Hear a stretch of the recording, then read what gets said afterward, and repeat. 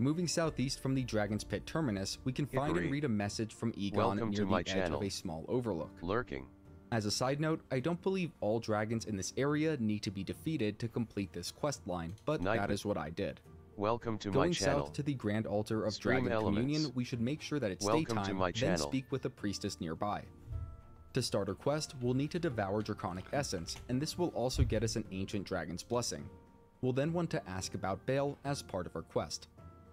The Priestess quest has two possible endings, each with their own exclusive rewards.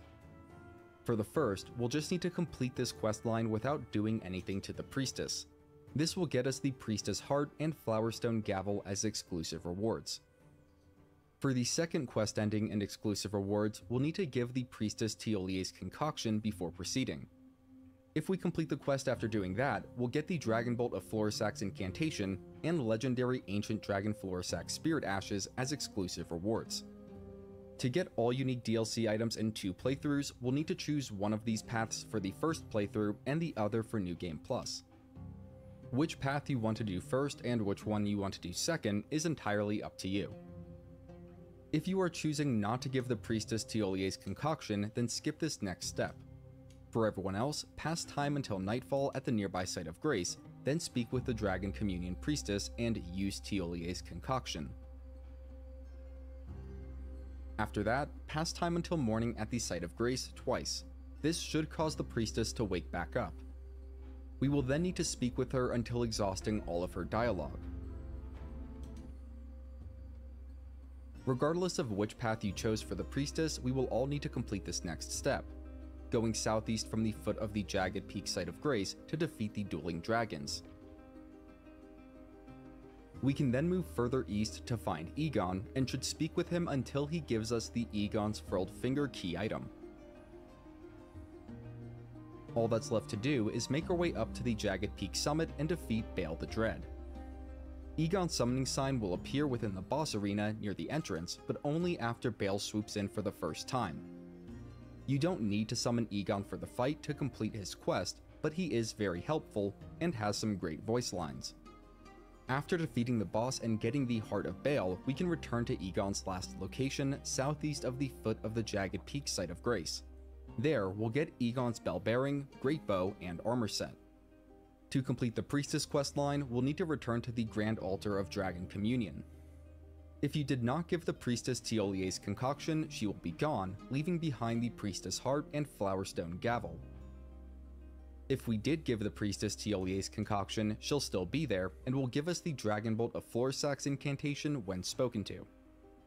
You will then need to confess to putting her to sleep, and speak with her a few more times before finally agreeing to take her with you.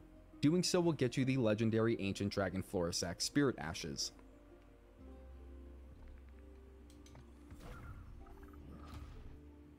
As far as what to do with Baal's heart, we can go interact with the Grand Altar and select Communion with Baal. We can only get one of the 2 available incantations, Baal's Tyranny and Baal's Flame Lightning, and we'll then need to get the other in New Game Plus. Next up, let's cover the quest steps that we can do in the Bellarat Tower Settlement Legacy Dungeon. Northeast of the small private altar site of Grace, there is a courtyard where a hostile NPC, Fire Knight Queeline, will invade us. This is part of his quest line, and defeating him gets us the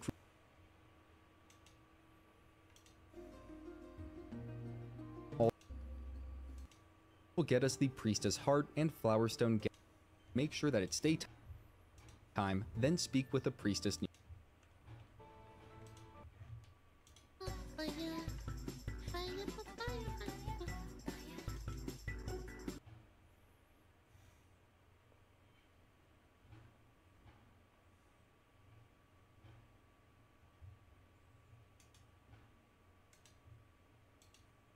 Did the United States sabotage their own rifles in Vietnam? Yes, 100%. Here is Congress's subcommittee outright saying that they did and referring to their behavior as, quote, unbelievable. And here is where they directly call out the Army for criminal negligence. So, thanks for clicking on the video. The United States government knowingly set up their own rifles for failure, resulting in the deaths of countless American lives. But why? And that is what I want to talk about today. What could possibly have been worth ruining the reputation of not only the military and the lives of countless servicemen and their families, but seemingly sabotaging your own war effort? What could possibly have been worth it? In other words, hello everybody, and welcome to the M16 Conspiracy. This story has been a kind of urban legend for as long as I can remember. So I decided to finally sit down and read about it, and it's way worse than I ever imagined. So if I have to be filled with the terrible knowledge that the people that are supposed to protect us actually hate us, then you do too. Because if I have any psychic damage, I'm passing it on. That's how it works around here. We're going to talk about the history leading up to the conspiracy, what went wrong and why. But before we get into that, I need to do some shilling, as I am once again spinning the roulette wheel of demonetization. For one, if you like guns and things being shot, then you'll probably enjoy at least a little bit the film that I made with Stephen Hancock and Evan Royalty. That film, of course, Stalker, Shadow of the Zone. A lot of you probably remember back when I did the Kickstarter for Stalker on my channel, and I'm happy to say that the film is now done, and I'm very thankful and you all are awesome for that. Before the film releases on YouTube sometime mid to late September, we are taking the film on a limited tour. That is right, myself as well as the cast and crew of the film are going to go to New York, Tampa, LA, and Dallas in that order. So through August and the first week of September, you can come meet me, as well as the cast and crew of the movie, watch the film with us, ask us questions, get pictures, and all that fun stuff. I'm excited for it. I think it'll be a great time. And above all else, thank you guys for allowing me to pursue my silly little dream of writing film. It's pretty neat, and I appreciate it. Tickets are about halfway sold out already, so if you want to come to the show, get in on it fast at the link in the description at x1entertainment.com/stalkertour. And again, thank you all for everything. Also, because I promised him I'd do this, and if I don't do what he tells me, he likes to yell at me, the podcast I have with Meat Canyon, Creepcast, has merch available right now. Look at this, it's like our faces melting into each other with like a spider web around it and a spider like going down the back of the shirt. How cool is that? And also this neat hat that's like broken up and busted on the sides to make it look old and weathered. This is pretty neat. And if you think it's pretty neat, then it's available for the next couple weeks at the link in the description, creepcast.store. So check out the merch and or the Stalker Tour if you're interested. Get those while you can. And again, I know I say it a lot, but as a college dropout who just makes YouTube videos for fun and has found way more success in it than he deserves, thank you all for the support you've showed me on the podcast, on the film, on the channel, on everything. I can't say it enough. Thank you.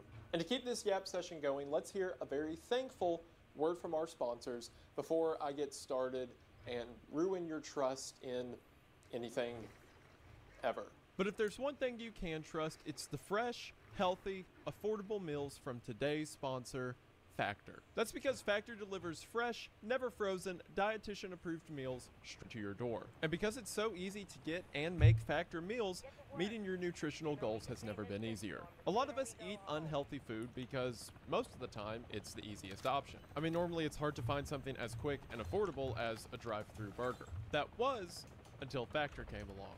That's because Factor can be ready in as little as 2 minutes. And not only is it more affordable, but it's way healthier than most competing options, as all the meals are made by gourmet chefs and then approved by dietitians. And on top of that, their 100% ready to heat and eat meals means there's no cleanup or prep work required. You can also get as little or as many Factor boxes as needed, as you can get between 6 to 18 meals every week. And on top of that, you can pause and reschedule a delivery at any time. Sometimes, and I really mean this, Factor blows my mind with the quality of their product. During the last Factor box I received, I got this it was like a Mexican chili with like a crema sauce, whatever, and it was like, it had peppers in it and it had like ground pork, and I made it in just the microwave, but it tasted like some gourmet dinner that I would normally pay 5-6 times the price of what the single Factor box cost, but it was a lot easier to make, a lot more affordable, and to me, tasted just as good. I got another one that was like a chicken parmesan that was delicious. There was one that was kind of like a Mongolian beef thing that was delicious. Whatever your flavor profile is, whatever kind of meals you prefer, I'm sure you're going to find something you fall in love with. That's because with over 35 meal options each week and over 55 add-ons, It's never been easier to get a variety of delicious foods that are even good for you. And among the add-ons, Factor has a lot of things I love, like their mango smoothie drinks or their wellness shots or wellness drinks that are a perfect way to start your day.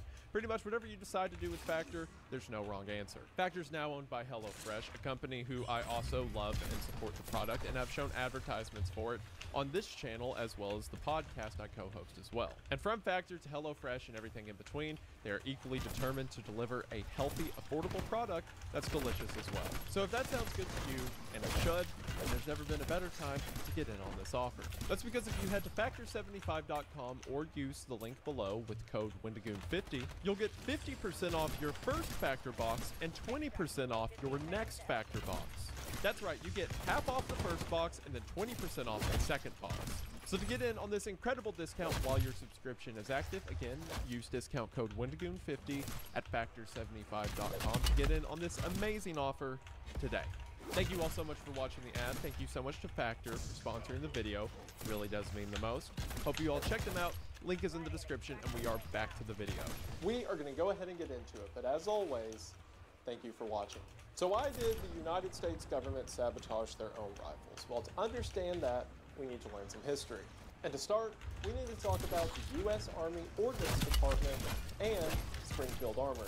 Now, to make it clear right now, neither of these organizations that I'm going to talk about are indicative of their modern-day counterpart. The Army Ordnance Department is now the Army Ordnance Corps and does different things, mostly with like bomb disposals and whatnot. And Springfield Armory isn't even the same company. It's a completely unrelated business that just has the same name. I'm talking about the versions of these entities that existed before Vietnam. Also, I'm kind of oversimplifying by just using words like the Ordnance Department and Springfield. This extends to a ton of different leaders and branches within the military itself. It involves people in research and development teams. It involves people in the top brass of Army infrastructure. So just know when I'm talking about either entity, especially the Army Ordnance, it really means people across the Army as a whole. The Ordnance and Springfield just tends to be the most responsible or easiest to pinpoint within this web of lies. In 1777, George Washington established the Springfield Armory along with Harper's Ferry as the two main armories for the Continental Army. The two of these armories would exist for nearly 100 years until during the Civil War when Harper's Ferry was destroyed, leaving Springfield Armory as the primary source for United States ordnance. This goes right in hand with the U.S. Army Ordnance. While they were officially founded as a part of the U.S. Army in 1812, their actual history goes back to like pre-American early colonial times, as there were always departments within the New World interested in procuring and retaining new kinds of weaponry. Naturally, this department goes hand in hand with Springfield, the location that did a lot of the physical procuring and retaining of weaponry. Typically, Springfield Armory would research and develop new weapons that the Ordnance Department would then choose to adopt for the military. And as you can imagine, considering both of these entities had been doing this side by side for decades and decades, there was a lot of cronyism built up. If there was ever a new development in firearms or weapons technology at the private business level, immediately the Army would stick their noses up at it. Famously, during the Civil War, Union General James Ripley opposed Lincoln's idea of incorporating repeating rifles into the military, saying they'd be too complicated and probably unholy or something, opting instead to continue to have their soldiers using muskets where you have to physically pour the powder and the bullet down the gun itself, resistant to the change of the self-contained cartridge. That was, of course, until Springfield comes up with the self-contained cartridge. And then eventually, when the progress becomes too much to turn a blind eye to, they have Springfield make a version of it, and then it's okay to adopt.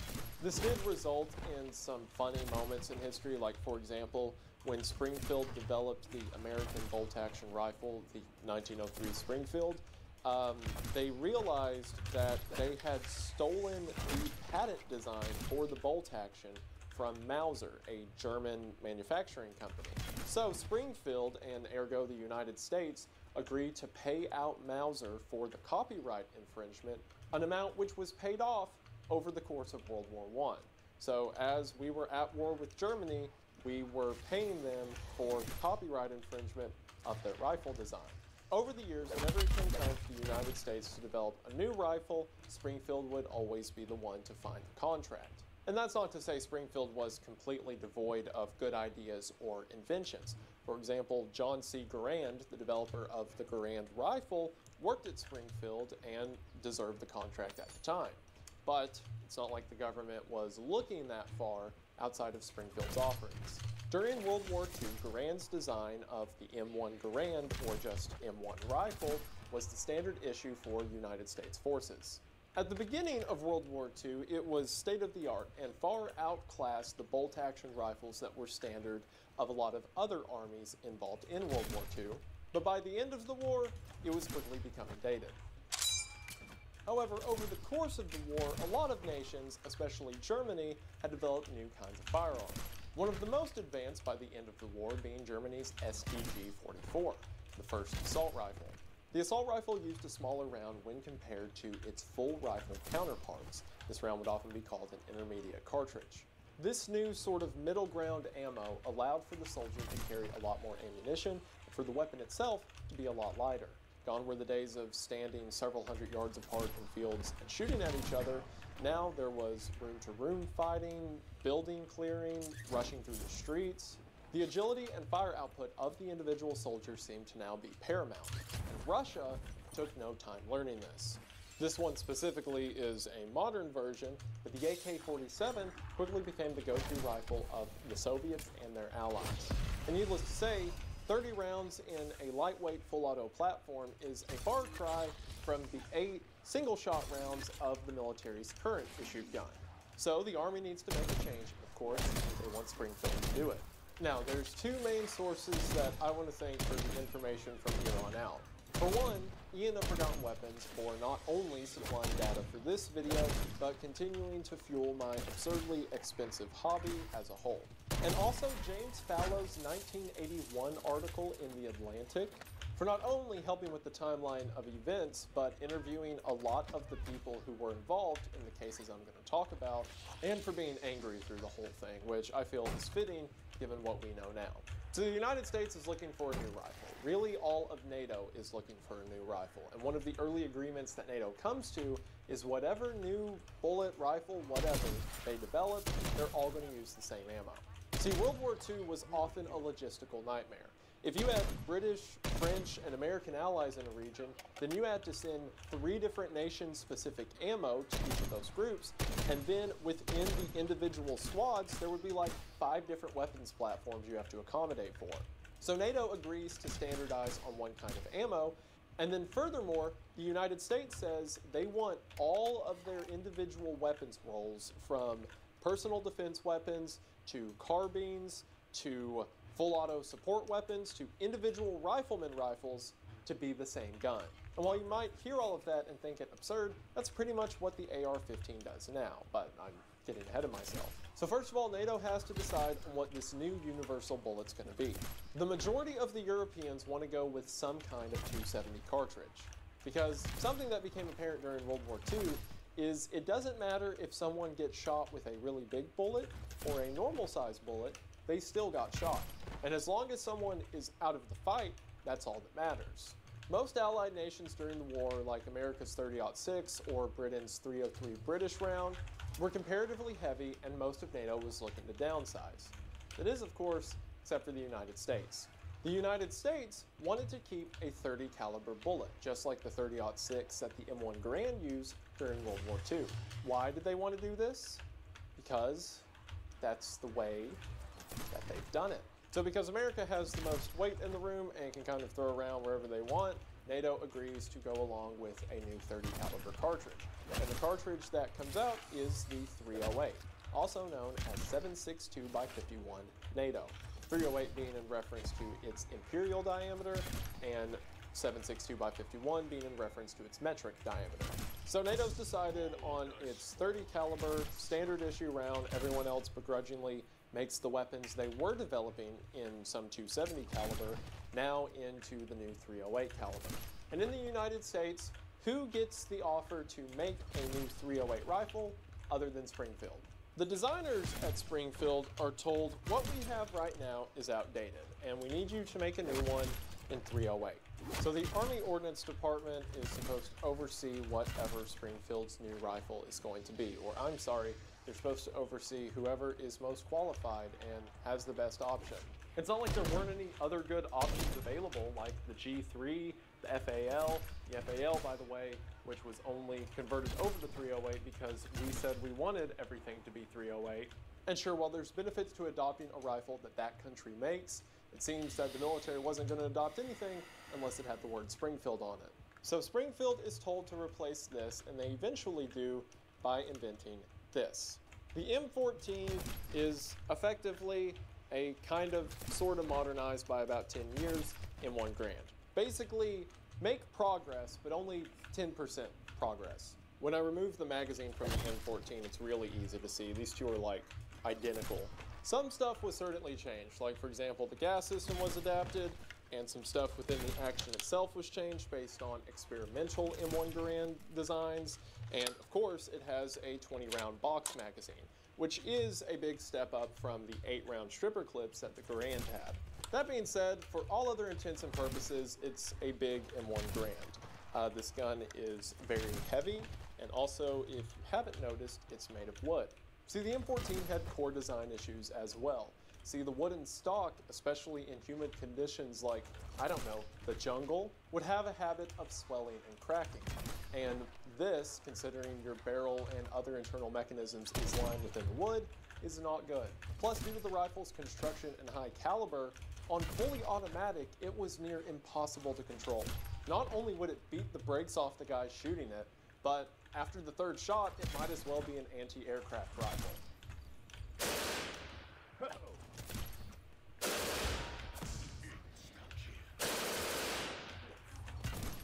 Okay, so I'm going to say the rumors are true. This is really a lot of a handful of gun.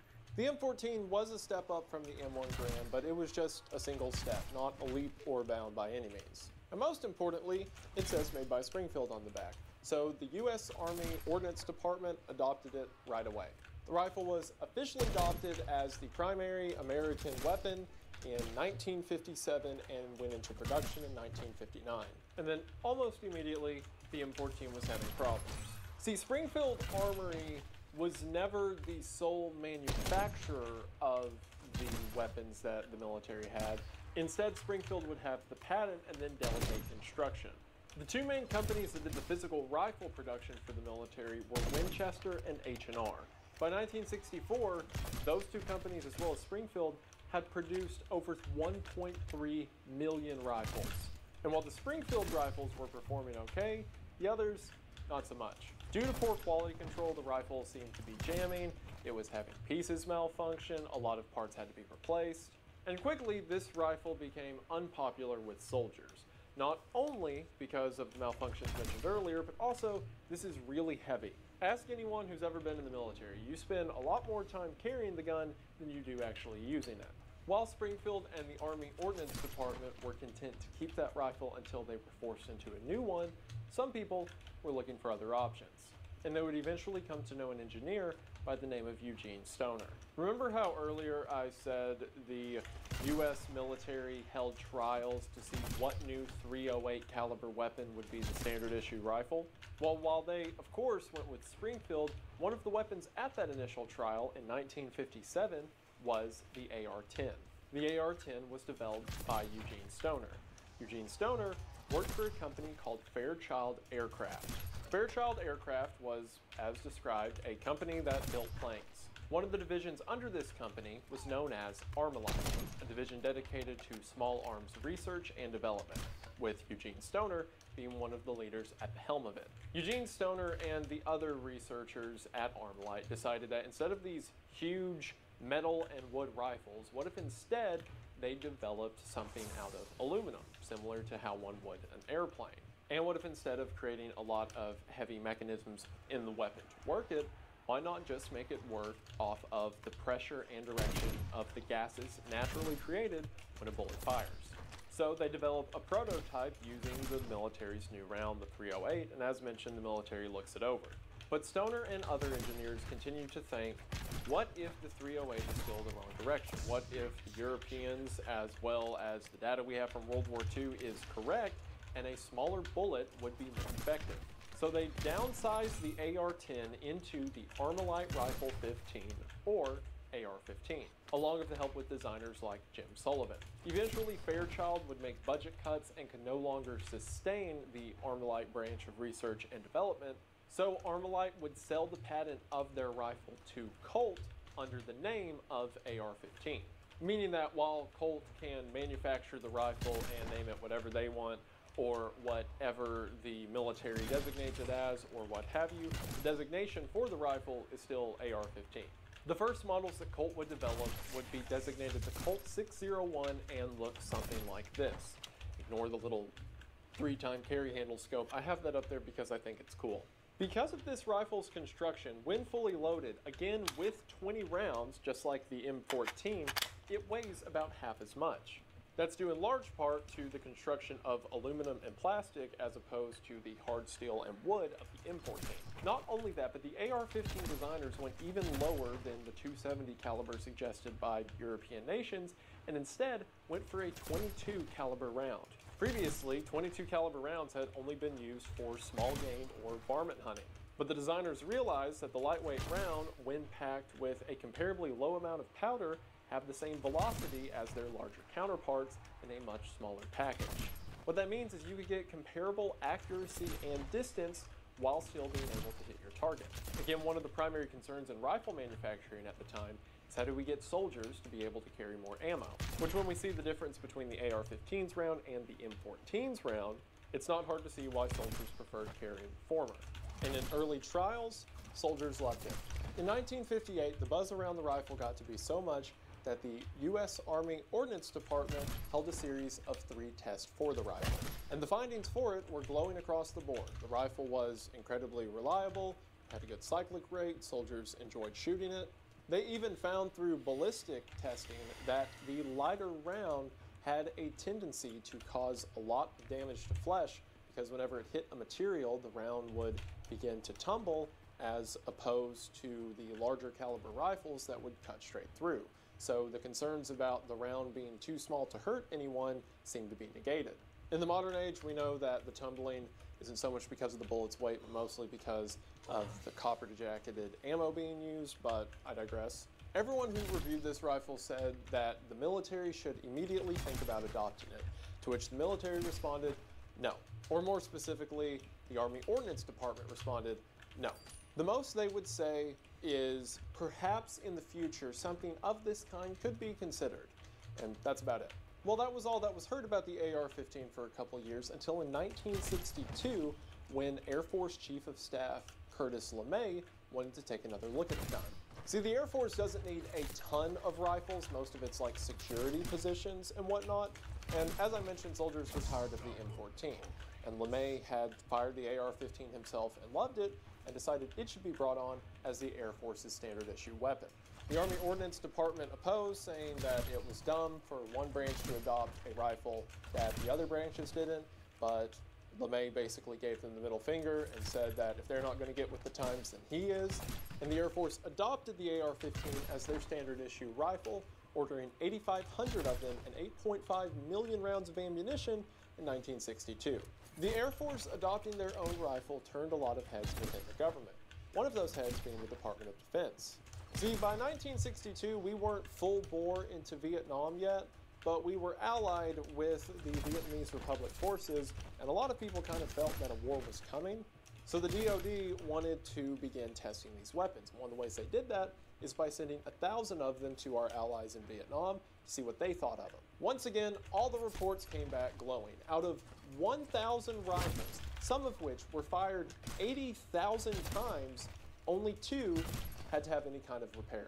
That's not even good. That's like remarkable. I mean, how many things could you just invent, and then if you torture test 1,000 of them, you only have 2 issues? By 1962, it was suggested that all of our Vietnamese allies be armed with an AR-15, but it was turned down because, again, they didn't want to be using different ammo in combat zones, yada, yada, yada.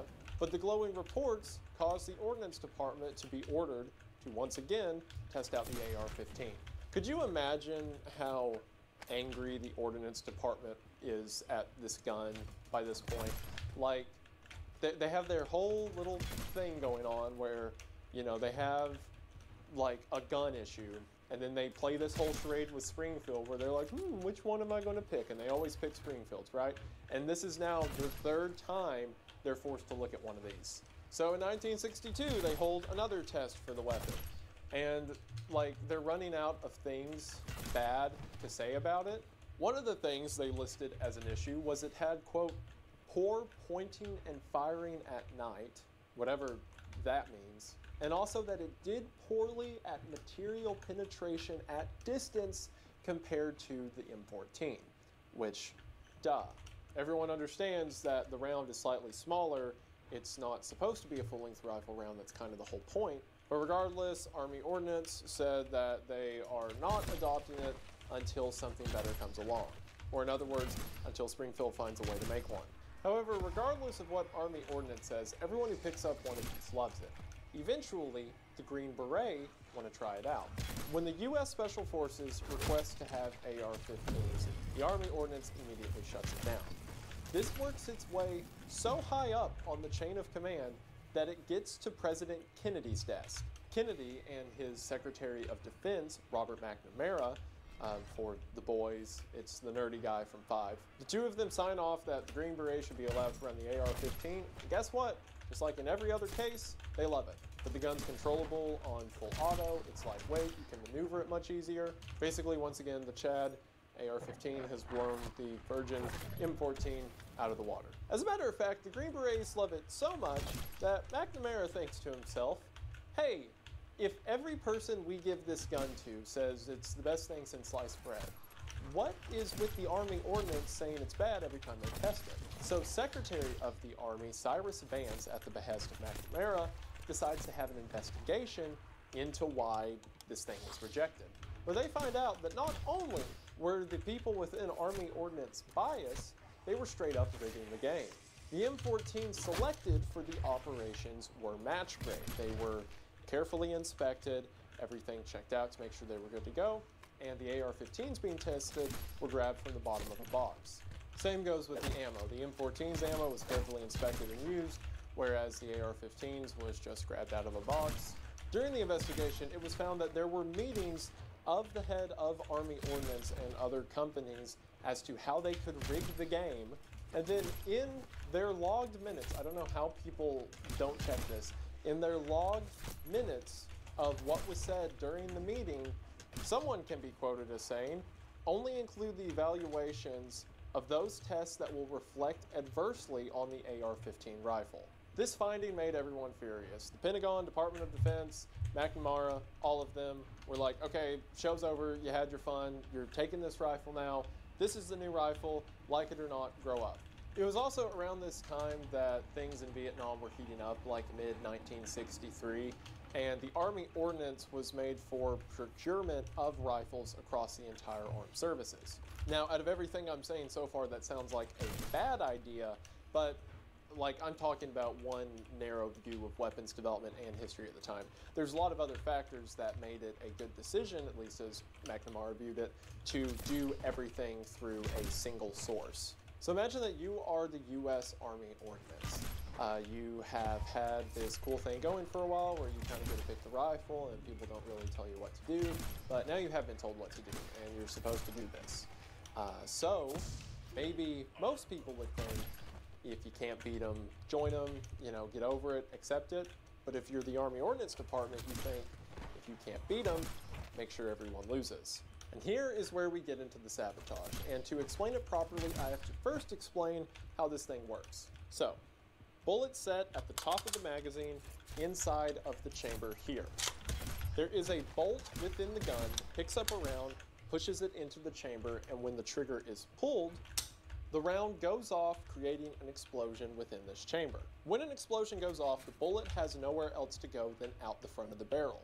The gases are traveling in the same direction before they're caught by the gas block up here. Gas is then diverted through the gas block, through the gas tube. You can see it through the handguard, it's a little silver bar in there. They come through the gas tube and then smack the top of this bolt carrier. The gases hit this little gas key on top of the carrier, grab the carrier, and cause the system to go backwards. This resets the hammer, picks up the next round, and that happens about 750 times a minute when you're holding down the trigger. It's a remarkably simple and efficient design without a lot of moving parts. It's what's known as a direct impingement system, which means the gas impinges directly on the bolt itself. Even though, if we're being technical, this isn't a direct impingement system because it doesn't hit the bolt, it hits the bolt carrier and the gas key, meaning this is more of an internal piston system, but direct impingement, sure. The primary reason it's such an efficient and reliable design is because the whole weapon system is sealed. Not only can you walk around with a dust cover to prevent debris from getting inside of the action, but with a mag in the gun, unless something physically falls down the front of the barrel, there's no way for something to get inside of this and mess up the action. Now, what this system also means is that it's very finely tuned. Think about it. You have a lot of pressure being created around here at the moment of an explosion, something like 50,000 psi. That pressure causes the casing of the ammo to swell up enough that it makes a seal for everything to go out, but then when the pressure goes down enough, it's just enough for the casing to decompress, to be pulled back out of the gun by the extractor and allow the system to reset. That means the timing of where the gas block is on the barrel to the timing of how your spring in the stock pushes the bolt back forward, to the timing of what kind of pressure of ammo you're using, to the timing of the tube itself and everything else. There's so many different factors that go into making this a well-machined piece. I'm so excited.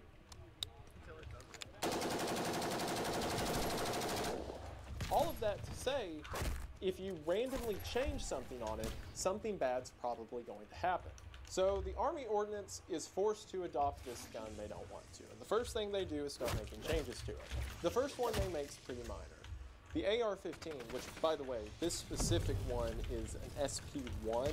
It's a model Colt made after the war to look like their early Colt 601 prototypes, which is like the earliest AR-15, at least that Colt made.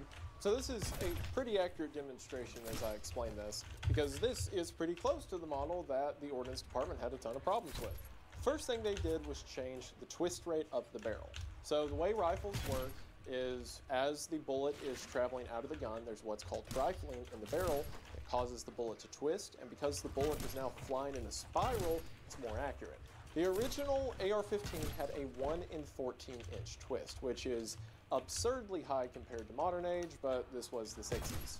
What 1 in 14 means is every 14 inches, the bullet has made one complete rotation. So the higher your number is, like 1 in 20, means that the bullet is spinning less, whereas a smaller number, like 1 in 5, means that the bullet is doing a full spin every 5 inches. There's a balance to be found with this because depending on how fast your bullet is going, there's only so much you can make it spin before it comes out.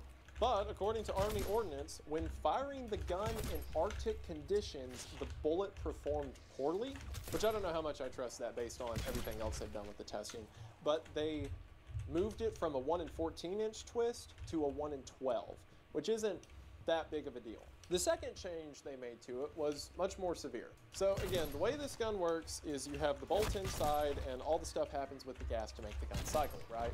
Well, to initially load the weapon, because there's not a bullet going off to make the bolt move around, you grab the charging handle back here and pull, and that's what causes your bolt to move. So if you're ever in a position where you need to grab a hold of the bolt itself doesn't have anything physical you can manipulate, but you can grab this charging handle and it does the same thing. Because there is a giant spring in the stock that is pushing the bolt back forward. So you always have that tension to work off of. Say for example, your bolt gets stuck back here, like maybe it's dry and it's having trouble going back forward. Well, you can just grab this, pull it back a bit more and let go, and it flies forward for you. The Ordnance Department said this was unacceptable because every other rifle they've used has a way to physically grab the bolt and ram it forward. Everyone said this was a bad idea. The Air Force said in all of their testing there was never an issue that would be solved by ramming the bolt forward. Eugene Stoner said it was a horrible idea, and the Ordnance Department, as you can imagine, ignored everyone and told them to put something on it that lets them push a button to make the bolt go forward. As you can see on the side of this rifle, this whole part over here is bare. It's just like, you know, smooth. Whereas after the original Model 601, every AR-15 would have this, a completely useless hole in the side of it known as a forward assist. Forward assist is exactly what it looks like. It is this awkward button off the right side of the gun that is made just in case your bolt gets stuck somewhere. You can push the button and physically press the bolt forward in like little increments, which for one is only viable in a very, very rare scenario. And two, and more importantly, if for some reason you can't get your bolt to go forward, you probably shouldn't try to force it to go forward. These things tend to explode, you know, that's kind of the whole point. Maybe ramming whatever is in the way into the chamber with the bullet is a bad idea. Some people have suggested the reason the Ordnance Department did this is so soldiers could have a psychological knowledge that if they need to touch the bolt, they can, which, what? The forward assist can never solve a problem that pulling it back and letting go couldn't also solve. I have fired over 100,000 rounds out of AR-15s in my life, and I have never touched this button once outside of a bit. However, it was the third change to the AR-15 that would prove disastrous not only to the reputation of the Ordnance Department and the rifle itself, but to many of the soldiers who carried it. See, when the AR-15 was being developed, like I said, it was very finely tuned to the amount of pressure, to the kind of ammo, etc. The kind of powder that the AR-15 was designed for was the IMR 4475. It was a pretty basic, modern-made powder that was designed by DuPont and then sent to Remington, who made the actual ammunition. Without consulting anyone, the Army Ordnance determined that the powder be changed from IMR 4475 to the O&M ball powder. Ball powder is called that because, quite literally, when magnified, the powder looks like these tiny spheres. Why did the Army Ordnance decide to change to O&M for seemingly no reason? That's right, money. O&M had been the primary contractor for the military's powder since World War II. And O&M had a ton of this ball powder that was used in things like artillery during World War II. So Army Ordnance just tells them to repurpose that for the new Armalite rifle, and what could go wrong? Well, a lot of things could go wrong. For one, the O&M powder had a much larger chamber PSI compared to the previously used IMR powder. As a matter of fact, according to Jim Sullivan, one of the guys who designed the AR-15, it was 10,000 more PSI than the rifle had been originally tested with. At the same time, the ordnance system was changing powder. Well, they should have recognized immediately that the thing was firing way too fast. They were getting all kinds of problems, torn rims on the cartridges. I think we should point out for people who don't recognize what that change in powder did was change the pressure curve. Yeah, right. It increased the gas pressure at the gas pump. It increased to 10,000 psi. It was a tremendous increase, and the rate of fire went from 750 up to around 900. And the gun couldn't fire to that rate. It just didn't work. This does a lot of things. For one, the explosion is much bigger than what the rifle is tuned for. This causes extra wear and damage to all of the parts the explosion encounters. On top of that, because again the explosion is greater, you're throwing the bolt back into the gun at greater speed. This means internally everything is flying around faster and leading to more malfunctions. A common malfunction seen out of the weapon during this time is that the rim of the brass casing, the part that the extractor grabs onto to pull the old casing out of the gun, would get completely ripped off. Meaning the only way to now unjam the gun is to shove something down the barrel to knock the old casing out. Remember how I said the AR-15 would fire full auto at about 750 rounds per minute? Well, with this new powder, it was getting more like 900 rounds per minute, with some reports saying that it reached 1,000. That's not good if your rifle is firing 25% faster than it was designed for. Something's probably going wrong. Another issue with this new powder is that it burns slower. While relative to our perception, most modern smokeless powder probably seems instantaneous, right? You pull a trigger and the whole bang goes off at once. Well, keep in mind, within a fully automatic rifle, everything is happening within micro instants of each other. So even if the powder is continuing to ignite and burn a few thousandths of a second longer than it typically does, well, that means a lot of the parts internally on the gun could be moved around, and that could cause unforeseen side effects. One of those being the powder would continue to burn after the bolt had moved back from the chamber. Basically, your gun is beginning to cycle as the powder's still burning, meaning your gas key, the gas tube, all this area that normally isn't exposed to burning powder is now exposed to that, which, as you could imagine, causes corrosion, causes damage, causes all sorts of problems. Now, if all of these things happened in a vacuum, we could see it as just negligence, right? If the military adopted a new rifle and then wanted some changes to make it like the old ways and then used powder they had lying around, we could understand, as long as they understand the issues as they come to light, right? I mean, even if you're going to use the old powder because you refuse to spend money on new powder, accommodate the rifle for that. There are two acts of deception on the Army Ordnance's part that cannot be overlooked. For one, the AR-15 spec sheet. So the Army Ordnance approves the AR-15 for early military testing, like field testing, under the designation of the XM16E1. The X meaning experimental, again saying it's not officially adopted yet, it's just in the early phases of experimentation. As part of the spec sheet for the XM16E1, spec sheets are effectively like base standards for military weaponry. Like if you're going to have a different company make a gun, or if there's going to be some standard the rifles have to meet, the Ordnance Department would set what that standard is. In the spec sheet that the Army Ordnance created, it says that the rifle must have a muzzle velocity of 3,250 feet per second, and it has to have a PSI of 52,000. Now earlier I said that chamber pressures within ARs are like 50,000 because that's what they are in the modern sense, with some changes to ammo and stuff we'll talk about later. That was not what the AR-15 was during this stage of testing. It was more like 40,000. Plus, the AR-15 never fired at 3,250 feet per second. It fired at more like 3,100 feet per second, at least in all of the early trials.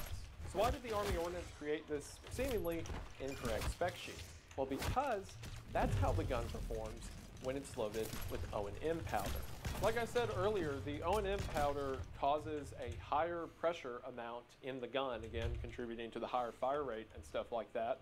And it, at the same time, pushes out the bullet about 150 feet per second faster, which is a cool idea in isolation, but not when it causes all the malfunctions I talked about earlier. But what this meant is now, since that was the official spec sheet, no one could go back to the IMR ammo. Think about that. The gun is developed with ammo from basically your friends or the company you've worked with a while, their competitor. So you take in that ammo and then you take in your buddies that runs a bit hotter and you make the baseline what your buddies is so that the competition gets canceled out. As you can imagine, they didn't tell Eugene Stoner or anyone else who helped develop the rifle about them changing the powder until it already happened. And then according to Eugene Stoner, a representative came to him and asked if they should switch the powder. And Stoner says no. And the guy's like, well, we already did it. Eugene Stoner said, so why are you asking me now? And he said, I would have felt better if you had approved of the package. And Stoner said, well, now we both don't feel so good. Because Stoner knows what happens when you load the wrong powder through the rifle. It's going to get people killed. And even more egregious than that is what the Army Ordnance did with Colt. In 1964, Colt was trying to produce rifles to the Army Ordnance specifications to try to make a big group order, but they were having a lot of issues. Colt said that when testing the rifles with the IMR ammo, there was a negligible amount of misfires. Pretty much never happened. Whereas with the ball powder, it was a 50% chance of failure. And in direct side-by-side full auto comparisons, the ball powder had 6 times the failure rate as the IMR powder. At one point, Colt was so desperate, they just had a trial where they said, okay, we're going to take a bunch of rifles and we're just going to see if we can get them to shoot below 850 rounds per minute. And 60% failed. So they go to Army Ordnance and say, this is absurd. We're not hitting any reliability standards with the ammo that you want to make this feet per second happen. It just can't be done. So the Army Ordnance tells Colt that they can use whatever powder they want to get the reliability data. So Colt runs the XM16 with all of this IMR powder to get its specs for how the rifle performs, and then sells it to Army Ordnance, who then promptly fills the ammo with the ball powder. 100%, no way to sugarcoat it, fraud. The government is looking for evidence that the guns they're sending overseas will not get their soldiers killed. So you switch the ammo when it's convenient for you in order to turn a profit, or at least turn a profit for your friends, and then when that powder isn't working, use the one you're supposed to be using, and then switch back for the actual shipment. Now there's debate as to if Colt was culpable in this or not, because there is a chance that Colt was told, okay, fine, the powder's unreliable, just use the good stuff and then we'll switch over to that. So Colt runs the test at the behest of the Army, because who are they to say otherwise, and all is well. I think they are because of something I'll talk about in the end, but I can tell you who 100% definitely knew better, and that's the Army Ordnance Department. To have that level of data, that the guns are going to mess up, that someone is going to get hurt, and then to smudge the numbers so that you can get this contract through, is diabolical. 330,000 rifles were bought from Colt and shipped over under this pretense. And O&M was about 90% of all gunpowder that was in Vietnam during the war. So we outright have government officials turning a blind eye, doing whatever they can to turn a profit over and over again at the behest of human lives. And what happened? Well, I mean, people died. See, the average American soldier had no idea this was going on. By 1965, when the conflict really kicked up, they liked the M16s to carry around because, again, compared to the M14, it was really lightweight and you could carry a lot more ammo. But every time an XM16E1 was taken into combat, there were problems. For one, another issue that I didn't mention up until now is during World War II in the Pacific Campaign, we saw that one of the biggest problems is that rifles that were just like on a soldier's shoulder or hanging out at camp or something like that would get water damage or would get like dirt or sand inside of the chamber, and that would cause corrosion, which would cause problems with the weapon. An easy fix for this is to chrome line the chamber. Chrome is very resistant to corrosion, and it is a very slick surface for material. So if you just chrome line the inside of the rifle's chamber, most of that corrosion will fix itself. The Army took a look at this offer and said, nah, that would cost money. And instead, knowing full well what could happen, because again, it happened before during World War II, just shipped them out to see how bad it could go. At the beginning of the war, in nearly every gunfight, there are dozens of accounts of soldiers dying due to jammed rifles. Stories of support elements arriving to see soldiers dead lying next to disassembled guns because the soldier was desperately trying to figure out what was wrong before they were shot.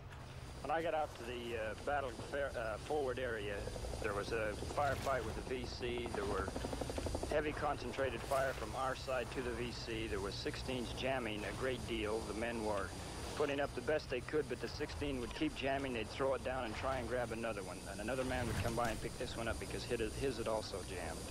What was causing the jamming of the M16s, do you know? It seems that the excessive firing through the 16 will cause it to jam after a certain period of time. There was one story of, in the Marines, I believe, a soldier died because he wasn't even fighting.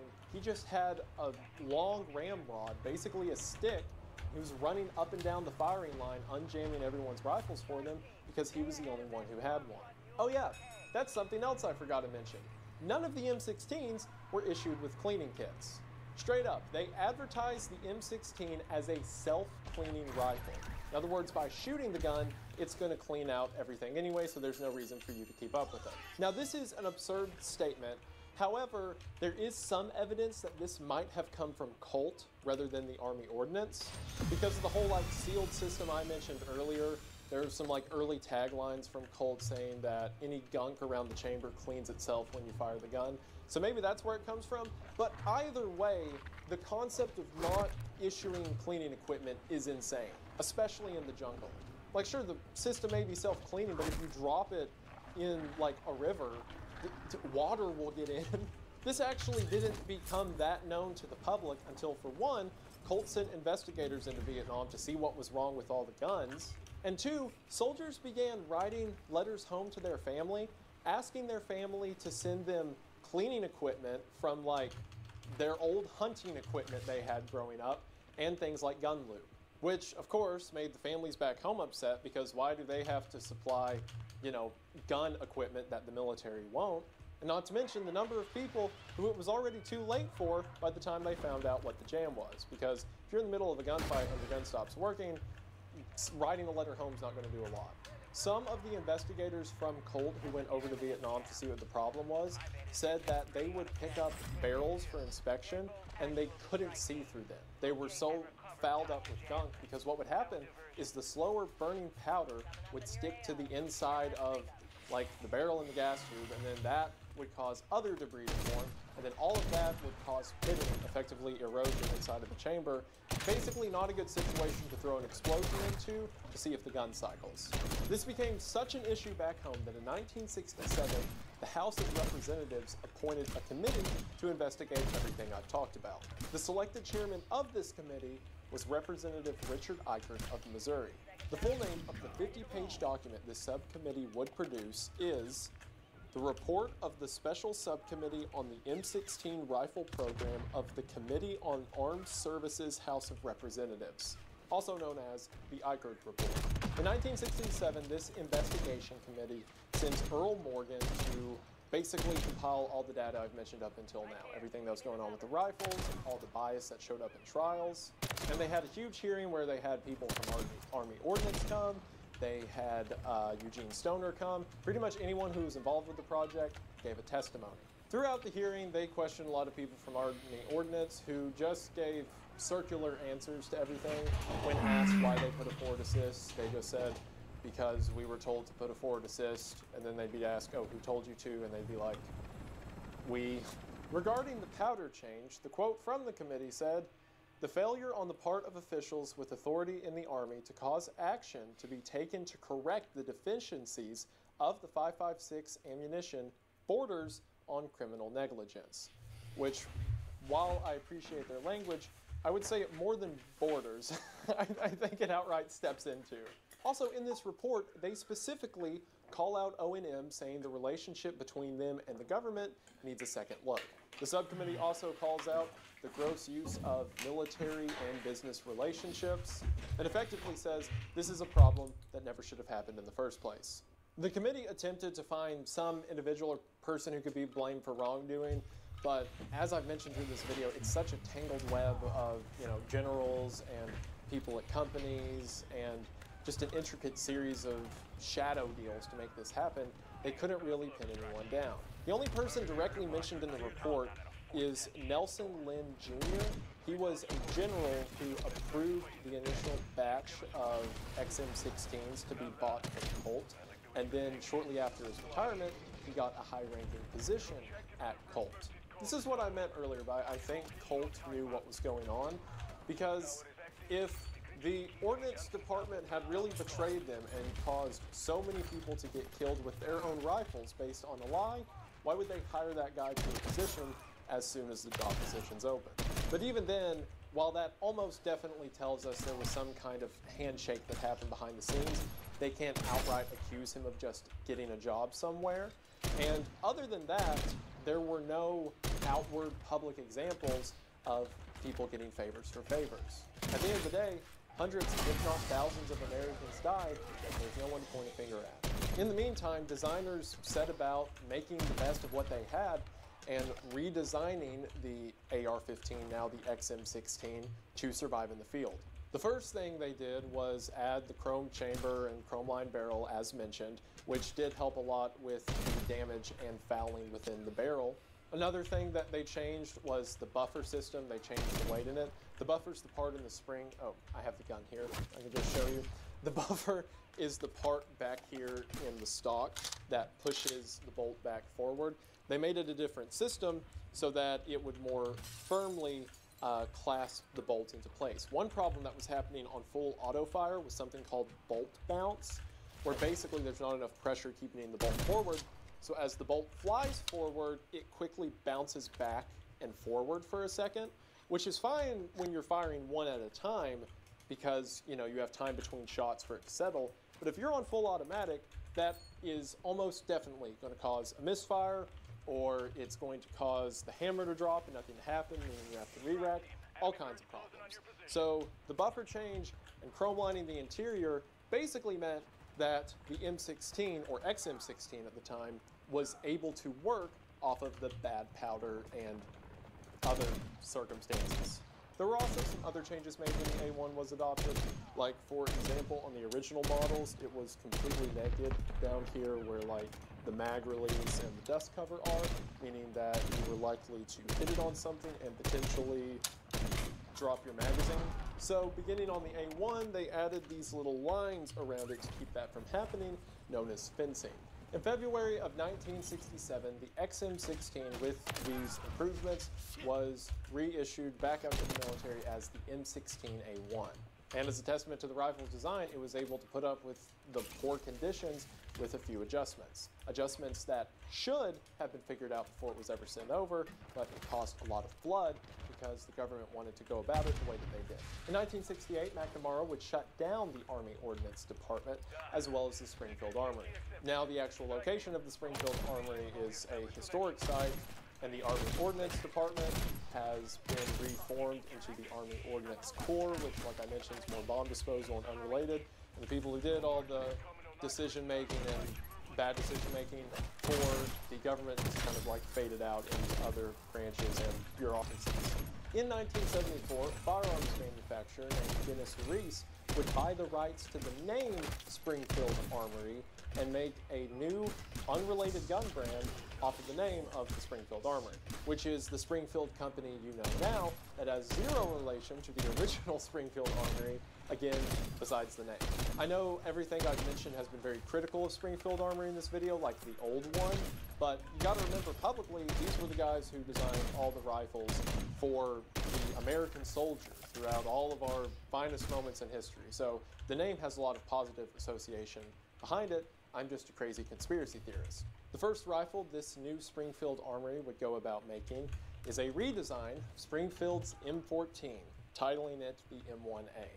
Kind of poetic, starting where the last one left off. Eventually, NATO would adopt the .223 round, renaming it to the metric version of 5.56 by 45 NATO. In 1970, the government's powder issue was worked out. They got better powder, and now the AR-15 design that used to look like this now looks like this and comes in all barrel lengths or manners you could imagine, and to this day is the standard rifle of our armed forces. And due to the AR-15's adaptability, the military's original dream of having the same gun be everything from a personal defense weapon to a squad support weapon had finally been realized. It's just a shame that it took so many bodies for them to figure that out. However, there are still a lot of older people you'll meet who will talk about how unreliable the M16 is, or how prone it is to jamming, or how many people it got killed. And of course, you could blame them for the experience they had. Imagine being in a gunfight and seeing the same rifle jam over and over again. But what a lot of people don't realize is several of the names we scratch into monuments are only there because of other names we put badges next to. Most would agree that we should never have been in Vietnam in the first place. And most would also agree that if we're going to go there, the least we could do is try not to die. But in a time when it seems like the American soldier was despised by both the people he was fighting and the people he was in the land of and the people back home, he probably didn't think he was being despised by the people making his rifle either. But I've got news. In the beginning, I asked the question, why? Because sure, welcome to my channel. Samo de te pozdravim. How can there be this many Kaže Nenad da nije cool to što menjaš. Borit se ime svaki dan na Discordu. And the terrifying reality of all of this, of why Colt would allow this to happen, why government officials Nisam J. Rikeo Sam Mu. Dobro. Onda vam je neko ukrao adminska prava. Sure, while any one individual would never make a decision as simple Imate as hakera na make kanalu. more money in trade for human lives.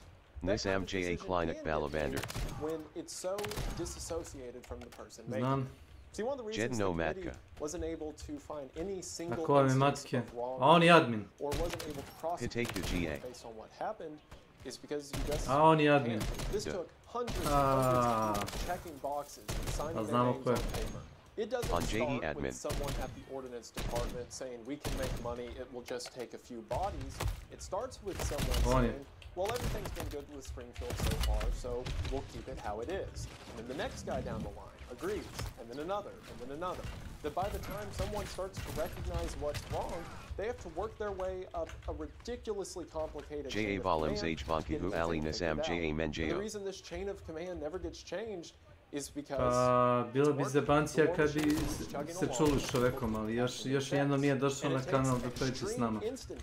Rekao je momci kao, dobar štos, makak, ništa. But again, the M16 is one small corner of the totality of government affairs. How many other times do you think this sort of thing happened during the war? With explosives or vehicles? How many times do you think there was some kind of bureaucracy that kept food going where it needs to, or clothes, or hygiene equipment? The M16 issue stood out because there were bodies laying next to rifles. That's easy to connect. But how many other bodies are there that we can't find the strings on? But as long as we keep winning, as long as there's more alive than dead, no one's going to see the issues enough to make change happen. So until then, like I said, it's just good business. And that's perhaps the most depressing part of all of this. There isn't one guy we can pin it on, there isn't one problem. It's a problem of the whole machine. And honestly, I don't know what to do about it. Like I said, at the end of the day, the organizations are gone. There's not a lot that can be done with it now other than to just know, so hopefully it doesn't happen again. But what this really was catharsis for me, because if I had to know about that, you do too. So you're welcome. And hopefully you enjoyed this crazy conspiracy rant, whatever this was, video about the M16. And I know YouTube won't, so if you got to see this before it got taken down, congratulations. At the end of the day, I hope that maybe you learned something from this nonsense, and above all else, I just want to say thank you for watching. Thank you all so much for the support you've been showing the channel, the podcast, everything else. It means the world. I'm going to hurry up and get to editing because I'm technically late on this video. My apologies for that. But like I mentioned at the beginning of the video, if you're interested in the Stalker Tour, get tickets while you can at the link in the description. And if you're interested in the Creepcast merch, check that out in the description as well. You guys have been fantastic. Thank you so much to Factor for sponsoring this video and putting up with me. I appreciate it. And thank you all for putting up with me as well. Let me know what you thought of this video. I'm kind of doing this as a test. There's some historic videos I want to make around firearms. But I don't know if you all care about that. I obviously care about that if you can't tell at this point, but you all might not. So please be honest, be harsh. Let me know what you think. Let me know if I got anything wrong. I am willing to admit I am stupid. As a matter of fact, I'll admit right now I am stupid. But please don't hold it against me. Now, thank you all for watching this long. Thank you for the support. It means the world. So I'm going to go ahead and get to work on this. And I believe that should do it for now. But I just want to say thank you for watching. I hope that you enjoyed. And I'll see you in the next one. Bye. I know the way I can handle myself. All stations, protect Dr. Jen. We need her alive. Don't look so surprised. My parents were ex-national intelligence. Taught me to protect myself. Target down.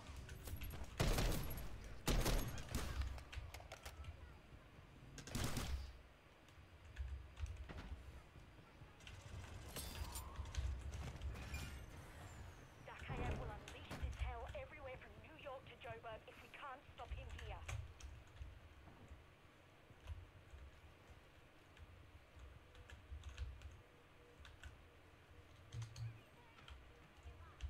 Can confirm package is set for exfil. 1 minute out. Clear and hold that LZ straight team. Multiple enemies on approach. Weapons free at all.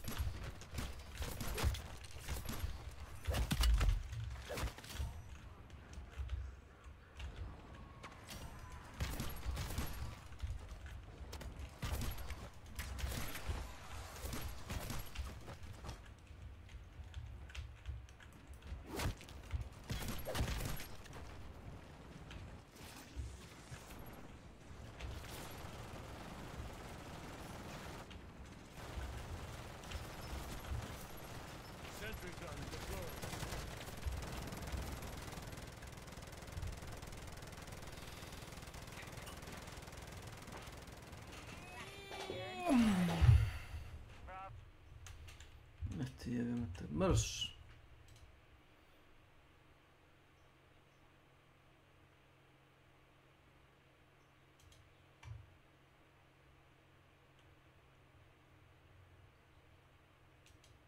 Is I go back, I play other games after Elden Ring, and it's not even remotely close. Elden Ring is a wake-up call. And no, I'm not talking about the players. This isn't a video about difficulty. Yeah. Well, that does actually come up at some point in time in the video.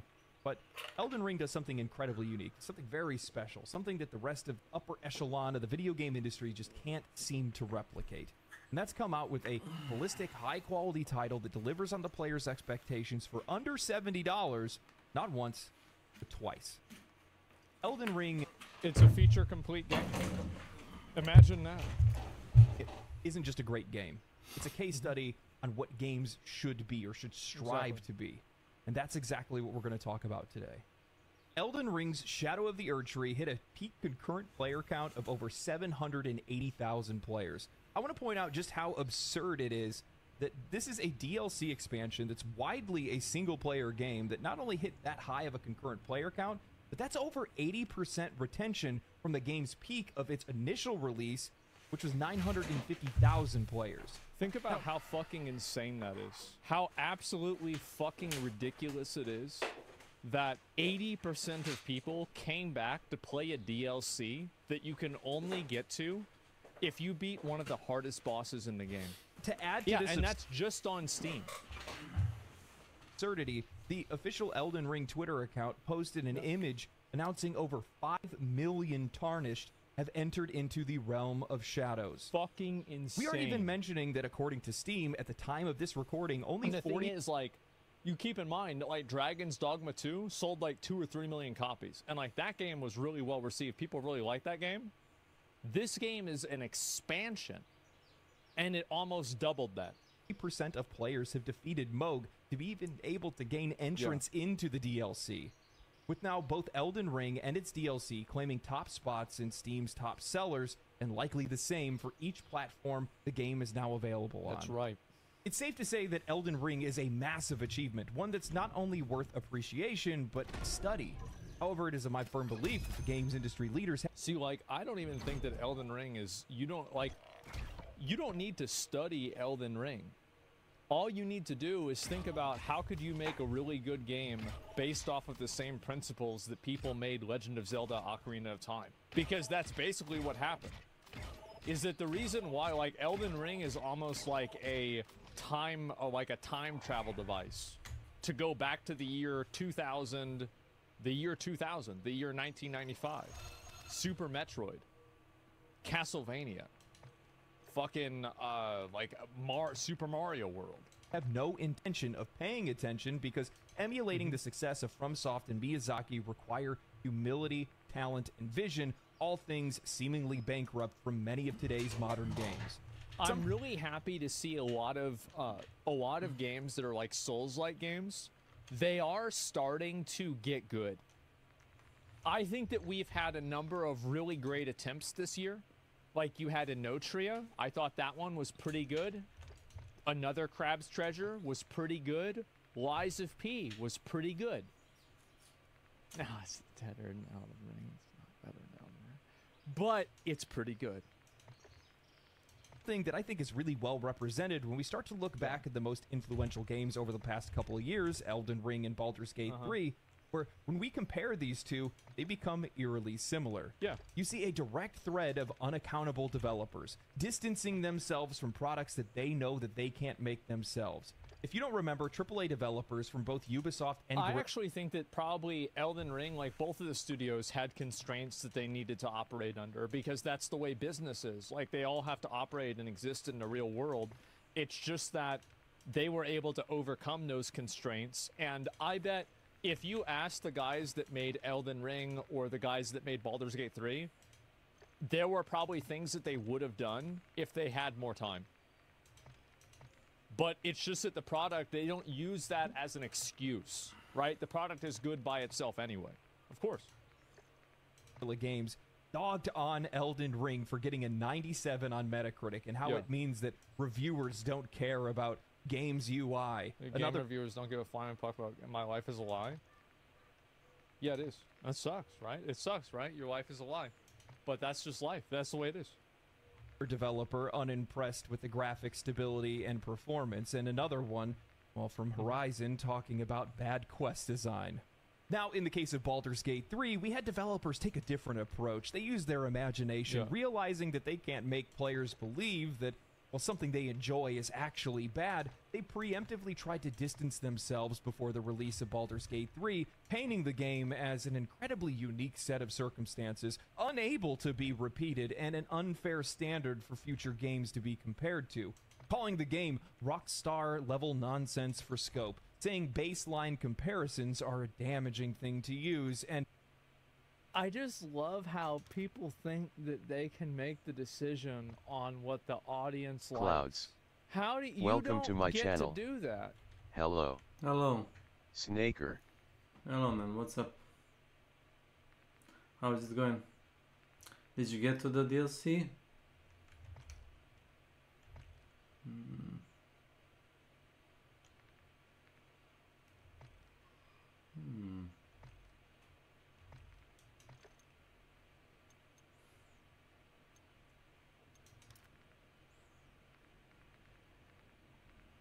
I finished it. Man, my barber fucked me up. Oh, well. What can you do? Sucks.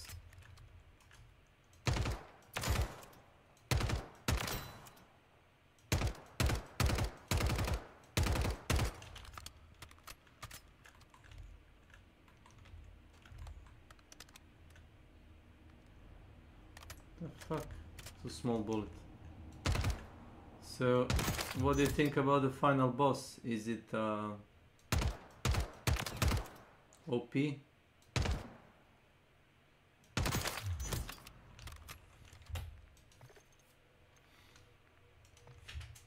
MKG ban. Zerk.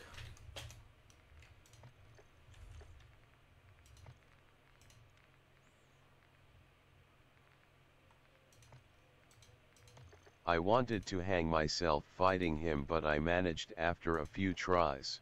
To hang yourself or to beat him?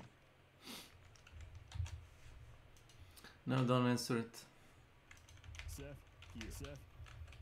Did you get, if you beat the final boss? HTTPS Elden Ring Wikifextraliv Furious Blade of Ansbach. Did you HTTPS Elden Ring Wikifextraliv Furious Blade of Ansbach. Did you get that? That's your reward for beating him. The fucking cool incantation.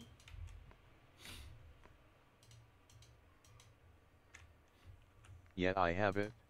Oh, you have it. I did his quest. So I heard that it's bugged.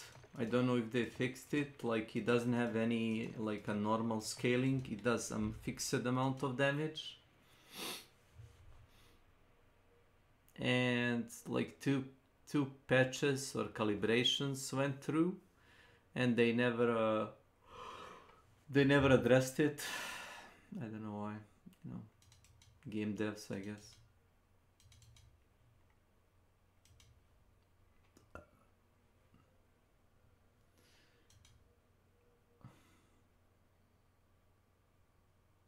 I will probably wait for my brother to come, so we can play together. I would play with you or whatnot. What?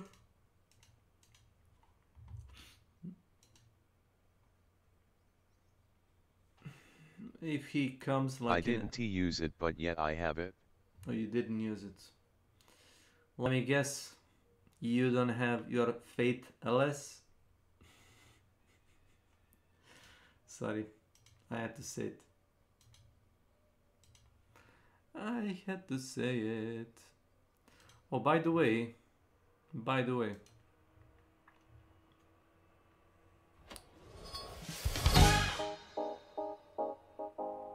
Needs arcane. I got only faith. I got 40 arcane, 40 faith, 40 intelligence. Or was it 43 even? So there it is. No problems with me. I guess being retarded when leveling character has its own perks.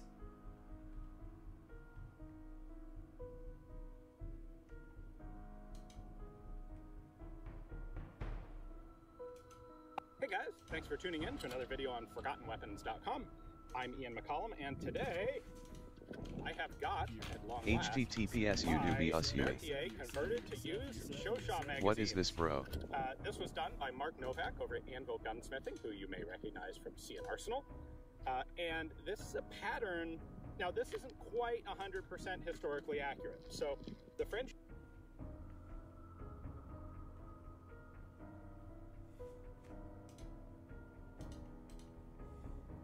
The audience does that. It's not up to you. And this, remember what I was saying before about how these developers want the reviewers to push forward narratives? This is one of those narratives. Because, like, as a customer, let me tell you something. You can have whatever opinion you want about media.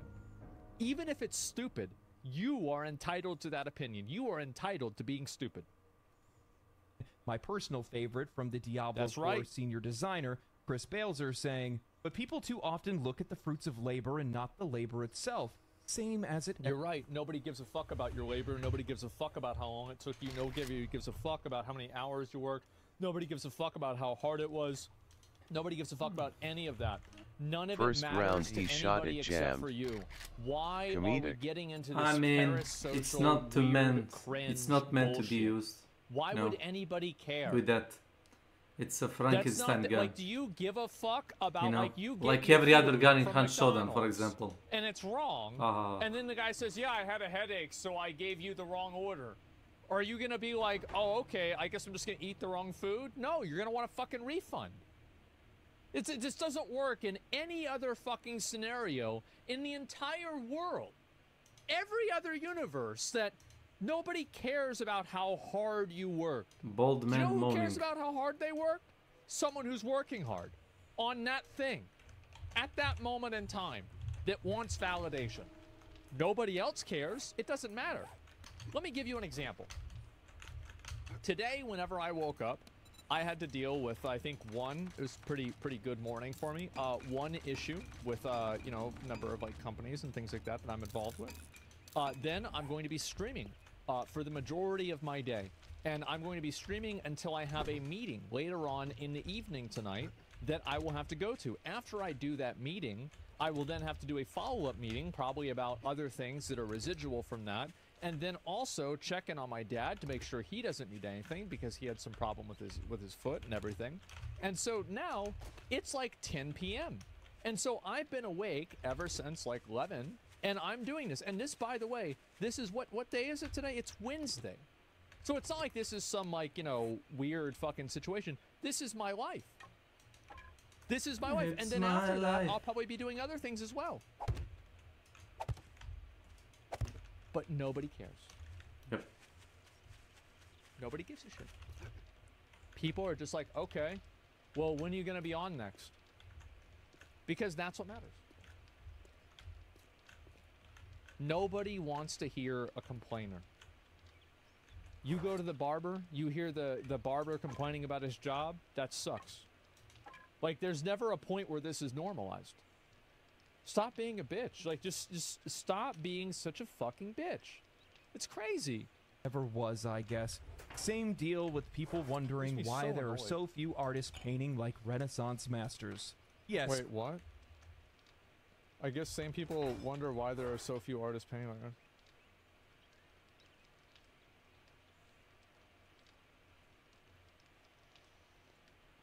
They were hated though? It's just weird bitch. It's just so stupid, bro. The reason why people aren't painting like Renaissance masters is because it's not the Renaissance anymore. Like, that's the reason why. is that art was a product of its time. Yes, Chris, we are wondering where the Renaissance Masters were when you released Diablo 4, a 20-year-old franchise at this point that remained in turmoil for the better part of a year. Please, tell me more about how much time and experience matter when it comes to developing great games. By this measure, Ubisoft's open-world games should be untouchable masterpieces by now with how many games that they've been making. The controversies surrounding both games prove a lack of vision and accountability. Jealous developers That's definitely true. I think it's a huge issue that a lot of the games have, is that they don't have a real, like, there's no internal creative locus of direction. There's no, you know, compass that's pointing them to their North Star and, you know, we're going, this is what we're trying to make, right? I think a lot of times you see these games that are trying to, like, capitalize on trends, and then by the time the game comes out, the trend has been irrelevant for 2 years. That people talked about their games the way that they've been talking about Elden Ring and Baldur's Gate 3, but the biggest value that we received as players from this conversation was the transparent realization that these studios and developers genuinely do not understand the wants and needs of players the same as our newfound kings in FromSoft and Larian. You know, I think that they do understand it, and that's why they're mad. They absolutely understand it. I don't think they're stupid. It's just that they're selfish. Crazy. When you start to look back at some of these older conversations, you realize why the games industry is in the position it's in today. And you look at all these developers. Lazy, yeah. Well, it's not even necessarily lazy. I think what happens with a lot of these really big studios is what he was saying a minute ago about how, like, accountability gets displaced between so many people, that when something goes wrong, it's nobody's fault or it's everybody's fault. So there's never an actual point where a person can be held accountable for a bad outcome, because those bad outcomes are shared by so many other people that you can never really fix problems. That are caught in the trap of thinking about things like that's like a bureaucratic issue, right? Graphics, like management, huge scope, and overbloated UIs, when all of those things are serving to do is increase their budgets and bleed their profits. No wonder these guys have low expectations for future. Yeah, you have a UI designer, you have like all this other bullshit like Fidelity, like these people, it's like they have, there's like a principle to this, that the amount of time that it takes to do the work will be extended based off of the amount of time that's given, right? So like if you give somebody 10 minutes to do something, they'll do it in 10 minutes. But if you give somebody 30 minutes to do something, they'll do it in 30 minutes. I think that's what happens with these budgets. They just make bigger and bigger cooldown games, commands like are now active. Projections of the industry. Huh. I wonder where that's coming from. Water physics designer. The funny thing is that none of those things have anything to do with the Oh. reason why Baldur's Gate 3 or Elden Ring were successful. No. Ah. Yes.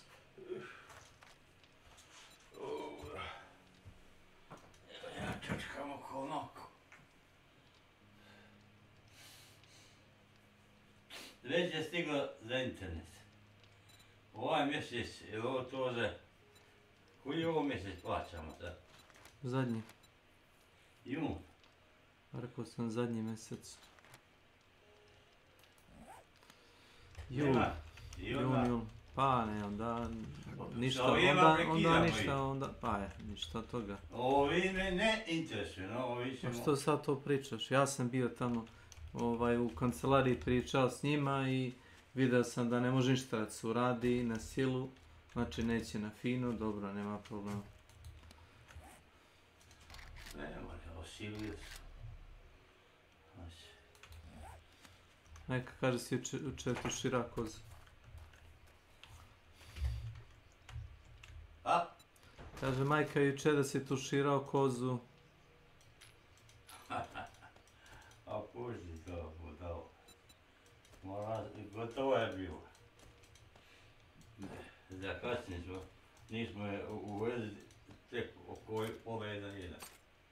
Bilo nam ono sunce i ljak da to duša ne nosi zakasnili. Ja sam pitao majko, ali to zbog dlake, ona kaže nije, kaže, zato što je stara jednostavno. Ma na sunce je bilo, pusti manje. To se tamo gdje je trava, ali oko 9 sati se je prebacio ovom u ladovinu I donio sam jednu garbu i pokosio i to jede. I ode. Ne može ona, niko ne može na sunce. U mlademenu su i sve prebacio, razumiješ? Da. A kad ćemo ići za Urba da ih vratimo u augustu? Si na to misli? Ili početak augusta? Da, početkom augusta. Sad ne znam tačno koji datum. A ovi kad će doći, kad treba njima javiti? Ko? Ovi, da. Oni su sve već uradili. Ako treba da se uzme kod njih televizija... Pa da, to. Pa ne znam kad, otkažemo, uzvaćemo ih. Hoćemo, sa ovima ukida, ne interesuje me. A što to meni pričaš? Opet ti kažem. Ja bi danas to uradio da mogu. Ne bi da im plaćam. Pa ja ti pitam, zašto to meni pričaš? Sa ovima nećemo... Ti misliš da oni mogu da mi ponude nešto, šta? Ne interesuje. Ne valja internet, ni programi mi se ne sviđaju. Hoću vamo ima nova i... Previše su skupi za to što traže. Ma da. Nešto minimum, televizija, minimum neki program i obično. Ne treba mene sateliti, ni nama. Vesna što treba, ona ima mobilni i ovi javlje, ne boj se. To je samo bacanje para. Ne kažemo internet, kad imaš onda možeš sve. A eto i tu televiziju nešto makar, razumiješ? A oni mene sad, prošli onaj dan je bilo 4.600 i nešto, a danas je došao 4.200.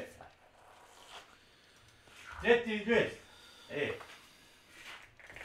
Koga oni mame? Mrš bre. Nećete više, umrli ste za mene.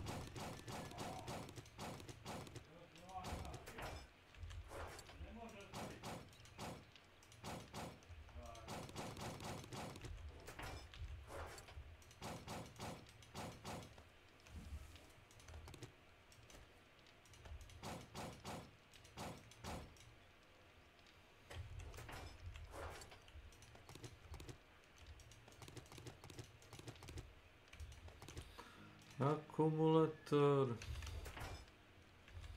zagužen.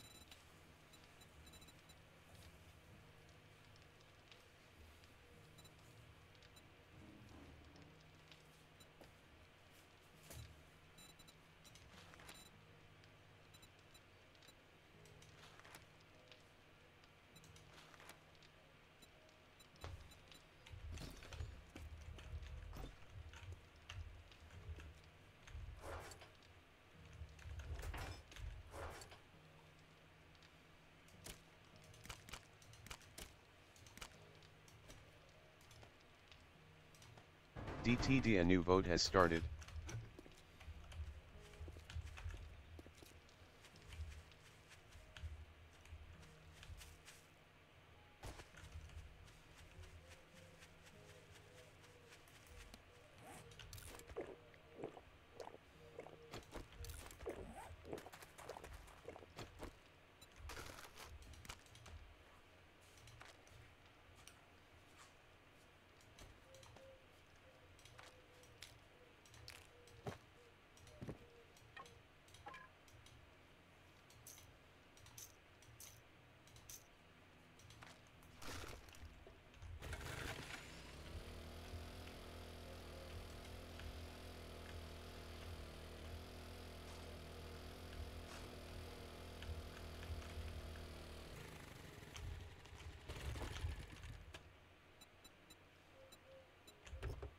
DTD voting is complete and the viewers have chosen armor supplies.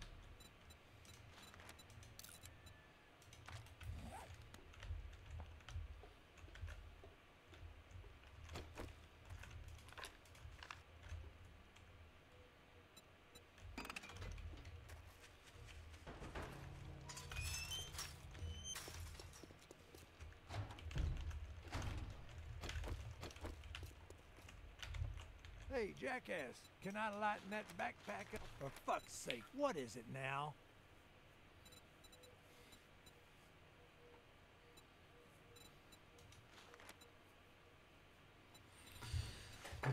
Grave digger, slowly fill my grave. Forget what I have done. Give me a few please, and die for me has come.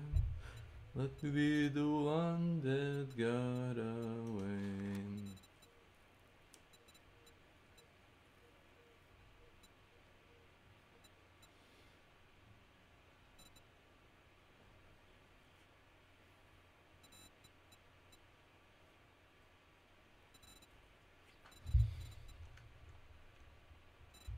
You don't buy something next time, I'll shoot you. Jako ne.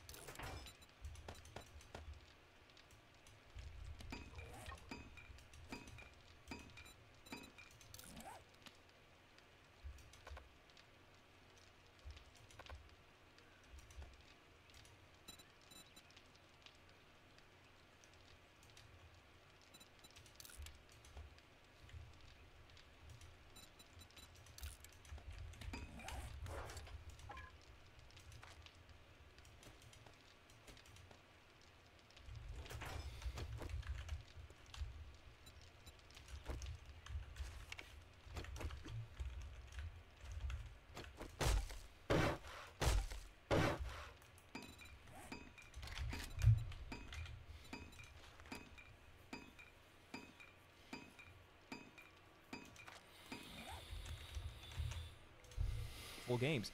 5 seconds of scrolling social media is going to show you why players like those games. And it's obvious. And it's pretty simple. They're just good games. They're enjoyable. In Baldur's Gate 3's case, it was just the ability to genuinely have real choice in a video game. In Elden Ring, it's just a damn good game. I hate how it's like, bro, like there's so many games that you can pick your dialogue option and it's just like the character responds to what you said and then it just continues the story normally. And these opinions that these guys throw out there just go to show that they're not playing these games. They're not playing these games with the eye of a player. They're playing it with the eye of somebody that's making their own game, and you need to change that perspective. You want to know how to make a game as successful and is as incredible as Elden Ring? Well, you have unyielding vision on what you believe players want to play, what you yourself want to play. Miyazaki reveals that to us now. In a recent newsletter from The Guardian, Miyazaki gives his thoughts on game design and the current state of the video game industry. The Guardian writes, the famously challenging dark fantasy epic Elden Ring was the world's second best-selling game in 2022. I think that the fact that so many journalists and game designers talk about the difficulty of Dark Souls and From Software games, it indicates to me that they have a fundamental misunderstanding of why people play video games.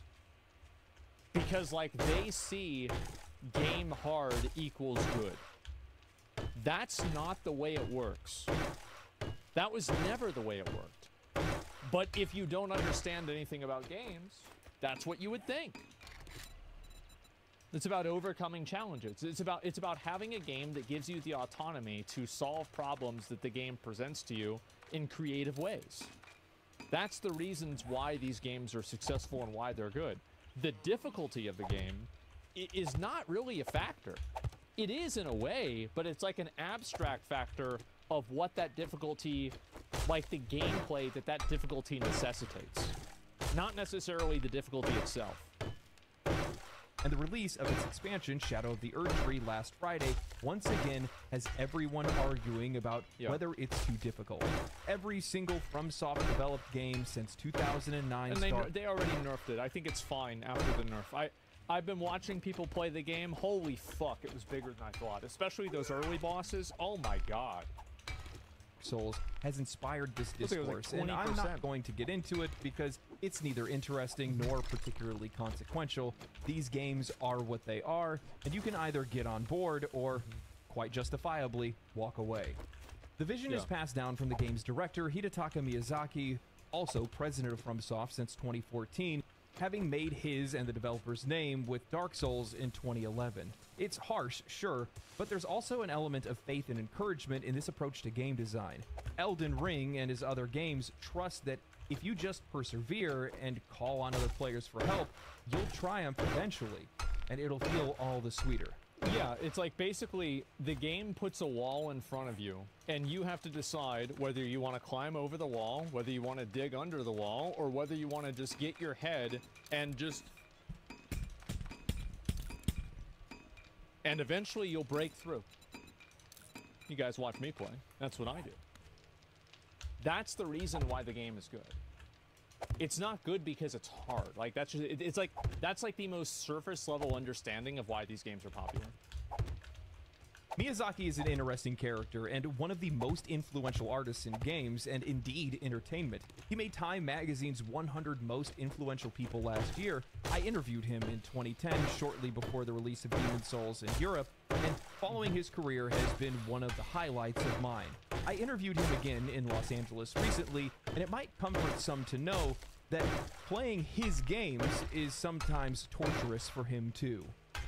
Leading up to the release of a game, I'll be very hands-on playing it and getting as much time on it as possible, he said. But after the release, I tend not to want to touch it, because I know that I'm either going to find things I left on the table or issues that will bug me. And once I become a player, I am powerless to do anything significant to change it. So once a game is out in the wild, I tend not to play it. But in preparation for Shadow of the Erdtree, I played through the main story of Elden Ring.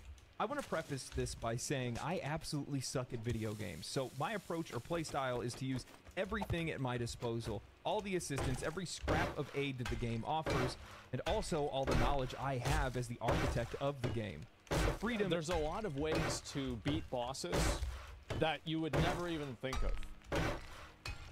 So I'll give you an example in Dark Souls 1. Capra Demon is a motherfucker. He's a huge piece of ow, God, I hate that boss, right? It's the worst. But when you go past Capra Demon, down the stairs, and then up the stairs, and you go into that pipe, there's a vendor that sells you dung pies. And if you stand in the right place, you can throw the dung pies over the wall for the Capra Demon and infect him with toxin and kill him without even having to fight him. That's right. That was not intended, though. If it wasn't intended, they would have fixed it. And also, this is what I believe. I think that games that are incredibly well designed have serendipitous outcomes that make the game better with things that were not intended. Two examples of this are getting world buffs in Classic WoW and wave dashing in Smash Brothers Melee. Truly good games, you will discover more and more good things about the good games, and truly bad games, you will discover more and more bad things about the bad games. An open world nature of Elden Ring perhaps lowers the barrier of entry, and I might be the one who's benefiting the most from that as a player more than anyone else. Man, I love this interview, and I think it highlights something seemingly lost in games today. How many times have you asked yourself or thought to yourself whether or not the developers actually play the games that they make? I've thought about that before. Yes. Microsoft makes challenging games. However, Miyazaki wouldn't put the player through something if he hadn't experienced it firsthand himself, to make sure that it's enjoyable, engaging, or not too impossible. See, that's the thing that Diablo 3 had. That's what made the people that did the Diablo 3 Inferno, like, that's what made them stupid. Welcome to my channel. It's like they couldn't even beat the bosses. Like, I guarantee you, do you think that a team of people in Blizzard actually beat Acranius pre-nerf and Sunken Temple? Do you think that at any given point in time, they played with actual characters that resulted in a boss kill of that boss? Because I don't think the answer is yes. I think that they're not. The Act 2 Wasps, yeah, exactly. And so these people just don't play their game. That's the issue. And so they don't understand what the problems are. And that's why, for example, like, a lot of these games are fucking easy, right? And the reason why is because the developers aren't good enough, they're not good enough at the games to make them hard. They're not good enough to make them hard in a fun way. So their idea of hard is like, oh, this is nightmare mode. What happens is that the mobs do more damage and they have a lot of health.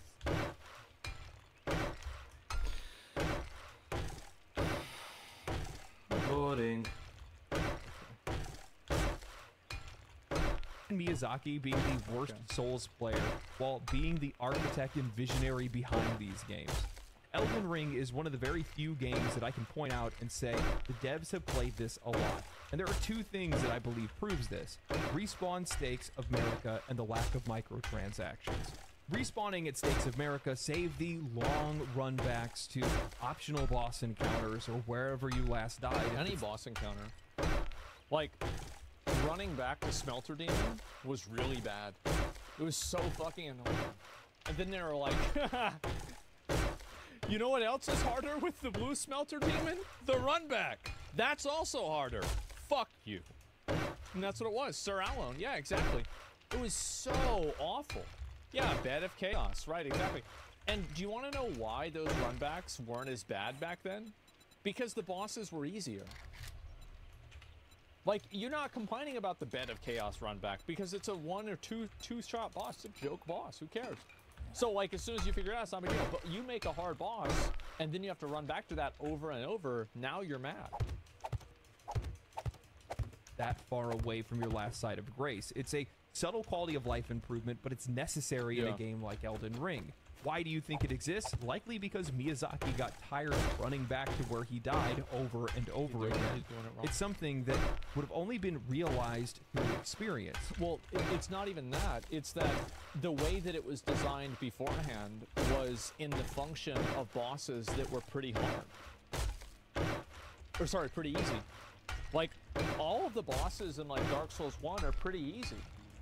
And the bosses that are really hard have really easy runbacks. Like, Manus, like, yeah, there's that one bitch that can shoot the, like, the purple thing at you. And then, for, like, Dark Souls 3, like, Midir is very easy to run back to. Gale is very easy to run back to. Nameless King, you spawn right in front of him. So, like, the reason why the runbacks aren't a problem in those older games, but they are more in, like, the other games, is because the bosses are way harder. ONS runback is terrible? No, it wasn't. You just roll one attack. Get the fuck out of here. Stop being bad. Why does FromSoft not have microtransactions in their game? Because no self-respecting player and developer would sit and play a game and think, you know what's missing here? A way to be able to rip off the players rather than reward them for actually enjoying the game. I'm sure they love that. Sure, they could earn this set of armor by killing this unique NPC after a hidden quest line, but I think they'd rather buy it. You know, They'd rather get it as a pre-order bonus. Actually bet good money that the vast majority of some of the best quality of life features that we've seen in games likely came from developers playing their game through the eyes of a player extensively, exhaustingly. That's exactly what it is. That's exactly what it is. Yeah, people play it, they're like, this is bad, okay, let's change it. Problem solved. Even. I realize that quality of life I think that video games would be a lot better now if microtransactions never got more popular. Because I think that microtransactions have led designers to make games inconvenient. Like, the first Descendant. How about, let's talk about that. New game just recently came out. There are all of these, like, weird, stupid things that you have to do to get different resources to upgrade your characters, like for prestiging materials. And farming them is very convoluted and annoying. However, you can buy them on the store. You just simply spend real money, you buy the currency, and then you buy the item directly with no limit. That's the way it works. So, if the game didn't have that buyable option, I bet that the prestige items would be differently obtained. And I think that's where the problem is. It's that the games are being, like, you're basically being given ankle weights, and then you have to pay money to take them off. And that's the real reason why I think microtransactions are extremely, what's the word, like, toxic, right? Like, it's hostile to players. Because you're actively hurting the player in order to make them give you money. Game designers don't want that. We get forced into doing this stupid shit. I understand that, but what I'm saying is that I don't really care about whose fault it is. I'm just saying that the game is providing me this experience and I don't like it. I don't care whose fault it is. Like, the designer, the publisher, the director, the developer, the fucking... I don't care. The game has this problem. They're the flashiest DTD, a new vote has started. But at the end of the day, it has an immeasurable effect on a player's experience while playing a game. Seriously, it's immeasurable. The vast majority of players aren't even going to notice when a quality of life feature isn't in place. Sometimes they'll call it out. They'll see another game that has something and point to the game they're playing and Think say, about what happened when everybody moved over to Final Fantasy XIV and they saw all of the better features that WoW simply refused to have. Like, I can't raid in WoW anymore because of how much of a waste of time it is. And I didn't realize how much time I was wasting until I played Final Fantasy XIV. Hey, why isn't that here? But more times than not, they're just going to have this general feeling of unease and frustration because the game isn't providing them with conveniences that it should. Best example of this I can give is playing a survival game. The first survival game that I played that allowed me to be able to craft out of my storage rather than just only out of my personal inventory felt like a life-changing experience. Yeah, it's like you go back and you play Valheim DTD voting is complete and the viewers have chosen Celebration. I'm trying to think even, like, what can I even say? Like, it's just, it sucks. It just sucks dick. Like, that's it. It's not fun. Like, Pow World had it enshrouded, you unlock it. I didn't like that, but at least you can get it somehow. From now on, if you can't craft from the items inside of your base and you have to actually take them out of your inventory and use them, I will consider that a dysfunction of the game because of how annoying it is. That's it. It's just fucking annoying. Was the one that designed the magic storage mod for Terraria, you're a saint. Look, it should be a requirement to play your own games, and I think the vast majority of developers that are out there do actually play their games, but I don't think that they're playing their games from the eyes or from the perspective of a player. They don't have that same level of empathy that's necessary to be able to understand what players are going to do. Think about how players are actually going to experience something. More times than not, they're probably hopping in there just to test what they put in. Yeah. They're working, after all. They clocked in. See if it works. They're Yeah, working. exactly. So they're just there to test what they're doing, make sure it works, and then move on. And it takes a really high level of leadership and wisdom to be able to hand down the idea of trying to play the game as a player rather than just constantly be testing it. And that leadership is something that's, it's just not in this industry right now. The interview continues. I was greatly amused by the image of Miyazaki, controller in hand, torment. Is that true? I think that's probably true. Yeah, I would agree with him. Yeah, Yoshi P, because like if they don't understand the way the game plays, then they're never going to be able to solve the problems. Like, that's why I think that if you watch a developer play a game for 5 minutes, or like if you have a developer play a game, like give them an hour of uncut raw footage of them playing their own game, and that will explain most of the problems with that game. It will. That'll explain it. There it is. Yep, the Final Fantasy 16 dev. Yep, exactly, right? By the very world he wrought and all its imperfections, which only he would notice. That's true commitment to his game design philosophy of improvement through failure, a creed that seems to permeate his whole life. Miyazaki is a hands-on director, and all his games bear an unmistakable imprint of his influence. But he has also been attempting to pass down his knowledge and artistic approach to others at From Software in the 10 years that he's been its president, ensuring that they too have the room to fail. Yeah, that's like an important component, is that like, obviously Miyazaki is great, but there are probably a lot of other guys at From Software, we don't know their names, that are also putting in, you know, probably realistically like 80, 60 hour work weeks to make sure that these games come out, and they're working their fucking ass off. Scale, scope, everything has grown to the point where room for failure isn't tolerated as much as I think it was in the past, he told me. FromSoft has its own way of hedging risks, so to speak, in that most of our projects have a partner who's financing the project. From a business management perspective, we're not betting everything on one single project. At the same time, you have to find the right project to allow for failure, whether it's smaller in scope or scale or a small module of something bigger. There has to be. And here's a really great example of like Bandai Namco being able to do that and contextualize that. Is Armored Core was never going to be even probably 50% as successful as Elden Ring, even in the best case scenario. And Bandai Namco and From Software knew that. And they even said, they like, because they were, this is an interview from like last year, right? They were like, we're really happy with Armored Core. Armored Core did amazing. We made this, you know, small slice of content that is extremely good for this audience of people, and they loved it, and we're going to make more content. So, like, you don't, like, every single game doesn't have to be Elden Ring level of success in order for it to be fun. Like, there's a lot of games that are, like, more niche games that are amazing. Like, just the amount of sales of a game doesn't necessarily mean the game is, like, just better. Room for that. I think that's where a lot of young game developers will be challenged and will be able to learn from it. Yeah. Making sure you understand and identify where those pockets of failure can be allowed is how we try to grow our talent. Yep.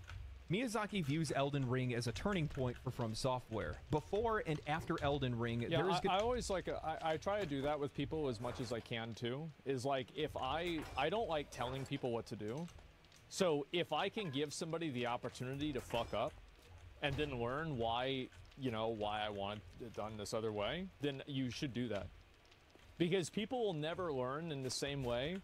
Like, you can tell them something, but if you let them experience it themselves, that's totally different.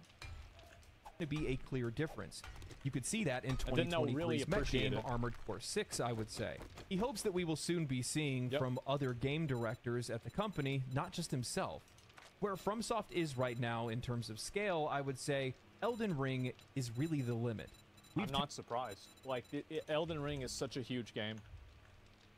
Like, I don't think you could ask for something bigger than Elden Ring. It's so huge. Like, yeah, just do another one of those. tap every resource and talent we have access to, scaling it even bigger. I have my concerns. Perhaps having multiple projects is the next stage, where some of the other young talent can have the opportunity to manage and direct game design for a smaller project. Yeah.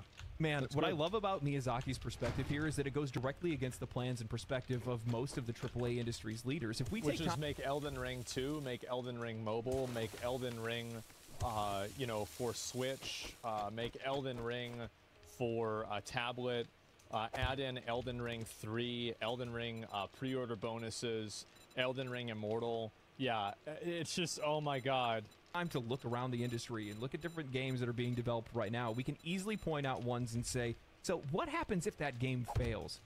Dragon Age and EA as an example, a game that's been in development for 10 years now, going through multiple iterations, redesigns, and identity changes, something that isn't a surefire hit anymore as they chose to reimagine what a Dragon Age game is, vaulting strategic... It's like, look at how pathetic and fucking trash this looks like to Elden Ring.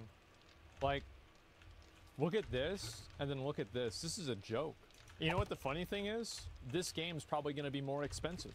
Like, and like, whenever you really see the side-by-side, you realize how bad things really are. Like, I didn't realize it until right now. This is astonishing. This is trash. Wow. Combat and the darker themes the games used to have, trying to eye a more modern audience, obviously. A dangerous gamble, to say the least, when the games that were last released by this studio were Mass Effect Andromeda and Anthem.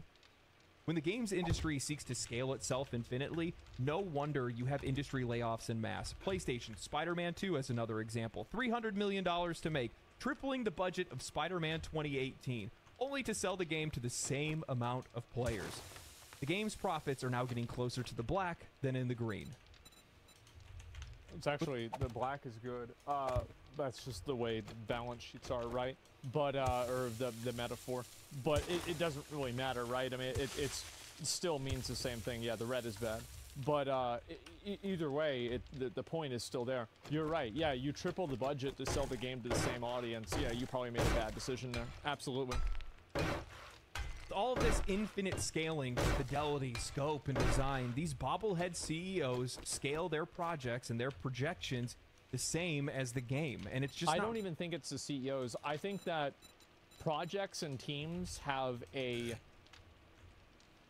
think that they have just a propensity to just keep growing, right? It's the same as like a planet will like just naturally attract like moons or like things to orbit around it through gravity.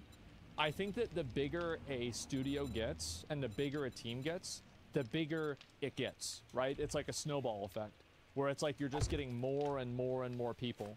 And like I've seen this happen in many cases.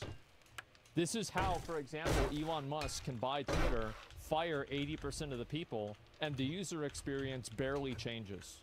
I'm sorry, but yeah, there might be more bots now. It's like not really quite the same. But if you fire 80% of the people and the product is 5% worse, I think you probably made a good decision. Realistic. Knowing your limit before you reach it is an incredible act of humility on the part of FromSoft and Miyazaki. EA, Activision... Yeah, I like Twitter better now. I think it's been improved. Ubisoft, you know for a fact that if they had a game that was as successful as Elden Ring, they would be rushing to make the next version of it. Make it bigger, spend more, and expect better results. Yeah, just keep upping the ante until it flops, and then the studio dies. You know, but that's just not how games work. And I think it's something that's rarely recognized in games today. If we look around the industry and we see all the different iterations on a lot of these titles, the first, fourth, fifth, or the 50th when it comes to Call of Duty, it's a crapshoot whether or not you're going to be able to retain the audience that you've already had, find more, find a new audience, or even retain most of the players that you had previously. And you can't keep pouring money into something thinking that you're going to get the same or better results. That's a major gamble. That's what's really beautiful about the words of Miyazaki, is that he says we don't bet everything on one single game, one single project, nor should you. And I think a lot of studios that are out there do, and that's one of the reasons why so many people have been losing their jobs. I think that with a lot of studios, that's just what you have to do, right? I mean, Larian bet it all on Baldur's Gate 3. They absolutely did. So it's not necessarily a bad decision to do that. I think the problem is whenever you're not able to like adapt the product and it stays stagnant. That's where the real issue is. And what's really incredible about the success of Elden Ring and Baldur's Gate 3 is that players are going to be coming back to buy these games, not because they're looking for Baldur's Gate 4, not because they're looking for Elden Ring 2, but because they want to play a FromSoft game, because they want to play a Larian Studios game. This is something that used to be true with Blizzard. Is like, I played Overwatch because it was made by Blizzard. I played Diablo 3 because it was made by Blizzard. I never played Diablo 2. And like, game studios used to be so good that you would buy a game based off of that. Or based off of a franchise. Like, oh, a new Command & Conquer came out. Well, it's going to be good. It's Command & Conquer. Of course I'm going to play it. It's not even a question. It's something that's been lost. There are studios that players are still doing that with today, but that used to be a lot of these industry leaders. I remember the days where I used to look up, oh man, it's an Activision game. I know that's going to be a banger. Exactly. Yeah, that was a long time ago. Oh, it's going to be an EA game. That's going to be a solid game. But we don't think that way anymore because these studios and these leadership. Well, we do think that way. It's just we're not thinking that way about Activision. Like, we're talking about thinking that way about From Software. Like, it very clearly, it's still the case. And, like, I would even say, like, a new Legend of Zelda game or a new Final Fantasy, like a numbered Final Fantasy game, like, whenever Final Fantasy 17 comes out, I'm going to play it because it's Final Fantasy 17. Like, there it is. So, that still exists. It's just that a lot of companies have burned that goodwill. Companies has gotten so far away from the player that they don't even recognize what we look like anymore. Now, closing out the interview, Miyazaki mentioned something that's rather interesting, saying that this is the end of Elden Ring for now, but also that he wouldn't mind seeing what someone else could do with the lands between in a different medium. I don't see any reason to deny another interpretation or adaptation of Elden Ring, a movie, for example, he told me. But I don't think myself or From Software have the knowledge or ability to produce something in a different medium. So that's where a very strong partner would have to come into play. See, that's what Riot did with Arcane, and it definitely paid off. Arcane was massively successful. To build a lot of trust and agreement on whatever it is we're trying to achieve, but there's interest for sure.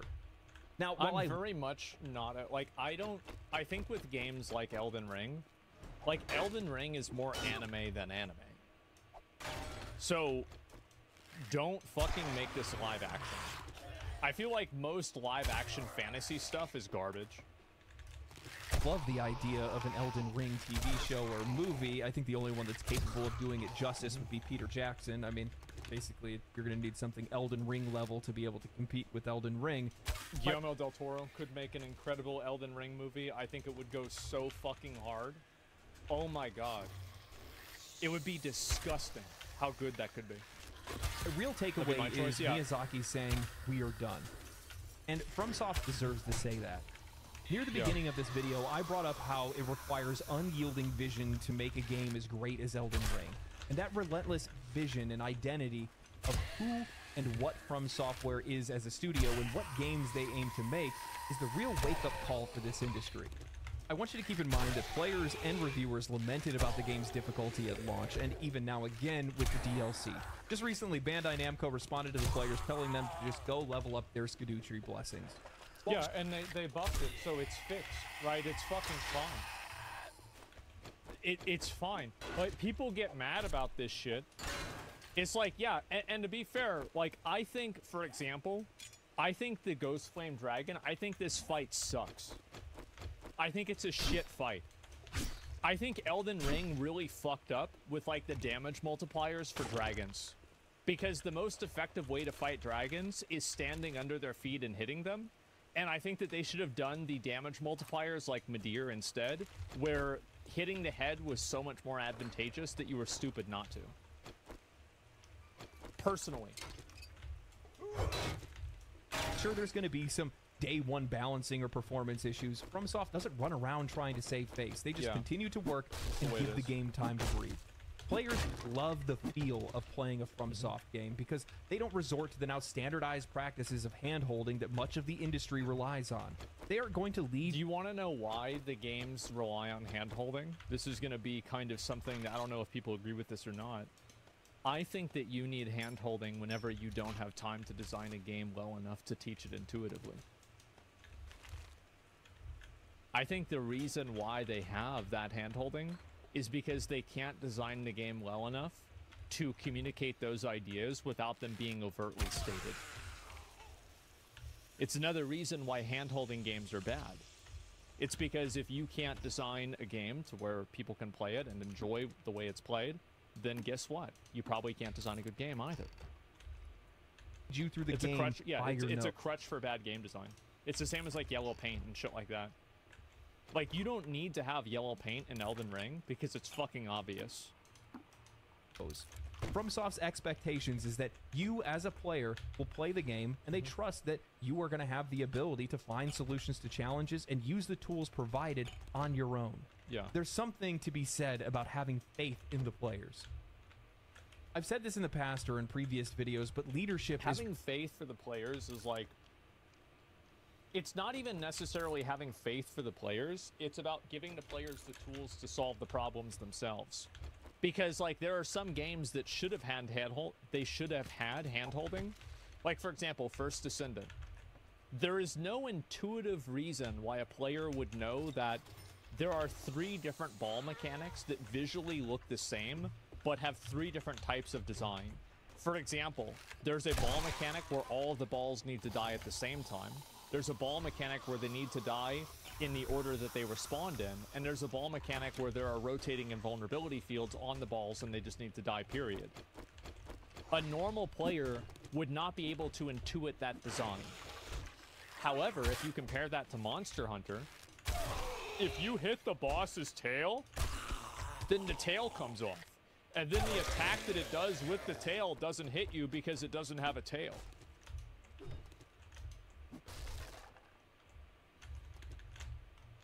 Obvious. Bad signposting? Yeah, it's just badly designed. Really what's lacking in most of the games industry. When I look at a game like Elden Ring, when I play a game like Elden Ring, I can feel its respect for the audience. I can feel like I'm playing a game that's made for me. And that's a rare feeling outside of a few select releases and indie games. That's a huge factor. Like, I'm going to be honest, like, I feel like a lot of games that come out now, I am not the target audience for those games.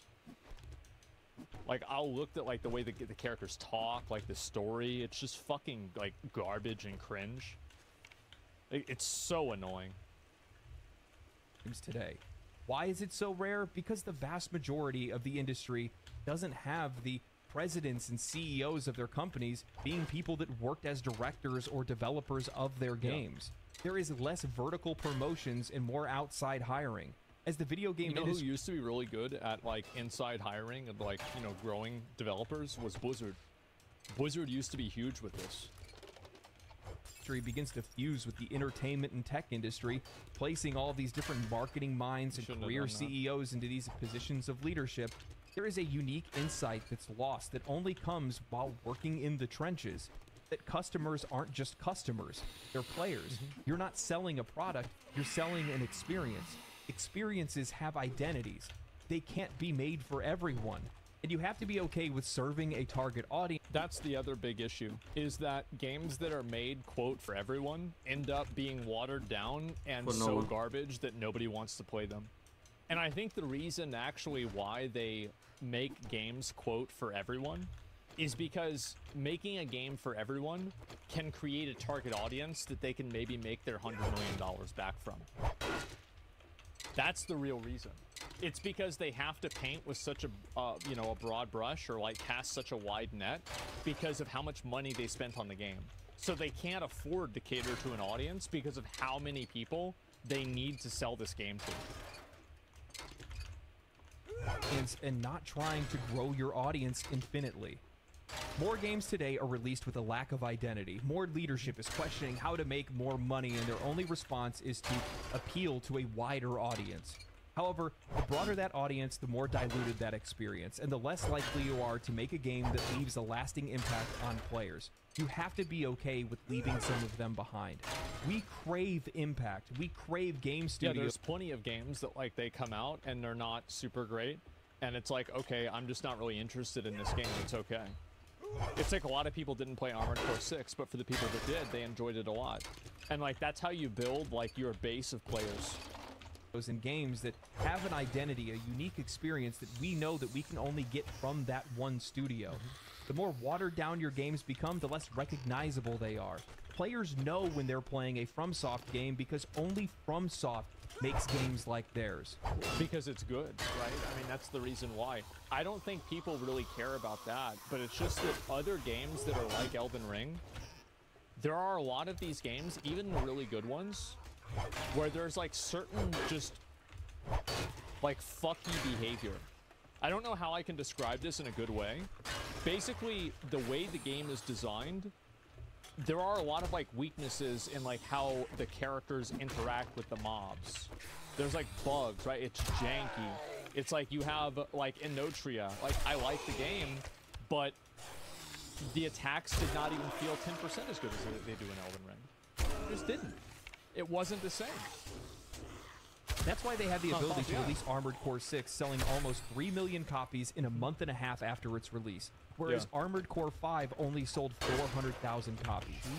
FromSoft has a reputation. FromSoft has integrity.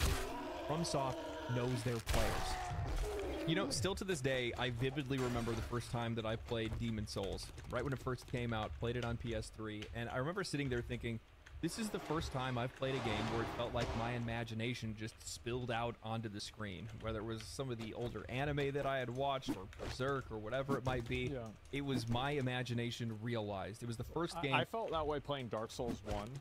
I felt like I was playing a game that I grew up with. Because, like, nowadays, I think that there are so many immersion breaks that games have.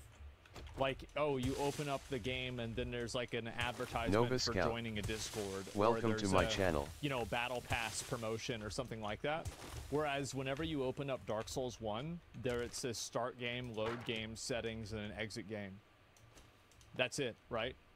And I think that that's one thing that a lot of people miss out on, because all of those little things inside of games make them less immersive. And I'm not saying every game has to be immersive, but the older games remind me of when that was the norm. That I felt was the closest to perfection that any game had ever been before. And the reason why, and this is something that took years to be able to kind of figure out, is that even after all the different Souls games, Bloodborne, Elden Ring, there's a certain level of sincerity in their game design. They know what they're trying to make. Scout. They know who they're making it Thanks for following. And they know themselves what kind of games they like. Hello. And some of that does come down to knowing that you're going to end up turning off a wider audience. And you have to be okay with that. You have to be able to prepare for yourself. Thanks for following. The thing is, like, Elden Ring was intended for a massive I did saw you come into the channel, I don't but really think that's even entirely true. Like, Elden Ring was a pretty easy game in a lot of cases. I decided not to react. Like, because, even you know, the DLC is easy if you know if you just want to take a look like, and, I know like you know, 80%, bounce off, 70% of it's the fine. stuff in Elden Ring. The game's fucking easy to me because I know all of the different ways to solve problems. Trying to get level up. So the idea that like making a game challenging that doesn't have an I win button easy mode is like that makes it inaccessible, I think that's ridiculous. Because those types of people never gave a shit. You mean the cheese? Well, yeah, of course. Absolutely, yeah. There are a lot of tools, and I can use that, and I win. Absolutely. If FromSoft truly cared about its players, they would announce Sekiro 2. Yeah. Prepare your company for those kind of things. And that's one of the things that he brings up, where he's talking about how they, you know, prepare themselves for failure, because they don't know if things are going to work, but they know who they're trying to make that game for, and that's the most important thing. Helldivers 2 CEO had said it best before. A game for everyone is a game for no one. And I think that Elden Ring proves that there is a wide audience, a massive audience for games that have a strong identity, know what they are, but can still be able to make themselves a little bit more accessible. Sure, it may not be as hard or as difficult as some other Souls games that are out there, but it's a game that proves that it's not about being hard, bro. Like, that's why I always, like, that's why I kept, like, I kept talking about this with Elden Ring. And that was my criticism. Like, I criticized the DLC because I was worried that, like, From Software would start designing the game. And I guess we'll have to see whenever they make the next version of that, right? Like, don't start designing the game for people that have played every single other game, because at that point, that means that you narrowed down your target audience, and now it's like, it's only meant for those people. But I think the reason why Elden Ring was so great, and why I thought it was such a huge success, is that From Software had an audience of people that had probably played every single one of the games that they had made, and they knew every boss and every mechanic, and they could have made Elden Ring 5 times harder. Absolutely. And those people still would have played the game, and they probably would have liked it as much. But they made Elden Ring accessible to new players, and I think that was incredible. Because what happened, like, think about, like, with WoW. Like, WoW, now they just make the dungeons and the raids harder and harder and harder. Because they're appealing to a player base that's so good that those players keep getting better at the game, whereas the average players stay the same because they're cycling in and out. Like, these are people that still only have 10 hours of gameplay. Yeah, they lost the plot. Yeah, and Elden Ring did not do that. And I think that was one of the big reasons why it was so successful. It's because it was accessible. This idea that games need to have an easy mode to be accessible is ridiculous. Have an idea of the audience that you're trying to make a game for. Sometimes it can reach even higher than that. That game has to be sincere. That game has to be... It has to have an identity. And Elden Ring does. Yeah, it does. From Software does. And I feel like that's probably the biggest wake-up call of all. Yeah. Is that the vast majority of the industry just doesn't seem to have much of an identity anymore. I don't know who they're making games for. They're making games for everybody, but not everybody's going to play these games. Hell, not everybody even plays games to begin with. And does Legend of Zelda Breath of the Wild or Tears of the Kingdom, they don't have difficulty sliders, do they? Like, it's not like you start the game and you choose easy or hard, right? No. But I guarantee you that if I played one of those games, I would play it on easy mode. Because I bet that there are ways that you can solve problems in that game that are creative, that make the game a lot easier. Absolutely. Anyway, hope you guys enjoyed the video. Thank you guys for watching this long. If you guys did watch the video, think about liking, subscribing, sharing the video to everybody else. That's a good video. Yeah, just hit 80,000 subscribers. It's only been a year, a little over a year since I started making videos, so that's kind of that's Ethan. wild, actually. Welcome to my channel. So, yay me. Hello. Claps on the back. Claps for How you guys are you? for joining. Thank you so Good, much. good. I guess it's the road to 100. Good. Is the weather hot on your side too? You're welcome. Question mark. Oh my lord, what the hell?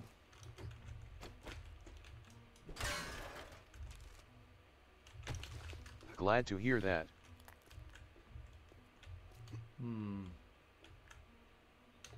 Well,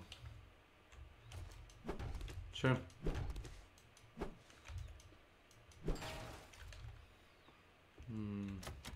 How is your stream going?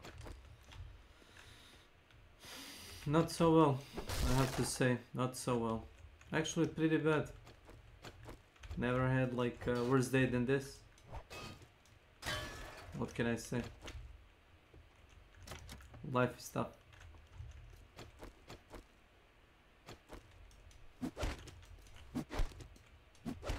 Nice. That's nice. Okay. Where are you from? So you're one of those bots, okay. Sure. You can unfollow if you want.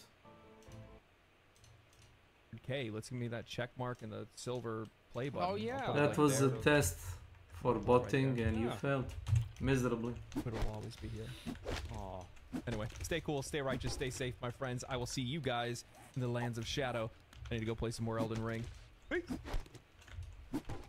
It's actually crazy how good that game is. Like, like once a week, if not once a day recently, because the DLC, I would think about Elden Ring and how good the game is.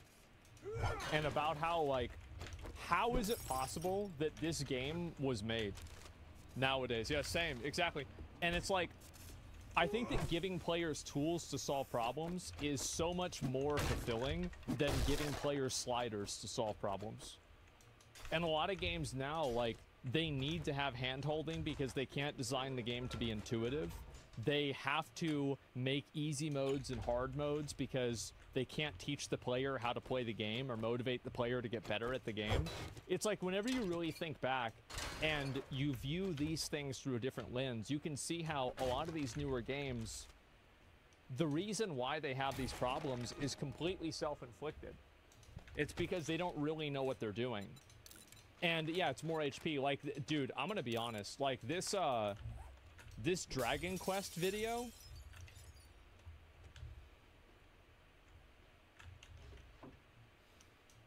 man, I felt like I was watching a phone game. Like, I did. Like, look at this and look at this. It's like it's a fucking phone game, man. It's not even remotely close. Yeah, Dragon Quest has my... Yeah, it's just awful. What are your thoughts on the DLC? I thought the DLC was good. I think that some of the bosses are like super aggressive, but they already, like, the thing is, the change they made with the tree buffs, I think it did a lot. Because, like, I've watched people play Elden Ring, and I feel like people are taking, like, especially early on, they're taking like 30% less damage. It was huge. The DLC raised the fucking bar? Yeah, bro. Absolutely. It was like a third the size of the base game. Nearing beating the DLC a second time, having collected everything, I'm finding myself wishing that there was more and hoping for more. Well, there will be. There'll be mods that'll come out and they'll augment the game and add more of that. Do you prefer Elden Ring over Sekiro? I do. I do. I like it more. It's not like this is a personal opinion, and like I like games that are puzzles, and I feel like Elden Ring to me is like a puzzle, and Sekiro is more like a dance, where it's like in Sekiro I have to do the thing, and Elden Ring I can do a lot of different things, and I like being able to solve problems that way. Yeah, both are amazing games. Yeah, exactly. I'm just watching Elden Ring boss tier list. Oh yeah, I do the boss tier list for DLC. I already did, actually. Tears of the Kingdom has puzzles too. It's way more than a third. Base game has 15 remembrances. DLC has 10 plus Bale. Really? Fuck. Maybe you're right. Yeah. I mean, some of the bosses in the DLC, to be fair, are like they're just added old bosses. But still, I don't know, man. I still think it's pretty good. Like, the DLC is massive. It's like a third to half. Yeah, it's really, really big. Has done the expansion-sized DLC on console before with the PS1 with the original Armored Core. Yeah, I never played the original ones besides that. I was in New Game 6. I was pissed. It was more difficult. Should have felt overpowered. Yeah, but you're in New Game 6, right? I mean, that's kind of what you get. I mean, you do that. That's just the way it's going to be. Standing with a Great Shield is not solving. It's cheating. If you think that's cheating, then get ready for me to play it again with a new build. And if you think that's cheating, after that, I'm going to play it again with a new build after that. And it's going to be even worse. Bro, like, that's what I do, man. Because to me, like, it sounds weird, but if I beat the game in the way that the game developer intended, I don't feel good about beating the game. Because I feel like I am a robot that has just been trained to perform a function. So, like, dodging every attack perfectly and playing really well doesn't matter to me. I don't care about that. Because, like, it's just a game, and, like, I don't care about being good at the game. But I do like the problem-solving aspect of it, and that's what motivates me more. Using a shield isn't intended?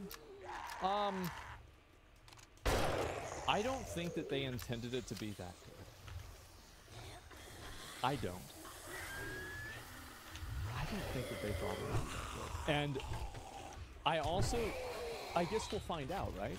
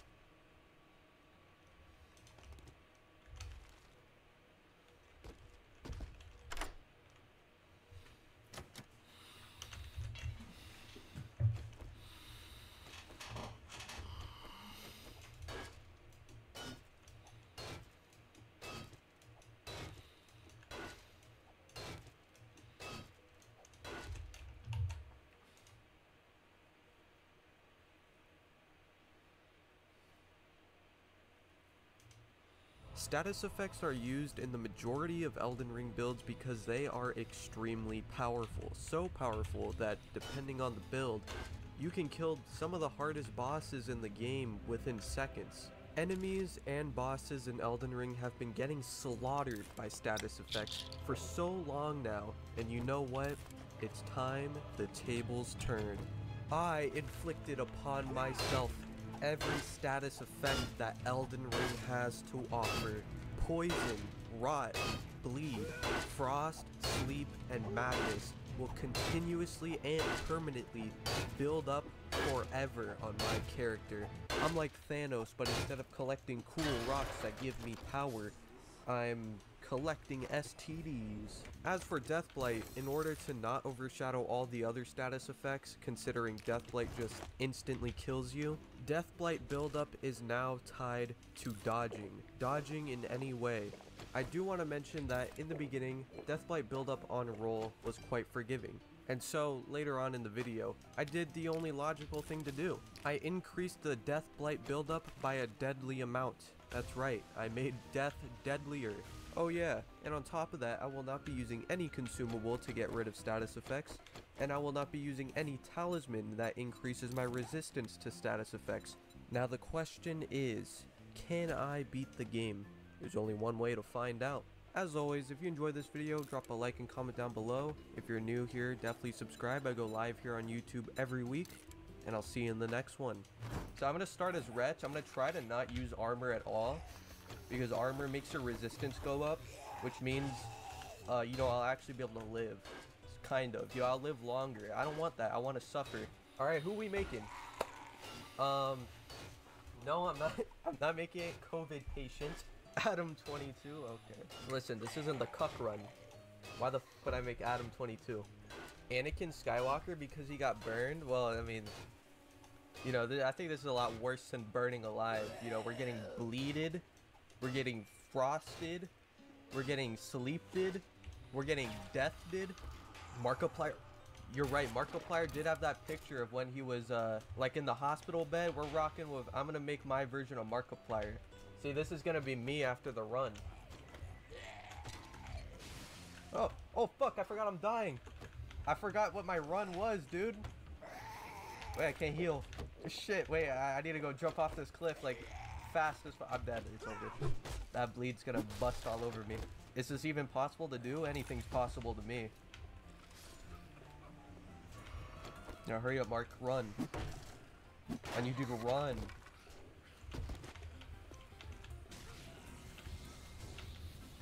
Please, Mark. Please. Cuck. Wait, yo. My shit glitched out, man. Sit at the grace. Well, if I'm gonna die, I'm taking something with me. I'm taking that rock. It's over. You know what? It's not cheating. The game bugged out. It's not cheating. Yeah, you can increase resistances with, like, talismans and stuff and armor, but like I said, I'm gonna try to not to do that. What's your favorite status effect? Yeah, I really like that one. It's just like very fun. Thanks for the 4 months water cereal. Did it just turn nighttime like instantly? No, don't worry about that, Melina. I was just busting. Health build? Gotta be shit. You know what? You're not wrong. I didn't even think of that. Yeah, I'm not even gonna have a build. It's just gonna be vague. It's not even my choice. Not up to me. Cuck. Don't hit me. The only reason I had an int build last time was because it was God's will. You fuck. This horse abandoned me because I fell asleep. Can you believe that? The moment I go to sleep, he tries to run away and just left me for dead. This goddamn horse. What is wrong with you? We get dragon, we level Vig, and then we die less. That's the strat. Oh my god, wait, you're right. How am I gonna kill the dragon if I can't live long enough to kill him? I did not think of that. Well, we still need to go there anyways, but dude, sit down. Wait, am I gonna live?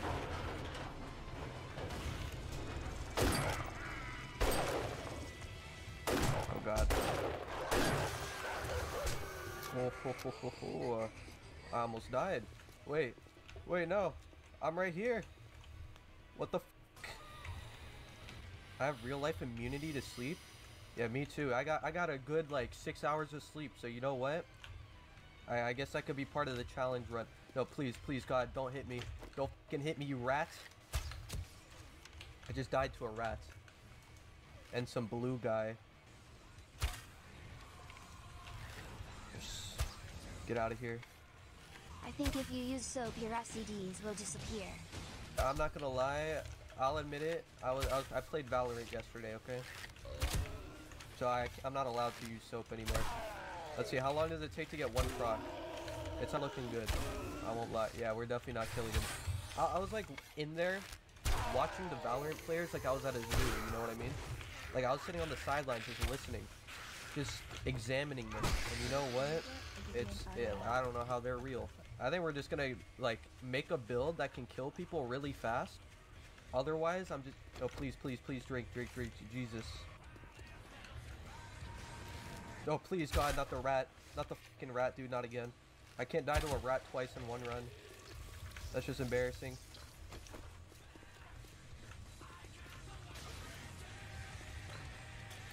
Please, please, please, please, please. Alright, we're fine. We're chilling. There. We're good. Get me out of here.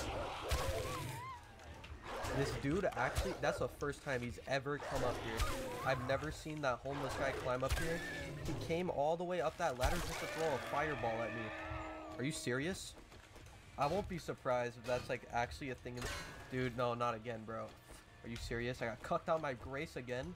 Dude, get out of here. Get away from me. Why is there so many? Dude, this never happens. Get the fuck away from me, dude. They're beating a... Dude, I'm literally dying. You know how many illnesses I have and you're beating me? You're jumping me, dude? It's because you're a Markiplier. They want autographs. I'm literally dying. Leave me alone. Jesus. Again? I need 2 decks. Someone has to die. And it's gonna be this homeless guy.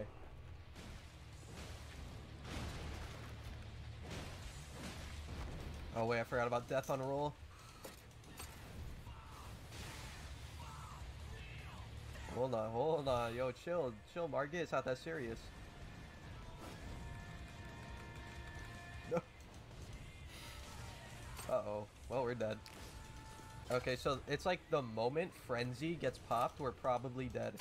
So we have to kill him before that procs. What we need is the katana. Is this it? Yes, perfect. Now Margit will bleed. Talisman that increases damage when statuses occur will be helpful. Oh shit, wait, I completely forgot that existed. Shit, I don't even remember where to get that though. Like the blood one. Oh wait, I think you kill a blood guy, right? That sounds so stupid, yeah. Yo, how do you get the blood talisman? Oh, you kill the blood guy. Oh my god, wait, no, holy shit, I didn't think about Elden Beast. We're gonna have to kill Elden Beast like instantly. Wait, maybe I do the balls build again. I just insta-stun Elden Beast? That might be the play. Nut and ball build? That's a good point. You can like hit him with... Yeah, we got that shit. You can hit him with the balls into the pest reds. That's probably like an insta poise break. If I can kill him before I die, it'll be a miracle. Am I crazy? I feel like he should have bled by now. Oh, it's so over. We're definitely not killing him. It still hasn't bled once. Wait, whoa, what the... Two build up. It has 2 build up. Wait, what? This one's 50. Huh? So you're the one weapon I wanted to use. So you're telling me the one weapon I wanted to use as... Alright. Whatever, bro. I guess we're using this one. Alright, yeah, it's not happening. It's not happening. Okay, we can't kill the dragon yet. So you know what? We're beating Margit's ass with this ball. What? I did not think that should have hit me, to be honest, but maybe I'm crazy. Oh, it's over.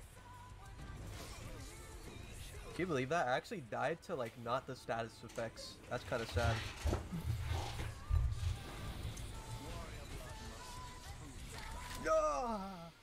Why? God, that was so bad. That was horrible timing. Holy shit. I think I might need to steal that dude's balls. I'm sorry. It has to be this way. Give me your balls, bitch. Alright, thank you. He had to die. And now we need the charge attack talisman. Dude, please, God, you're f***ing kidding. Just study?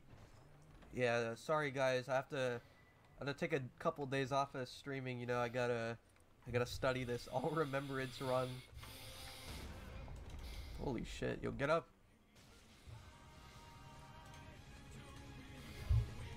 Oh, I almost died. Almost died again.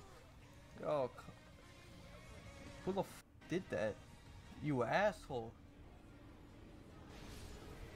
Damn, he's just a hater. He's just killing everyone.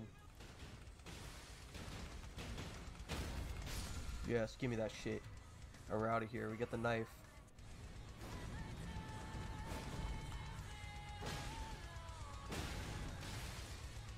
Whew. You almost killed me. Just let me hit you. It's not that serious. I'm already dying. The bleed absolutely cucked me out of that. I was gonna stun him. Yes, yeah. Dude, that was it. That was the one.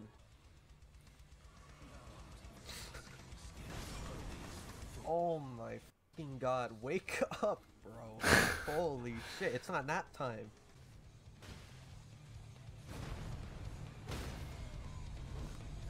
Yo, come on. We got him below half. That's progress. Okay, Cragblade is still good. Thought it was gone for a second. No. Dude, that was it? He's a lucky guy. That's all I gotta say about that. That was it right there. He would have died.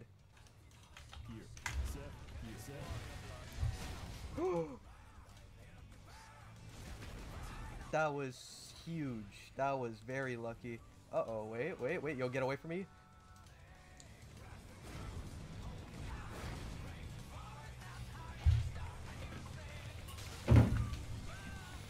Okay. That's beautiful. That worked out.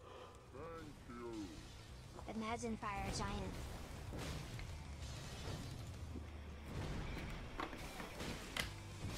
Fuck! I forgot I was poisoned, dude. Shit. Blood flame blade. Can I put that on my balls? I'd be very surprised if it's less. I feel like that's like a good 20 faith right there for that one.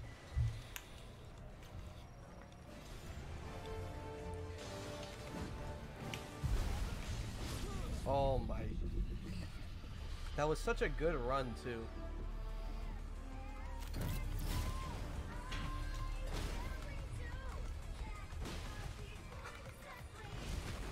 Please, please, please. It's not gonna negate it. Run!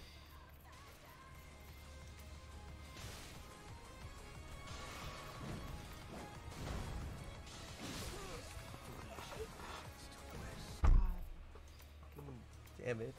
I didn't know the bleed was about to go off. It's like, once we kill this dude, we will have runes, and we can use other shit. We'll have an extra talisman slot. He's just the first roadblock. That's all this is. That's fine. We don't need clothes except this BDSM helmet. Yo, clothes is a crutch. We don't need that shit.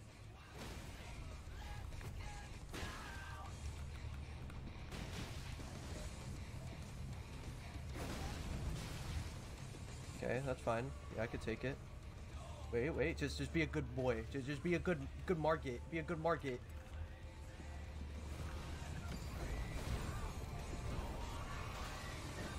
The enemy has launched a surprise attack on one of our planets. It needs our aid.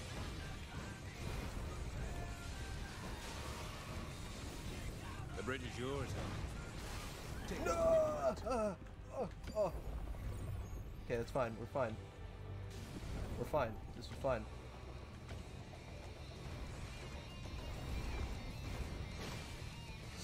Yes! Die. Alright, we did see it. I didn't need clothes. I just needed the BDSM helmet. Yeah, you know, that was basically first try. You're right. You know, almost first try. Close enough. If you round it, it's like first try.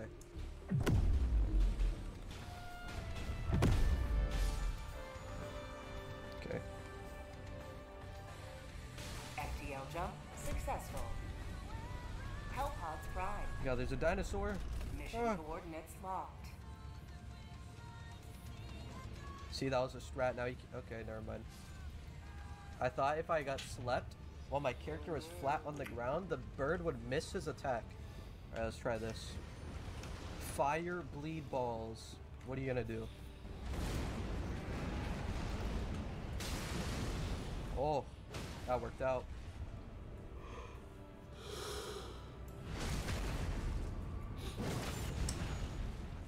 It's not looking too worth, if I'm being honest. Maybe I take that back?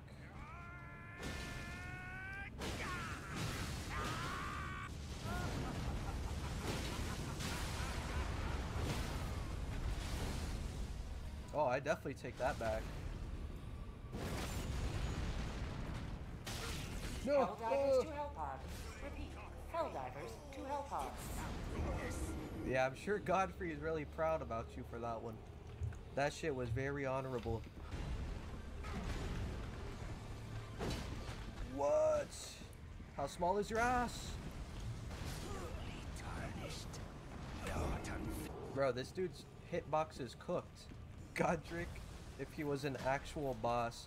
Yeah, Godric's only a real boss when you're dying from 12 diseases. That's tough.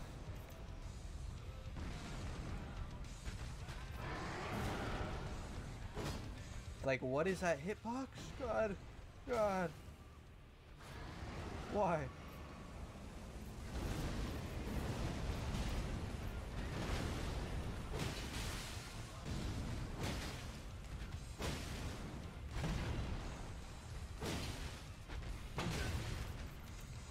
Great Godfrey.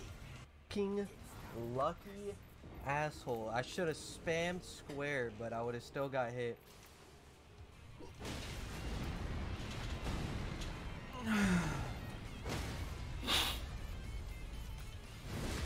Oh shit. My bad, I didn't mean to give you that prostate exam. I didn't even know that was possible. Wow, you really suck. What was that? That was mega aim skill issue. Oh, don't talk about it.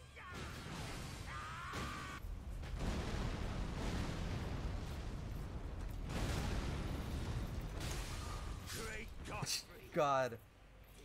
That was yeah, we don't talk about that one. Just just forget about that one.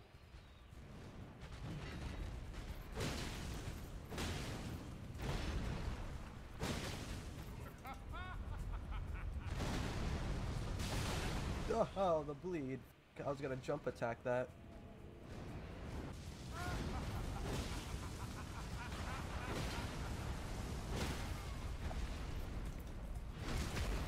Oh my god, you just broke my ankles, man.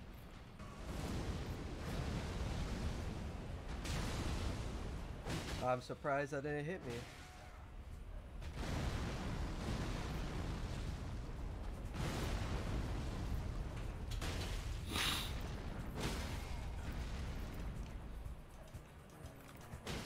So unlucky.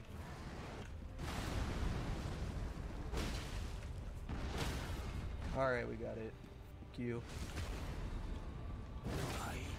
Yeah, you think Godfrey saw that one? Mission preparation Shit. aborted. And now we get Renala. Renala's free.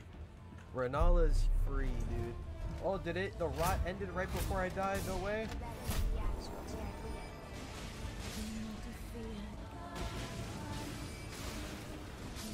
Oh my god. God damn it. No. Dude. I did not think about this. I get staggered once in second phase, it's insta death. Hold on, wait, this might maybe I don't do Renala, hold on.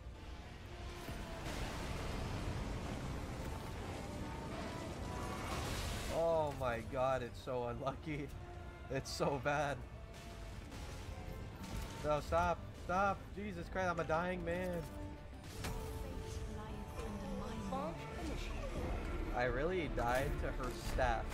how do I ask out a girl? If you really want to ask out a girl, this has like a 90% win rate. So what you want to do, right, is you want to hit her with a crazy one-liner. You know, whatever you can think of, anything, doesn't matter. And then whatever she says, if she replies, you know, in a negative or positive way, it's probably going to be negative. What you want to do? Let them come. Let them brawl. Let them face the insurmountable might of the Helldivers.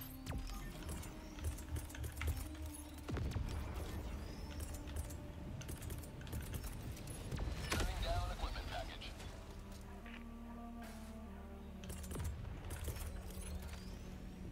Deploying equipment package.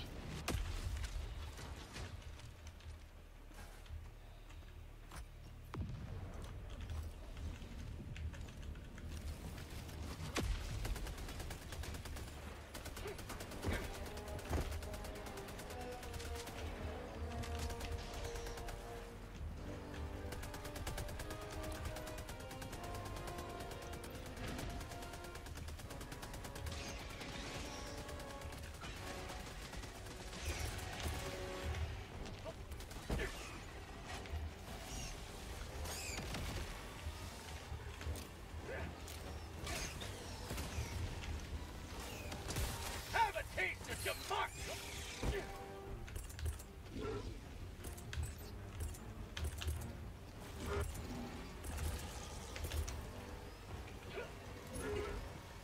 Here comes the cavalry.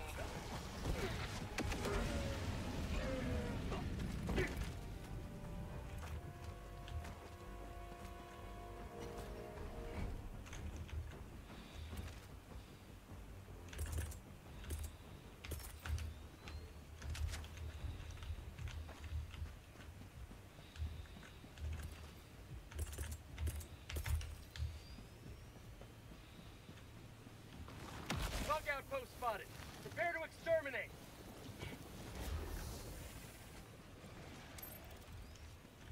Coming in hot.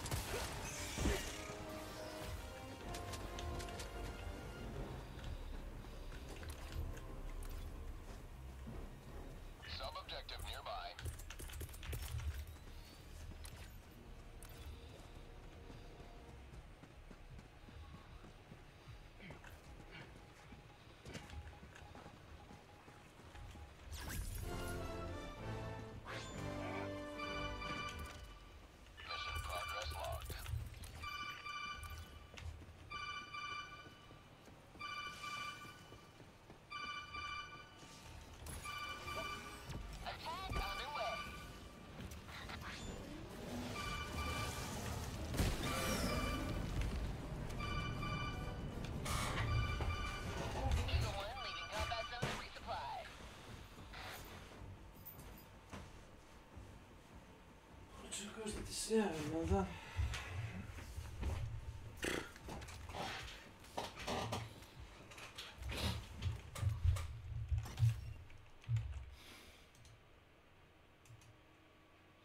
Izvoli, šta je trebalo? Dobar dan, šta je trebalo?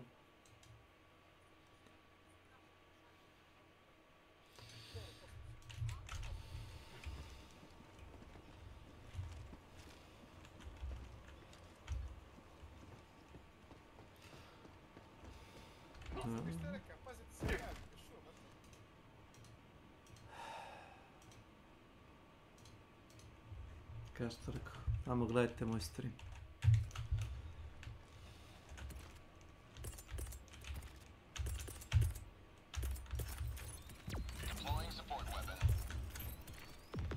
Tačno tako.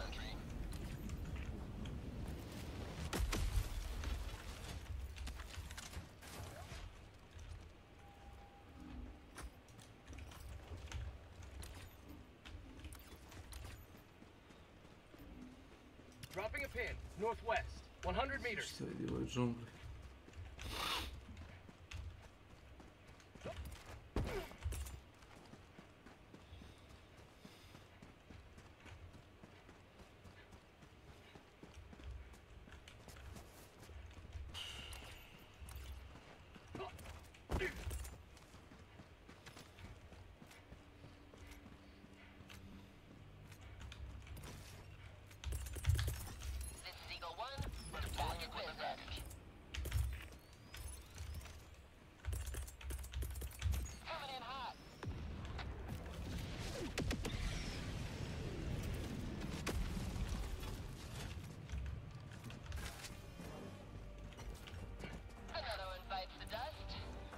Another one's gone, another one's gone, another one bites the dust. Democracy's on its way.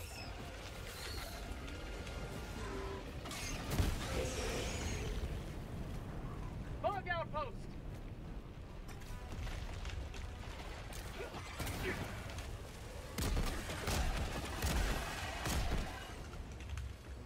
Throwing grenade.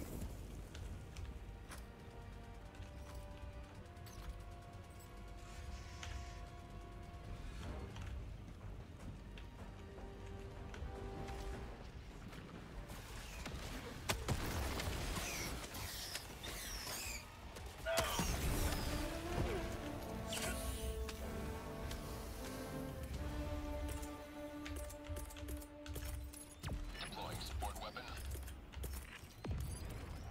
Sending down sentry.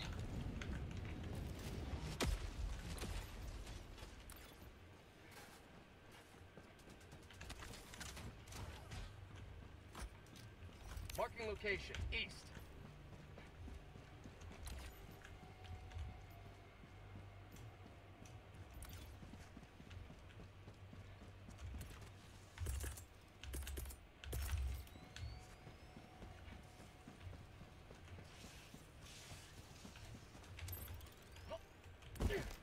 Delivering payload. No one withdrawing to rearm.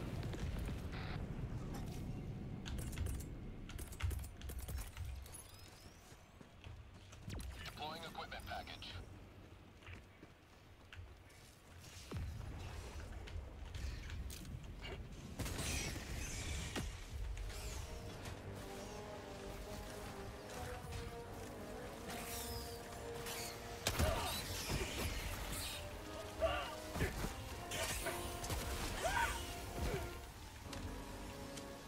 Say hello to democracy.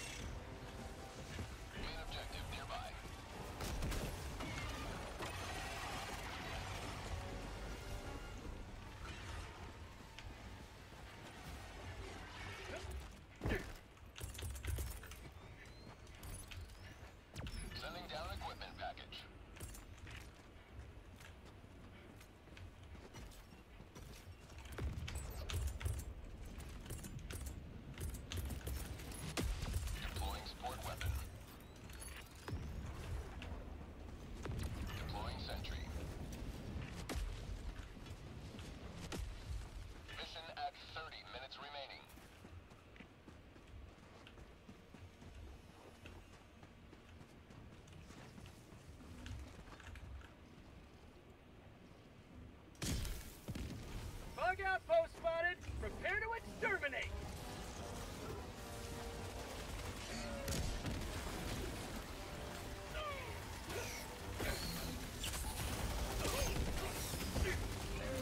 Fire in the hole! Eagle 1 armed and ready.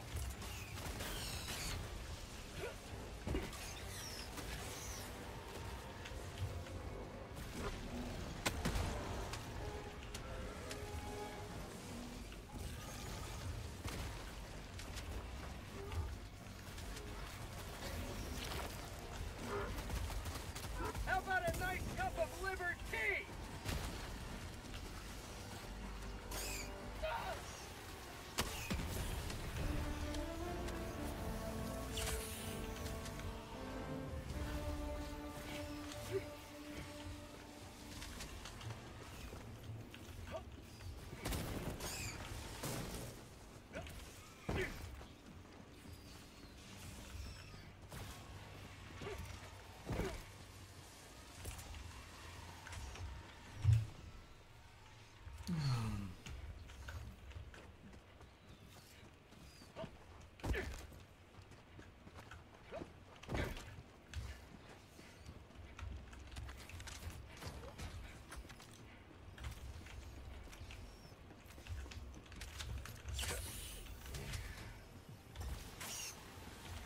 Have a taste of democracy.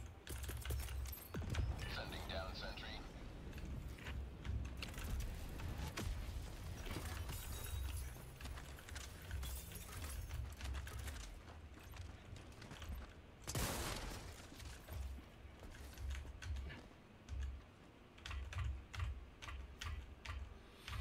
Budala mislio da je nešto bitno. Budala mislio da je nešto bitno.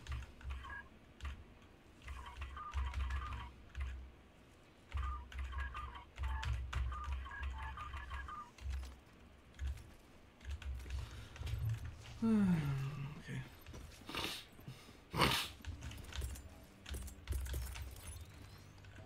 Deploying equipment package.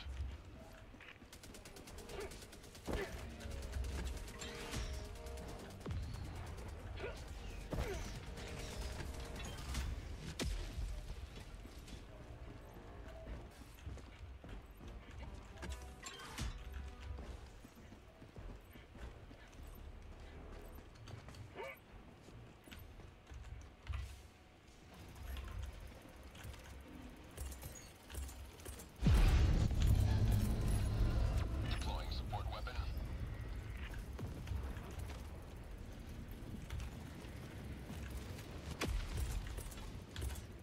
Deploying SOS beacon.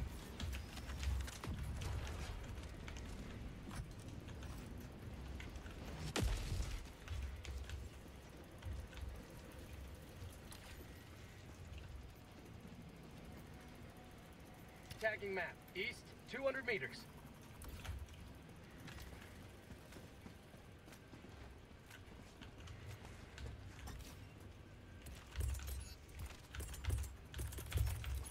Deploying sentry.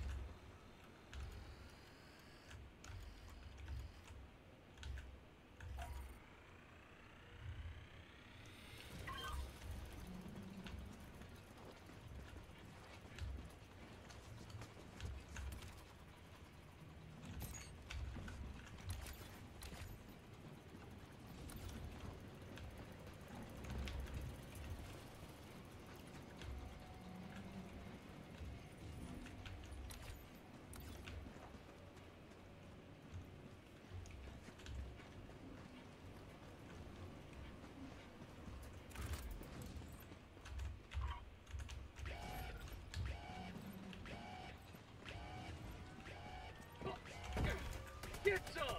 Get some! Freedom triumphs over tyranny once more.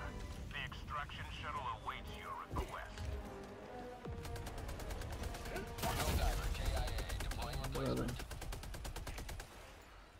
Oh my god, that's a suicide.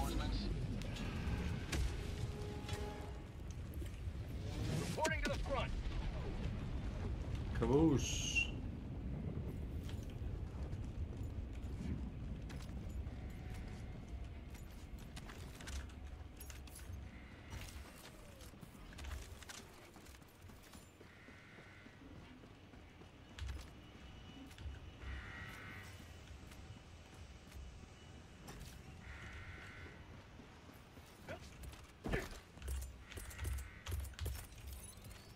Deploying support weapon.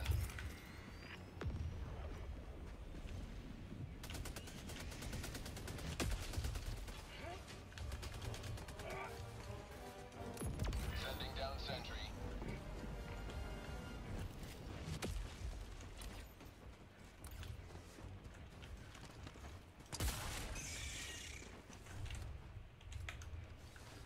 Centimeter.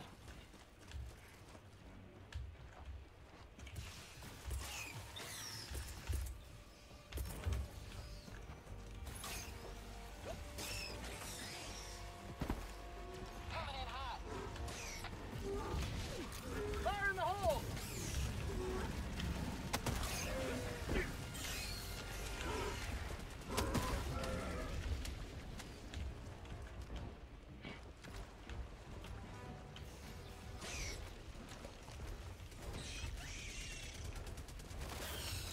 Throwing grenade.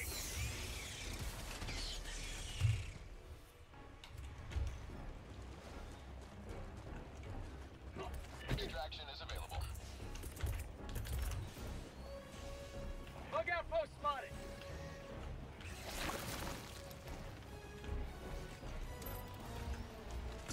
Deploying equipment package.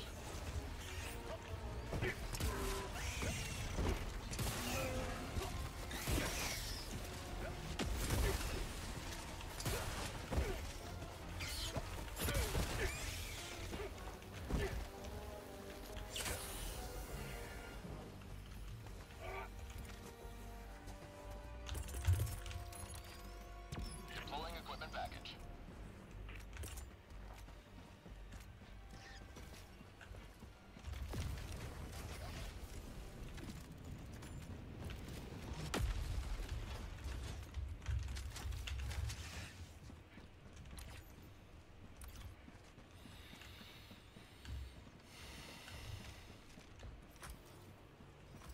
There's something here.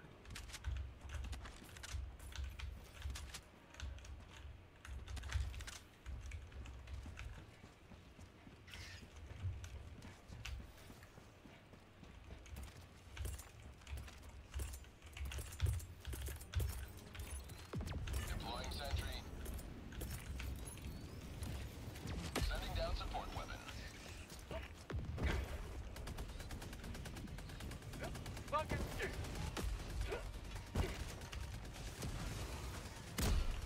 Freedom forever.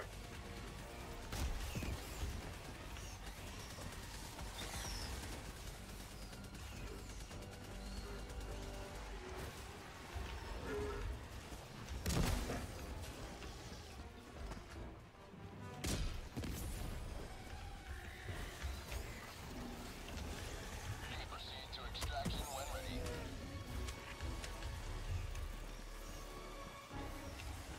Have a taste of democracy.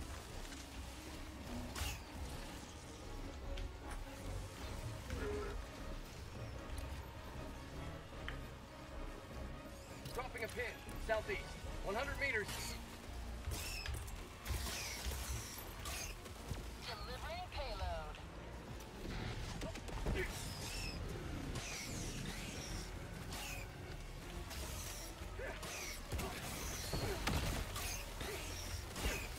Fire in the hole!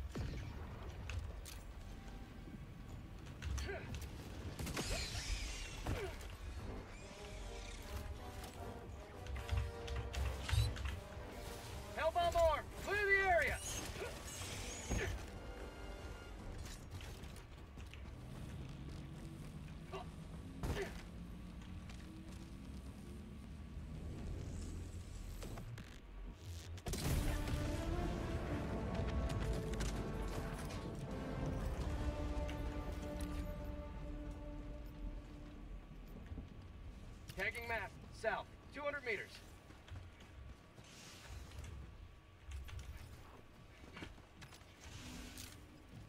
Throwing grenade!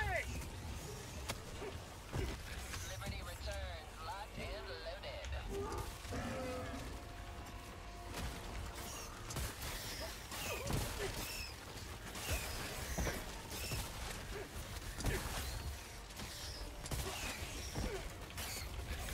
How about a nice cup of liberty?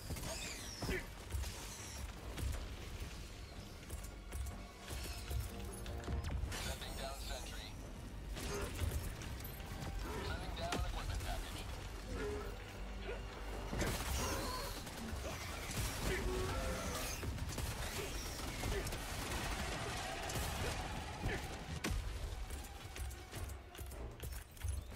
Sending down support weapon.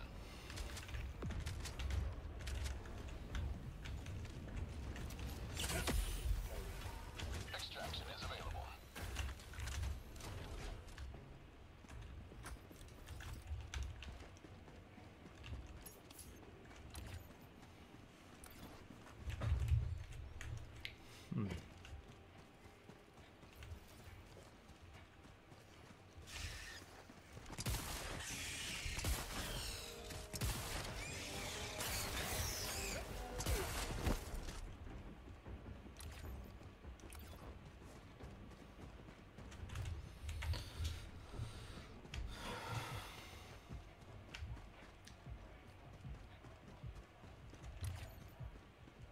Tactical asset near your position.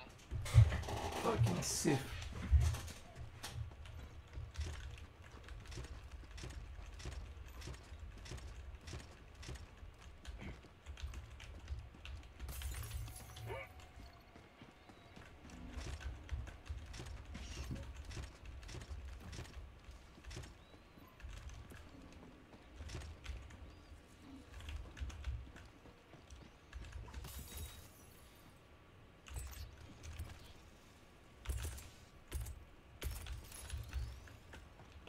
Keep liberty.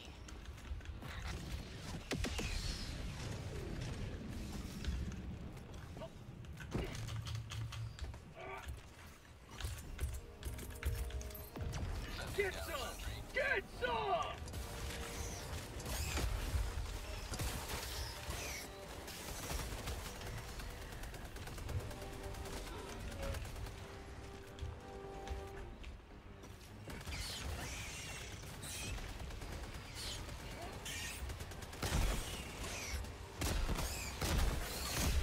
How'd you like the taste of freedom?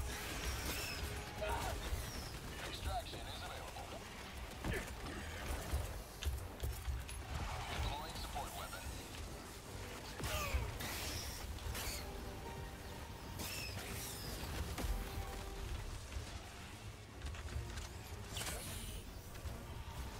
Get some! Get some!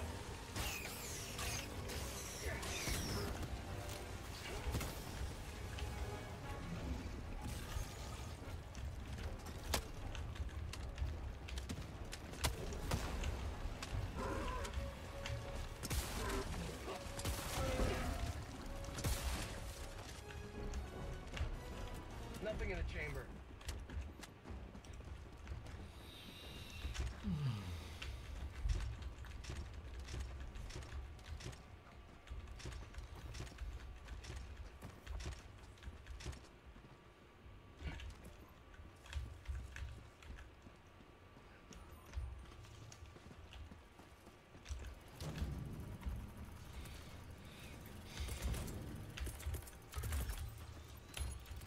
Sending down equipment package.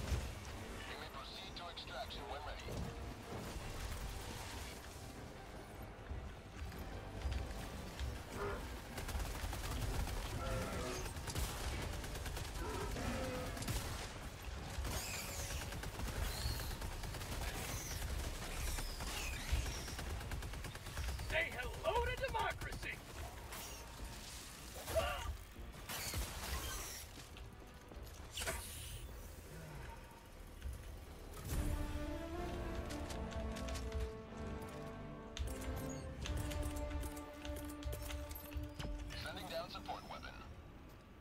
Dropping a pin. West. 300 meters.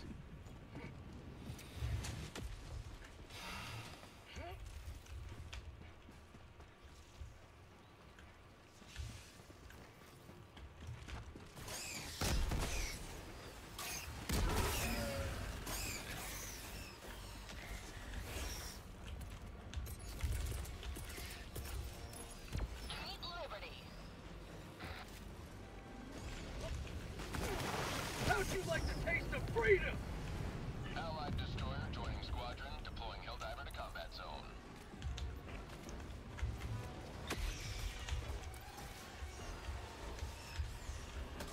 On board. Requesting sentry.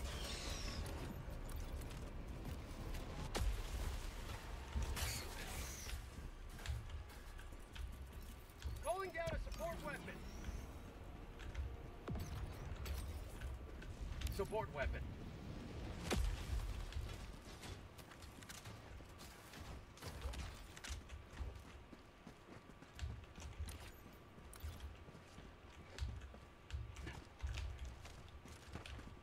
You may proceed to extraction when ready.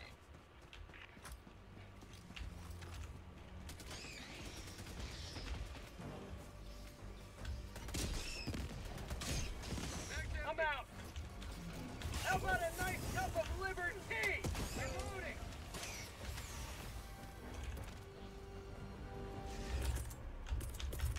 New mag.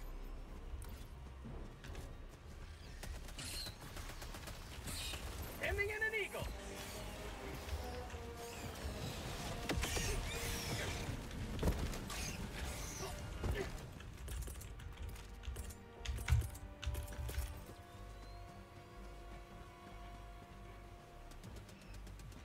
Requesting advanced weaponry.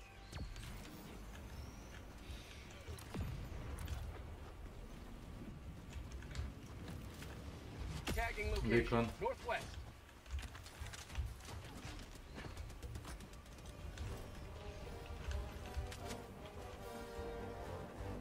Supplies. Bug tunnel free. Not really good. Say hello to democracy. Calling down a sentry.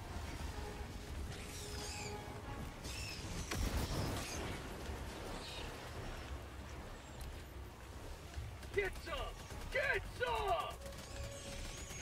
Well, for the MG.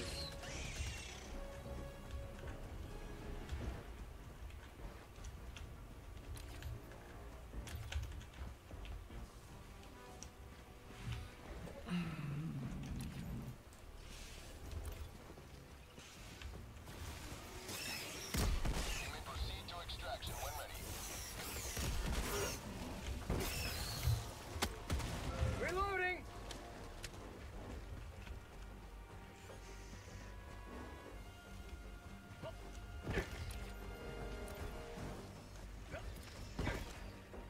Calling in orbital strike. Requesting air support. Unleashing democracy.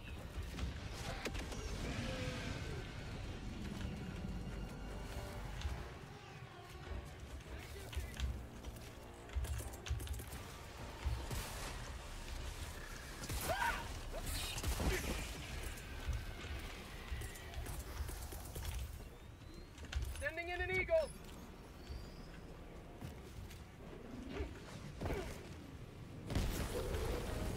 Calling in extraction. Eagle 1 leaving combat zone. Nice. Request confirmed. Shuttle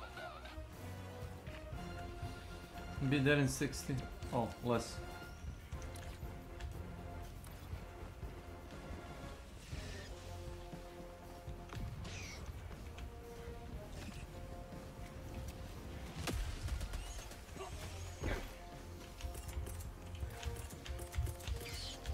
Calling down a support weapon. Requesting sentry. ETA T-minus 1 minute 30 seconds. Supply.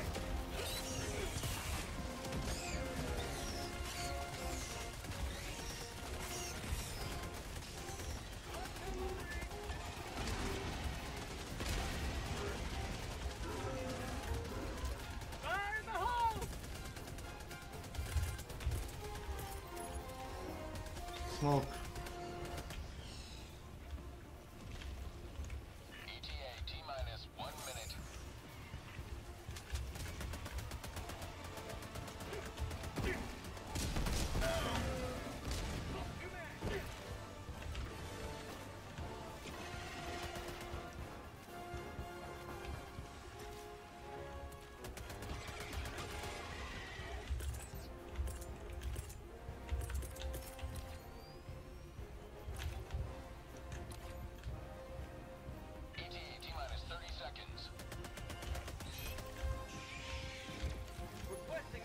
Explosive. Go back, go back, go back.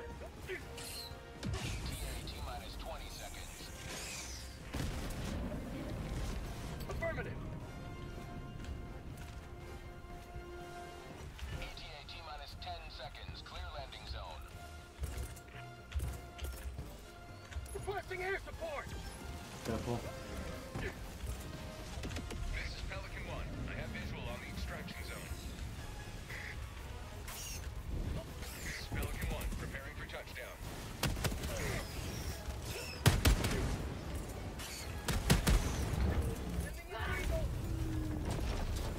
Negative. Calling in reinforcement. Request approved. Reinforcements have been launched. Point me to the enemy.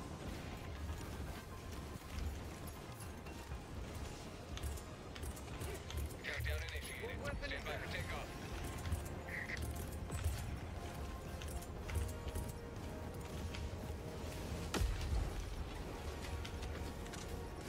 Extraction complete. Pelican 1 beginning ascent. Lock and loaded. Rockets on.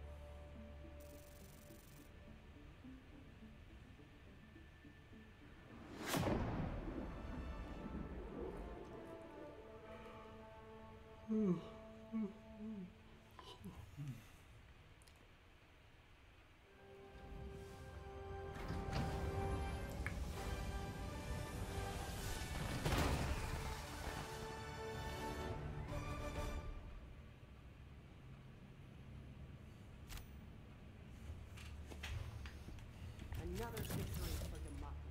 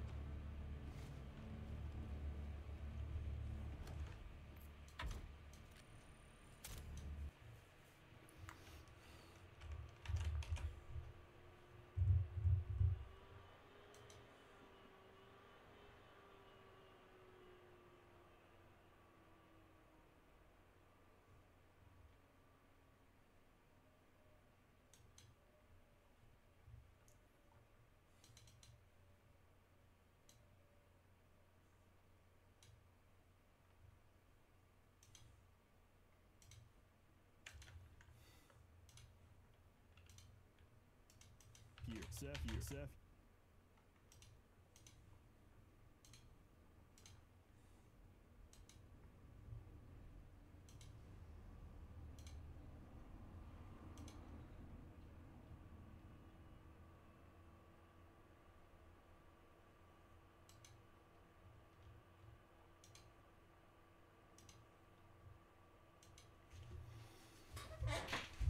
Oh.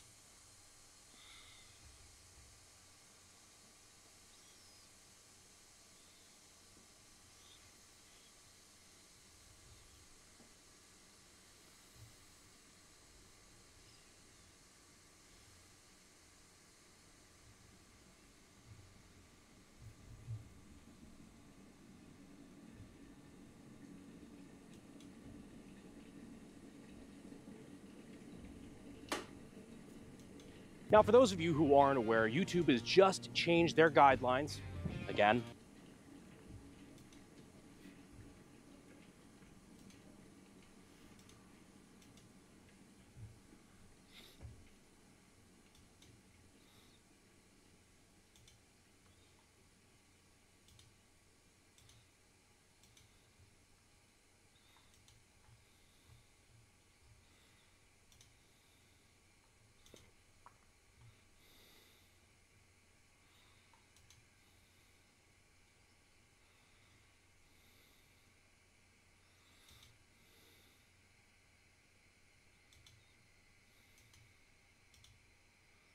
Now, for those of you who aren't aware, YouTube has just changed their guidelines again. So now showing a fully automatic firing is not only demonetized, but you can get age restricted and basically blacklisted from the entire algorithm. So in the spirit of following these new guidelines, here's the M250 cal Modus heavy machine gun.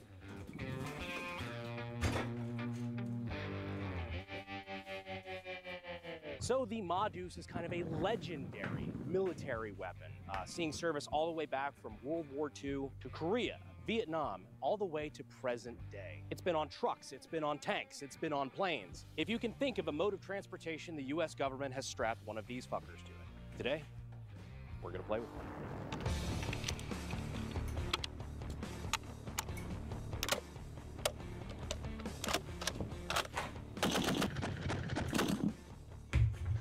Now, quick note to YouTube. If you think that sounded like a machine gun, you're actually wrong. Let me show you. This is a very semi-automatic M2. As you see, when I fire a round and I hold down the paddles, only one round goes off. So no matter how long I hold down the paddles, only one round comes out, making this a semi-automatic firearm. I can just pull the trigger really fast. I mean, look at Jerry Miculek. If he can shoot semi-automatic that fast, it's really no stretch to say that I can shoot the M2 half that speed. Because after all, we're professionals.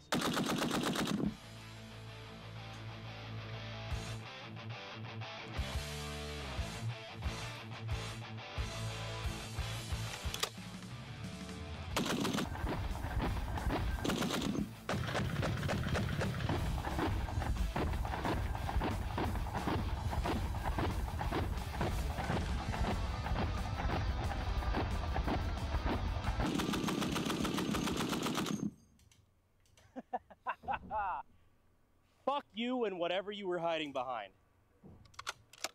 So it's World War I. It's gonna be a great war. So great we won't need a second one. For the first time in world history, white people have started to use the brand new technology that is the machine gun on each other. They unanimously decided that that shit was scary, and they needed more of them. So during the course of the war, machine gun technology advanced, which is where we got things like this. This right here is a 1919, but of course, toward the end of World War I, you would have had what was called the 1917, which is essentially this, but water-cooled. This is the M2's little brother. Say little, it's still pretty heavy. This one's chambered in the 30-06 cartridge. But a lot more advancements came out of World War I, not just the machine gun. For the first time in a major war, we also have armored vehicles, tanks, and planes.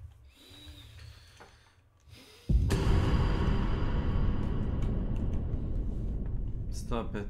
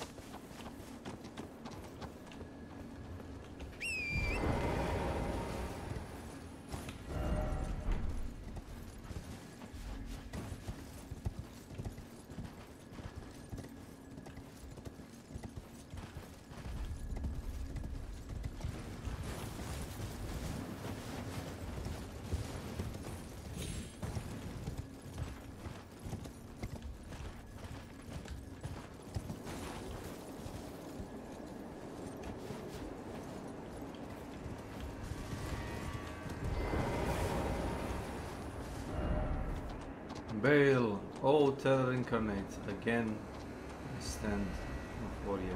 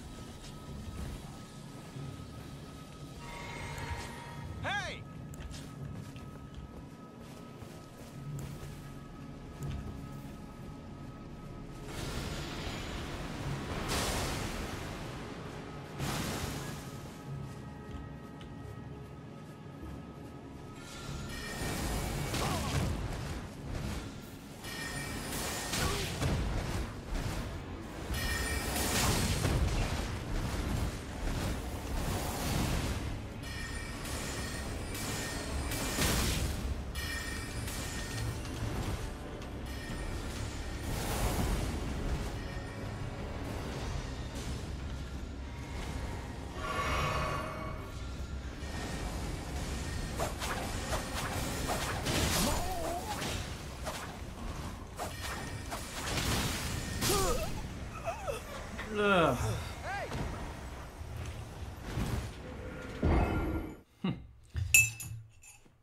I did give in time. That's all good.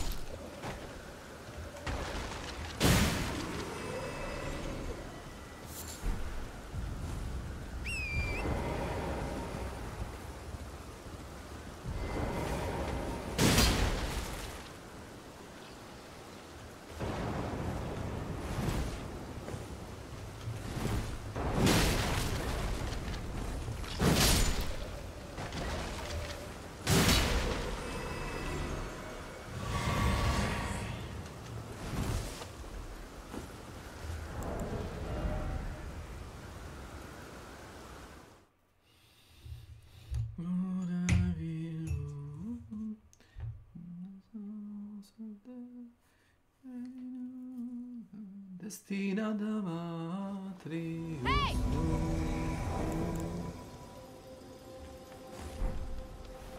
Hey!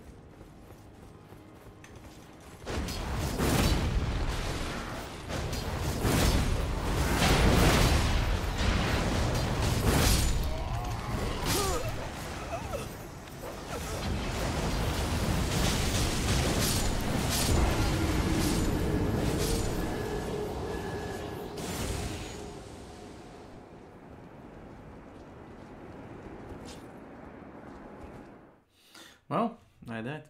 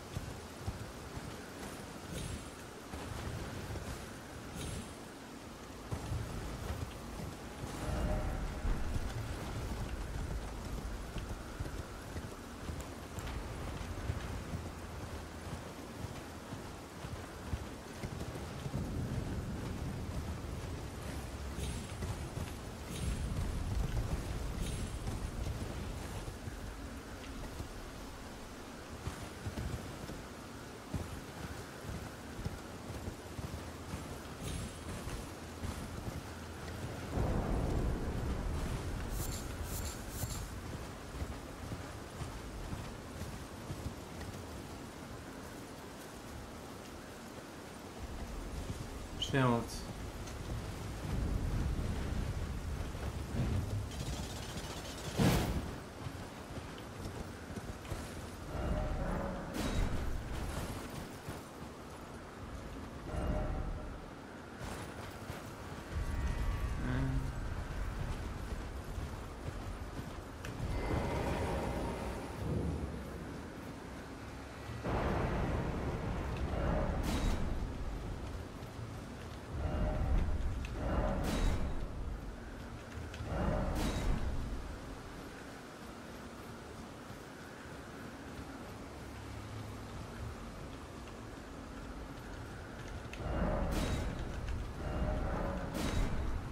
Warrior truth.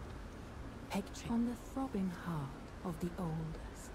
It would be the purest, the fullest satiety and your consummation. Yes, now, there you will find the Landbow warrior. Devour its. I will grant you in the name of my...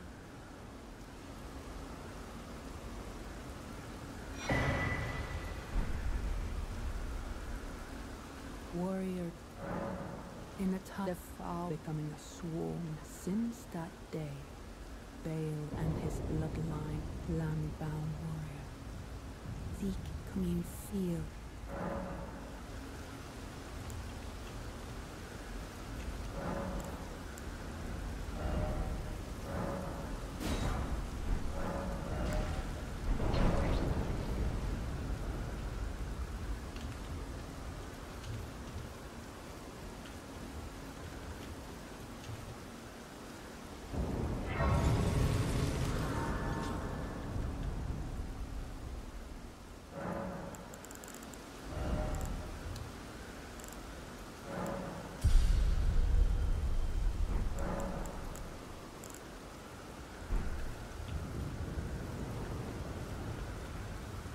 Warrior.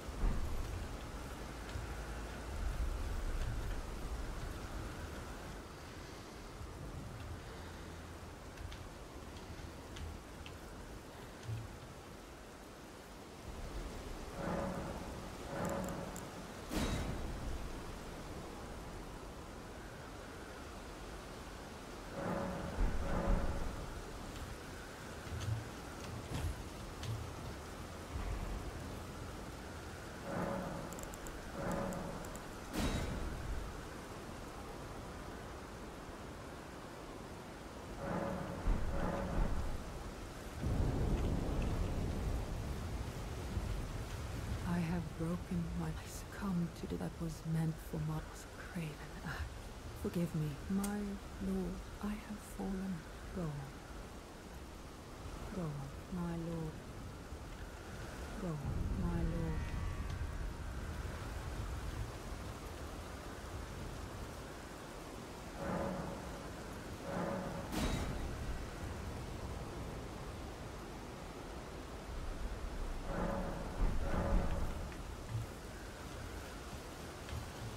Go on, my lord.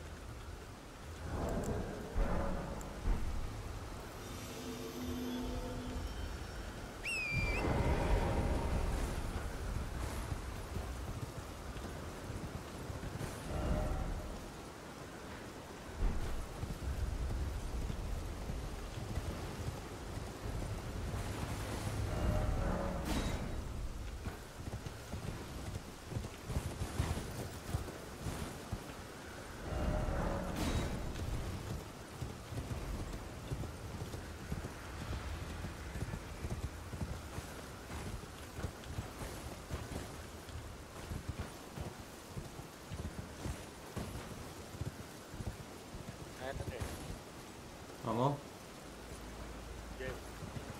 Zdravo, zdravo. Jel tu ne radi? Ne. Ti znaš da on voli da je AFK. A vidite. O, našao sam nešto. Lek. Šta si našao? Lake? Lek. Pa svaki lek je, ono, kako oni kažu, drug, kao droga ili lek, jebi ga. Zavisi koliko se količini uzme.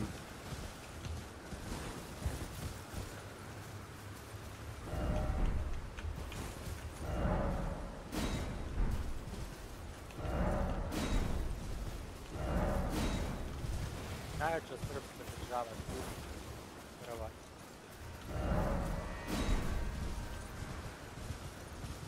Šta kažeš? Tako bilo. Najjača srpska država Hrvatska. Tu. Tako bilo. Zavisi koga pitaš.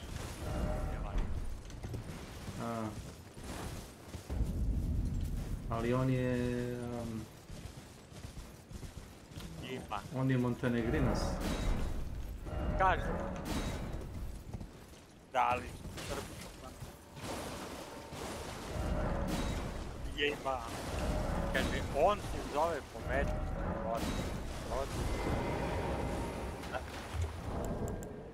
Ali je narodno srpska, svaki znate srpsko od Crnogorcu i rado o njoj govori i priča. On zna za slavu i za carstvo Srbima, za Nemačku i za Kosovo, kao i svi Srbi. Povest Srbi priča im on dosta. Najradije peva ljubav. Ama ovo je pisano na sloveno-serbski jezik. Crnogorcu od Kosova, on je u Kosovu sedio s 10 godina. Ja.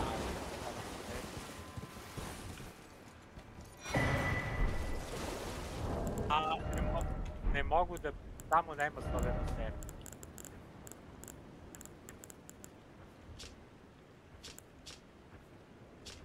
Evo,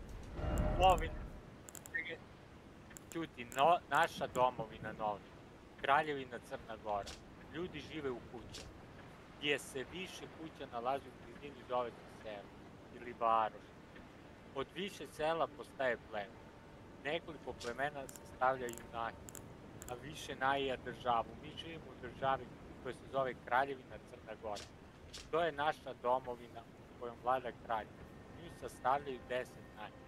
Okolo svakog sela i varoša nalazi se brdo ili rijeke ili ravnine, a tako isto i pleme naija. A sve što se nalazi u njima, to se nalazi u državi jer se država u njima. Svako selo, pleme i naija ima svoju granicu, pa tako i naša domovina Kraljevina Crna Gora ima granicu svog zemlja. svi ljudi koji žive u našoj domovini jesu većinom pravoslavne vjere, imaju favorit katolici, da svaki Srbin životinski treba imati svoju slobodu, domovinu, koji se osnovi stara željstva. To je iz doba kralja Nikola.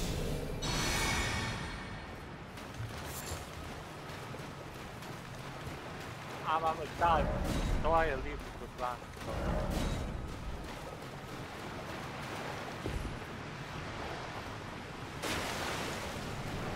Ma koji pati?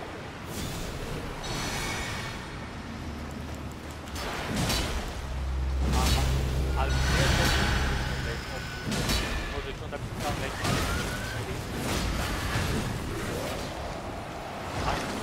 A de? A ne, ovo je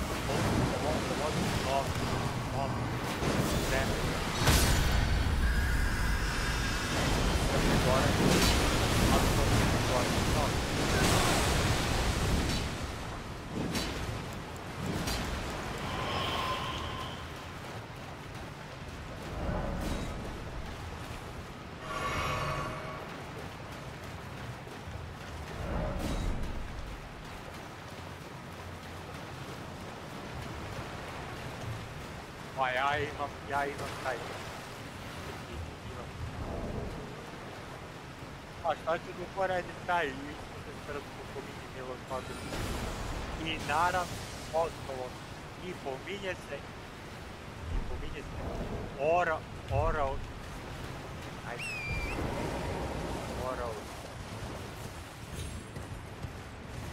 dobro, ti ostaću da se zove Evi Baš.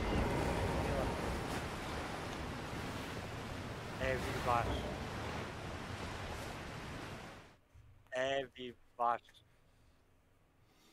Kako? Emir Paša?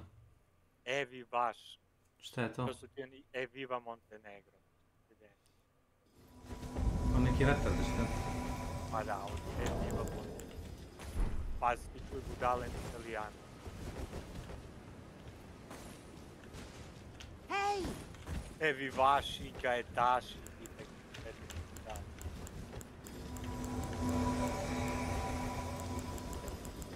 Slaviš slavu.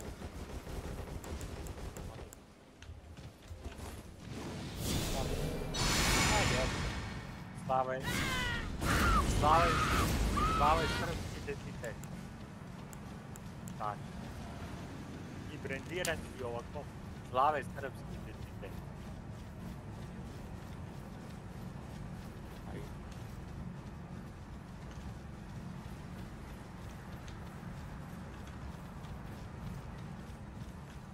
Kako si ti stavio? Ti znaš svoje poreklo i pre nego.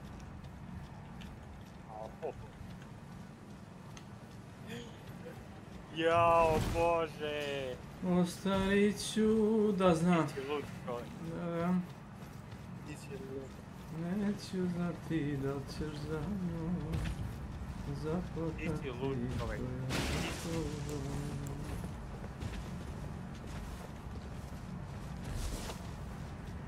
Ne, kad se još nešto nije razbilo.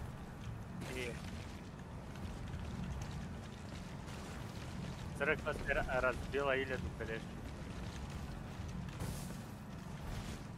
Yes.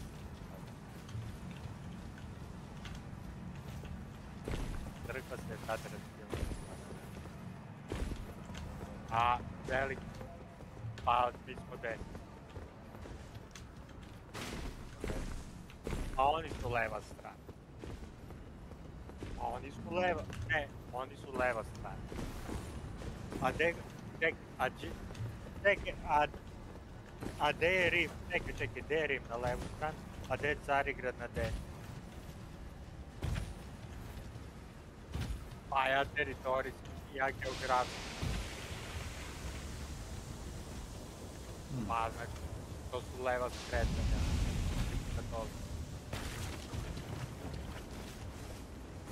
Raskol je nastupio 10. jula 50.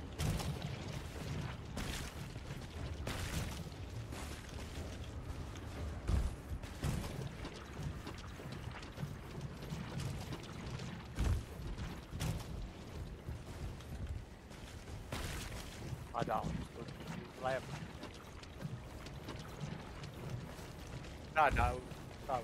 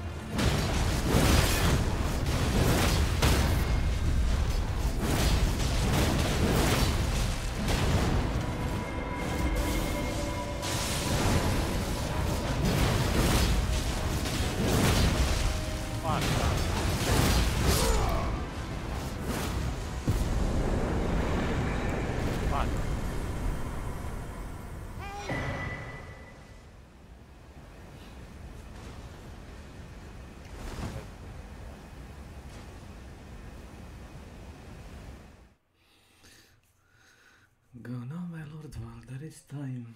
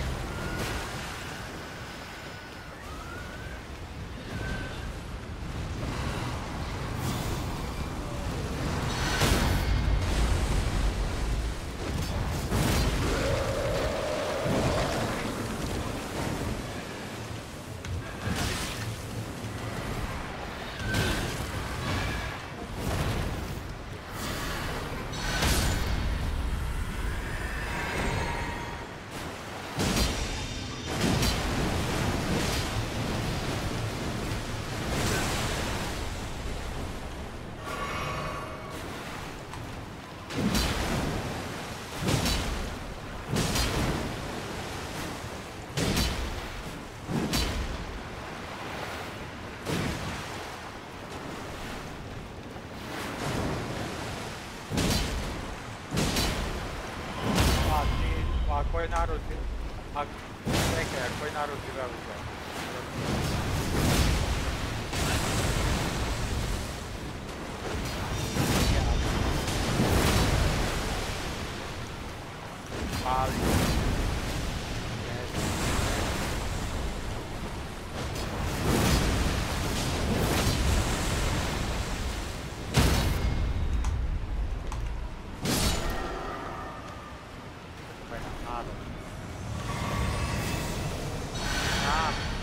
Ali da nas nije, a nije, ali vidi da nas nije, recimo da nas pop otvori na more.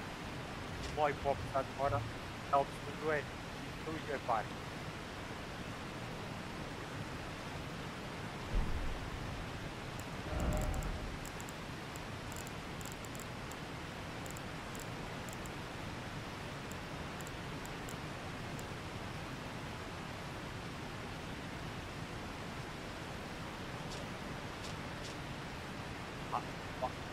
Hvala Bogu, kako to bilo.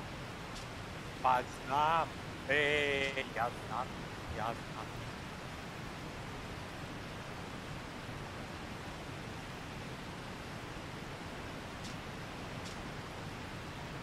Da, i ja i ti znamo zašto Nenad tvrdi i u 20.000. Samo je. Nenade, javi se. I ja znam da ti se kao. Nenade, javi se. Nije tu.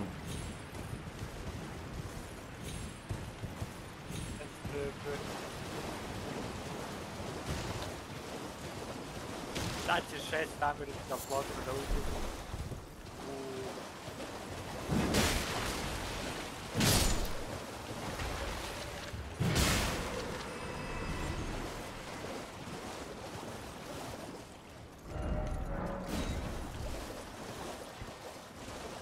Znam gdje.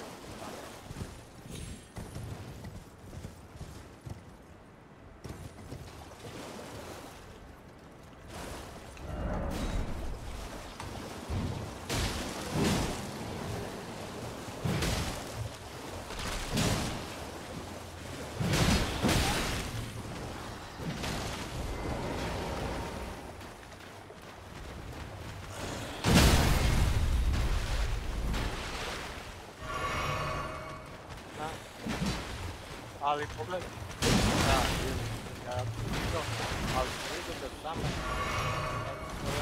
još 6 milijarda da kažem da ovi pravoslavni teški,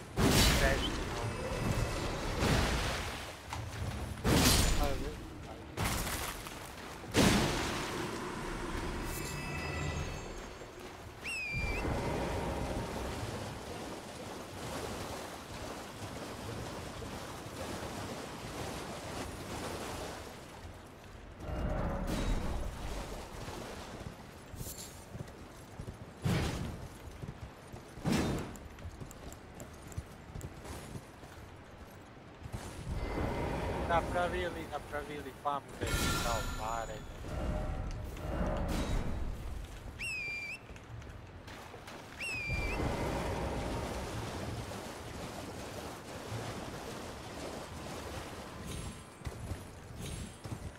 Znam West Street Man.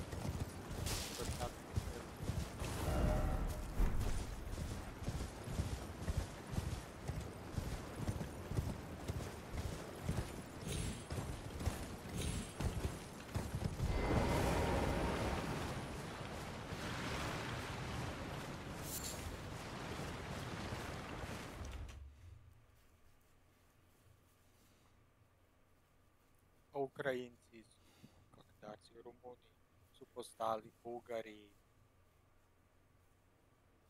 Bugari su isto postali kaktarci.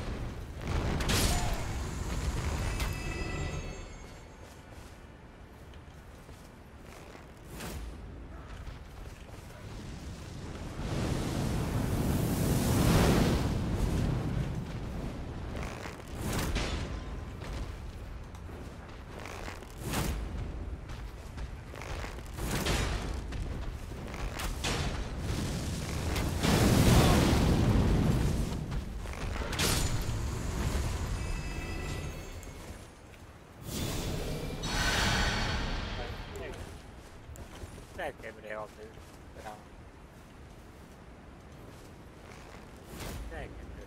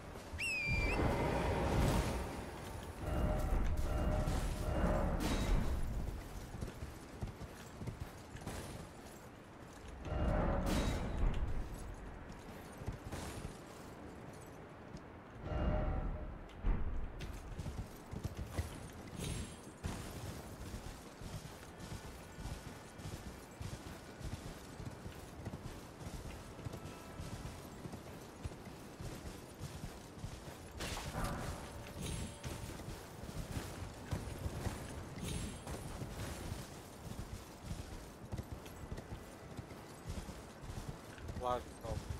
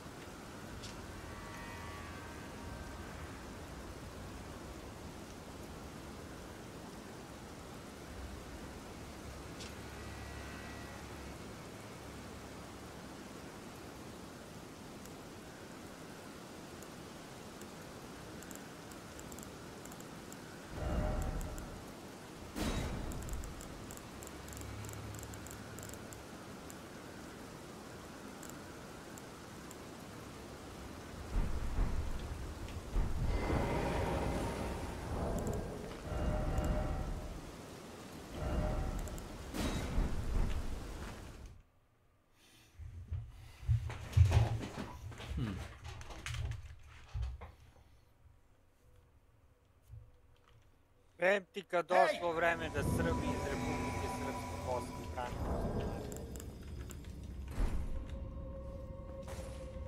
To onda tu gama nismo trebali ni da primimo. Od ovu što sam je podjebavao, sad mi neki njen rođak iz Prijedor ne šalje dan.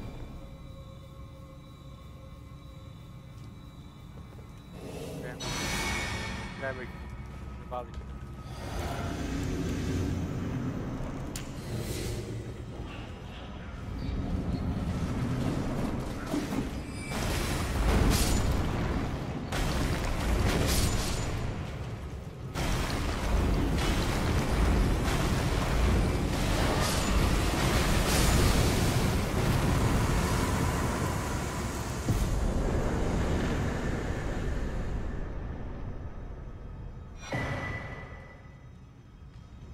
Staviš. Slobodan mi lažu, rekao.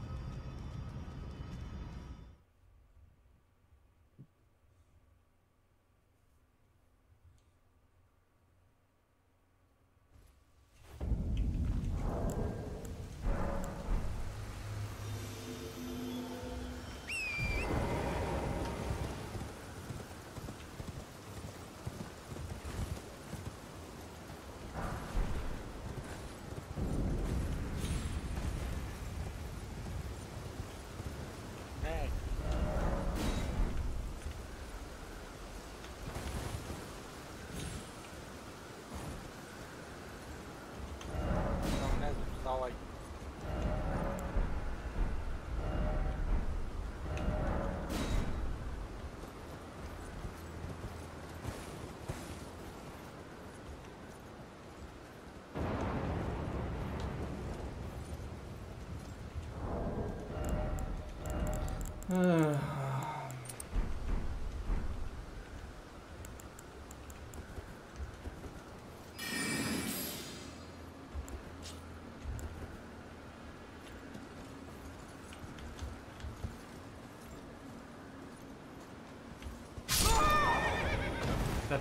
Tačno sam znao da ću poginuti. Da. Ilija Škot. Gravitacija.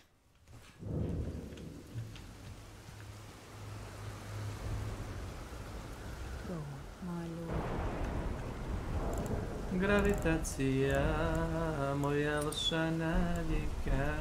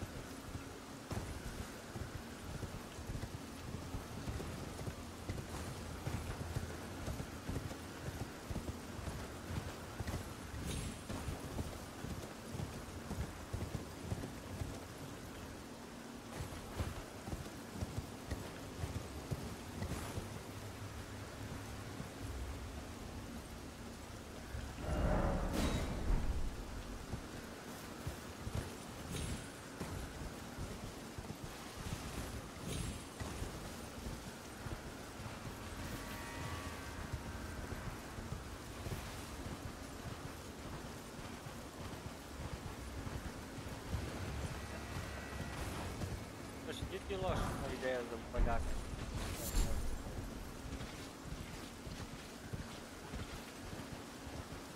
Upaljač? Pa Milan tamo.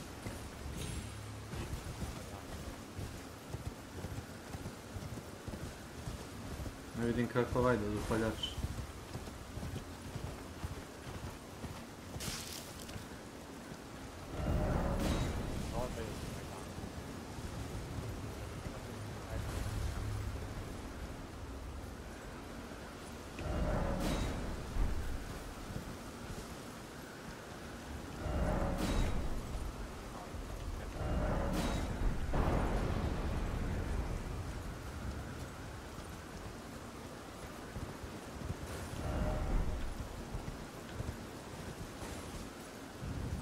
sad možeš da daješ.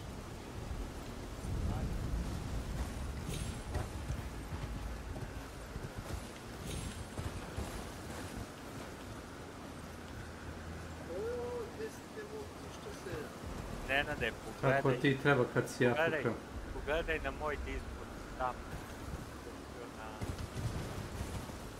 live.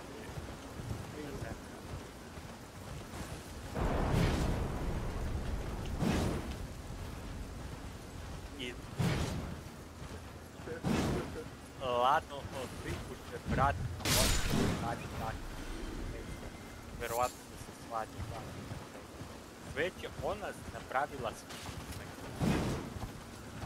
A ona ti ona Janka preti.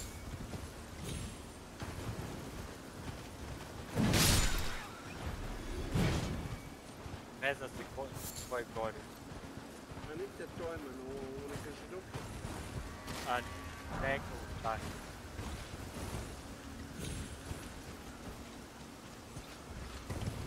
Ali voluju za muslimanima, vidim, vraćaju se tuđu muslimanima.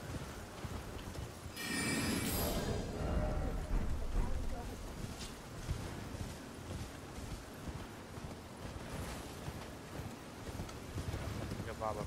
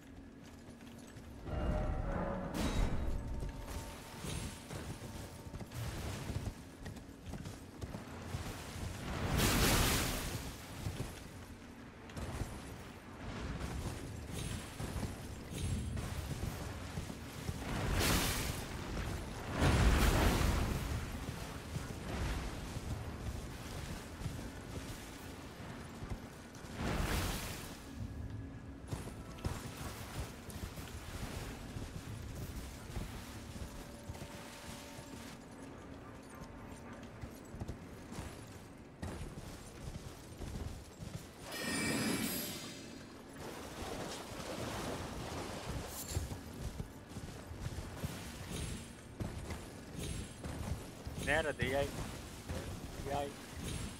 Milan osnivamo manas, kako hoćemo. Šta ješ, obilažiš manastire? O. Misliš da će ti Bog šta dati? Ništa. Uredu se zezi, neće. Jeli Milan, šta ću ti ovdje?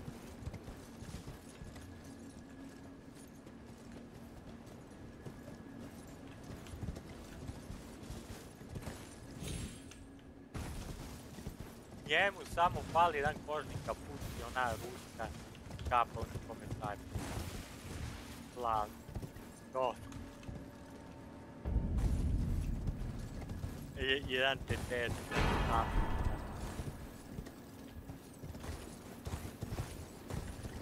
Ja sam mislio da su svi tetejci izbačeni iz upotrebe.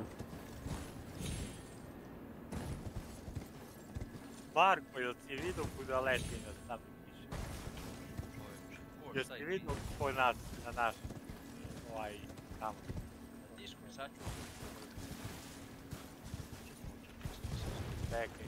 Molim Boga da te ne setne, jebat ću ti mami. Pa prvo dobro.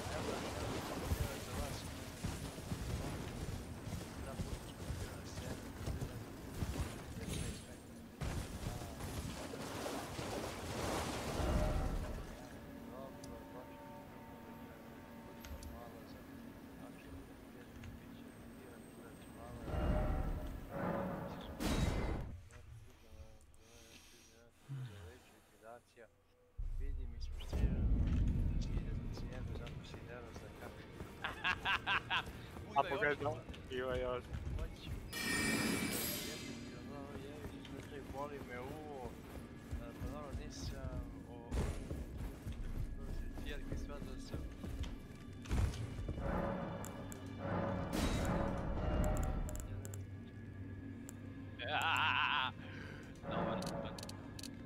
Ali znaš šta se desi posle? Posle mi njen brat šalje zahtjev za prijateljstvo tamo iz Republike Srpske i sve se druži s muslimani. I posle ja treba da im dam, brate, sve ovdje u Srbiji. Jebe mi kusta prečeska, preću da dam ovom Ugadi Nagi da vlada, brate, Mađaru ovom. Nije on je Austrougar. Kaži Milane, šta ste ovo? Kako kameru da vidiš sad? Kamera ko kamera. Kamera? Aj sad, ajde uzeš telefona, Discord, ajde možda. Pa gdje si najbolje što se... Evo, instalirao sam. Ali kako radi taj iPhone? Brate, prvi put imam u životu iPhone. Brate, zaštite za njega i ove maske, kurci mi izašla nego skuplje nego znaš što. In this act reminds me of... Radi dobro, prvi put ga sad koristim, radi dobro i moj isključio onaj priključak, nije onaj njihov glasnik, ali pre. Baterija, boga mi, ja sam ga drndo od jutros pa do možda pre jedno pola sat instalirao sam u ovo gluposti kurac palat. Nisam kopirao, ima opcija se kopira sve s Androida, ali nisam, nego sam iz početka. I da ti kažem sa 80% baterije pala na 50, drndo sam ga baš i ja prijetno sam ga sve. Dobro. Ja sam instalirao onaj update što ga čini vodootpornim. Šta sam instalirao? Da, ima update. Instaliraš za iPhone. Kad god osjeti senzor u njemu da ga je voda dodirnula ekran, odmah ugasi kao bateriju i kao tu ćeš čini zaštita protiv kratkih spavanja. Nisi znao za to?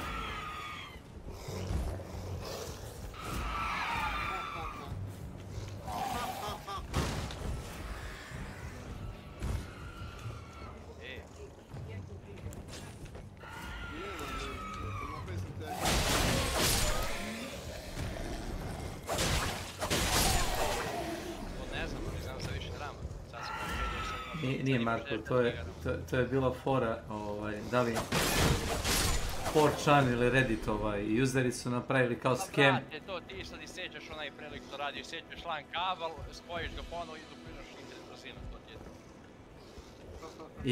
I ljudi su instalirali update, znaš? I ubacili su telefon u vodu, znaš, da vide da li je to radi. I ne znam koliko hiljada telefona je, probali su ljudi da urade reklamaciju. To nisu ljudi, to su retardi. Nama ne treba ovakav narod.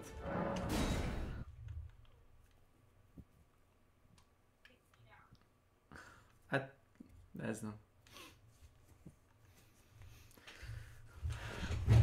Ne znam ko može da mu ubedi tako nešto.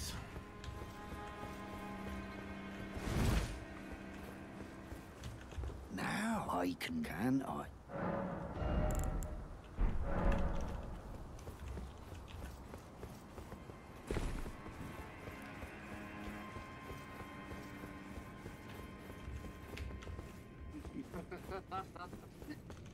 Ja, majko je. Sad ti poslao Nenade za gospodare prsteno selo gori. Ja sam ti sinoć još gledao.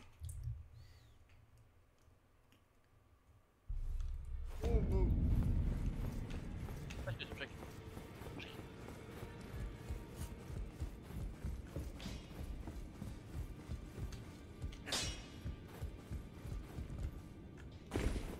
In this act, it reminds me of...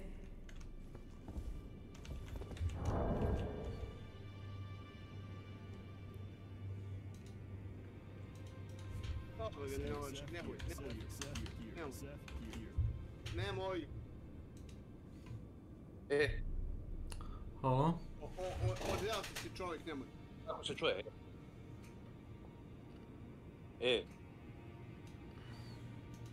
Nije zanimljivo, nemoj.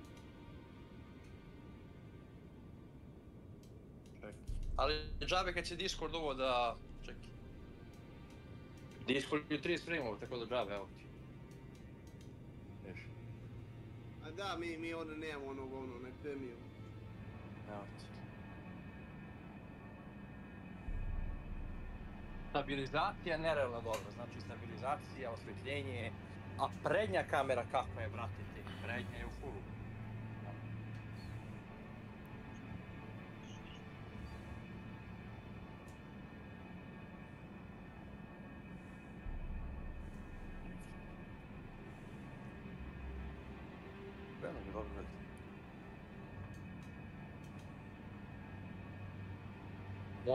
Mogu ja i s onim bre.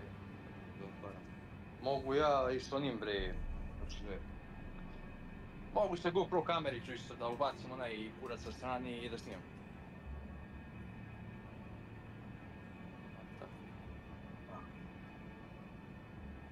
Što je skupio ovako kući? Što uzme ovo kući? Što ti bolje? I koliko je? Šalim se. Čekaj kako piše.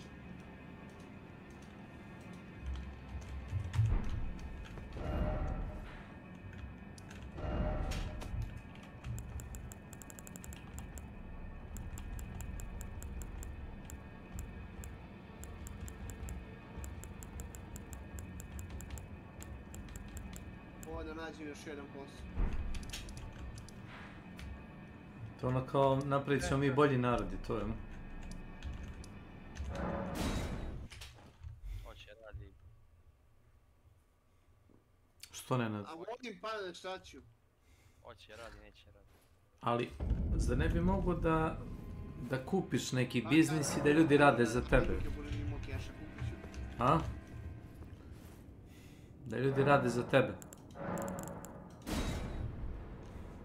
Ajde učinimo u vladi. Učini bar jedan pogrešan korak, da lakše odeš od mene. Dobio sam dobru stranu. Znam. El Diablo. Znaš su počeli se baviti provokacijama, oni gardinočki. Jebote, čovjek me zove na telefon da se javim, ja ono, brate, gledam šta je, neđu se, na koja ima šansa.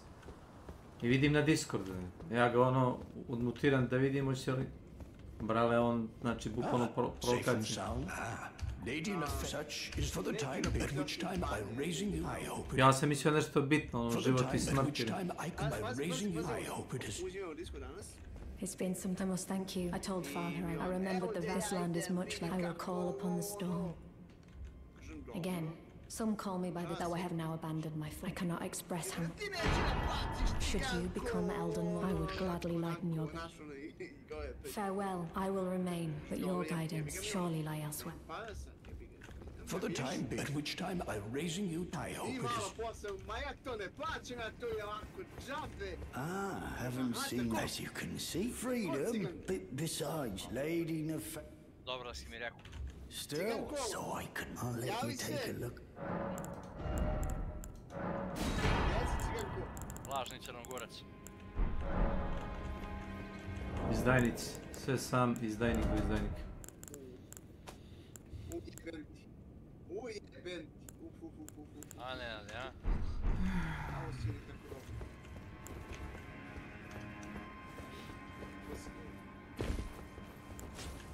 Šta će? Ne.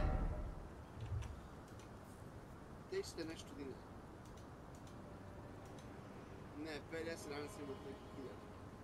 A crko mi je pen, morao sam da kupim pen i kupio sam još neki stvar. Sad je crkva pen. Mene uglavnom časte kod ja. A ja mogu onda mogu kupiti da sjednem i njih 5 doći. Ja sam to zaslužio. Kako ti ovaj Milan više ne dosadi, Nenade, ja bi ga do sad pojebao 10 put, majke. Kako ti ne dosadi s ova pitanja? Pa ima čovjek za njega dovoljno, ima košnu strepu. Bože, nemam pal, da imam prvo počeo bi da radim nešto svoje. Ma imaš to posta, nego kažeš da nemaš. Da ti ne bi tražili. Nenade, priznaj im i gotovo, ajde. Priznaj, neće ti Milan tražiti pare. Ostani po... da ne kažem, dosta. Po Marku. Well, divorce. Znači, za neki dan je svadba prvi kod Kandelića, a?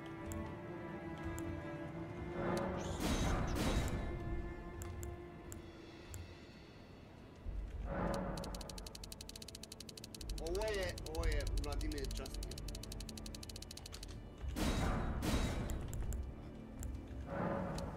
Pa... Ne moram. Zdravo ljudi, šta se radi? Zdravo. Gdje si Kecman? A zezaju Nenada, on jadan trpi umjesto da ih pobije i popsuje. Ko zeče? Ja imam ovaj samo ljudi šta će pokući. Šta će biti s kućom? Zapali svijet. Šta će biti s kućom? Dobar, ako završava neke poslove i sitnično završiš, će ti se zahvaliti na taj dan. Idem ja svaki dan.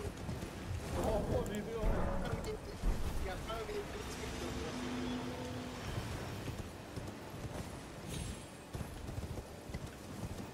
A? Liste ću što se nekako.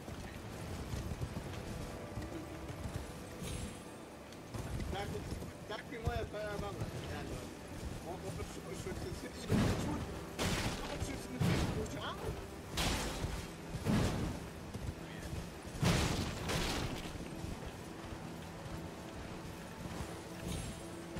Kako, navrh baba, kako ono kaže.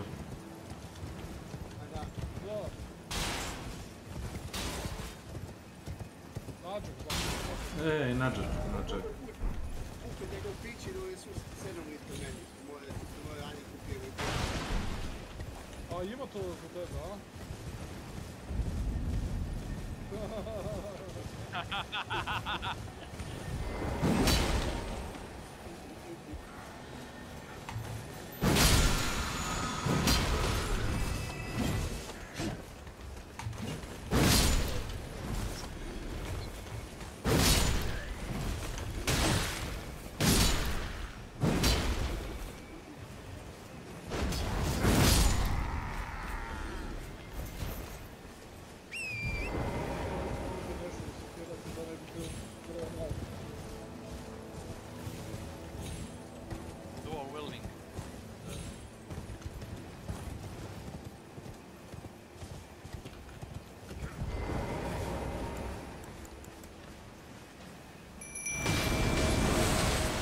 Ja to mogu raditi.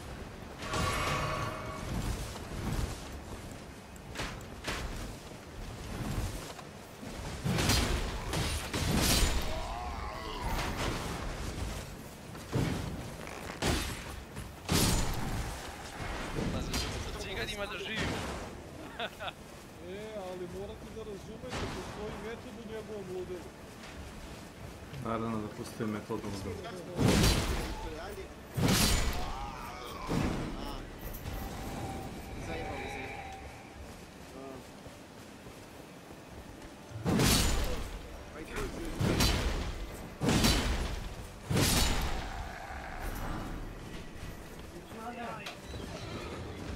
E?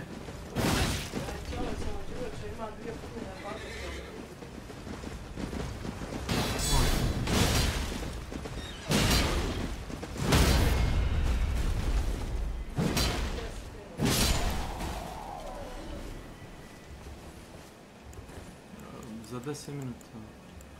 Dobro.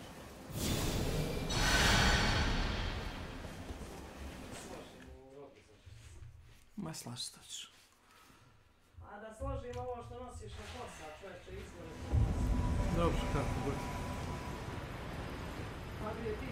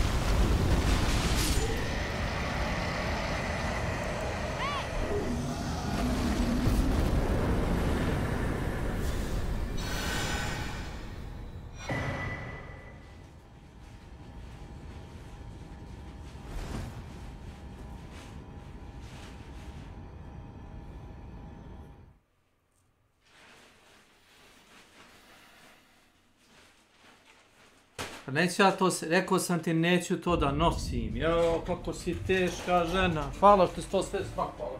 Prvo, teška je ta kesa, ko tuč. Znači, to je prvo. Drugo, neću da nosim toliko odeće, nešto će imati sigurno. Stavi sve unutra, uzet ću šta mi treba za sutra. Daj samo jedna majica, jedne pantone za sutra. A drž uzmi ovu majicu, širu. A nema veze, sve su iste. Pa što ne uzmeš još jednu majicu? Neću da mi ih uzima, ostavi to. Ti sve jedno hoćeš. Samo stavi ovdje. Hvala, ima veze za stvar. Stavi. Ti mi to daješ sve da nosi. Ne vede sve da odnese. Dobro, ne vidiš, za 10 minuta. Ne viče, nego ti fino kažem. I nego za ti prošli put. Bez veze nosim.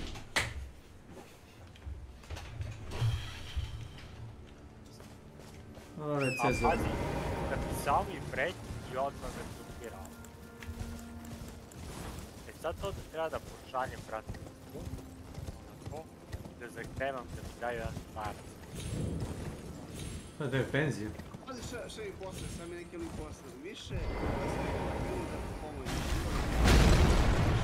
Još nam tebe čuda ovo koliko može možda stići na vas kako je stigla. U Grožu sam u doktor kriminalac farmaceutske mafije. Uvijek su mi ubili, oca su mi polizili, moj uvijek je dobro poznati ono dušan ljubor. Radio u Gad Narodni front, došao umjesto smene da se ušte doktor kriminalac.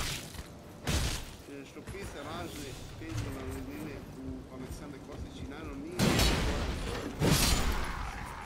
znači da što će neko htjela da postane ministar tipa se čuvi čini Republike Lekara kriminalac 2008. godine na rađenju tiče Berlina. Šta li pišu? Učite ga priče da je Ranko Dejanović i Slavica Đukić Janović platili su milione vutu para neka smanjiti. Mog oca profesora matematike Čedomira Koprivicu neviđeno su ponizili jedan brate, ali sam da je odlično suda lišnom poslovne sposobnosti. Daj neki svoj oban. Pokušao sam da ga otpustim mlade, da su brisali dijagnoze ratni kriminalni radovi da moj otac angažao prijatelj inspektora Miru Pavlovića, koji ima arhitektu kućne agencije koji je rekao da su oni ljudi od pacijenta. Milo što nisu radio brisali dijagnoze kriminalne radio da inspektor... A A radi to? Čerke, moj otac držao čopsnik, shvatio. Kad je moj otac vadio ličnu kartu, topku, 29. novembra pisao 25, nije mogao početi jedan staž. Meni happy napadi, a ja namjerno pustim da pisam da ono a kičma mi, brate, si skrivila, brate. Ajde.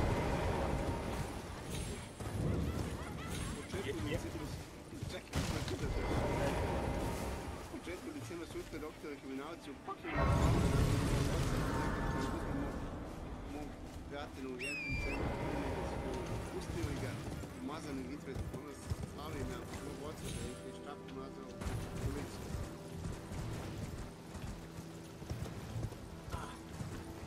Iako ovo je stiglo do Boške i Nade, Kotić, Dejana Lučića i Velimena Vernovića, svi kućni.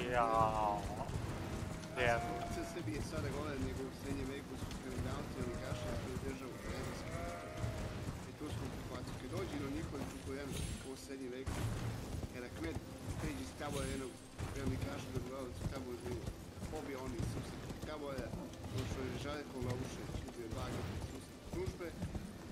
To ih žulja poslije da ne znam puno kasno. Neće pomoći da bi se palio od dvije bukjade što tegove ganeve doktora kriminalci, tegove duša do stopu. Kao što ono koji Đoković... Dobro, to je lepo rekao. Da ne... Na ovo koji Đoković nisu mogli ne oni da ne leže kad je Đoković bilo uđe.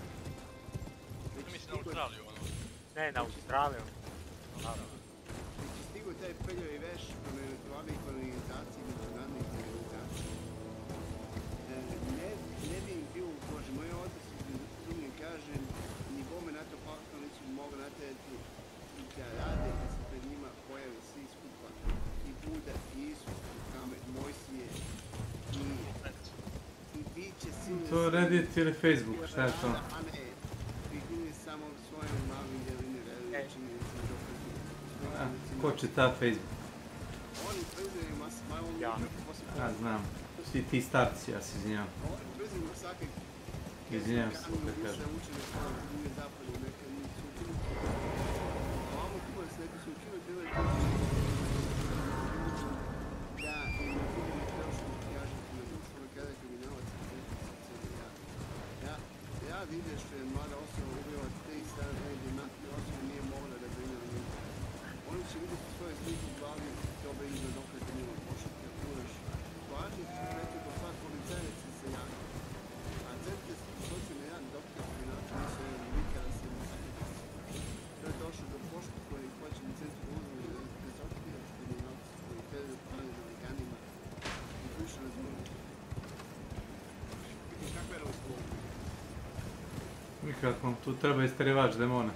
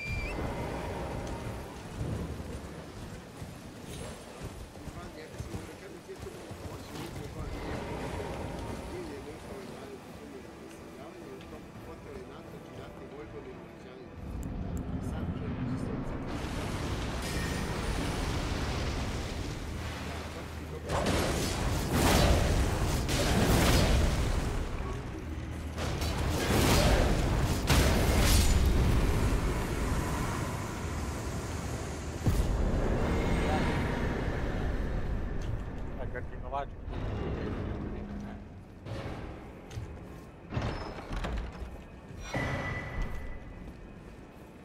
On će da vlada većim vlastima.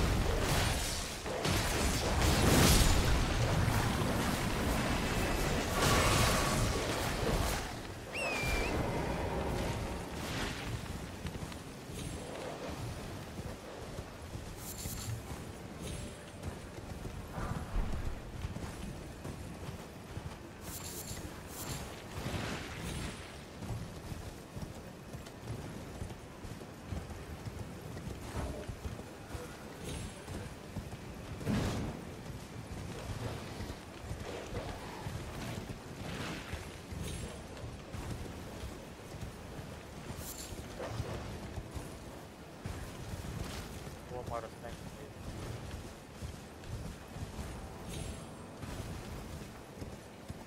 Jel bešte sad kažnjivo što bi pokažnjivo?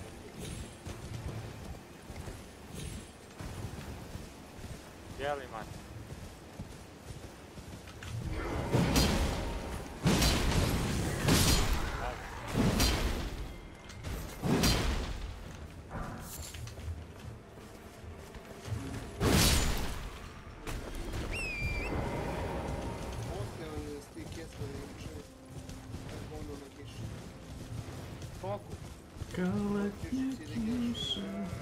Nisam nešto, znaš, kao nešto zajde vamo, znaš, kao da je to, međutim je vidio, razluče se to njegova i tako.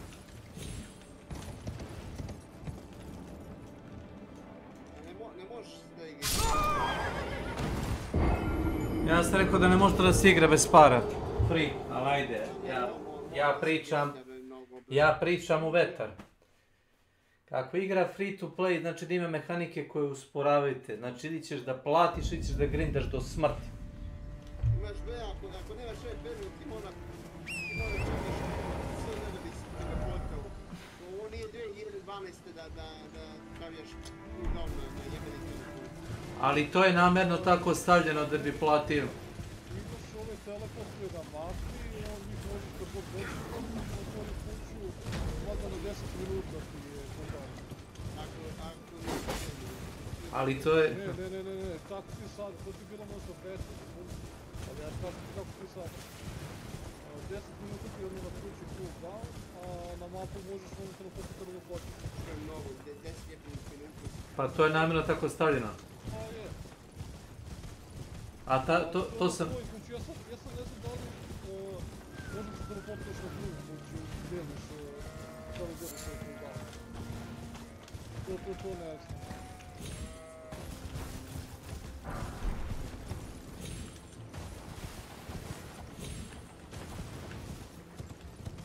Ali nemam pojma, evo kad bi mogu igram vidim, mislim sam neke 15. vajru i mene dole je bilo sada.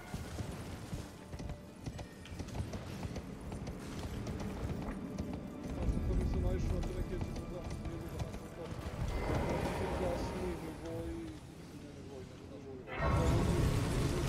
dosta sve pani, kada budeš trebao da, kako da kažeš, da skupiš te materijale. I sada je... Materijali su teški da skupiti ovo što može i offline.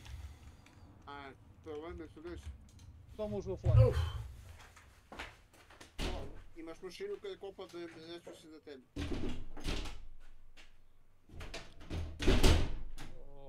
Ne znam, možda kasnije to dobijem, ne znam. Ima. Ne. Ima, ja sam imao. Problem su bossevi. Znači, ne znam, ubio sam samo onog prvog bossa u onom dungeonu.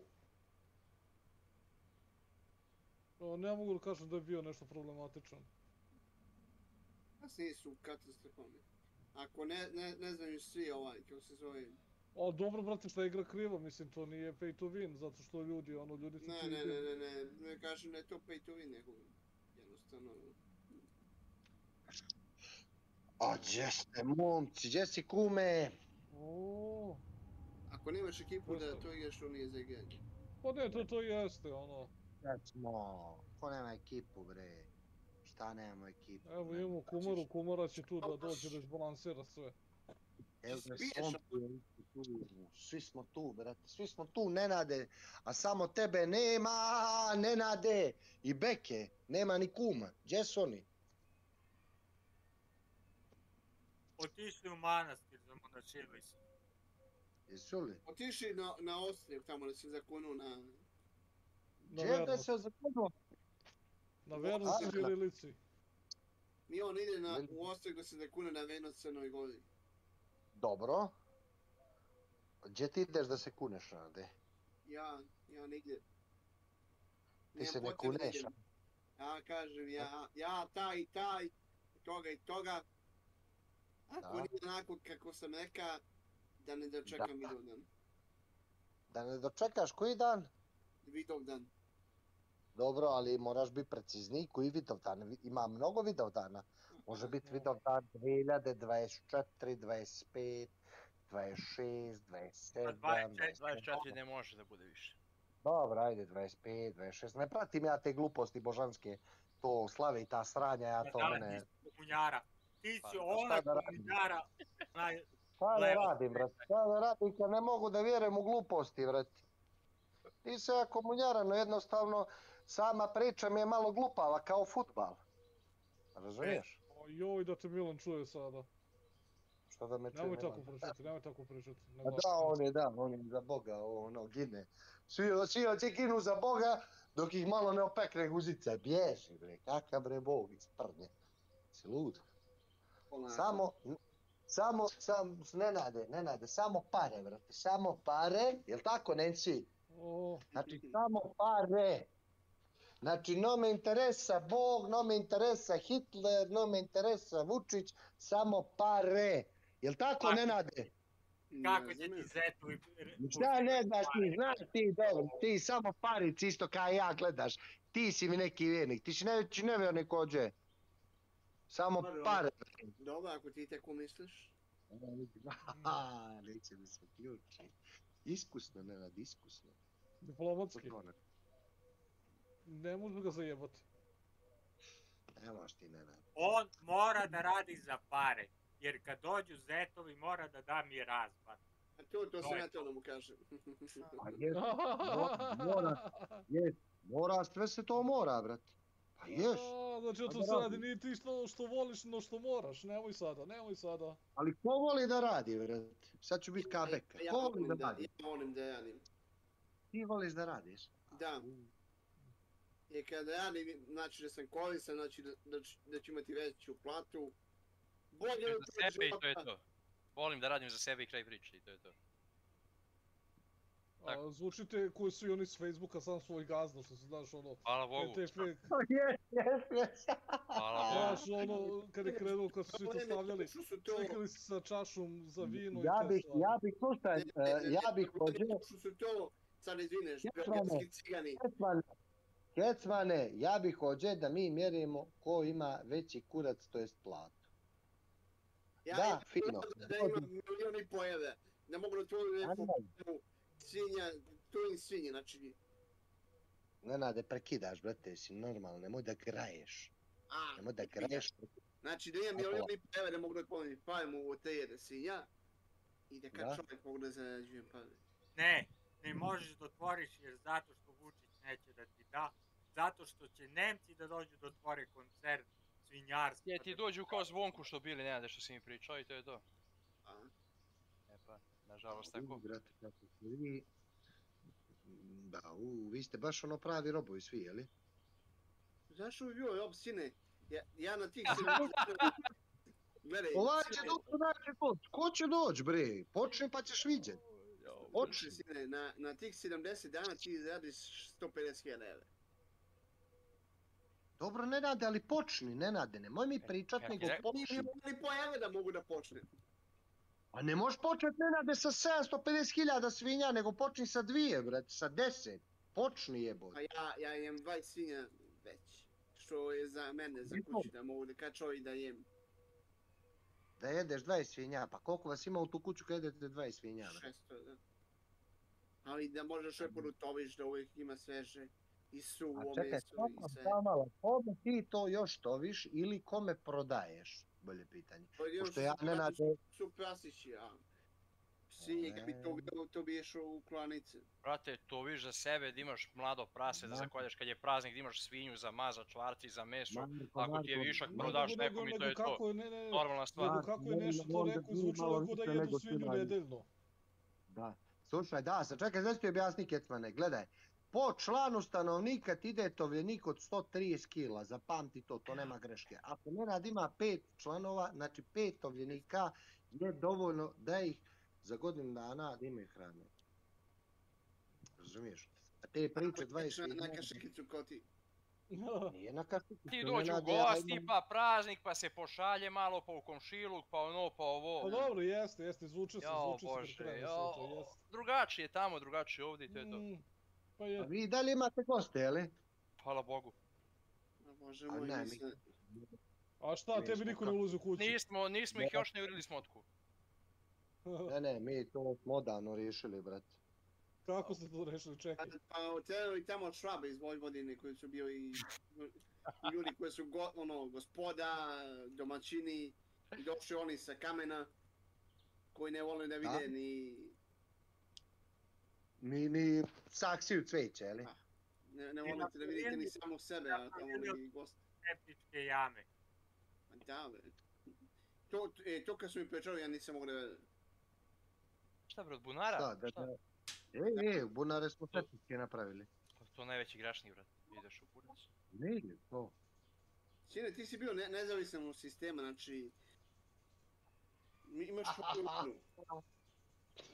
Ne rade, slušaj, brate, došli su ljudi, slušaj me da. Znači, došli su ljudi iz planine koji nisu znali, druže, šta je antibiotik. I ti kriviš ljude koji ne znaju bukvalno... Počice po kupatilima da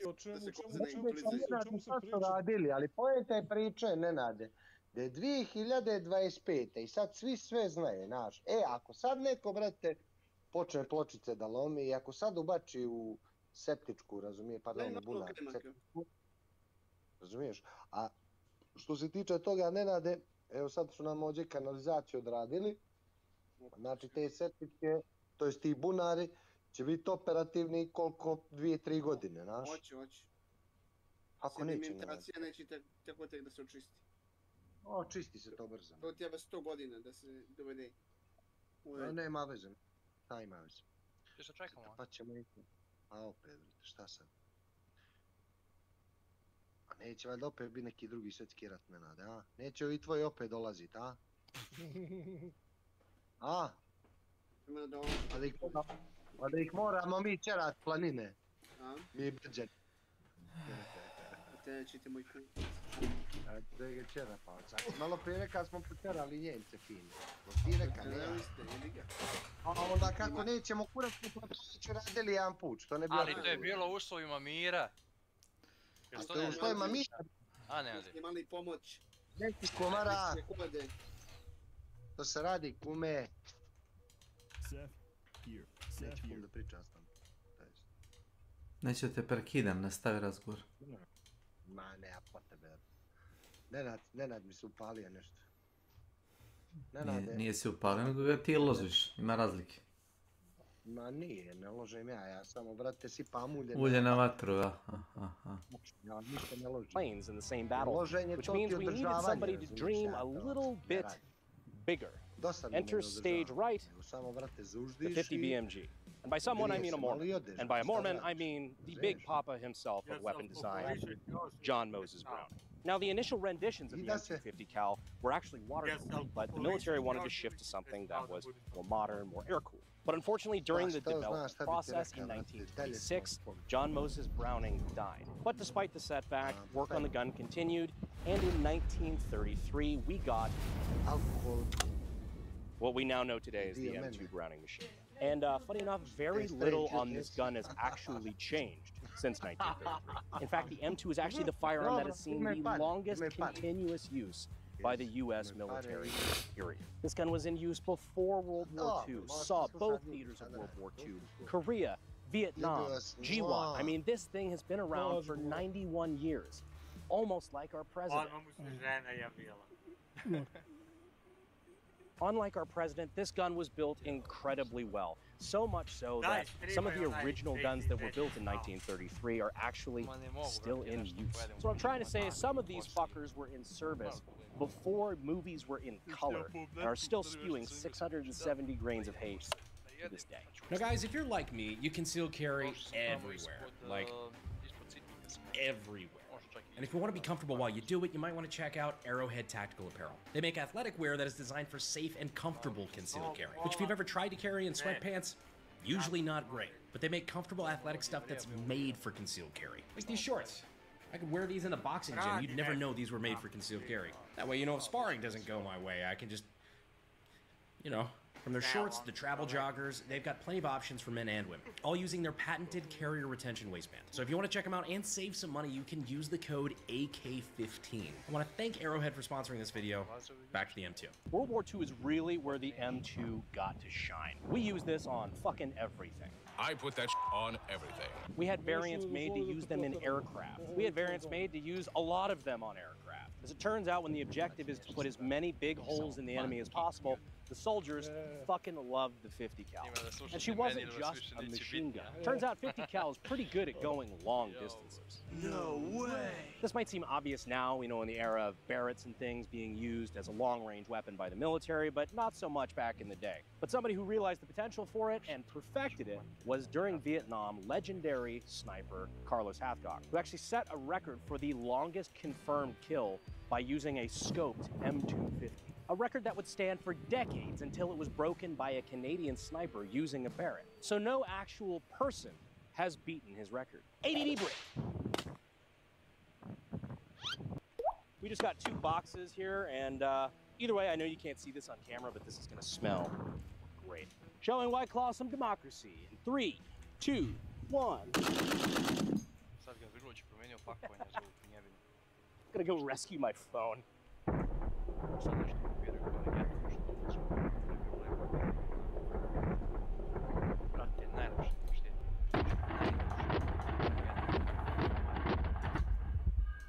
Got some beefy destruction in these.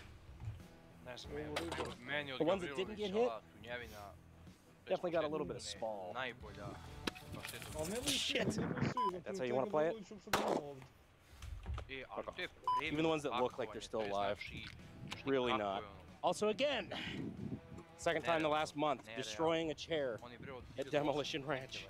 Although this one, I did think ahead. Matt, this is not your chair. I felt bad about the last one. I bought a 4-pack. This is one of mine. I mean, that'll still hold weight. Unless you're one of them big old women in San Antonio. Oh boy, going to San Antonio, all about big old women in San Antonio. Now, it really sucks that we have to be compliant with the YouTube guidelines because they don't like fully automatic weapons anymore. Despite the fact that I'm an 0702 FFL with an SOT, and I actually have access to legal machine guns with all the proper licensing and paperwork. I even own a full auto M250 cal. Not this one, of course, because of course we have to comply with the guidelines. But I do own one. Really upset I couldn't use it in this video, but I mean, like, not like you'd ever know from the outside, just looking at it. I just find it really hypocritical that the people at YouTube that I've talked to say that, you know, they don't think people under 18 should have access to be able to see videos of fully automatic firearms. Despite that the same algorithm pushes things like Fortnite and Call of Duty to literal children where you're using fully automatic weapons to kill other people and your friends. But if I, a fully legally licensed manufacturer, do it in a controlled, safe environment while showing safe operation, I get age restricted. Also, despite the fact that a lot of the original users of this gun back in the day in the war to help protect this great country weren't even fucking 18 yet. What YouTube's been doing with this just reminded me of the old Mark Twain quote. Something along the lines of, censorship is telling a man he can't eat a steak because a baby can't chew it. So how do you open the top cover? Well, you got this little lever here. You rotate, gets this little thing out of the way, and you can open this top right up. So now you have access to the guts of the gun. As you can see, I moved the charging handle here, and it pulls the bolt slightly out of battery. Rotate this up out of the way. I'm gonna go ahead and load the rounds through the side so you can see it here. Pull our bolt back slightly. Put a round in there. Slap that down. This is one of two ways that you can load the gun. You can just feed the ammo directly through the side, but instead of having to single cock it, you would just then double cock it. First one to advance the round, second one to load the round into the chamber. So now we're gonna take our charging handle, like so, rotate it down, pull it back, let her go. So now we have a round loaded and in the chamber. So we got a safety here, left is on safe, right is off. We wanna be off safe because we're about to fire. And then of course, as we discussed before, these paddles are the trigger. Now that we're all good to go, we're clear, we are gonna fire. Of course, very semi-automatic, as we addressed. This gun is fully compliant with YouTube guidelines. Now, if you don't mind going over there a little bit. So now to pull the trigger very fast. And to then clear the gun. And we're good. Now, as you may have noticed, the barrel on the M2 reciprocates a bit when it fires. This is not unlike the Barrett 50 cal. I'm not ready. That is because both guns operate using what is called short recoil, where the barrel moves back slightly to initiate the motion of the bolt. You can even see it when I move the charging handle here, and I unlock the bolt. I need more time. The barrel moves backward with it, because you can see here it is locked, but when I move the charging handle back, both the bolt and the barrel move back at a certain point until it unlocks. I need more time. Now the bolt can move to the rear without the barrel.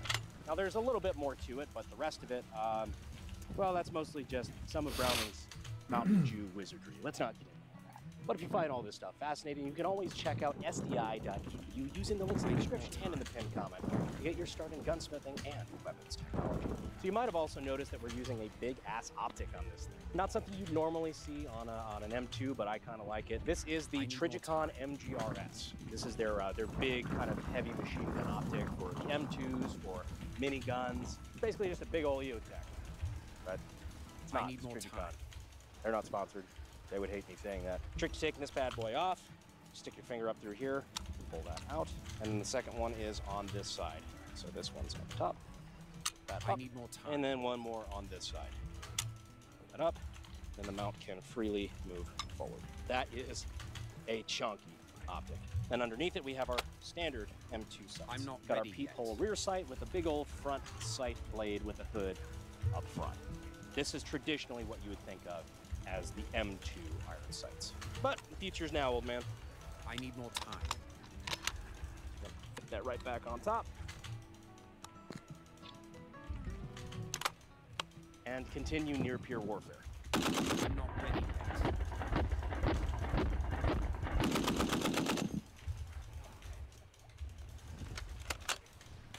Ladies and gentlemen, the Madus. This is a gun that I've been wanting to do a video on for a long time.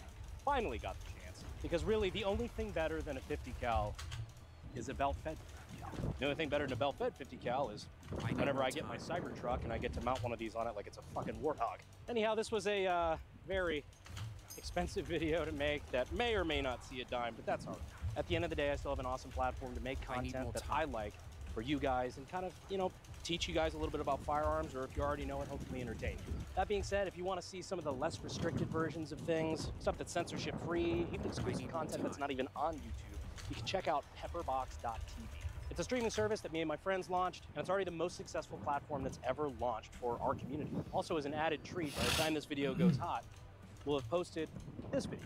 Put the anime in the fucking bag. That's right, the Japanese pipe pistol assassination of Shinzo Abe. The video that we did, God, about 2 years ago now. The one that got me nuked from orbit from YouTube directly. I got a pretty serious strike on that one. That'll be up on Pepperbox just as a little time. Anyhow, I hope you found this video entertaining. If you have ideas of what you'd like to see us do either with a different firearm or with the M2.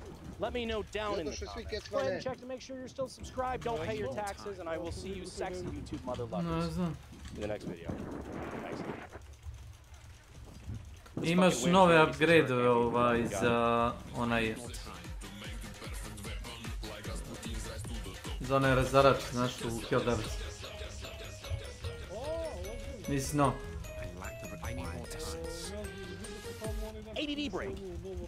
Ne, imaš i upgrade za taj Star Cruiser. Some of these fuckers were around and in use before movies were in color, and they're still spewing. Pogledaj sam. Ne, neću da ti kažem. Got a little bit of hot barrel here. To je razlog više da pokreneš igru bar jednom. I'm not ready yet. Here you go, give it that hock to it.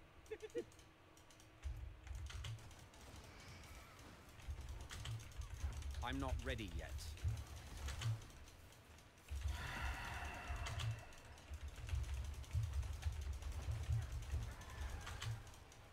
I'm not ready yet.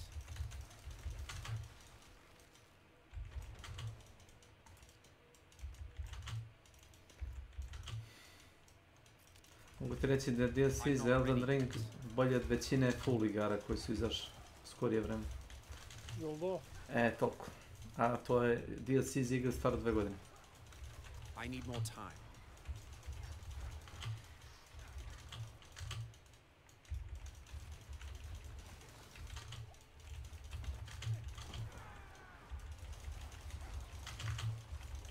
I'm not ready yet.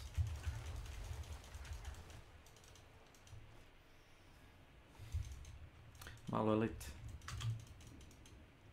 Ja sam sutra da pokrenem Elden Ring, malo sam tamo farmovo, otišao sam da pokupim onaj zvonce za Sombering Stone 5 i 6, čovječe, ja ne znam kako sam ga propustio. Neki su na analogičnim mestima. Na otvorenom je stajalo. A prošao si, to i moj brat radi, samo prođi pored nečeg i onda ja ga pitam, a tamo levo... Kupeš ti glas snimak? Čega? Si glas snimak? Čega? Ček. I need more time.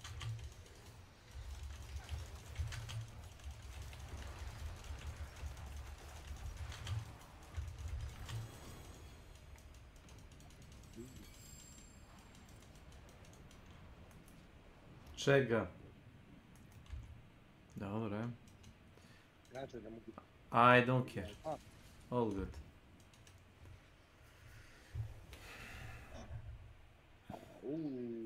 Niko, brate. Kecman, jesi pogledao ovaj snimak, Kecman? Koji, bre? Žao mi vas je. Beke. Ako je Beka napravi snimak, ništa od toga. Slušaj, kumeni. Ne, nemoj, u redu je. U redu je. A ne interesuje me. Dobro, ako je Beka napravi snimak, ne interesuje me. Hvala. Ne interesuje me propaganda. Ček, izaći dok priča, priča.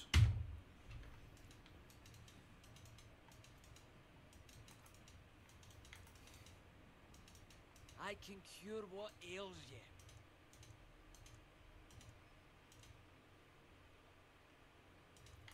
Speed of the pack.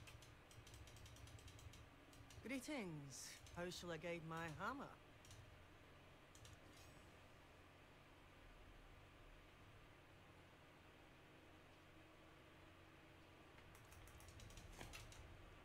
Nisam gledao, kažem ti ušao sam samo na Discord, nisam scrollao kaže, o tome. Neki koji rade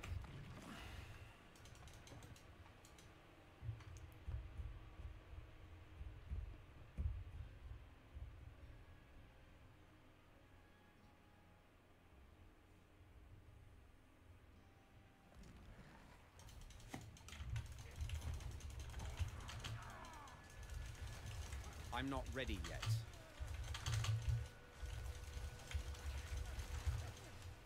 Jesi završio? Jesi završio? I need more time.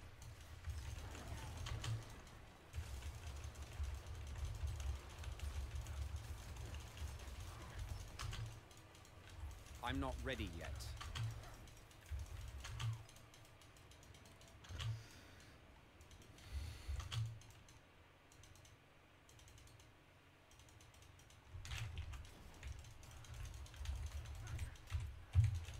I need more time.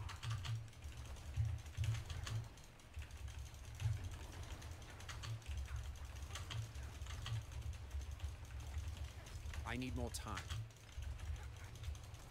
Na meni imaš krticama koji rade.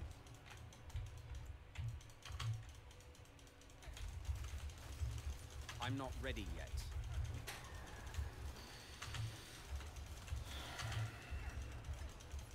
I lack the required essence.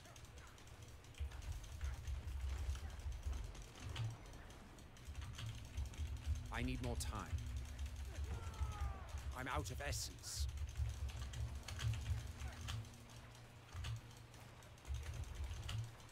I'm not ready yet.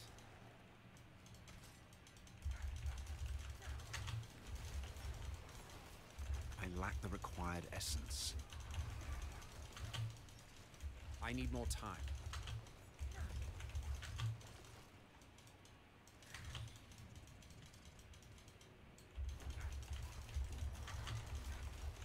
I need more time.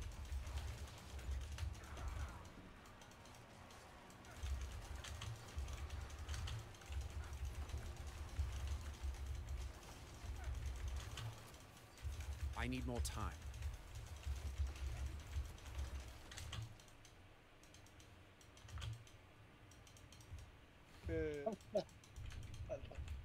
Jel gotovo?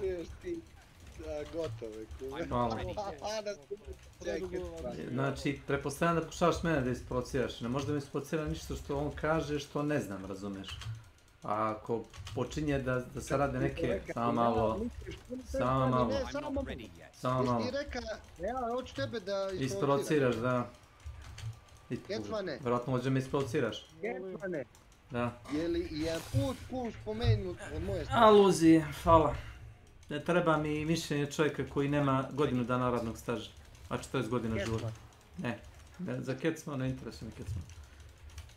Ketman hoće ti objasniti da ne priča o tebi. Sve je u redu. Kaže ne moram da znam, ne moram da znam. Ali ne moram da znam to, razumeš?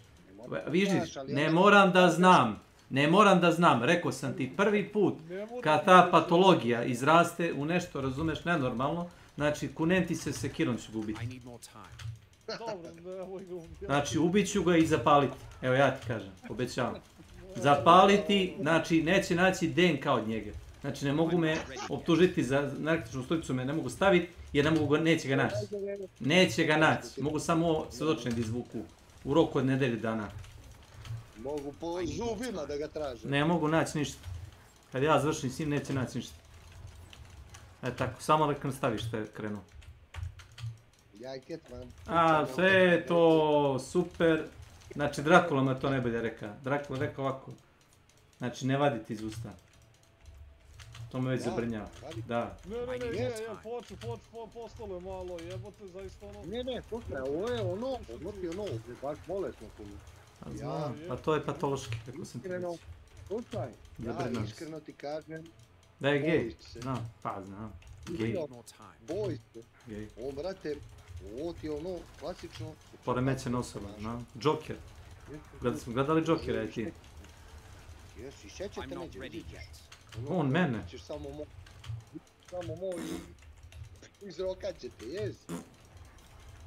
Ja i Ketman, evo Ketman viče, kaže mu ta klima, mozak isušilo.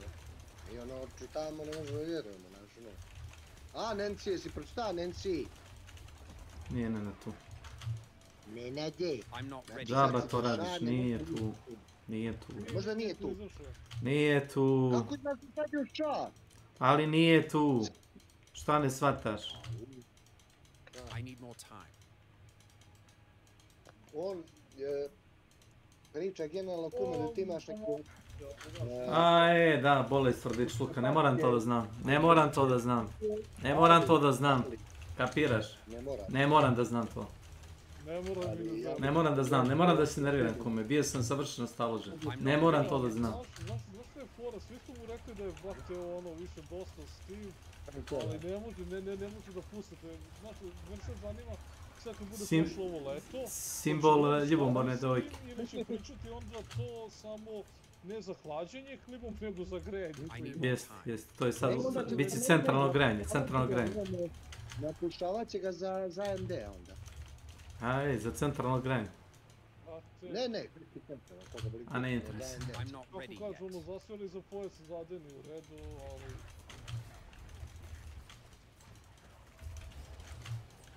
Rođeni brat od mog zeta je imao tako neke bolesne fazone. Ja sam mu fino na desetine puta objasnio da, znači, nije više smešno. Ako je nekad bilo smešno, više nije. I čovjek nije mogao da ukapira. I onda si mu rekao šta... Ne, prestali smo da radimo u istoj firmi, znaš. Nisam ja da otkaz, jednostavno firma se zatvorila i više smo radili zajedno. To je tako se završilo. Kakve veze ima Pajser, ne znam, neću ja ništa pričam loše o njemu, samo ti kažem. Imao je taj neki humor koji nije smešan, razumeš, jednostavno nije smešno, ako je bilo smešno više nije. Kako se zove taj lik? Nije ni bitno, rekao sam ti šta je bilo. Kako se zove od tvoga zeta, brat? Nije važno ko je kriv. Nije ko je kriv, nego kako se zove tvoga zeta? Da li ja ili ti... Kako se Šoli Porović zovu? Nemanja i ovaj drugi je... Nemanja je zet. A drugi je četiri koje vrci. Eto, koliko je Tačno. Uglavnom, Boris, priča se o Jazz, ti pročita poruke što je Beka napisao, Borise. Ne moraš opet da čitaš, ovo je tarad izlazi. Da, neće čitati. Neće. Beka je, brate, Beka je zaljubljen u kuma, izgleda. Ja sam se zebavao, ali možda se nije trebalo, ne, možda se... Staviti u zamrzivač, ili će ga oteti i silovat neće. Oženiti. Ima Beka taj pogled, brate. Sociopatski, brate, ja kad ti kažem. Znaš, ono gledanje uprazno i to. A brate mili, ima Beka da cikne i jebote. Čekaj da ga zovem da uđe vam. Vidim što je lijevo. I'm not ready yet. Da li ima prazan zamrzivač? Kupit će se novi zamrzivač samo za to. I'm not ready yet.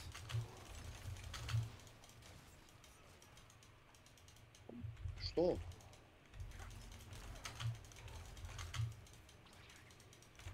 Borise, sad temperatura i temperatura u 1 kad ja ono krećem kući, druže, to su nebo i zemlje. To je razlika 10 stupnjeva. I need more time. Nemam pojma, navikneš se, šta znam. I'm not ready yet.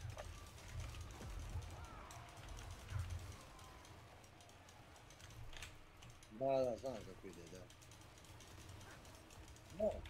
Znam. I need more time.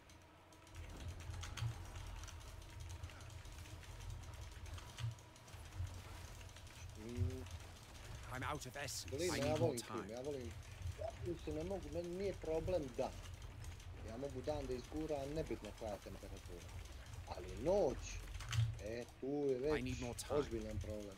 Ja uveče, znači ako nije, brate, jedno 24 stepena, 23, 22, ja, znači ono, pakao. I need more time.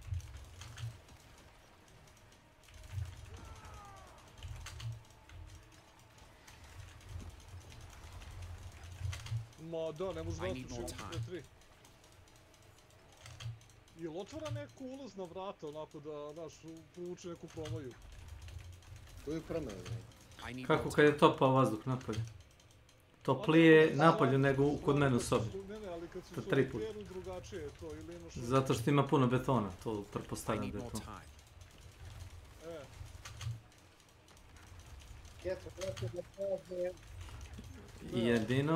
Jedino ako nisu aklimatizovali kod vas hodnike. Ne, znaš kako, hodnici su ti jebi ga sve, ono da kažeš u mermeru i pločicama. Znaš koja je razlika u hodniku zgrade... Makagoniju, zaboravio si Makagoniju. I Nešto onako mislim dok ove klime nisu bile ovako rasprostranjene, da kažemo na našim prostorima dok nisu bile pristupačne, komšiluk se tako hladio leti, znaš, svi drže otvorena vrata od stana i ono kako prolaziš samo bačaš komšijama onako. Ali sad to više niko ne radi. Ne, te mogu pokrasiti. Bože moj. Ja, znaš kako su kod nas naselo to radili, brate, uđu, brate, u bazen i kupe se kaljuju. Da, kod nas seljaci, najbičniji. Ili imate, a da vi to nemate, ja sam ništa što je. Misliš da iskopaju rupu iza zgrade, šta? Ne, imamo kade u stanu, ali ne možemo onako porodično svi da stanemo unutra. Idem za mjesec, koji je danas? Za mjesec dana. I need more time. Za mjesec dana, što ću? Moram.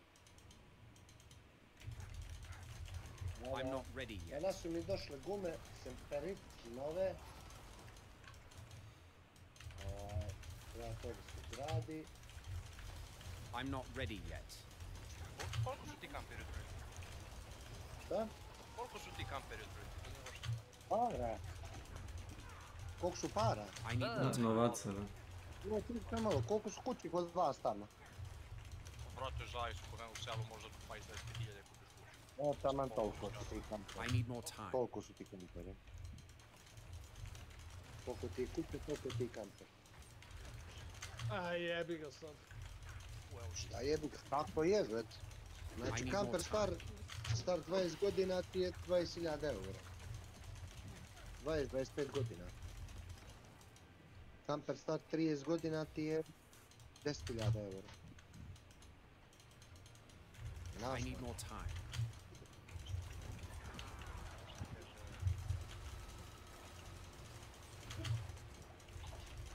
Šta kažeš? I'm not ready yet. 7.500.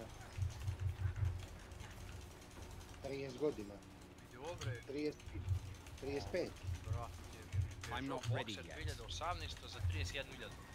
Pa šta si mislio? Aj ti normalna, Pa ne, hoću kažem dobra cijena. I'm not ready yet. Nemoj da gledaš. Što više budeš gleda, više ćeš ti ne gledati. I need more time. I'm low on essence. 96 sigurno. A moje, na primjer, 90, taj preša dosta. Moje 90 preša je 220.000. A taj što je preša 90,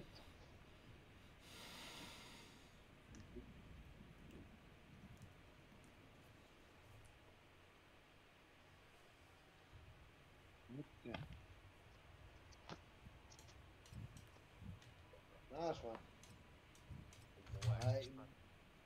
Ali ekstra stvar, ali košta ekstra stvar. Pa dobro, je bilo. Ja sam uzeo za 7.500, kad ga budem završio, ako me bude košta do 15.000, to će biti super, znaš Marko? Misliš 15 sve ukupno 15? I tih 7 i ono, znači 15 ukupno? Da, znači, ali u 7 računam solarni sistem, komplet unutra, strano. Pa jes ekstra, ali 90. godište to opet, ne?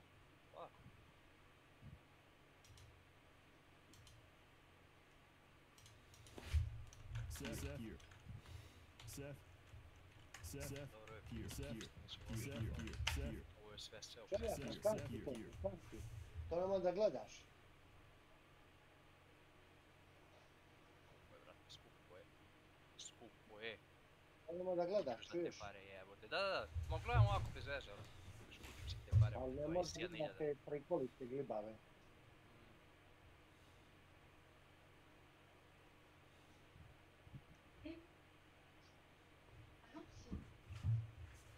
Prikolice strane.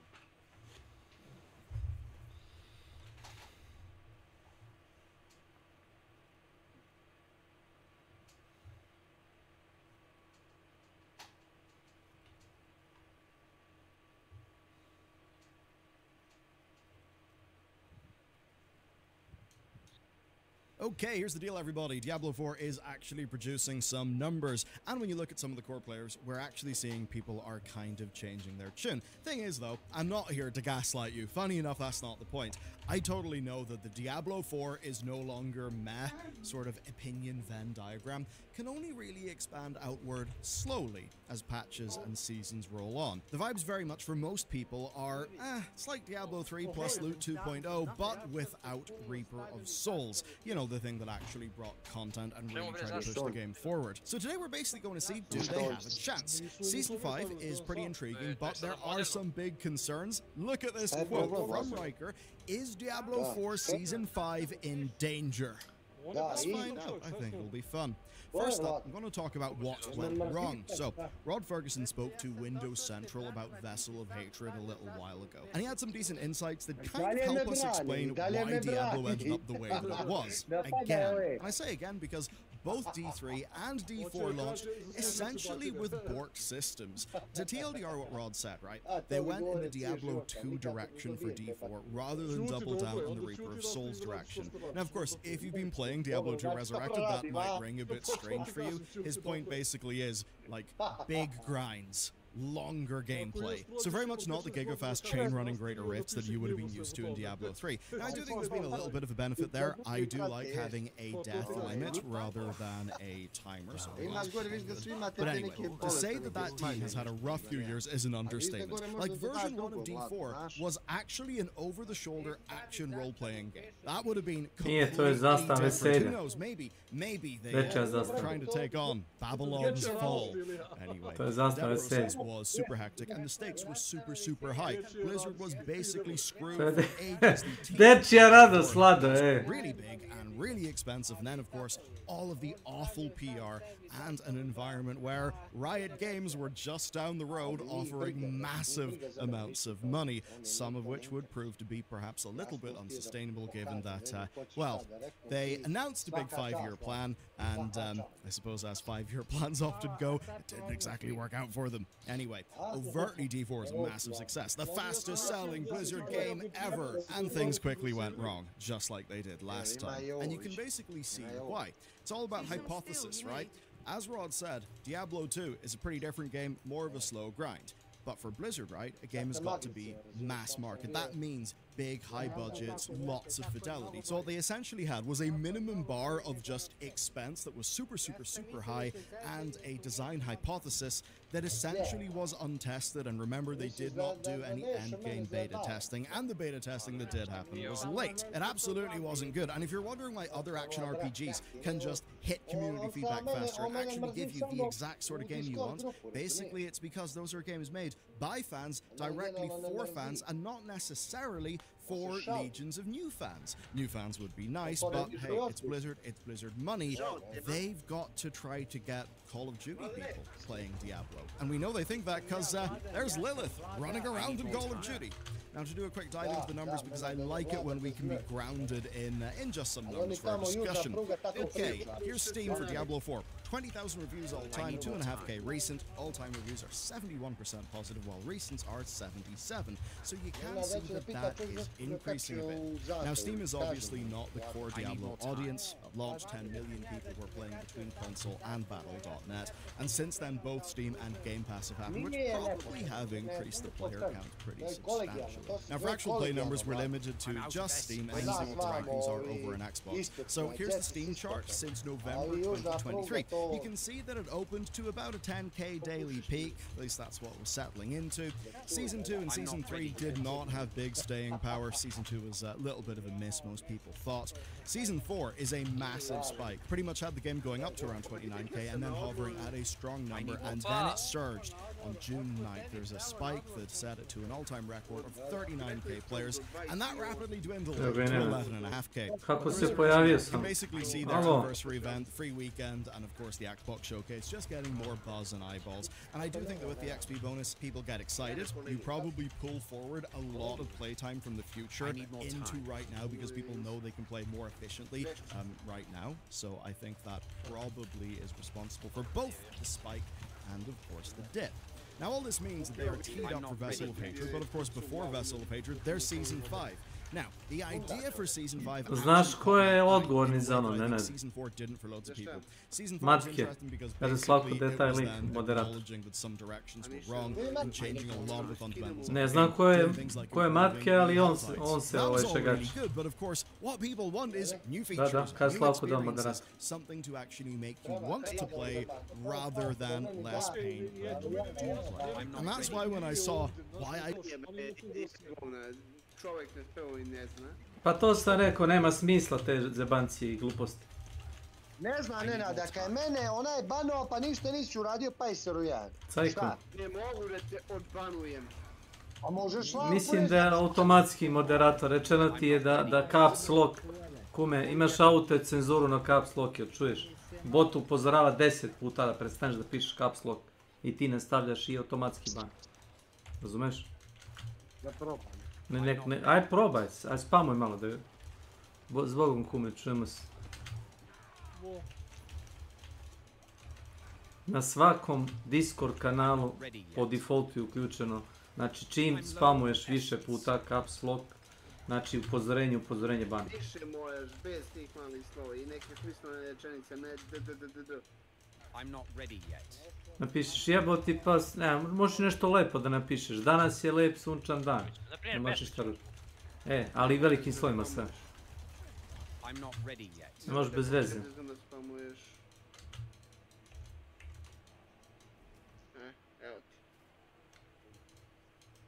Upozorenje dobio, već. Dobiješ upozorenje pa van. Tim redom. Moram ti pokazati nešto, ne radi. I need more time.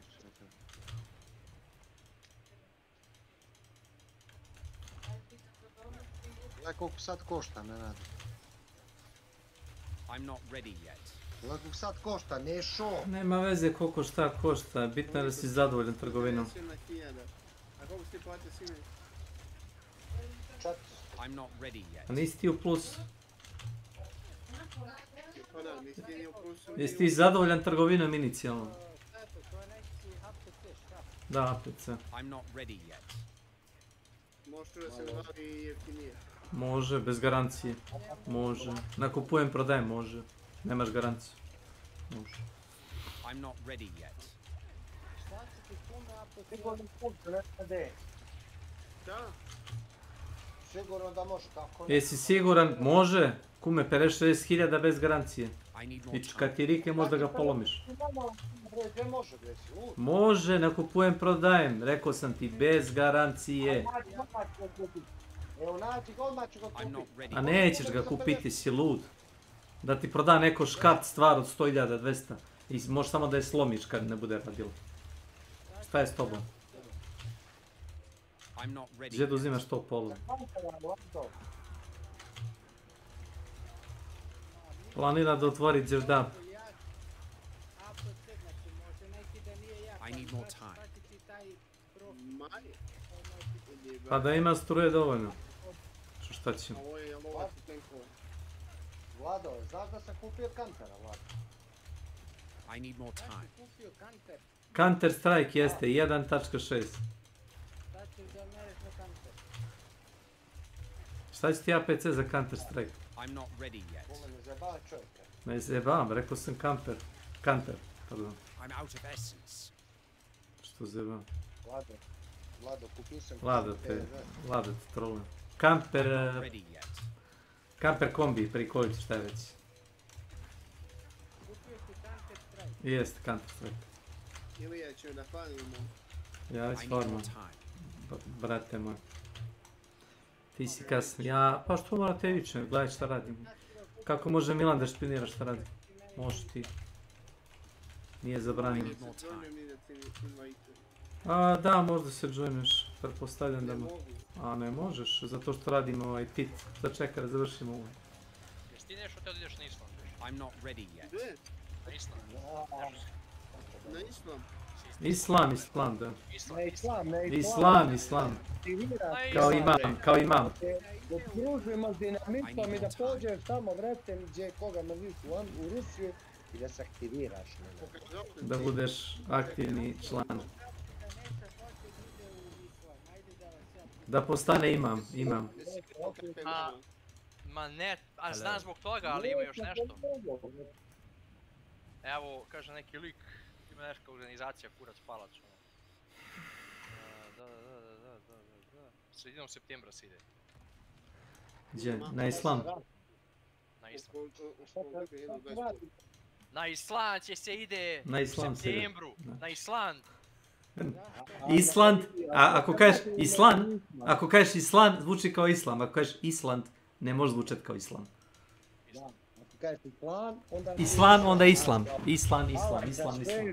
A ako kažeš Island... Ja sam čekam me eksplodira ovaj telefon. Čekaj, evo obraštenje. Pa nije nego lepa naša srpska jezika, ne morate znati padež, ali možete ono minimum. Znaš šta je minimum? Postoji minimum. Evo me. Tako. Što bi? Ništa, evo. Otišao da je šutira mačku ili kjera. Nemoj da šutiraš mačku. Šta bi, Nenade, si otkazao dužnost? Nikog ne šutiram. Uzeo je pivo onda. Tako je. I sprema se za topa nokot. Ne mogu, ne pijem si. Ako ima neki obožavac koji me gleda trenutno, neću reći koji je, nek donese jedno ladan sok.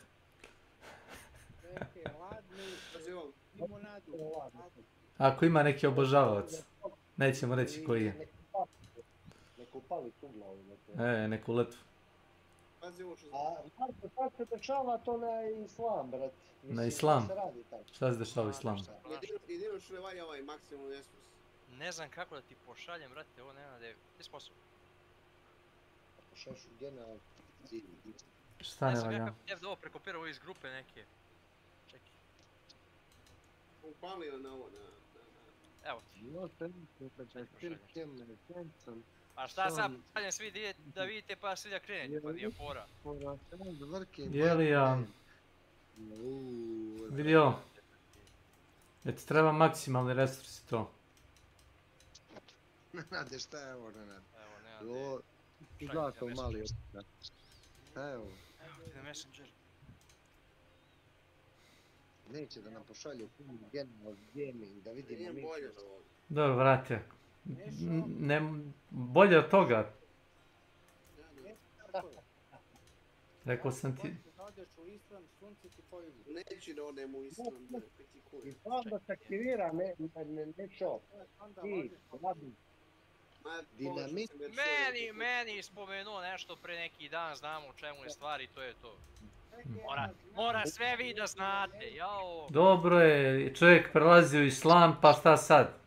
Gdje pređe u Islam će se raznese i to je to. Vlado, kakav je tak sve naš, jer mi ćemo ga opet voljeti, razumiješ nešto? Islam, šta sad? Da li je on Islamac, da li je Šiptar, da li je Srbin, da li je Crnogorac, nebitno šta je, brate, mi ćemo i dalje ga volimo, razumiješ? On je naš Neša. Znaš da mora da te seku dole, brate. Nema veze, neka ga ima on šta da će čuje, jel tako, Nenade? Jel tako, Nenade? A? Ima. Pa eto vidiš da ima. Samo što ja ne bi ni pešao tamo. Kako kad ideš, evo čovjek ti je završio to, ideš ti. On čeka cifru, Vlado, dobije cifru. Dobro cifru. Jer, gledaj, Neša, znaš ti sam, Vlado, Neša voli uvo za Boga i za govna. Ako ima račun. Jedno je samo bitno, brate, pare. Račun. A vi plaćate dobro. Radi, brate. Transfer, slušaj, transfer se plaća dobro. Evo, ja gledam Iliju, kad vi nećete. Vlado, to što ti kažeš, brate, oni ti plate dobro. Ali on sad tvrdi pazar, razumiješ, on hoće da mu daju 23.000 eura, a ovi mu daju 17.000. A njemu je malo. Nema za 17.000 ja kupiš ništa. Ne znam, neću više da ti nudim nijedan item. Očigledno imaš bolji gear od mene. MRKP. Welcome to my channel. Jebi ga, čovjeku koji ima milione, 1000 dinara je ništa. A čovjek koji ide skuplja, brate, sekundarne sirovine, 1000 dinara je, brate... Mnogo, da. Mnogo.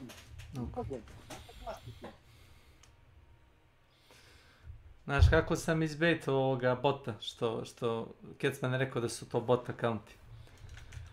što nude kao ulazi na kanal kod mene, odmah se subscribe, kaže hello, how are you? I onda nice. How is string going? Ja kažem na engleskom, užasno, očajno, nikad gori dan, osjećam se bedno. On kaže nice. Ja odmah ban.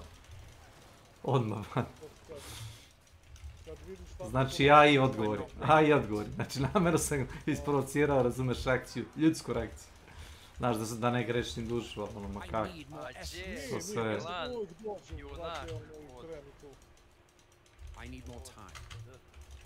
Sa takvim pričom, znaš, kao pokazuju kao navodno ulazu za interesovanje, meni to još gore, brate. Mada neki su okej zato što hoće da te zaprate, ja mislim da li posle toga kinu follow, ali znaš što je follow, pa ide. Znate, dok pratim nekog, followujem, mislim dok gledam followujem, pratim ga kad više nije sa njim unfollow i to je to. Upravo. To. I need more time. To je, brate, klasičan komunizam. Yes. Tako je bre, pravi, najtvrđi oblik koji postoji. Najčistiji, misliš? Hvala Bogu. Iza nas ne. Nema zjaci. A šta si ovaj gušter, Milan? Kaže, skuča si. Gušter čovjek. A ti što si? Žena zmija sedi za šankom. Jesi bio na Mountain Gelmiru, Kecmane? U Volcano Manoru? Mislim da jesam ovo kad sam igrao na obod. Solo, a? Da, pa ne, završio sam tamo, ali... Ja nisam bio uopšte. Ne u ovom playthrough.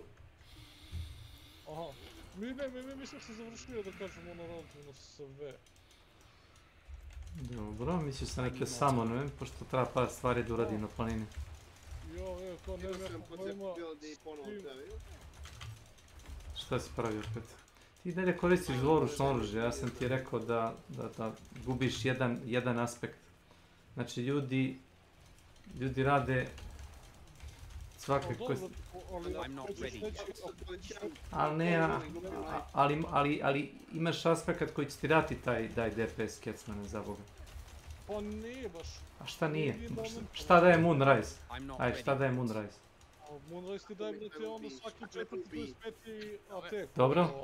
I daje ti buff koji traje ti 80% attack speed, ali tako? I to nije bolje od oružja koje ima malo veći damage. Doručno. To nije baš malo veći damage, mislim kritikali su ti veći, moraš da gledaš na multiplayerima, ne samo osnovicu damage, već na što se to izgradi sve. Pa ako ideš na crit damage, onda si verovatno rogue, a nisi necromancer. Moja greška. Pa necromancer ti je crit damage. Nisam primetio. Nisam primetio, Nenad igra crit damage, ja igram overpower. Pa ti vidi. Ja nemam još sve potrebne stvari, molim te da ispravljam. Ne da ti ja ispravljam, to moraš da igraš i bez mene. Ja sam igrao i sa Kecom. A mrzite, pa. Mi igraš svaki dan po sat vremena, 2. Kad te počne mrziti, onda prestaneš. Nisam ja grindao od 10 sati dnevno. Kakvi šešen jeboga ja. Pogine si iz 2 puta, molim te više da ne gineš, nećemo iz bossa da ubijem. Nećemo. Pa ono da nešto. Ako... Ti treba da radiš Helltide, i to jedno 20 sati Helltide radiš, da nađeš bolji gear. Ovdje nećeš naći gear uopšte, koji ti treba, to ti ja kažem. Ovdje možeš naći se... Ne ide tako, ne čuješ me. Ja sam prvo, sve ovo što vidiš na meni sam našao u igreći Helltide. Nisam našao ovdje. Ovdje nađeš kurac iteme. Jesi našao jedan dobar item u ovome, kako se zove Kecmane, u Nightmare Dungeonu. U Nightmare Dungeonu... Ne sjećam se, ali mislim da nisam, da sam sve isto generalno Helltide gearovo. Je mnogo... Opet je poginuo, ne možemo bossa. Znači izaći da. Dobiš najviše itema za najkraći period. Jeste, a ovo čistiš talas za talas nogom i ne vidiš. Vidiš, boss ti da drop. Jedan drop. to je to. Jebe što. Još, ali vidi, fora se Helltideom, ako ti prizoveš bossa, iskoristiš na primjer 2 ili 3 kamena, za svaki taj kamen dobiješ bonus loot, a ako samo ličuješ Helltide, dobiješ, ja mislim, 4 unika. I'm not ready yet. Tako da, što se tiče girovanja, dobit ćeš ono, možeš najviše opremu. Ja sam dobio opremu sa 3 ona Greater Affixa, neko Helltide, ovdje ni blizu. Ni blizu. 1-2 Affixa, možda. Ona... Izađi s toga, pući si to. I'm not ready yet.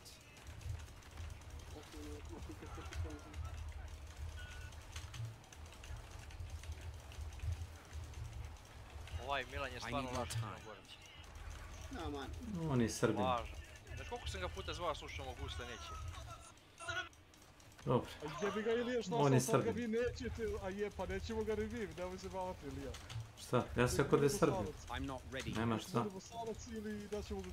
Ja, koliko znam, bio je da glasa u opštini u Lovćencu, nije bio u Podgorici. Ja danas bio u grad. Što nije prihvatio crnogorsko državljanstvo? Ja danas neće mu dati Milo, ne boj se. Pa uzo da šijedim, pa pozva Milana, a on neće se javi. A ga ja poslije dođe na disko, ili Boris i on, ali nešto da pričaju. Možemo izaći odavde. Idemo nešto. Ne možeš završiti, ne možeš završiti, nagrada je nikakva, razumeš? Poginuo si 5 puta zaradom, treba Helltide da radiš, već si ti rekao malo pre. A šta nemaš ono proživljavanje, nikako nešto? Džaba, ubiju ga, nukuju ga, nema Hellta. Gledao sam u gear. A šta, koji kontent žvaći, šta radi? Šta žvaći? Nemam pojma koji build igra, znam da sam mu malo pre pogledao oružje, vidio sam da ima 2 essence per kill. Umjesto 1300 life da uzme ili 2000. Ne para. Nema, u redu je sve, igraj šta hoćeš. Ne, jeste, ali ako vidiš da ne možeš da izdržiš, jebi ga... Fali ti nešto, fali ti armor, fali ti health, razumeš? Ako si mrtav ne dobiješ experience. Ma maksimalni mi level. To je i više nego što ti treba, treba ti 9200. Okej, a koliko ti je health? Health je 17. I'm not ready yet. A, pa dobro, to je to. Čega to je to? Znaš koliko ja imam health? Pa ne, mislim, to je to, ne vidiš mu i ovaj health pool. I'm not ready yet.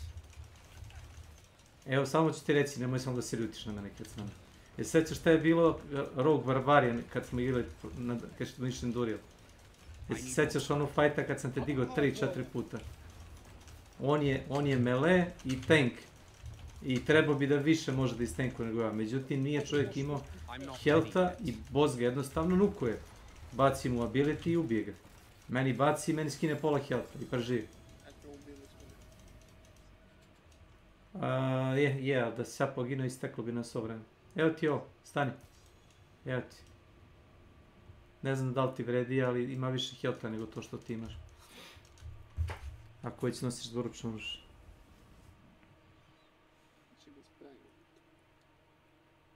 Rola je taj max health u damage. Da. I onda ću ja da te revivujem svaki put u dungeonu.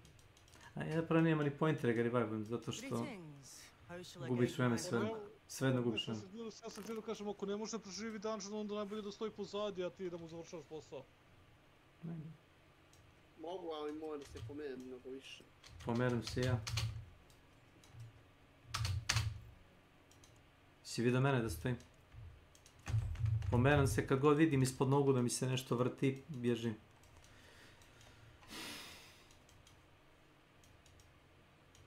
Aj pa pokaži mi tu magiju, mamu ti jebem.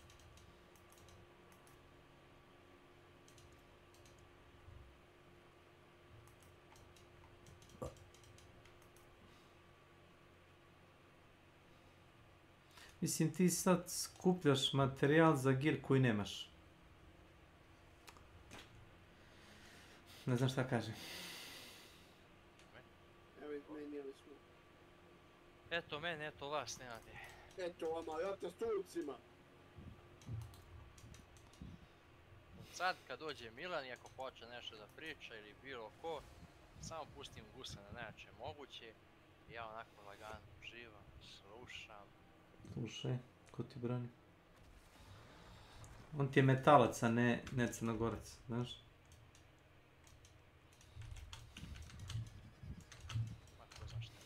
I need more time. Ajde, teleporti se mene, ti nabavimo nešto gira.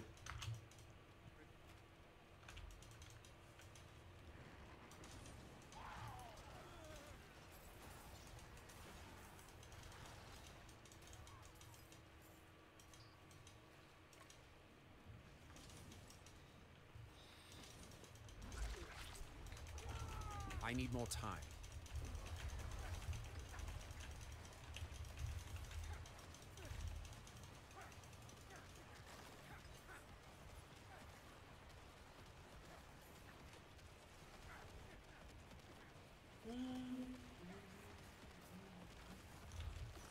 Hello. There are so many ways I can kill you. Thank you. Greetings.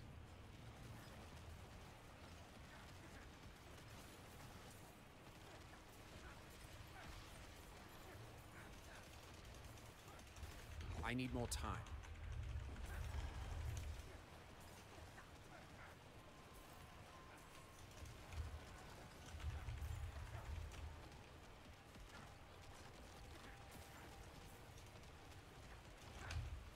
Greetings.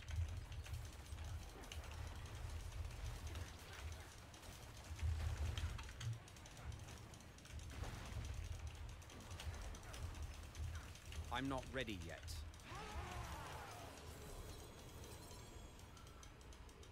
Hello. Hello.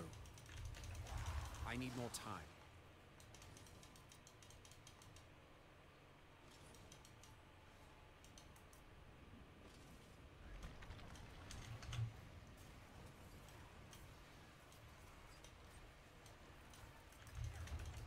I need more time.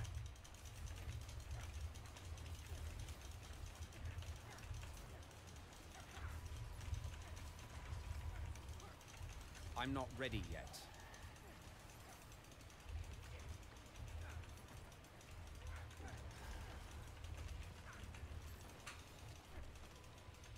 I need more time.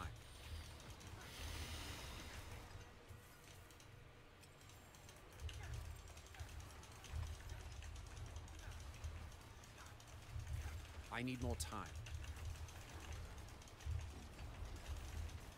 Greetings. Greetings. Hello. Hello. Poor soul. I'm not ready yet. Greetings.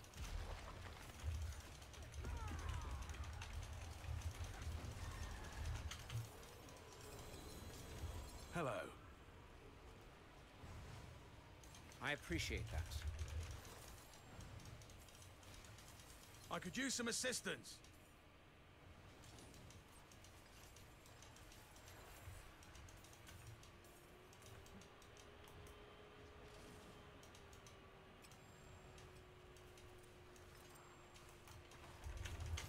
I'm not ready yet.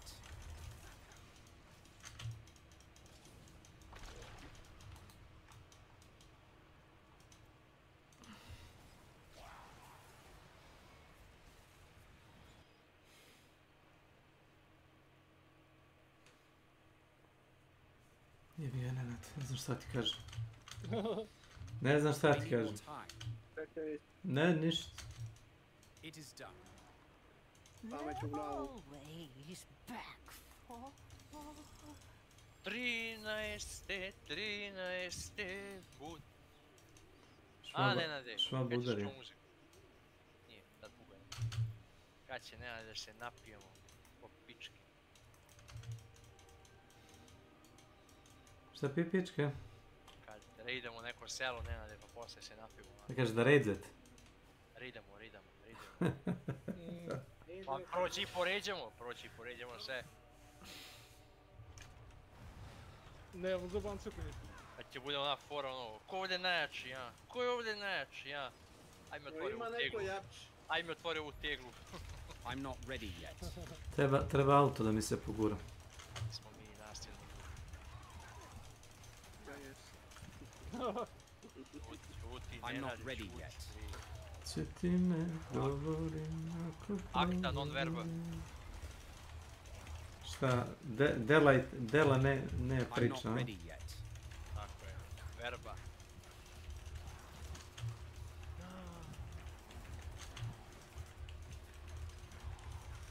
I'm not ready yet. Greetings.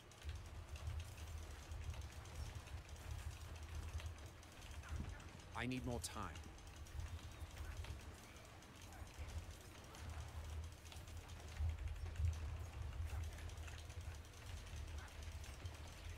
I'm not ready yet. To se tako glupo brzo rade ovi Helltideovi da...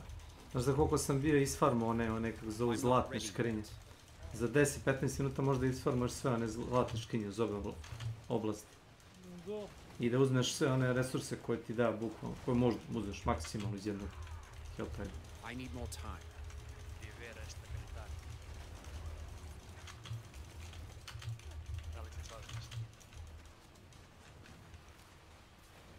Vivera este militar. I'm not ready yet. Život i borba. Da završimo da...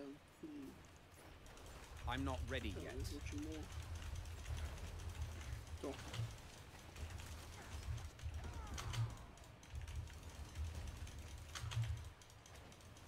I'm not ready yet.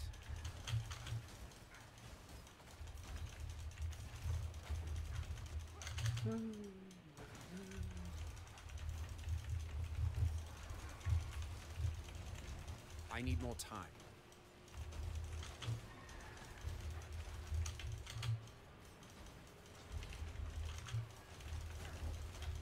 I'm not ready yet. I appreciate that.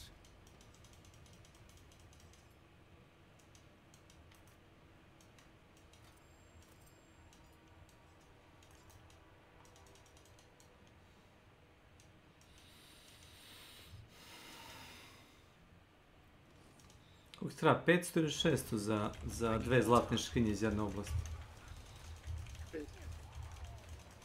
Ne, više ti treba Više, 275. 275, ovo ti 250. Znači 525. 525, je to.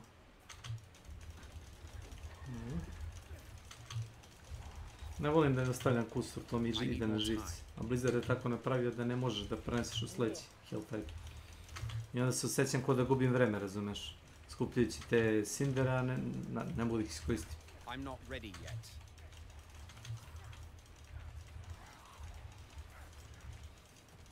Mislim, jasno ti je zašto spamujem non stop strata genove u Helldiversima. Bolje da imam onaj rocket launcher koji, koliko ima cooldown, mislim minut. Bolje da ga imam na podu, da mogu da ga dignem, da upucam nešto. Duše na level 3 stvarno ne treba, ali više iz navike ga bacam. Još što mi stvarno treba na level 3. Brate, Lado će sutra platiti. I'm not ready yet. Da je u državnom sektoru. Pa da, brate. Že ja poslu tim štima novo, ono, da nema kolega tamo na poslu nešto trebao, koji sam nekog brojka. I on kaže, pa dođi brate od mene, se vidimo, bar ono popričam. Šta imate gledam bre, smijem se on. Dođe da uzmeš listu za platu. Znači, za platu treba bude u ponedeljak, jebote. Pa kao u ponedeljak je kasno. To je 15. zadnji dan. I'm not ready yet. No, pa to je fantastično. Pa da.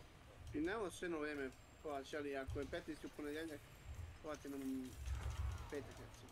Ali ne znam zbog čega. Možda po ponedeljku vjerovatno ne rade obračun u firmi. Vjerovatno mislim. I need more time. Mislim se ponedeljku to ne radi. Znam ono tipa ako je 15. na primjer subota ili nedelja, onda uplati ono naravno 13. I'm not ready yet. Ili kad bude akontacija ne smije pređe, mora bude zadnji dan u mjesecu, bukvalno zadnji. Ili obično bude poslednja sreda ili poslednji petak, ako ne onda bude poslednji radni dan. Ali mora nešto podnesti.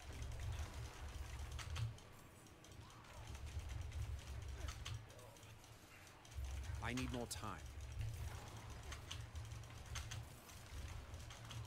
Oko 160 sati sam imao sam. 160 sati. I need more time. Salarija, gdje? I'm not ready yet. A da, bre, plaćam ima članarinu 200 dinara. Imaju dvije koru Drmljani. Ne plaćam kod mene u selu, plaćam Drmljanima. I need more time. Ja pitam Bobana, a bre, kad idete u taj Monte Carlo, ili mogu ja s vama dvije pušati? Možeš, ne možeš. Mogu sve ću pušati. Kad imaš nešto, evo ti šolja, evo ti ovaj kalendar mi dali i neku hemijsku, evo mi kalendar u sobi za ovu godinu. Drmljani ovi moji drugari iz osnovne škole, tu su slike. Na slike, na slici, isto. Šta je ovo? A, članarina, pošta. Reci mi, jel koristiš Blight? I'm not ready yet. Kako kad?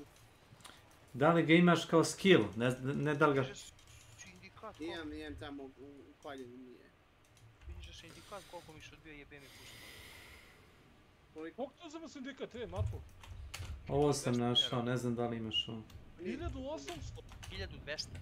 A 1000 ujebote. Pa nije to puno. I need more time. Ozbiljno? Evo, poslao sam ti pogledaj. Ja bi ušao u sindikat da mi imamo. Pazi, ja sam u sindikat ušao, sad ti kažem, pre 2 ili 3 mjeseca. Nisam ih godina bio uopšte i ja mislim kao koris, ja dođem što ne. Sam bratili 1200 na pamet. I'm not ready yet. 500 dinara. Ali pazi fora, ako si minimum 6 mjeseci, ne daj Bože nešto ti se desi kurac palat, tipa ono magnet snimanja, oni ti plate pola ili ti plate sve prvi put. I tipa za banju ili ako imaš privatno neku operaciju, tipa operacija, ne znam, 200.000, oni ti plate 100. Imaju tako te pogodnosti. Ima ono fora sa telefonima, znam ja sam gledao onu neku Motorolu, u radnjama je valjda 40 i nešto, 50.000, ja znam da je kod sindikata bila za 8.000 manje, preko sindikata. I'm not ready yet. A mora, da imaš njihovu karticu, te je fora. A u stvari ja sam to razmišljao kolege, dam pare, oni uzmu to. Ali ne kaže se govori. I'm not ready yet. Ima dobre stvari u tom sindikatu, nije loše. Hello. Dobro, pazi, ja sam ugalj pisao pre par mjeseci prije nego što sam ušao u sindikat i sljedeći mjesec sam ušao u sindikat. A kao navodno mora da si u sindikatu. Ali sve mi tam prošlo. I need more time. Dobre uštede, jebote, kad preko firme pišeš ugalj. 6.000 dinara po toni uštediš, jebote. 10 tone je 500 evra, jebote, uštediš 60.000 dinara. 15 tone 900, ideš u kurac. 900, 750 evra ideš. I need more time. Kjeco, ne znaš šta oni rade s ovim materijalima? Nije to Kjeco. Kojim materijalima? Ma ono kad ljudi kupuju distilled fury, one gluposti. Aha, šta? Igraju dungeon da bi dobili unikove, da bi razbili unikove, da bi dobio sparks. Kapiraš? Jel ima logike? Brate, ne.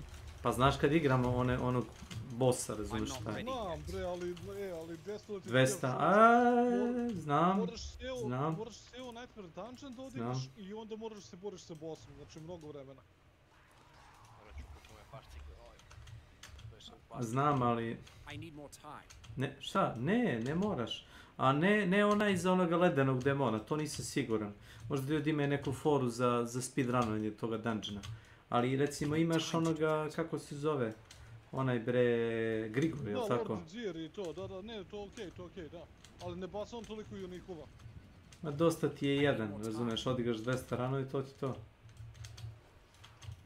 Ali ne dobiš svaki ran jedan unik. Skoro svaki dobiš. Svaki koji smo ti odigrali dobio sam jedan unik. Ne znam kakav je tebi drop rate, ali... A ne, brate, ali ne treba mi, rekao sam ti, većina njih su shit. Za vrlo specifične buildove. Znaš. Bless you.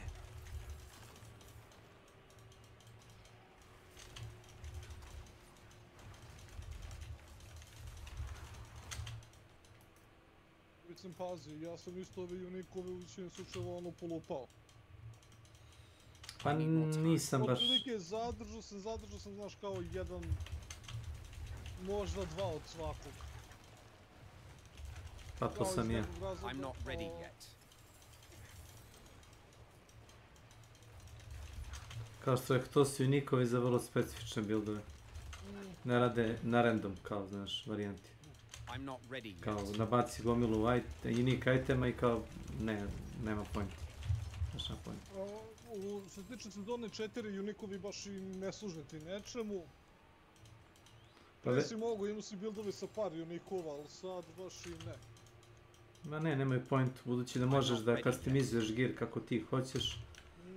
Ono, u detalju. Sad imaš mnogo jače aspekte. Sad su baš ono ispravili aspekte pa zbog toga. Misliš, afikse? Afikse. Aspekti su pasivi, bukvalno. Nije da volim da ti ispravljam, nego aspekti su isti. Nisu ni njih ni buffali ni nerfali, ali afiksi su bili problem. Znaš, kad su oni YouTube, oni kreatori, koji streamuju Diablo, znaš, kad ti čovjek pokazuje spreadsheet afiksa koje možeš da rolaš na jednom itemu. Svih afiksa koji si mogao pred sezone 4 da rolaš. To je bolest. Rolaš protiv 50 afiksa. Šansa da dobiješ nešto 1 u 50. To sam isto rekao, brate, nemaš šanse da dobiješ te stvari. To je urađeno zato što Blizzard nije imao pojma kako da uradi endgame. I kao, pa daćemo im nešto da se zajebavaju, razumeš, satima. Ma ko će to da radi? To ne bi ni sretan radio, onaj Singularity. Ko će da rola 1000 itema?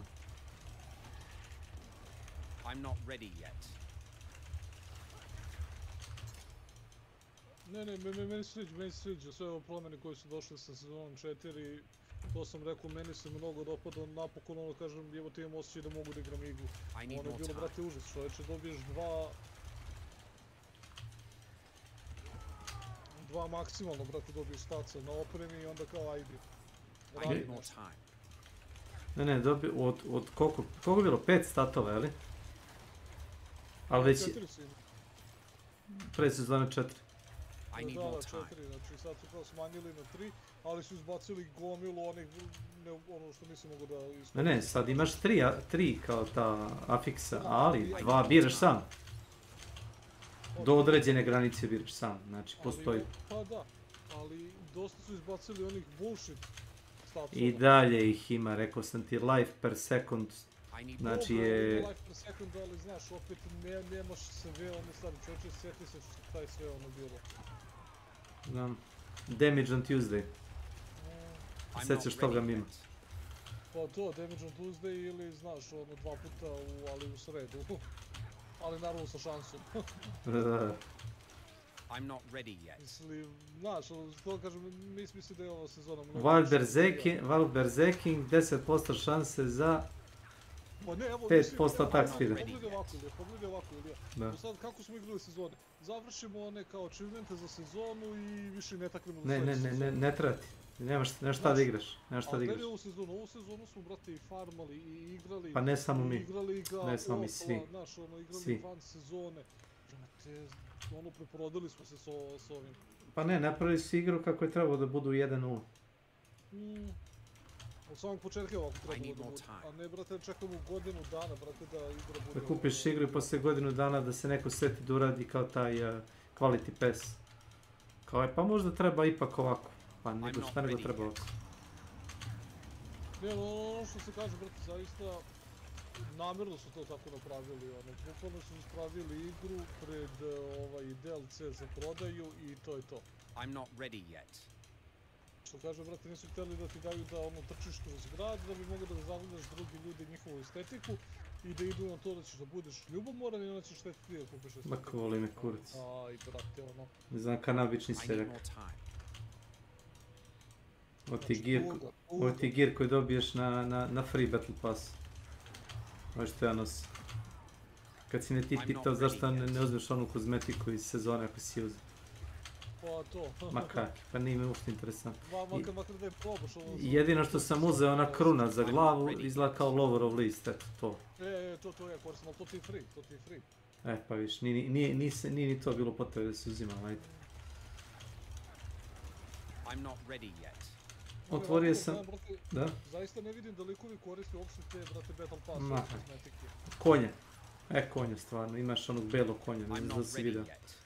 To ne znam, kolje nešto im zagledamo i ne stignem im vikati. A to ti je samo skočiš i njega da odešiš od A do B. A da ti... Jašiš možda, ne znam, 5 sekundi i to je to. Iskineš se s kojim. Vrlo bitno.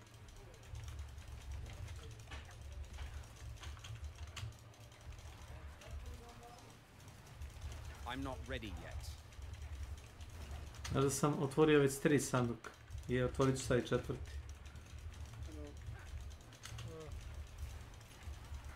Čekaj, ti se meni kažeš da ti nemaš vremena ovo da radiš, šta? Nije ne vremena, nego sam to da. Pa mogu si sad da ideš za mnom. Ili sa mnom, kako hoćeš. Nemam pojma šta radi. Nisam ga ni pitao.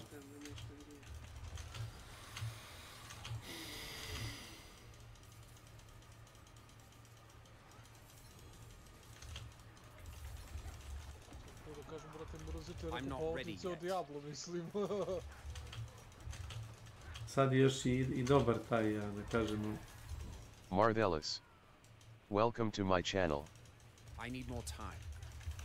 Da, samo da znaš koliko su ovi pekovi bili, brate, manji. U starom Helltaisu, o da. I need more time. O da. I... Ko je bio? Rajkar, čini mi se da je dao dobru obzervaciju, iako sam rekao da je njihov shield, ima nekih dobrih opažanja mimo toga. Da buff koji možda uzmeš, to ti je ono da iskoristiš onaj mozak. Kako se ovo zove za boga? Profane Mind Cage, da. Buffuje ti mobove, kaže svejedno si toliko jak, posle nekog vremena ti boli kurac, su 10-20 levelova veći od tebe. Ali zapravo... A dobro, ti više za levelovanje, tako sam ga makar ja koristio da bi bili ono sigurno 10 levela iznad meni da dobijem tih dodatnih 5%. Daju boga mi i bolje ovaj loot kad su levelovani. Ali opet kažem, tih 10 levela ti je bitno da bi dobio dodatnih, jer ti dobiješ dodatnih 5% experience-a ako su mobovi 10 levela iznad tebe. Da. Toga isto kada farmaš ove Nightmare Dungeone i tu isto želiš jebi ga da ih farmaš ono 10 levela iznad sebe zbog tog bonusnog mada. Sad to i nije toliko bitno, mnogo bolje to i brže sve ide. Onda si morao da koristiš sve te stvari jer nisi imao načina ono. Bio si ono mnogo ograničen u svakom pogledu. I'm not ready yet. Mada jednom čini mi se da kristali dosta slabije padaju. Kako misliš kristali? Nema pojma za mnom da nisam ono dođem na maksimalni level i nešto posle toga već mogu da sagradimo ono, napravim sve one najjače kristali sad, baš i nije bilo... Ne, nego skupi se jako. Treba ti 10.000 za jedan perfekt. 10.000, to ti kažeš. Tačno znam koliko košta. A ti, na primjer, dobiješ 250 kad ubiješ neku elitu ili malo jačeg moba. 250, to ti je maksimum koliko sam vidio. Znači, koliko ti je to? 250, znam. Znači, treba ti, znam, i manje dobiješ, ali u prosjeku 40-50 tih elitnih mobova koji bacio, a dobiješ random, uvijek dobiješ materijal. Znači, uzmeš i taj random fakt. Naprimjer, sad sam dobio Ruby, pa Emerald, pa Safir, sve random. Znači, dugo traje dok skupiš. Dok meni to skupio sve crvene kristalove za health, maksimum. To ono što Nenad kaže da on to nema, pa nemaš, jer isto tako Nightmare Dungeon nisam primetio da padi. Ni u pitu isto. Tu moraš da igraš bukvalno ovo. Health time.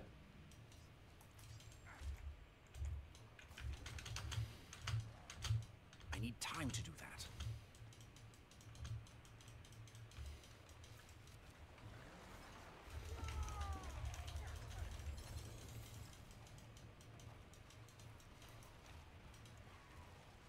Dobro. Fino. Fino.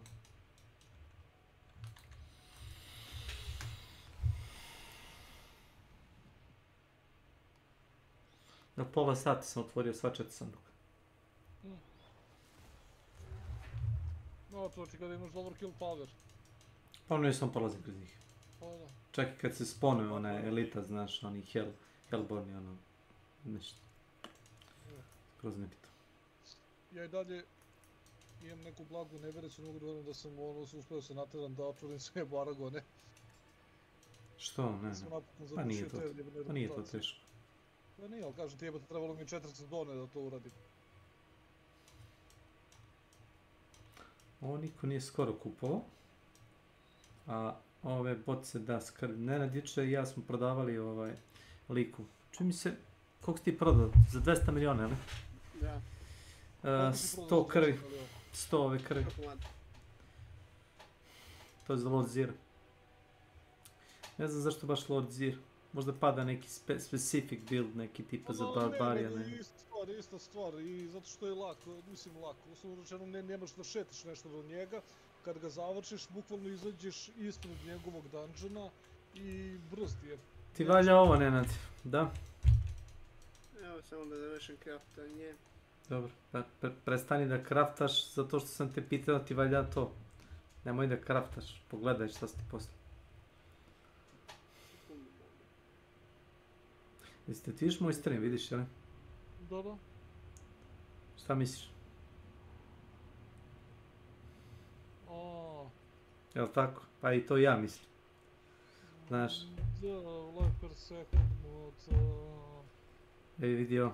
A dobro, to su obično, to ću da zamijenim. Ali to već igra tako već 30 sati, 23 sati, znam da igra tako. Bar 20 sati. Viš i ovo isto. Viš ovo, drugo. Znaš koliko ovo bitno? Da, i tu bi mu trebao neki life-ić, ali... Umjesto ovoga 46% cold, znači ja sam mu nudio ovo da uzme, na primjer. Ili, kao što imam ja imam 20% na ovo. Dobro, uglavnom ti treba jedno 2-3 ova itema u gearu da imaš... Intelligence, što je veći intelligence, to ti više booster. Pogledaj, resistance na sve elemente, samo na intelligence, vidio? 32%. Ali opet kažem, mislim, treba ti ako hoćeš da imaš maksimalno sve. Pa ne, gledaj, 8%. Ne, ovdje je 520 armora. Jer da ti 9200 armora da bi imao maksimalan damage reduction. 230. Da. A koliko se rezistuješ maksimalno? Pa ako intelligence poguram za još malo, mislim ovo je komedija. Aha, to je to. Ovo je komedija, 0,1%. Ako upgradujem, na primjer, mač, ovo je bodež, još jednom. I ako zarolam, recimo, intelligence. Ja htio da kažem, dobit ćeš 5% na sve, tako da moguće kad uzmeš 8. level da ti to... Bit će sve kapovano i to. Jebate, da bi dobro ovima taj degel. 200 miliona. Toliko je košta. Eto, čim si mi rekao cenu, ono kažem, ajde. Pa znaš koliko sam para potrošio od početka sezona? Bilion sigurno. Sigurno bilion. I pao sam bio na 3 do 5 miliona. I opet sam prodao stvari. One, kako Welcome to my channel. Jeste, tebe kritikujem, ali neću glasno da pričam, znaš. Nego sam samo ovako radio. Gledam šta radiš satima i vidim da imaš 120 life po sekundi. Ovdje imaš 20 po kilu. Nema veze. Samo da ne radi, samo ne treba da radi, brate, masterwork na tim stvarima. A ne treba da gubiš vreme sa glupim itemima, treba da dobiješ gomilu stvari, da kroz gomilu otpada da prođeš da vidiš šta valja. Ne treba da upgradeš ništa. Ništa ne treba da upgradeš. Ništa ono što se tiče masterworka. Ništa. Jel će brzo to da zamijenim? Treba da budem mnogo jači. Ne možeš biti jači ako upgradeš otpad, to pokušam da kažem, samo gubiš vreme. 15.000 puta ćeš, samo trošiš pare i vreme.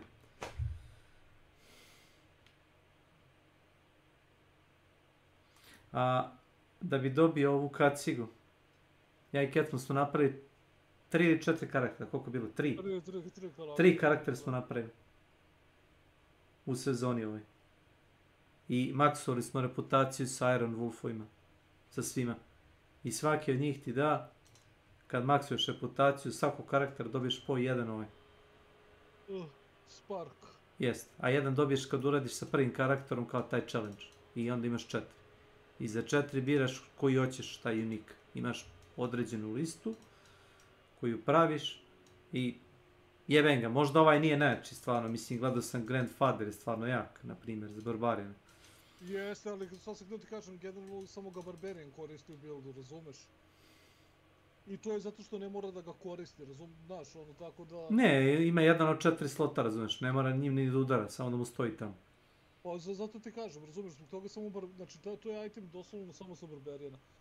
Doombringer, pa šta ja znam, brate, to je isto za Barberijana. Mada može i Rogue da ga iskoristi. Da sam izmenio. Pogledaj sad. Ovaj Andariel Visage, to je isto za Rogue, nije loše.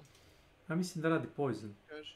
Da, radi Poison ove na neprijateljima i bukvalno svi neprijatelji koji su afektovani sa tim mogu da naprave ono chain explosive sa Poisonom. Da. Ali kažem, opet to je samo za Rogue i za taj neki... Stao i čuje samo 3 gadinovački, ne čujete. Da. Dobar je kad priča o njega.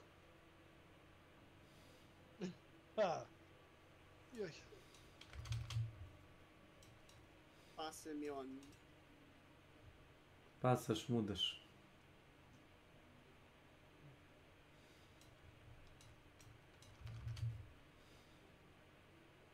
Povećali smo life na 24. Je li glupo da na ovu temperaturu jedem keksiće? Ili da jedem samo? Nije što. Opi pivo, bre, alo, ludače, kakav kek? Želim čapicu keksić, ne znam zbog čega. Hoćeš ovo, Nenad, pogledaj, jesi mi vidio stream, jesi? Nisi. Evo, pogledaj ovo. Možeš. Joj, da. Ne treba ti fire resist, iako je na maksovom, na stvarno ti ne treba. Ne treba, nemoj se mučiš, imam bolji. Imaš bolji? Da. Na sebi trenutno imaš bolji? Da, imam što mi daje inteligenciju. Ne, nego je master vrkovan 4 puta. Jel znaš? Ja se pitam. Ali ajde. Ko sam ja da pričam? Samo radi. Znači ti statovi koji imaš trenutno ti slabiji 20-30%, znaš, nego bilo koji item koji nađeš. Nema veze. You do you. Kako ono kaže.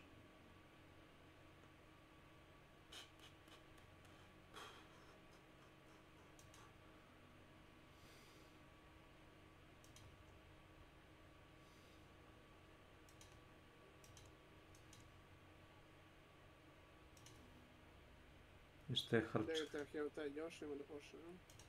Ne, nego se završava.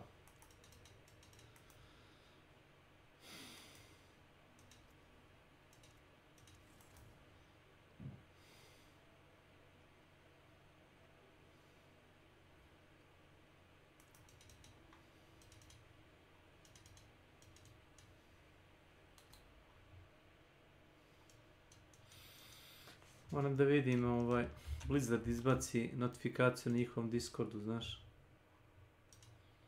Ako ga updateuju kako treba. Izbaci da će biti Helltide.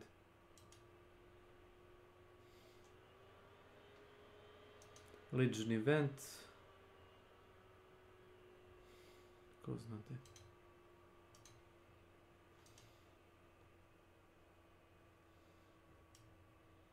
Čekaj, je li on stari video? A ne, ne. Mora da je stari video.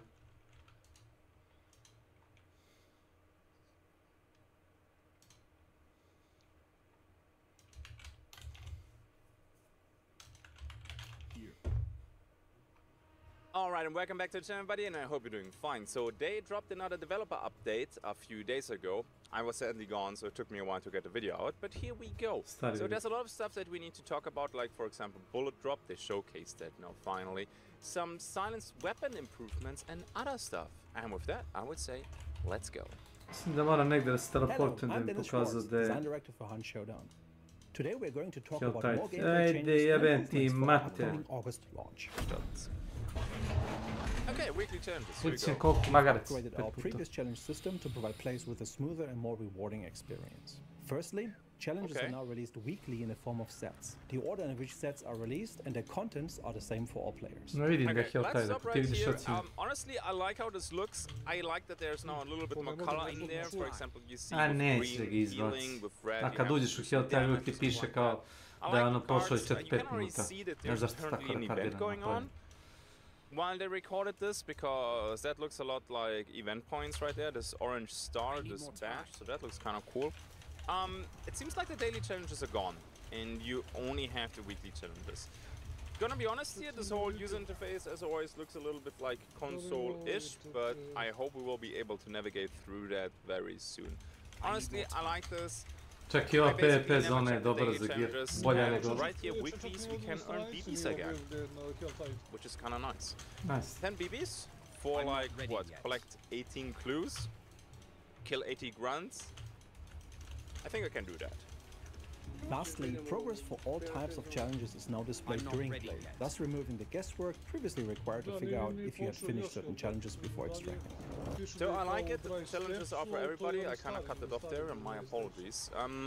That is nice. With the tracking of the damage stats, keep in mind they got rid of that previously, so you cannot track PvP damage. For example, you have to deal damage with a Mosin on an enemy player, you have to deal 500 damage.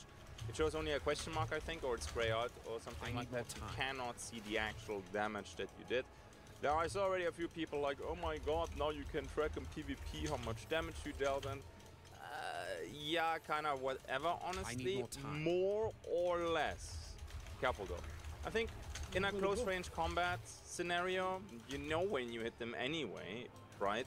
So why would you check your tab there or open the map with tab to check your weekly challenges, how much damage you dealt?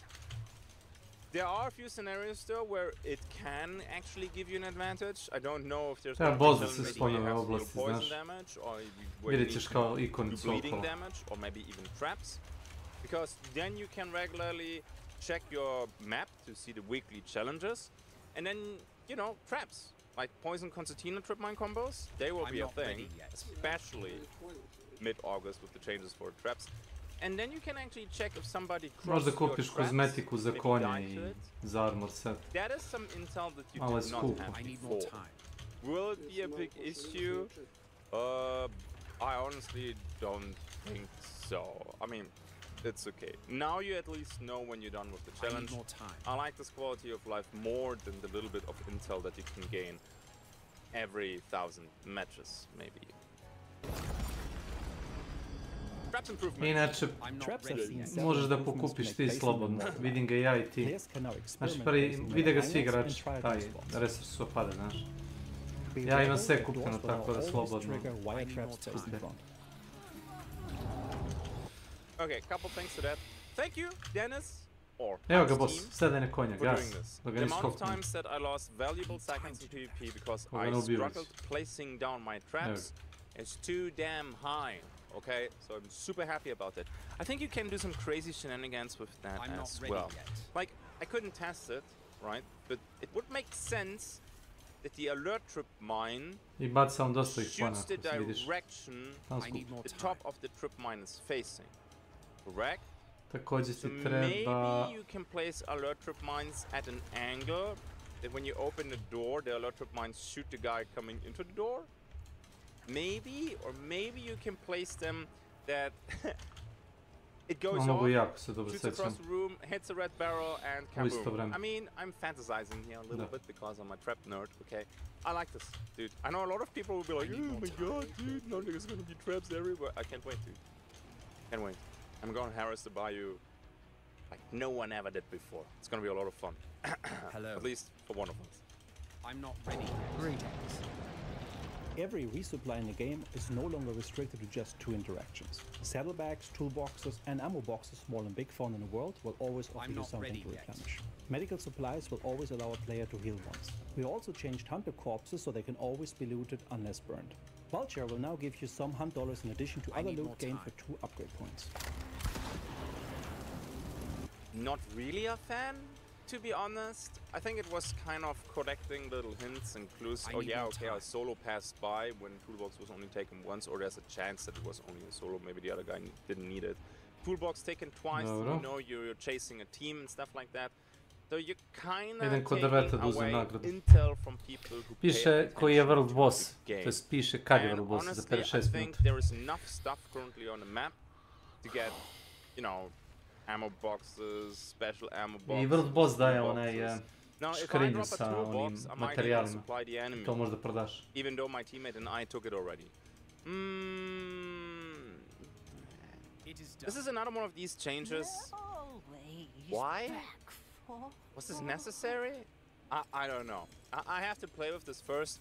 That you can now loot hunt dollars with Vulture. Yeah, okay. I don't really care about that. I think I never picked Vulture anyway. But okay, let's jump to the next one because that's gonna be really fucking nice.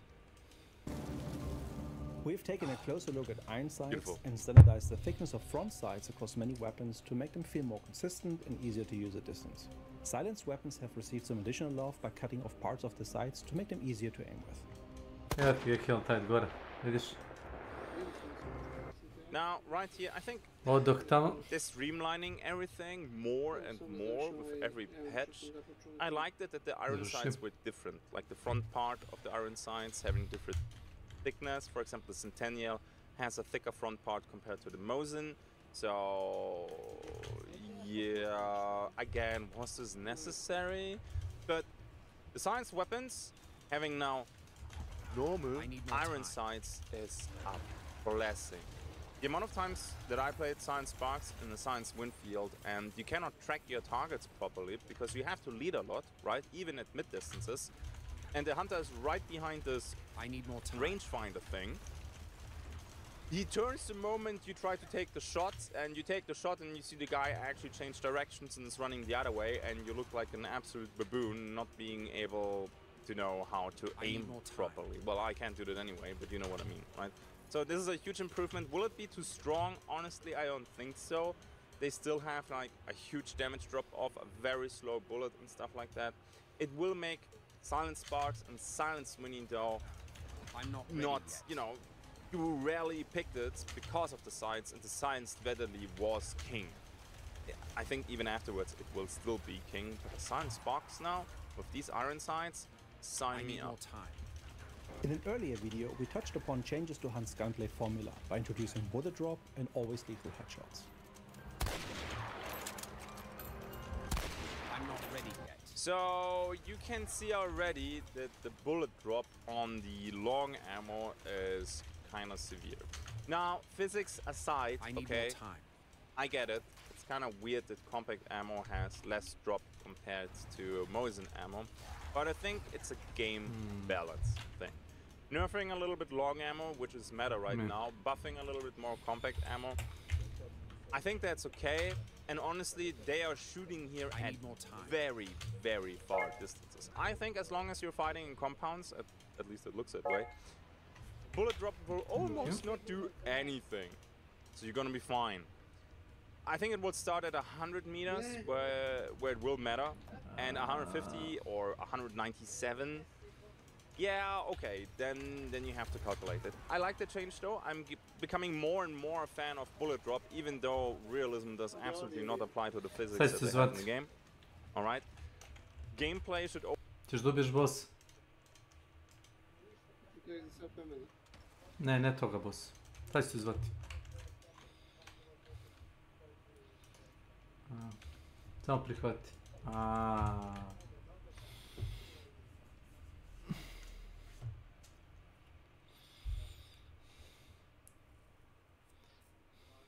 To što smo i ti još uvijek u partiji.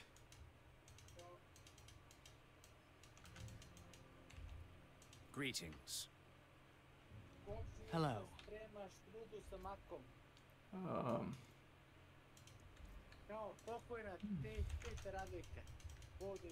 Okay.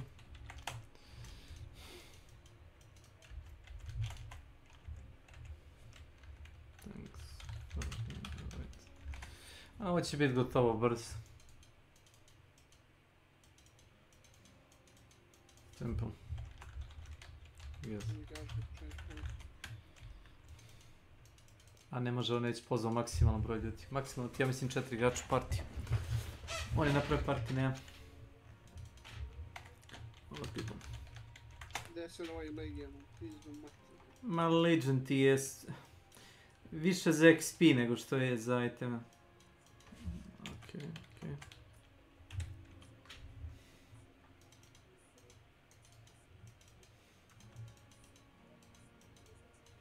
I need more time.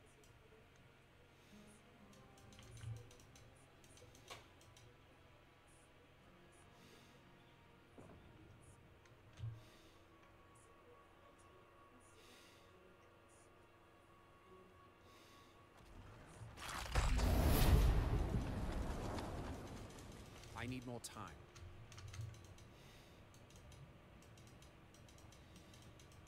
Ovo ti samo za achievement. Okay.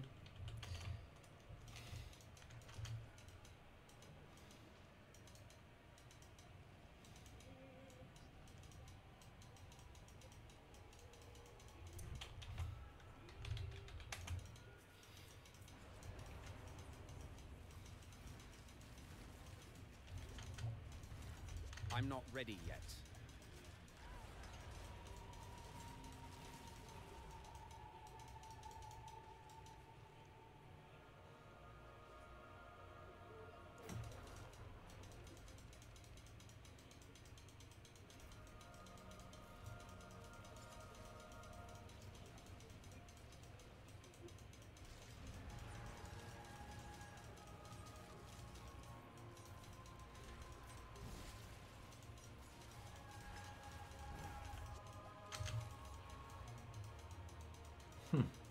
Ima ove faze kad je naranjiva.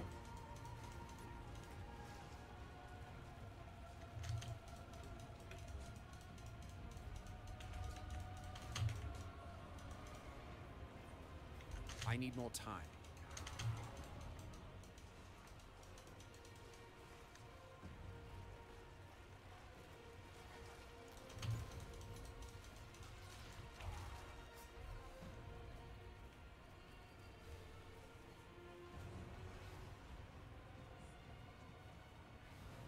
Greetings.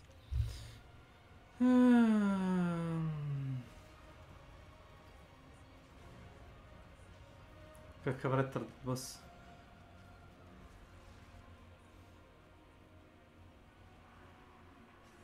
Ja ne kapiram kako ovo radi, nema health uopšte.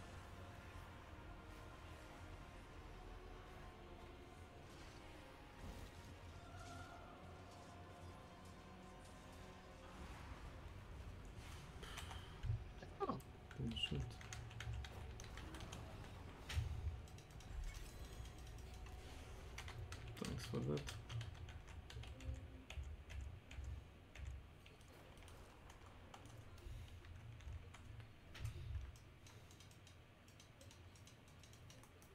Ovo vidi, puna grupa, bre. Čak su to Dare ubili.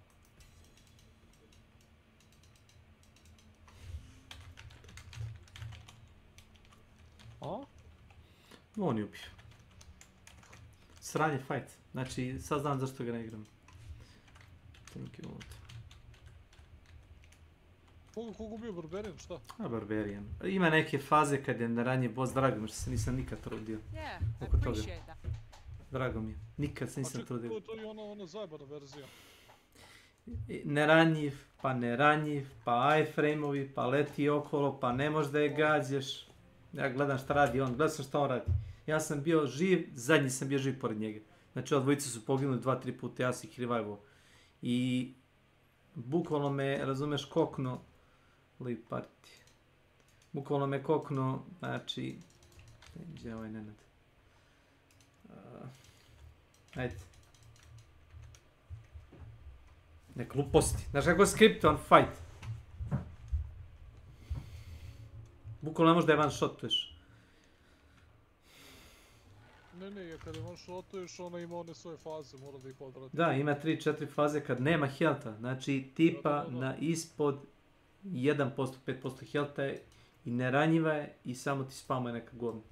A kako ste našli lika da vas boostuje? Pito lik u trade chatu kao da li neko hoće da ubije Andariju. Ne rekao ajde, pa koji će da ubije. Znači ima neke mehanike trt, razumeš, ono, koje ne može da istara igra.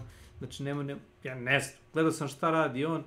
Znači, okej, mogo sam ja toliko da izbacim DPS-a, ja sam i sa druidom mogo da je skinem health. Ali kad gledam šta radi, nije mjesto šta se dešava, razumeš. Ono, počinje arena da se raspada, imaš taj krug oko nje kad moraš da budeš u tom krugu. Inače kao pada ti, ne znam, nešto tlo pod nogama, pa gubiš health. Čuda neka. Treba ti koliko? 500 poena da bi mogu da otvoriš škrinje, ali tako? 525. Imaš ovo kamenja? Priđi ovdje, ajde, priđi. Priđi pored mene. Nemam. On nije ni igrao. I need more time. Možda mi kažeš da ti treba ti kamenje, da se samo... Pa samo igraš ove Helltideove, ispada ga kao kusih pasa. Koliko smo najkad sam potrošili, ja smo bar 1000 potrošili ove gluposti. I'm not ready. Marvelous. Welcome to my channel. Da, ali mi smo i igrali Helltide. A da li koliko smo igrali? S 3 karaktera smo levelovali na maks, ne zjebaj. To ti kažem, to ti kažem, znači ono koliko smo igrali nije čudo. Pa on ima 70 sati, znaš, svojim karakterom. I'm not ready yet. Pa jest, ali Neša ima i ono običaj da AFK-uje dosta. A da, zaboravim se. Ima i toga. Tako da od tih 70 ja bih pisao i ono 20. Sorry, but other than Torn.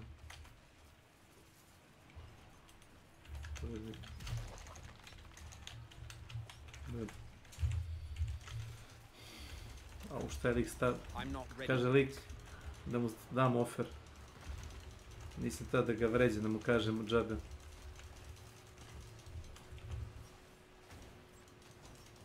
A što mu prošao prodaje? Prodaje ovo, brat. Like bringer, warlord, like plate. Ovo prodaje. On je barbarijan koji igra, razumeš, Torn. Ne bi koristio. Razumeš? Našao bi ti ja bolje.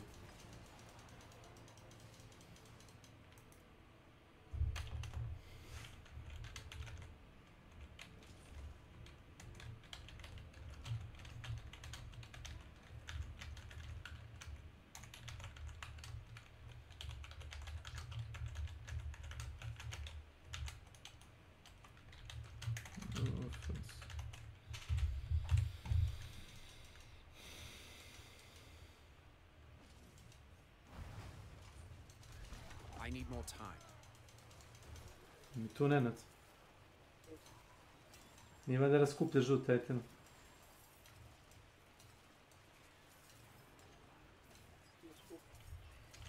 Mislim, možeš, ali gubiš samo vreme s tim. I need more time.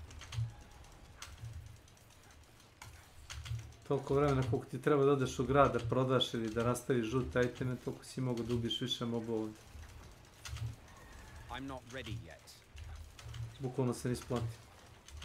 Ali dobro, on nema toliko materijala koliko imaš i ti, tako da... Ja rastavim samo Legendary i opet imam materijal. Pa to.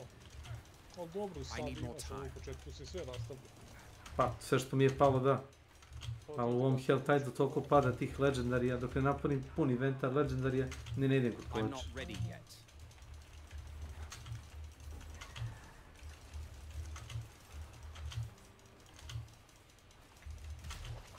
I'm not ready yet. I pazi, ako pogineš, prepoloviti broj ovih Cindera koji imaš.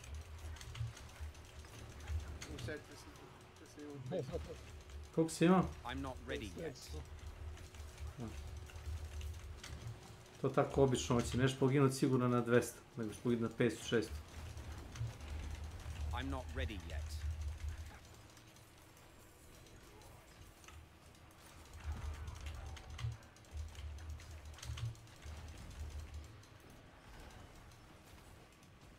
I'm not ready yet.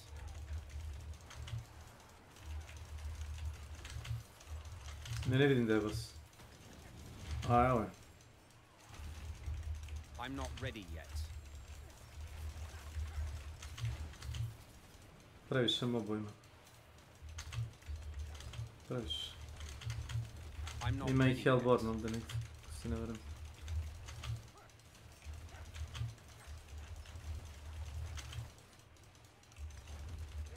I need more time. Evo ga dole. Nemam ovo, ono bi se deo ven. Svoje minijene. A nije ima skriptovano, ne možeš da ubiješ. Da, a može. Ali tu gledao sam Barbarian da je one shot. Skine svu skalu za health, znaš. E, to sam gledao. Sav health je odjednom. Uradi overpower. Koliko? 1000% veći damage. 1500%, tako nešto.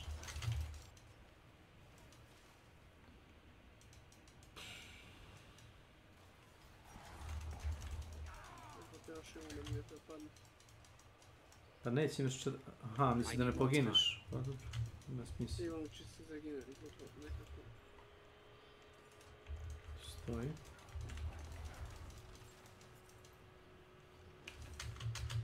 Ček sekundu, dodaj mi do to. Kad je već to.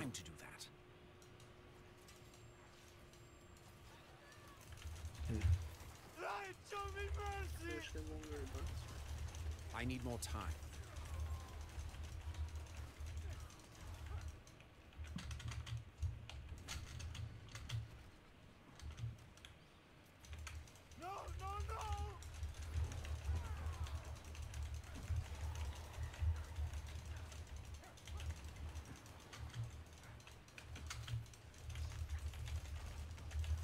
I need more time.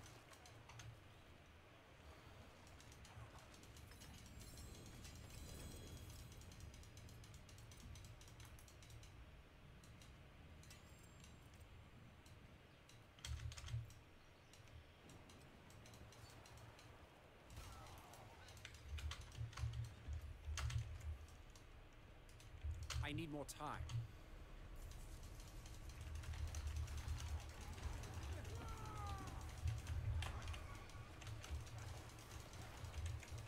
I'm not ready yet.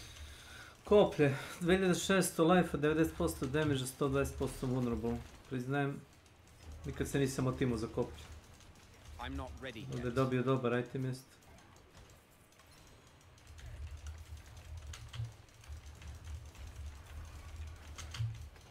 I need more time.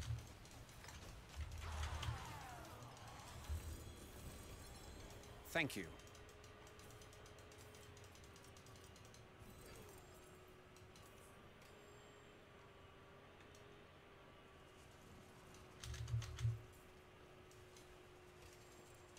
Neće mi bacuje njihove glave petorke. Kako misliš da glave? I need more time. A ne mogu da prezijem te. To se samo šetaš po mapi i ubiješ ih. Drugih savjeta nema. Bukvalno ideš od jedne do druge grupe mobo i samo ih ubiješ.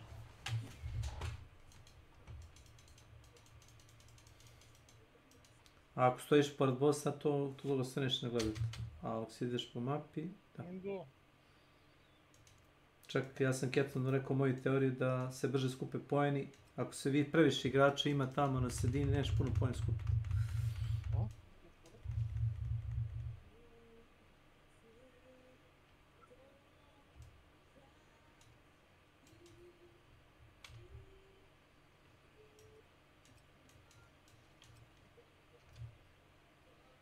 Hoćeš ovo, Nenad?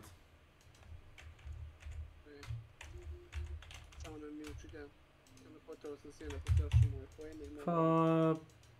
Poslan ti u chat da klikneš na item. Sad ću.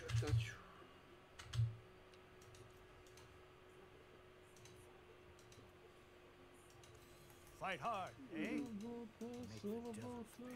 Što? A? Hvala ti, tebe. Dobro. Ne, hvala. Ne, hvala? Ne, hvala. Nešto šta si kazao? Dobar dan. Nego, to mislim. Da, ima. I ko je bio pravo? A? Ko je bio pravo šta? Za onu, kako se zove igru. Koji? Što je Tomislav besplatno testirao developerima. Ja igram, ono, totalno je free friendly. Znam, pa i Lost Ark je free. Da, ali... Isto tako ima. Svaki 10 do 30 minuta teleport košta. Pa da, ali ne moraš niš kupovat. Znam, pa ne moraš. Ne moraš ti ništa da kupuješ i kad igraš Path of Exile, ili tako? A opet ti Đolo kupio za 30-40 evra ste što je bolje. Pa neke kupio. 340 5 evra ti košta i... Ne, pa nećeš da kupiš najjeftiniji ste što je, jebeš to. Jebeš to. Dark and Darker ti je free. Znaš šta košta ako ćeš da imaš više karaktera od jednog? Free igra. Ako hoćeš da prodaješ item, moraš da kupiš premium također. A free igra opet, kažem. Ma, to je verzija free igre, to je bilo, znaš, ono, te igre dizajnirane za plaćeni model da bude. Pa sve je dizajnirano da uzme para tebe. Nijedan developer neće da plaća server hosting da bi ti igrao džabe. Iz dobrote srca. Ja bi se zabrinuo kad bi stavili Han Shodan da bude free, znači da će sve da košta puta 5. I skinovi, i Battle Pass, i onaj... Ali opet ti govorim da ne moraš apsolutno ništa kupovati. A ne moraš ti ništa, Tomislave, ali ako već posvetiš vreme nečemu, razumeš? Ali prije toga Ilija jedan ništa... Jesi li igrao World of Tanks? Ajde. Nisam igrao World of Tanks, ali... Ajde, čekaj, je li igrao neko ovdje World of Tanks? Jesam ja dao. Jest, i? Da li igrači koji igraju, znači, igru free i ovi što igraju premium, znači da li ovi što igraju premium varijantu igre imaju prednost? Imaju više para. I'm not ready yet. Ali dobro, ja ti govorim sad po pitanju Once-Humana, znači apsolutno sve možeš i Battle Pass i sve možeš zaraditi u igri. Meni je to veći guž zaraditi sve u igri nego sad kupit Battle Pass i ne znam šta. Jedina igra koja radi to što si ti rekao je, koliko sam ja primetio, Helldivers. To sve što si rekao. U Helldiversu ti možeš kupiti stvari da budeš bolji. A to je jedina igra koja to radi, trenutno. Koju platiš i sve ostalo odključaš igranje. Pa ne odlučavaš i u Helldiversu ti možeš kupiti one... Ako nećeš da, kao ja i Kecman, da radiš one misije koje, razumeš... Ja sam završio, znači imam sve... Ja sam kupio to, ja sam kupio sve Kecmane Battle Passove, znaš? Sve. Samo igranje. Dobro, ali pa možeš i u Once-Humanu, samo s igranjem sve Battle Passove dobiješ. Ali moraš igrati. Ko je ovo poginuo? Aha. Koliko ti je uzeo poena? Nisam ja poginuo. Nisi ti?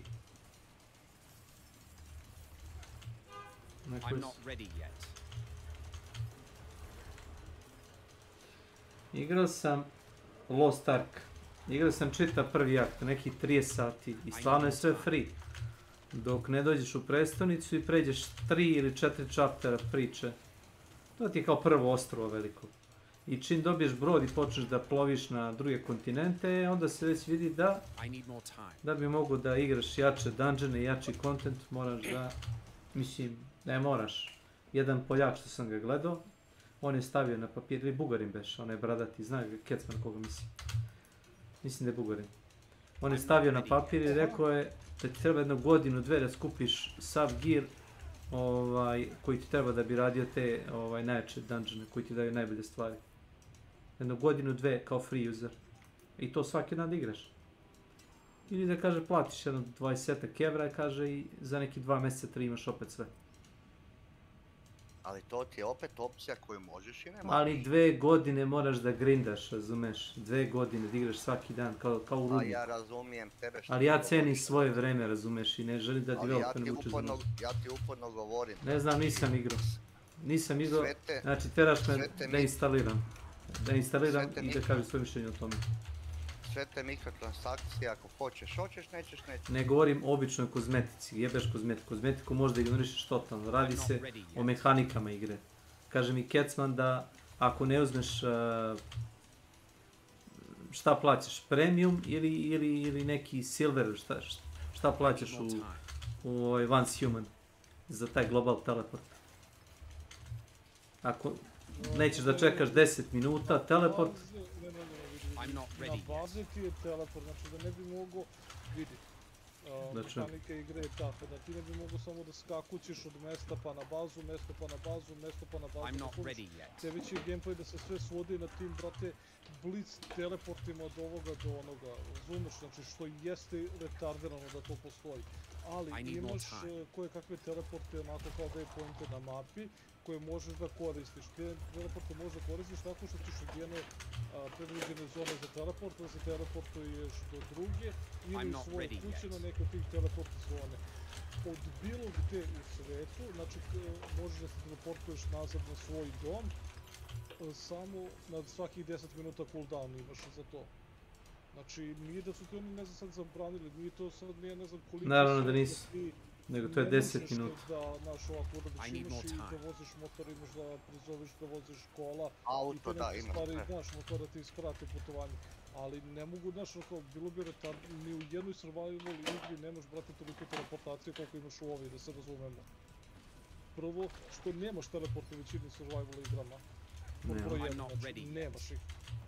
Kao, znaš, ovdje opet imaš te neke komoditete da se teleportiš na određene zone na mapi, jer smatraju kao da je mapa relativno velika da bi nosao kao točkaro, pa ako hoćeš možda se teleportuješ ili jedan puta na svoj dom ili dom od nekih svojih drugara.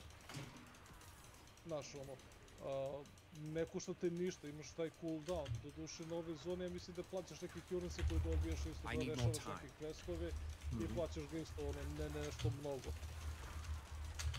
Ali nije nemoguće, ja nisam do sada u shopu video ništa sem... Ne, samo kozmetika, samo estetika za oružje, igrač, ko u Huntu, ista šema recimo. Ali ništa što se tiče same bitne igre ne možeš kupiti. Znači samo obična estetika i to ti je to. I možeš kupiti ako ne želiš igrat, mislim koju Hunt Showdownu, možeš kupiti Battle Pass. Znači da si odmah odključio cijeli Battle Pass. Opet dobiti gomilu kozmetike. Da, opet gomilu kozmetike samo dobiješ. A recimo ja sam već otključio, mislim na ne znam koji 10 level Battle Passa, a ne igram sve skupa 2 sata od kad je izašlo. I'm not ready yet. Tako da što se toga tiče... Ali kao kažem opet ne smatram da ti baš toliko to potrebno. I need more time. Za taj teleport. Meni kozmetika ne znači ništa u igri. A sad kome znači, baš ako želi nek si kupio, jebate. Jesi ti Keci uspio svoju kuću naći ili da smo isti svi? Mogu da nađem, nego kažem ti da samo treba onaj svijet da se prebaci. Pa niste prebacio sve. Jel' ne? Ne, moja kuća je voda na svetu 3, a ti si na svetu 8 i onda... 8, da.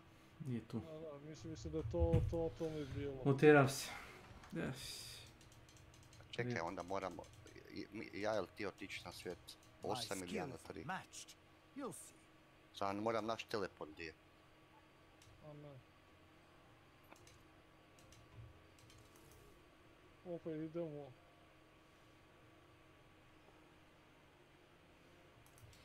Ovo bi tačno dao nekom.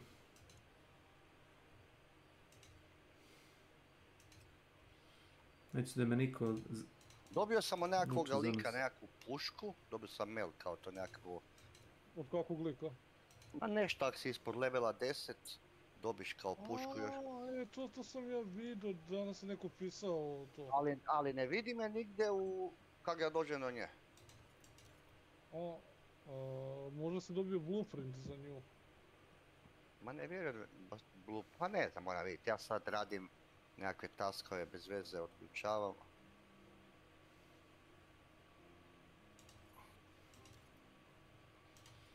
Bez veze otključavam stvari i radim neke sitne questove. Moram si otključati, napraviti struju za kuću i te glupe. A sam mislio da idemo skupa jebi ga, ali kad... Čekaj da vidim, a di je taj teleport da ja promenim svijet, di je to ovo? Ono neki od tih, na mapi jebi ga imaš ih. Misliš da bilo koji od tih teleporta? A mislim da nije bilo koji od tih teleporta. Da mora biti baš neki drugi teleport, nisam siguran, ali...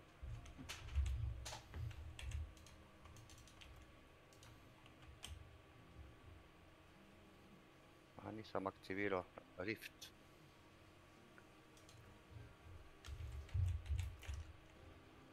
Moram Rift aktivirati. A warrior. How may I? Good. Fight hard, eh? Pedrope. Dobio sam Spark. Malo pre. Tad bi se nešto iskočilo na milisekundu.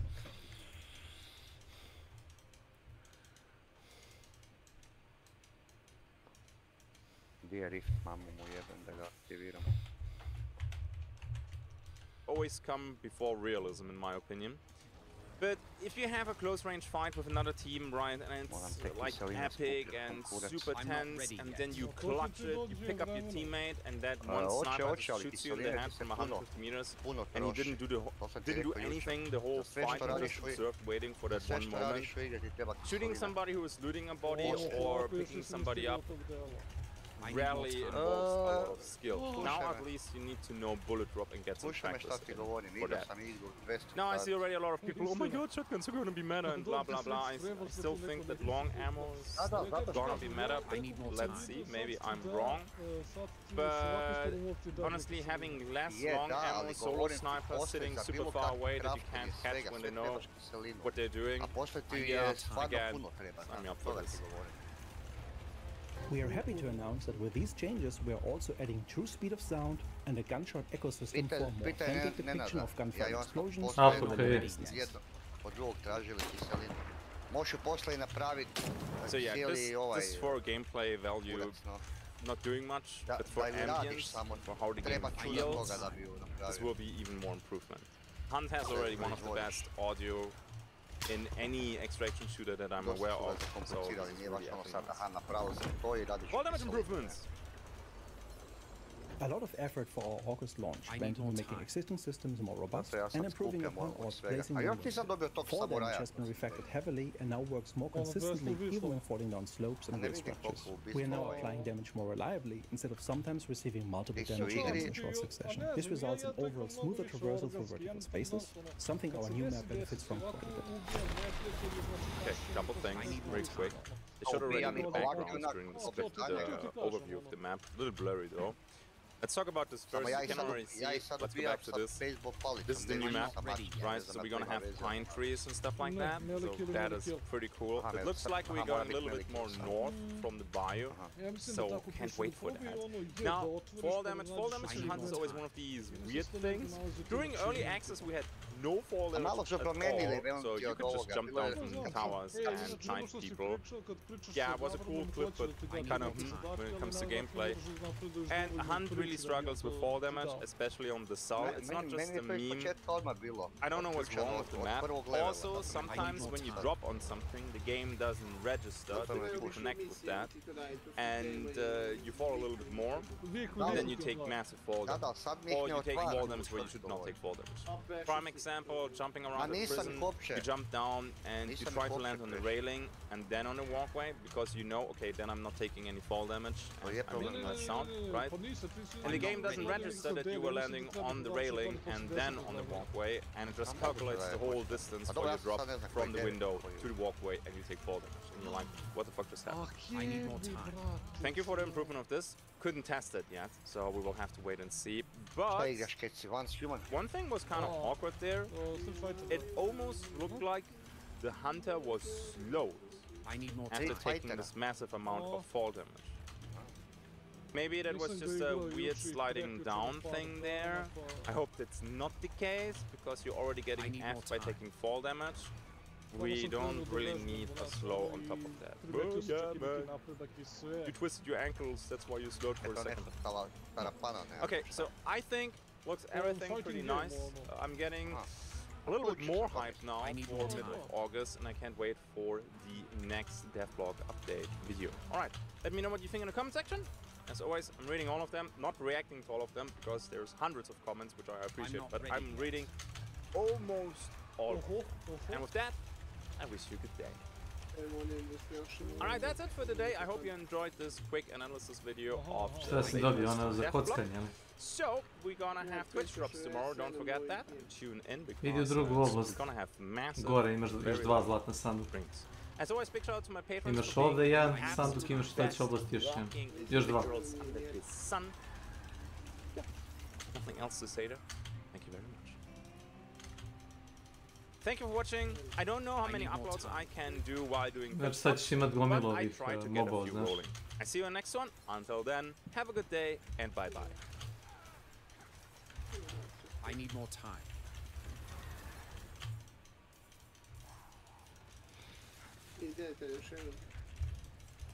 Si otvorio ovaj? Čekaj, sad ću pokazati, samo da ubijem. Čekaj. Ovo ti je bio boss, ako nisi primetio. Jer imaš bar 500 pojena. Imam 39.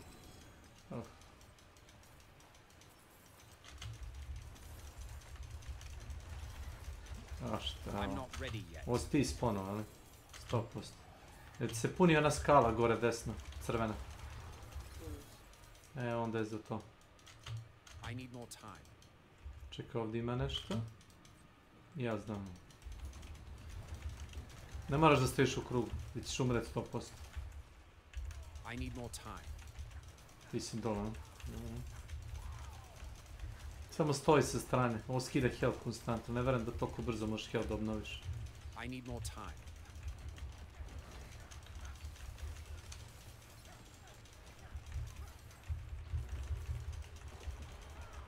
I'm not ready yet.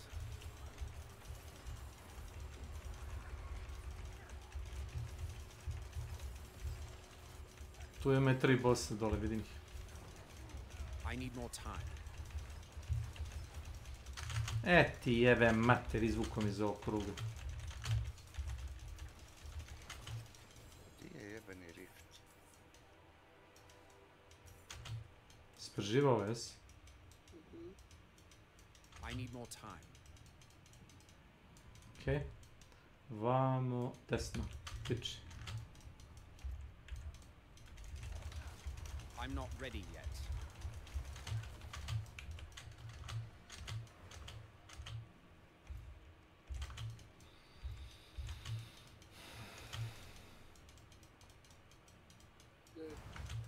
Vamo. Moraš da uđeš u drugu oblast da bi ti pokazao gdje su ove škrinje.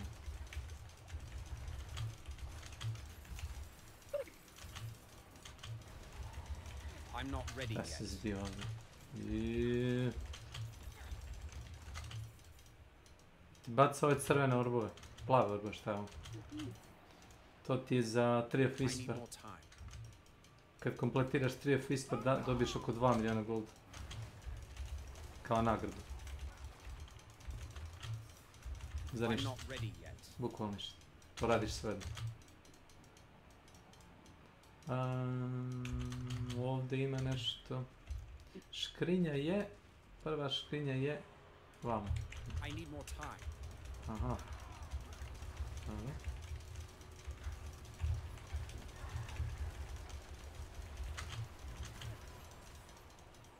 I need more time. A Tomo, dok si ti stigao ovdje u priči? Dok sam stigao? Pa niš, radim si kuću i krevet i one gluposti, to sam sve napravio. A ne, priču, ako nisi igrao po ono, story. Žuti koja je story.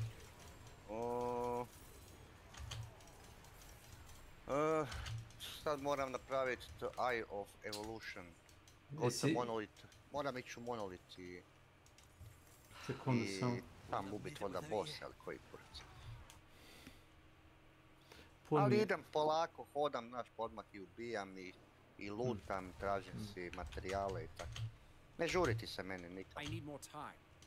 Znaš, ne volim sad idem drito na žute questove završiti i to je to. Ne, polako idem i radim sve sa strane pa kad završim ovo.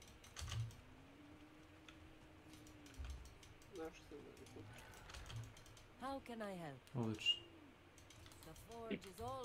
Kupljam bodove i pizde, mater.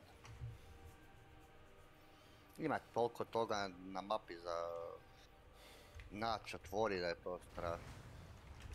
I'm not ready yet. Si ti otočao tamo, jesi? LANID. Welcome to my channel. Hello, man. What's up? Welcome. I'm not ready yet. Massacre. Nothing, just enjoying food. How is your day going? I need more time. It's my day of work and I guess I'm enjoying, but it's kind of hot. Like in Europe, it's about from 30 to 40 degrees Celsius. I don't know about the Kelvin. It's goddamn hot. That's the problem. We're trying to cool off, but you either drink like tea or eat ice cream, so that there is no help in it. No air conditioner is gonna help with that. You're just trying to like to survive, I guess, the heat stroke. Pa ne, nego mi je nekako ono ljepše. Šetkaram okolo, istražujem. My god. Do you play this game? I guess. Game. I'm not ready yet. The fuck. Ovdje je gužva, Nenad. Evo ga, boss. I vjerujem gdje skupljam tih materijala, treba će ih more poslije.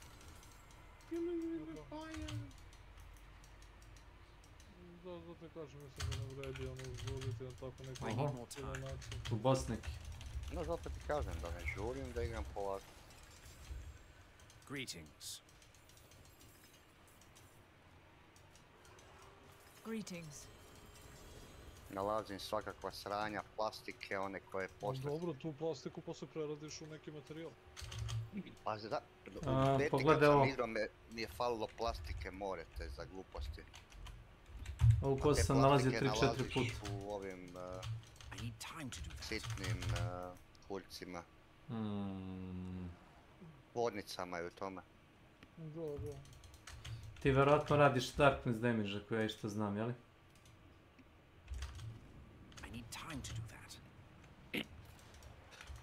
Jel čeka, Nenad? No response.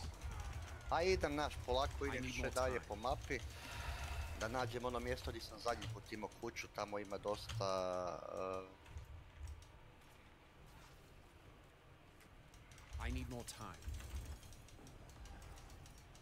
Ima dosta materijala, zlata i toga.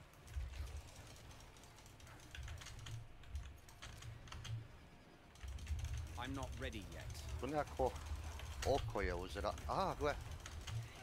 Ubio sam nekakvo oko u zraku. I dobio sam nekakav loot crate. Ove mini eventove kad radiš po mapi dobiješ ove... vidi goblin. Dobijaš ove resurse za spawnovanje bossa. Ovo srce, ne znam šta je ovo. So, it's probably supper, I'm gonna guess. Or lunch. Lunch maybe? Gledam, ljudi su već takve kuće napravili ogromne. Lunch. I see. I need more time. So then you are from States, I'm gonna guess, if it's a lunch.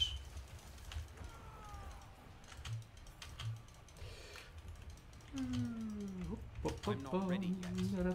Jel ima par mjesta, znaš, gdje sam našao zlato i takve gluposti? Oh no. Yup, you cheated. No, I didn't. I need more time. No, I didn't. Ima tu. Gledam di... I got a friend from States, the Mr. Amazy. He's not Mr. It's Professor Amazy. And I know the time zone difference, and I can kind of calculate. If you're saying that you're having a lunch, then you're probably from like either Central US or maybe East Coast. Maybe East Coast.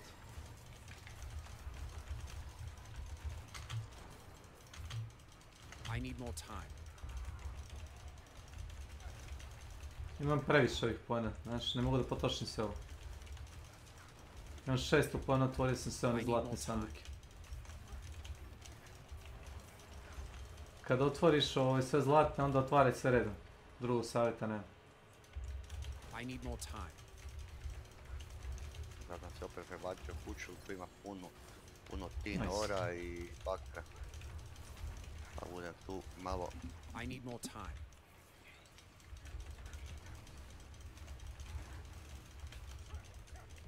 Grindo.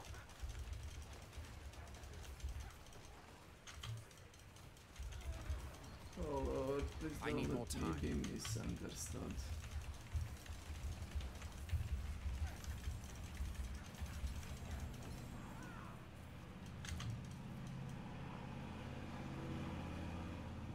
I'm not ready yet.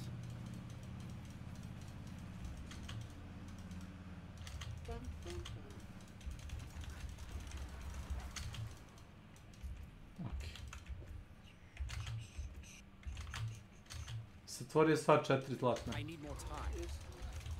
Sad otvaraš sredno. Ja imam 600 još. 700. I need more time.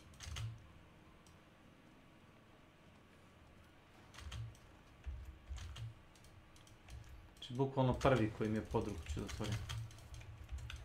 I opet neću ti sve potrošiti.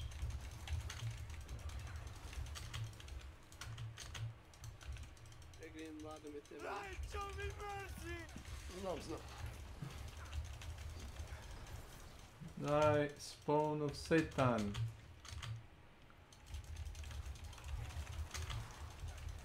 I'm not ready yet.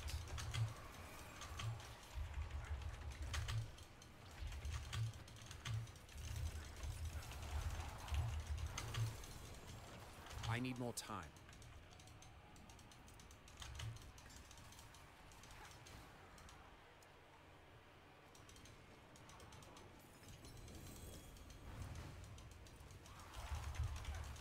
I need more time.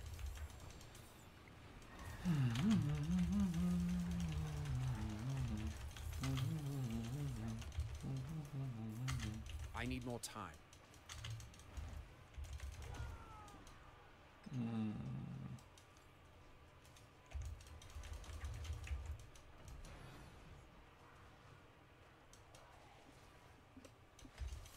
I need more time.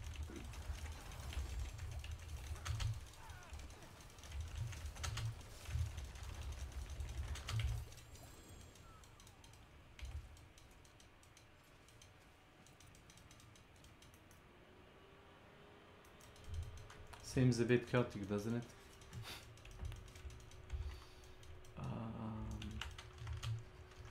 I need time to do that. Never gonna make it in time. Never gonna make it in time. I need more time. Oh my god. Ugh. I need Giddy more up. time.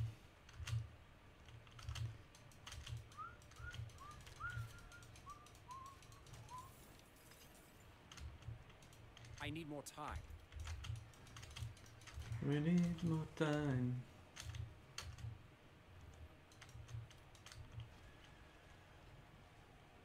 I need time to do that. Oh. I'm sucker for gold. I need more time.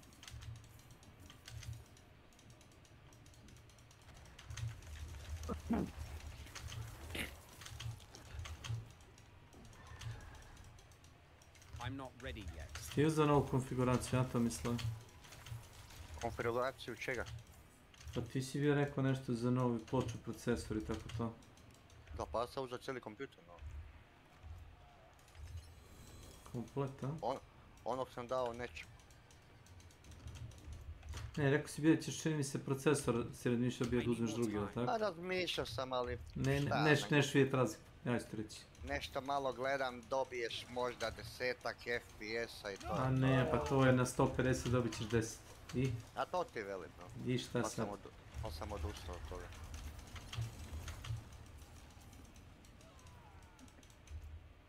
Uzeo sam si jučer još jedan JBL-ov Bluetooth zvučnik mjesto toga i to je to. Sad sam ispojio dva u stereo i već kako lema. I need more time.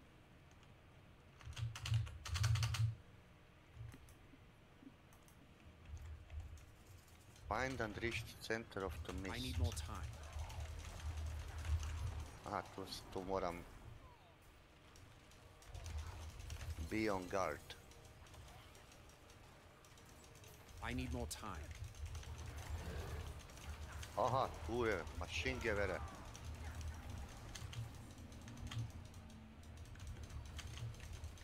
I'm not ready yet.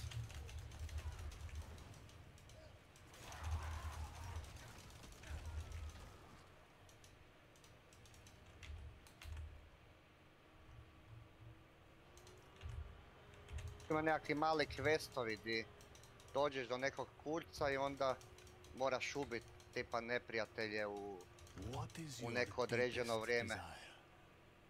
Write your name within these pages, and you will have it. How strange. The name in this ledger. Andrea of Larkran's Overlook. Perhaps they know more.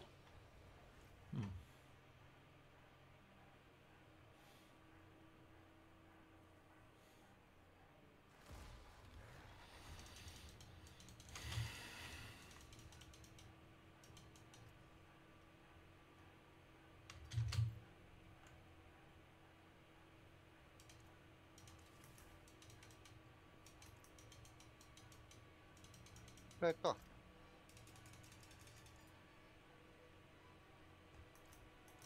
Nemojte me jebat. Anything breaks, the forge is hot. To je to. Mini fister sam dobio nekakav, šta god to značilo. Nemam pojma, da znam šta će.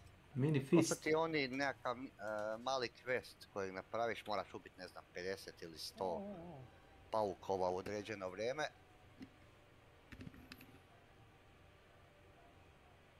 I onda... Šta, to je to, nema više taskova. To je to, napravio sam task. Evo, gotovo mi je. Aha, nije, moram pričekati još 7 sekundi da se to završi.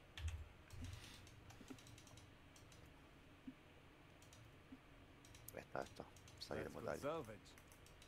I dobiš onda nekakve gluposti, ono... Od opreme do recimo takve stvari.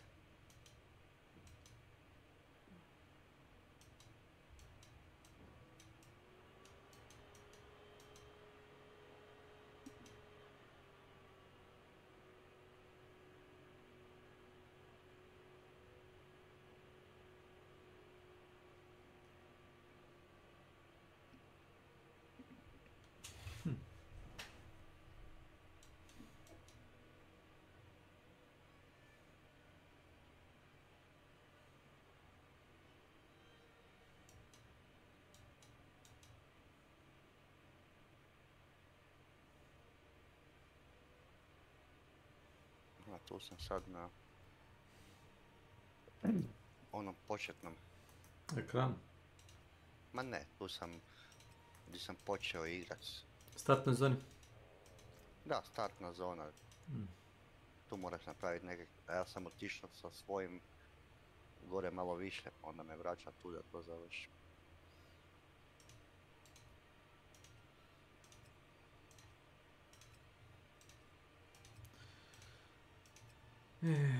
Lord of the Rings.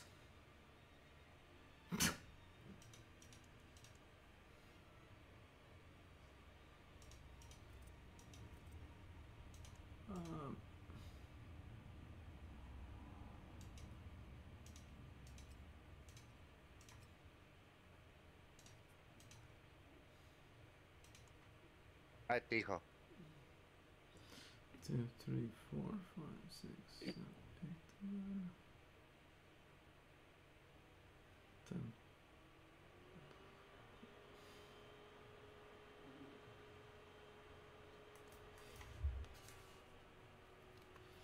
Not even close enough.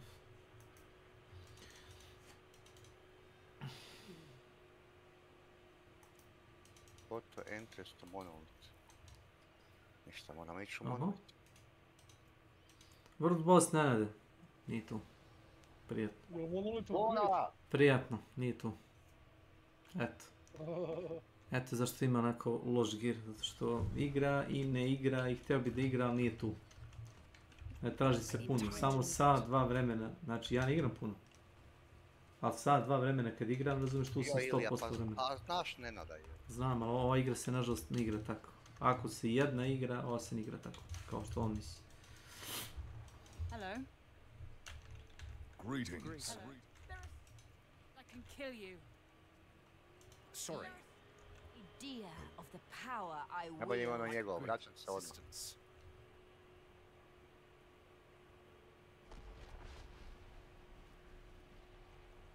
Poor soul. I'm not ready yet.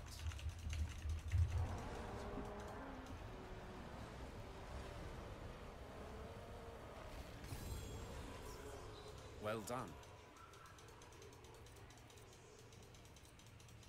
Dala mi je Nikad lakše parazit. shotgun. Yeah, I appreciate that. I cannot carry more. Thanks.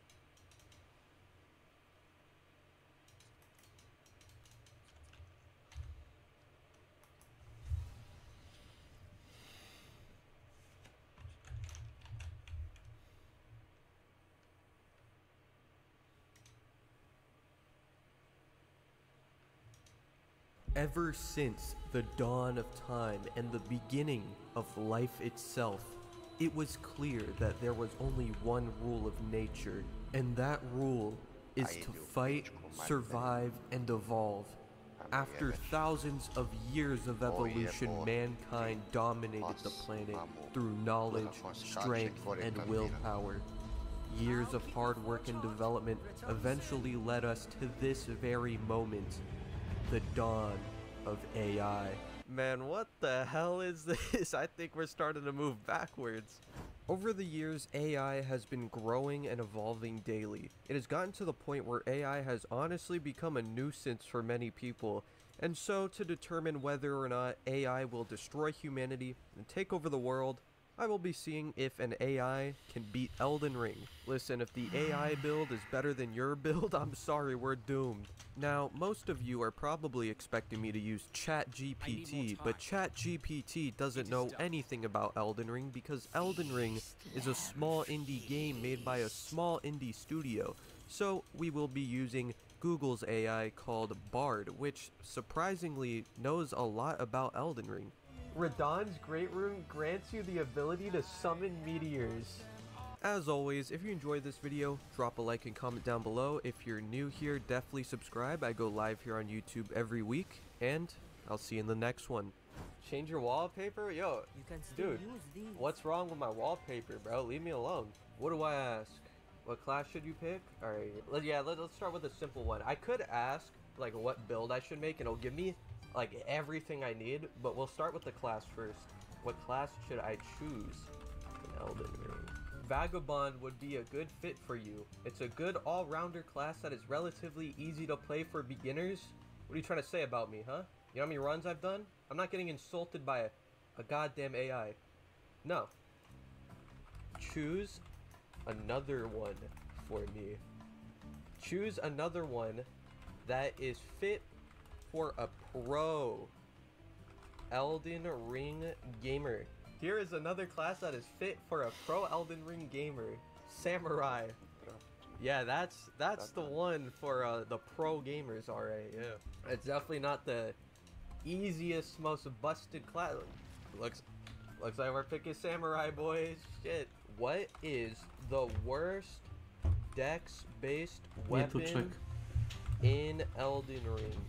I don't even know where that is. What's next? So we got our weapon. What keepsake should I choose in Elden Ring? I think the golden seed would be a good fit for you. Didn't it say golden seeds are for beginners? I'm a pro Elden Ring gamer, but you know, that's what it shows. I definitely don't choose golden seed anyways every single time. I'm not ready. What Dark Souls YouTuber do I make as my character in Elden Ring? I'm not making Vadi video. What? Vadi video face reveal.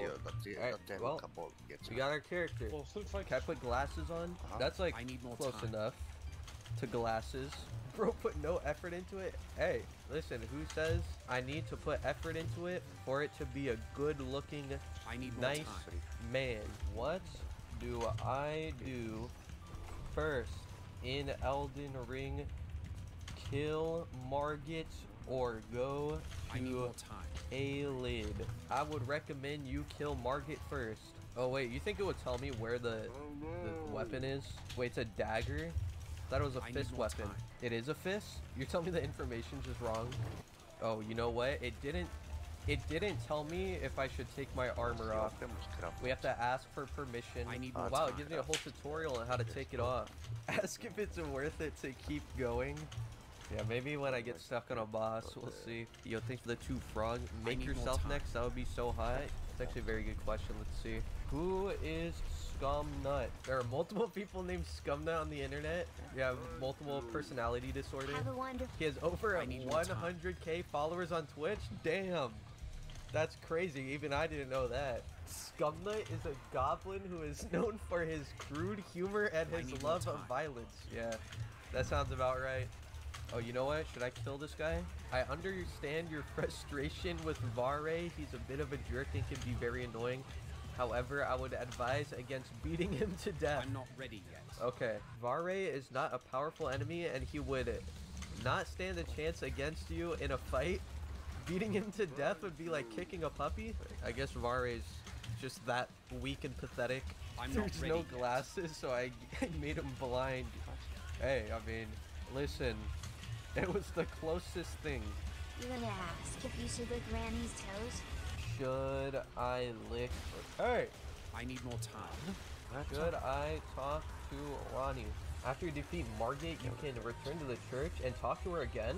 Wait, actually? Spirit jellyfish asses? Did I say asses? Oh my god, wait, you're right. It said it gives you spirit jellyfish ashes. Let's just beat this guy real quick.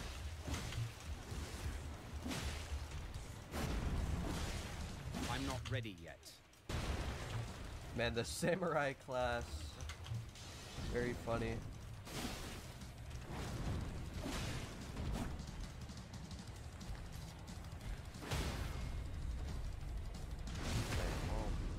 This is definitely the class all the pro Elden Ring gamers use.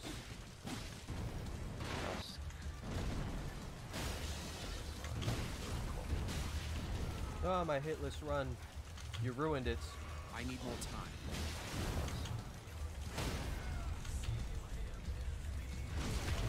Wow, this is like so easy. I forgot how easy this game could be. I'm not ready yet. Okay.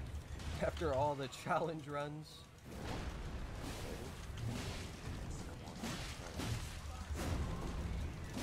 Alright, well that was easy.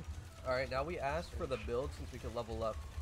Oh, we gotta go to round table first? I forgot. Oh yeah, the church. Let's go see if it was lying about Ronnie. I don't think she's there after you beat him. Okay, yeah, no, someone gave Bard like bad information, or maybe Bard's just a schizophrenic AI, because this never happened. It doesn't exist. Give me an Elden Ring build around the Venomous Fang. Okay. See, like, it gives you an entire build. Like, that's actually crazy. It's a dex-based weapon that scales with strength. Is that true? It's a dex-based weapon that scales with strength. So they give me 40 dex and 16 strength? Listen, who am I to question Bard? Venomous Fang short bow. I need more time. And dagger with the Raging Wolf set. That's very vital to the build, I think. Radagon Sword Seal, Claw Talisman, Green Turtle Talisman. We only get 3 talismans. Okay, let's see the reasoning here. Mine will give you more FP, which you will use for your weapon arts and skills. Oh, my bad. Spells. I'm not ready yet. There's no spells in this build. What are you talking about? You got a better chance using Elon's build? No. Listen, Elon's build was overweight, so this is automatically better. It has to be. Based on your question, I assume you already killed Margit, so you have 2 options, Caelid or Stormwind. Yeah. If you're an experienced player, you can choose to go to Caelid first. Ask the AI for the best Scumnut video. Alright, here, I'll see what it says. What's the best Souls like? After playing DS3, I personally think it's DS3. Like, it's just all around great. Oh, you know what? Let me get the Venomous Fang first. You know why? Because then we could poison this guy. Scumnut is a Twitch streamer and YouTuber who's known for his funny and entertaining Elden Ring content videos. He has a lot of great videos, but here are a few of my favorites. How to beat Margit the Foul Omen. Yeah, I remember making that video. I actually remember that one. Elden Ring, the top 10 weapons. That is a very, definitely one of the Scumnet videos ever. Elden Ring, the funniest moments. Yep. I loved making that one. What, do you sound sarcastic? Because I didn't make any of those videos. I didn't make it. Those were not my videos. I don't know whose videos those were. Those weren't mine. Surely we'll be fine. I think I just go down the regular path and we'll run into it. Because this is the bow, right? This one's the bow. My next move it maybe be on the phone and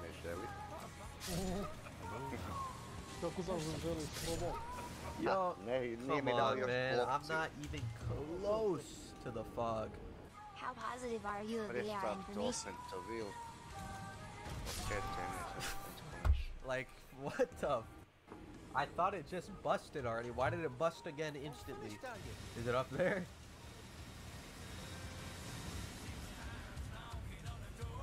Yes. Oh wait, this is a claw weapon. So both chat and the AI was wrong. Why shave? I shaved because after playing DS3, I became reborn as a new man, prepared for the next climb. Alright, big dragon dead. Now we continue our build. Not a somber weapon? Oh, that's even worse actually, god bless. 40 Vig, 20 Mind, 20 Endurance, 16 Strength, 40 Dex. Alright, well we're getting Dex and Vig first because that one takes the most. I need to ask if I should kill this guy or not. I choose that you should not kill him. His questline is not essential. You do not miss much if you do not complete it.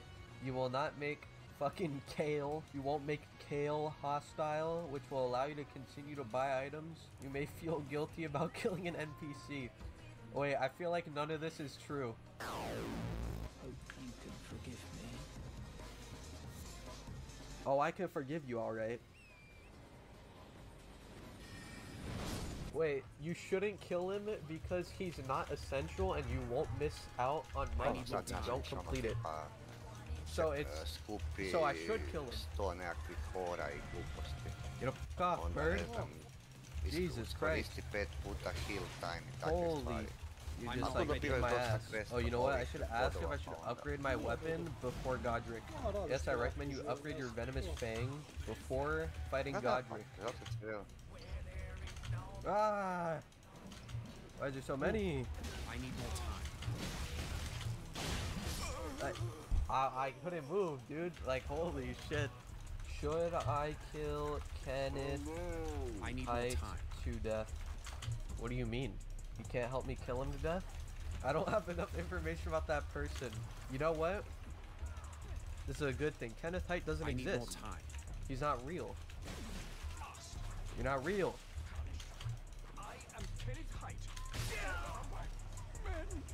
He never existed. Alright, short bow. This guy doesn't sell a dagger. Alright, we got our weapons are complete. This is the ultimate weapon setup. Lightning Ram, Asher War only when?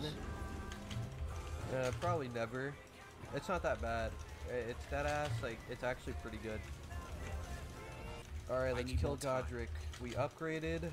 We got our other weapons. We're ready. Let's get this easy early DPS phase. I'm not ready yet.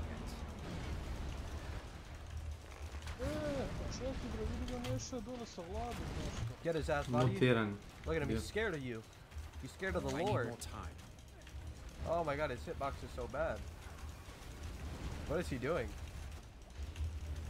See, Body he's the all-knowing, so this guy, he just doesn't stand a chance. He's confused.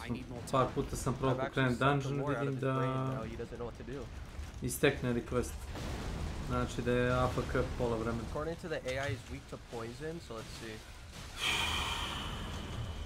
Yeah, let's see. Yeah, that did proc pretty fast.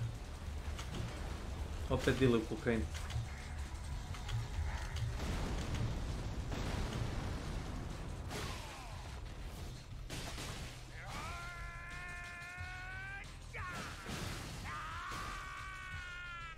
Damn, this build actually does kind of go hard, but then again, Godric's just bad. So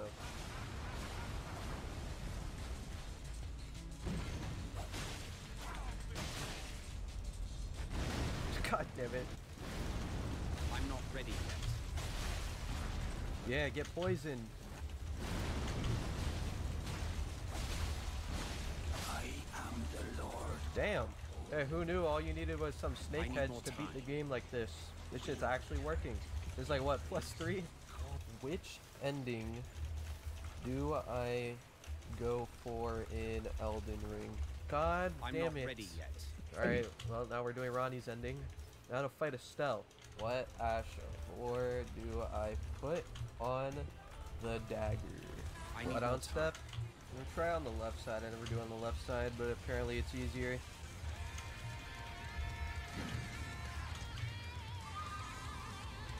I need more time.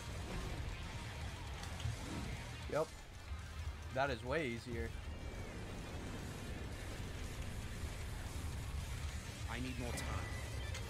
Alright, now our dagger will come to use. Who should I kill? Renala or Radahn? I need more time. Renala is a good first boss if you are a magic user. She is weak to magic. Are you sure about that? I would recommend fighting Renala first. I need more time. His Great Rune lets you summon meteors. I wish. Wait, the AI said it? Wait, did it? Radahn's Great Rune grants you the ability to summon meteors. This can be a very powerful weapon, but it is also very costly. How did I miss that? Scum with my boy find did a cummy in my boy pussy. Will I get boy prugger zoom? Shall I get a boy portion? I hope my boy oncologist accepts V-Bucks or well. Thanks for the 15 Tomokia. I'm not ready. Man, I don't even know what to say to that. That's just fucking baffling.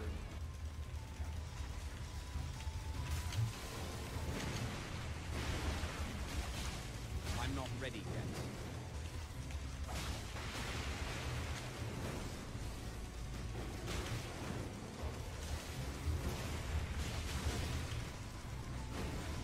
I'm not ready yet.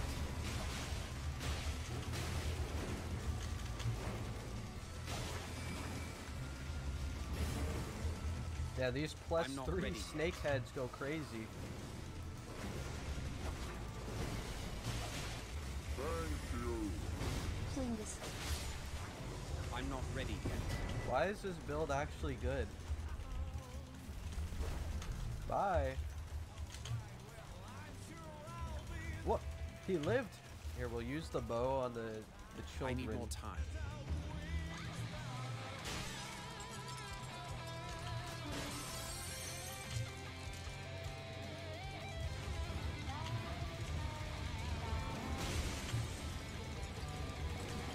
I'm not ready yet. Dobro sam nekog samuraja. Damn, these are actually like really good. What the? Dobro sam samuraja. A kada Why are uključiš... these weapons actually good? Dude, that's +3. It's a good weapon, but range sucks. Oh, who cares? Just get next Onda to them. leti sa samurajom, šta? Aha. I need more time. A dobro, toga moram staviti tamo kad dođemo tu. She can't even move. Ne, to nisam dobio zadnji put u beti, nije toga. She's not even going to the second phase. That's how fast I beat her ass. Isto sve sa Melija tako.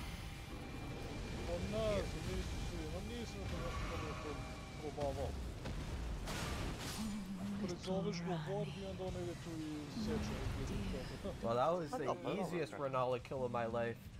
Maybe this AI is actually onto something. Iron Balls effect? Dude, I think I've killed her faster with this than the Iron Balls. Who knew that head was the key to beating this game? All you had to do was use snake heads. The key wasn't balls, it was head all along. What Ash of War do I put on the venomous? Best include Bloodhound Step, Homing Slash, Quick Step, Royal Knight Resolve, Spinning Slash. Well, we're going to Volcano Manor, I might as well just get Royal Knight Resolve. Alright, so 2 invasions, so then we get the armor at Lando. Alright, Istvan. Prepare to die. Lampa, kao što na mene svjetlio. Okay, you can't jump the ground attack. My bad. If I die again, I'm gonna ask the AI for tips on this guy. Yeah. Can you describe your name? It's Scumnut. Scumnut was born in the United Kingdom and started streaming on Twitch in 2019. He quickly gained a following for his Elden Ring content. I can't believe Elden Ring came out in 2019. Can you believe that? This game's how many years old now? 4 years old? And the DLC still ain't out. That's crazy. United Kingdom of Florida? Yeah, I guess I'm British now. That kind of sucks. I didn't know I was British. Riley the idol? Why is he idle? Dude doesn't know the climb. Perfect. Now I just go to Landau.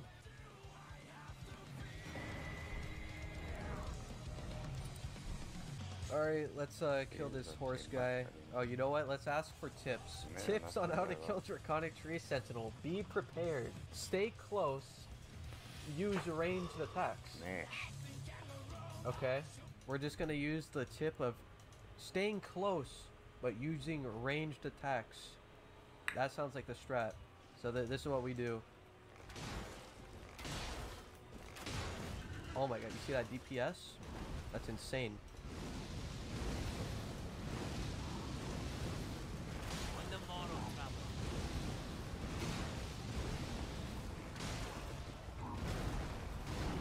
It's working.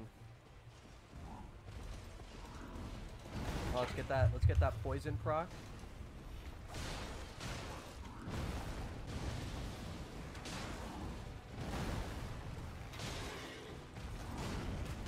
It's working. The AI was right. This is the way.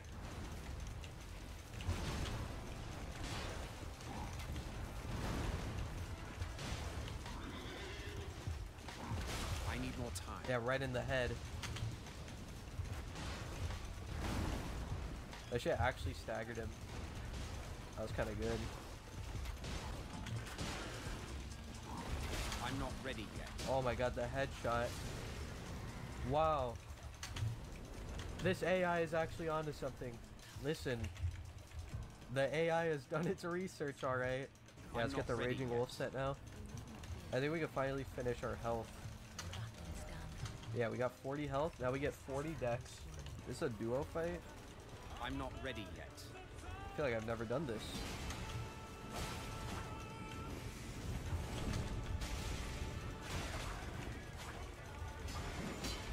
I need more time. Alright. We got the armor. Alright, old man. Shit, I should have asked for tips on how to kill the old guy. No, Štima?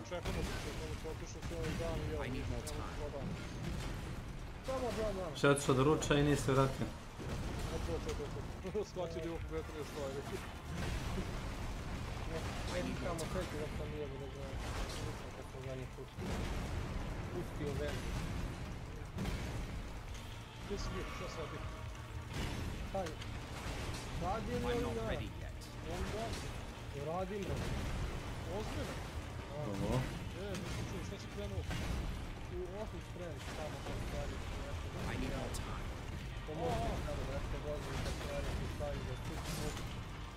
Alright. The plus 3 serpent heads or venomous fangs are still going crazy. Alright, let's see. Do you think the plus 3 venomous fangs will hold up on Morgoth's? Shut up. I'm not ready yet.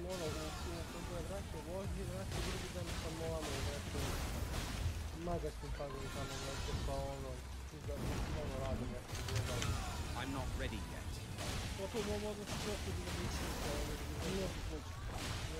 Yeah, they're still pretty good. I mean, I get that I used the shackle for that.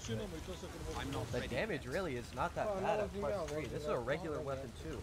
It's not even somber.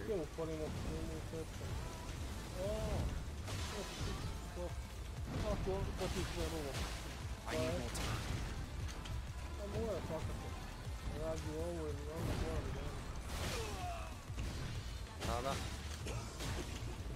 I need more time.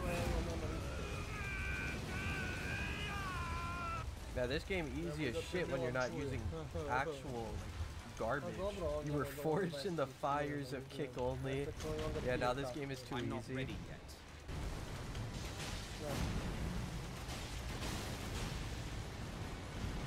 Ne kužim ona njegova videa što snima meče. Niko to ne shvata ni zašto svi smo ga zamolili da prestane, ali A neki ljubavni materijal. nešto se iskenjao, opet ti nisi ni pojavio. I'm not ready yet. The +3 serpent To je verovatno za tebe. venomous fangs, I don't even know what it's called. They do it. That's all you need. Like, you don't even need to upgrade it. You know what, I'm gonna ask the AI, like, what level my weapon should be by Morgoth. It needs to be +10 or higher. Are you sure? Let's go do Ronnie's quest now. Opinions on gingers? Yeah, Melania's pretty cool. Yeah, that's all I gotta say about that, to be honest. I see a ginger in real life, oh my god. Is that an Elden Ring reference? Holy shit, your hair's red. Nikak da nađe meč. Oh, Ali it's velim, so mislim, over. dobro, jučer sam pokušavao objasniti, znači... neću da slušam. Tiče te klime i gluposti. Znači ima ljudi nećeju klimu, ja ju imam u autu, ja je ne palim skoro pa nikada. Oh, well, there goes the no-hit run. You know, I almost did it. Imaš ljudi, znači što ga stvarno ga ne zanima klima i da nema novaca. Nego neće klimu i gotovo. I sad nekoga prozivati, a i toga mi je glupo. Oh, you know what? Let's ask Znači ja reći, Kecmani, ti si glup ili nećeš AMD-a? His legs are his weakest Tvoj point. izbor. Is that true? Tvoj nos. He used the pillars to block Radon's attacks. Oh yeah, the pillars in his boss room. I need more time. Right. We gotta make sure to aim for his legs. That's his weak Da, spot. pa viška vremena. Viška vremena nisam. I'm not ready yet.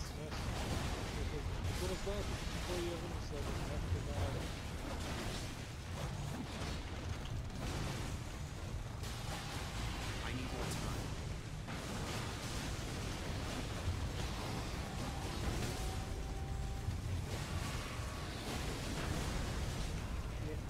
I'm not ready yet. Ne.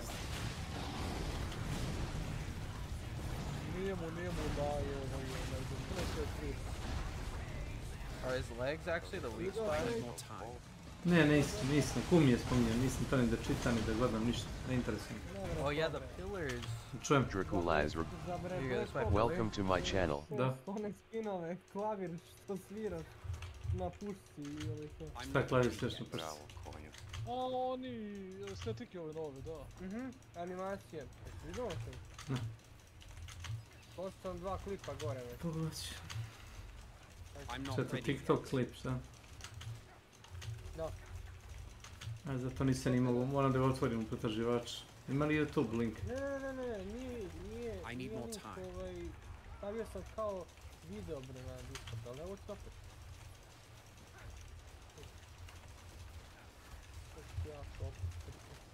I need more time. Ej, jeveni, glupi, bosi, firi, govna. Pogledat ću. Završeno. I need more time.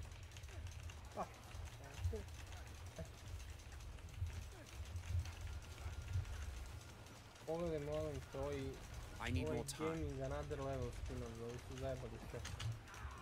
Znaš šta je najjača fora? Imaš Da? Jack Sparrow kalaš, to jest kalaš imaš i kao brod je kalaš i kao, znaš ono ono kad I'm not ready. Yes.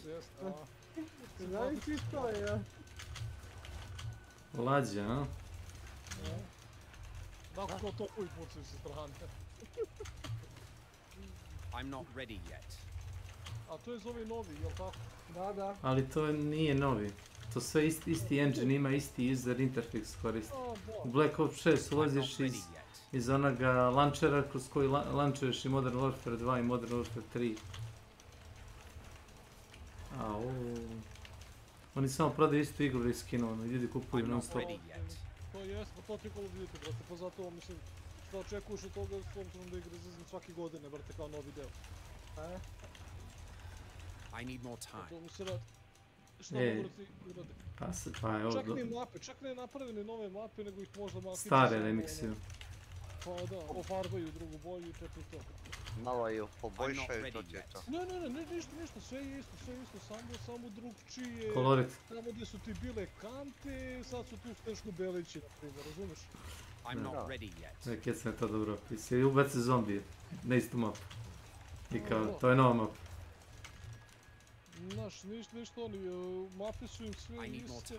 Znači, Black Ops ima svoje mape, a Call of Duty normalan ima svoje mape. Imaju sad i ovaj Call of Duty normalan i od Black Ops mape i ovi imaju od ovo. Eto vidiš. Znači, kao što bi ubacili novu mapu, samo će da ih eto podele i eto ti. Ne prave, znači... Pa onako igra deli sa isti fajlom. Znači, onih ranih 2000-ih čovječe, to šta je to bio, Modern Warfare, dvojka jebote ili tako nešto, te mape i dan danas postoje. Samo drugčije malo su I'm not ready yet. Da. Druge estetike na njima, znači mapa kao mapa je ista, samo je to malo prefarbana.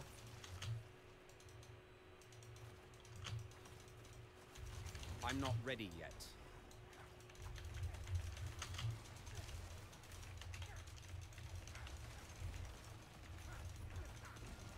I'm not ready yet.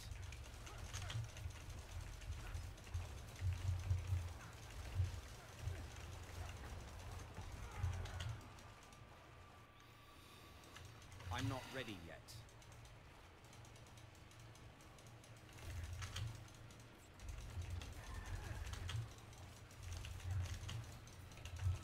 I'm not ready yet.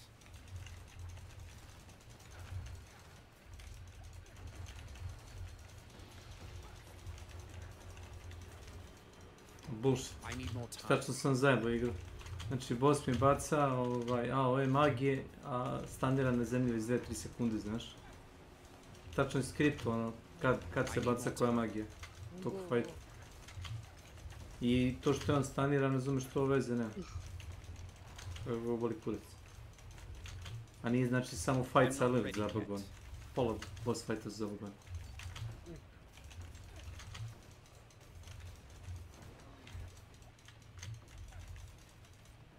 I need more time.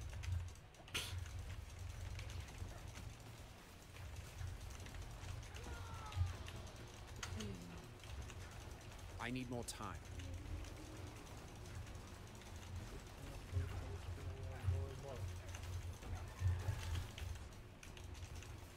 I'm not ready yet.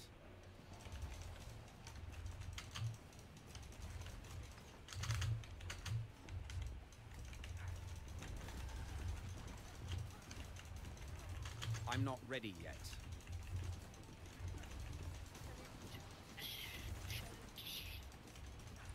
Shut the fuck up, kid. I'm not ready yet. Jebem mu mrtvu, majku. Dracula dobije... Šta igraš, multiplayer, jel? Ko te ljuti, Dracula? I'm not ready yet. No da, i onda se upalio klinac sa PlayStationa i...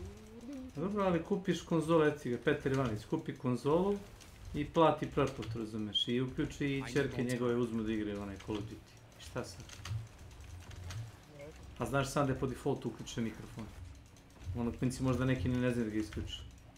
I'm not ready yet. Pa imaš mikrofon u kontroleru na PlayStation. To znam, nego nisam znao da je namestan da bude ono uključen. Da, po defaultu uključeno.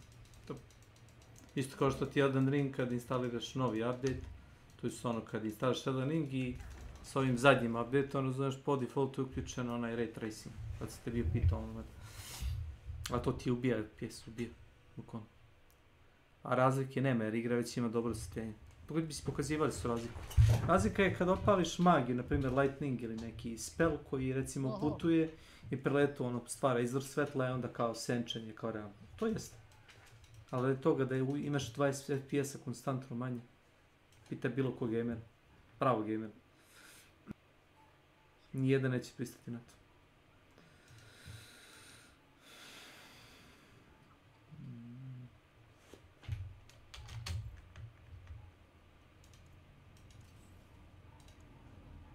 Završio sam 80 level, ga pita.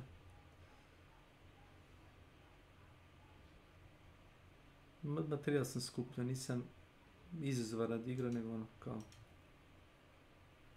Potrebe radi. A više potrebe radi, jer nisam htio se zjeban s ovim slabijim.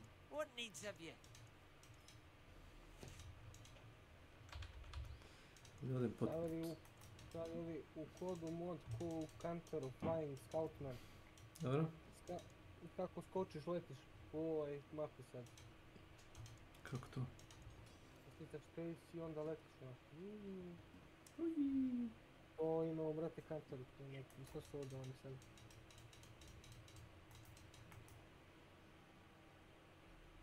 Counter Strike možda letiš. A, onaj mod Flying Scoutman. Imaš mod. Dobro. Evo sad ovu, brate, kodu skočiš i kao lebdiv te gore.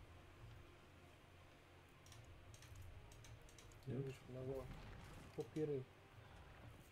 Pa, ako ne možda izmisliš ništa novo, ti iskopiraj.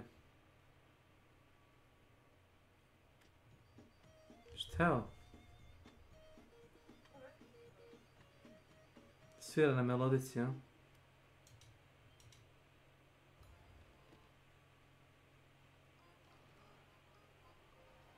To puška ili brod, šta je to?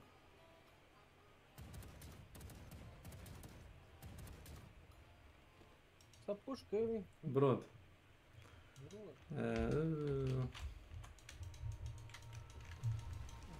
Da li to znači da ćeš da bržiš da se krećeš kroz vodu sa tim, a? Jest, vjerojatno ima čamac na naduvavanje.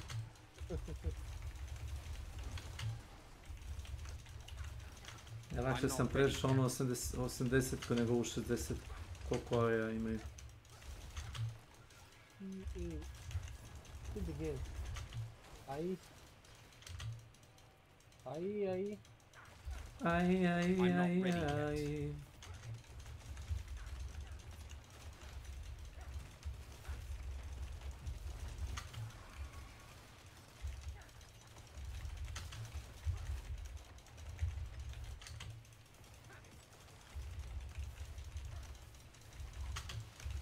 I'm not ready yet.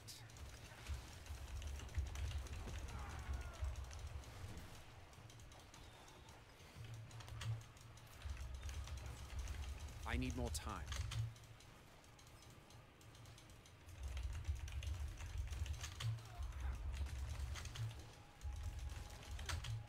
I need more time.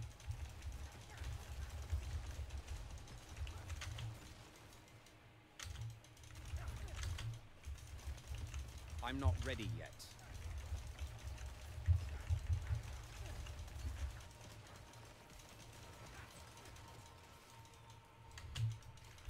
I'm not ready yet.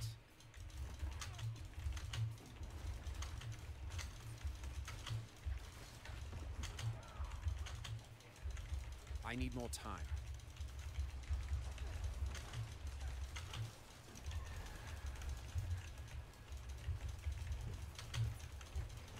I'm not ready yet.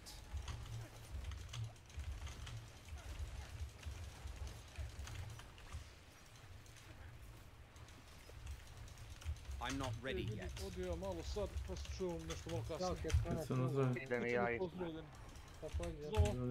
Ćao. I'm not ready yet.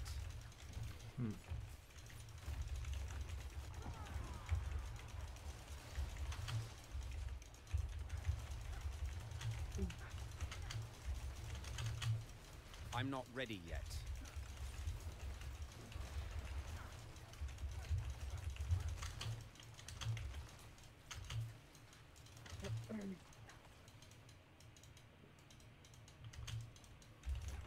I'm not ready yet.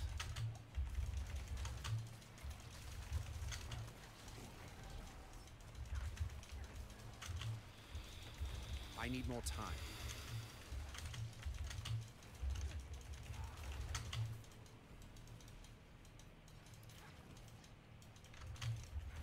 I need more time.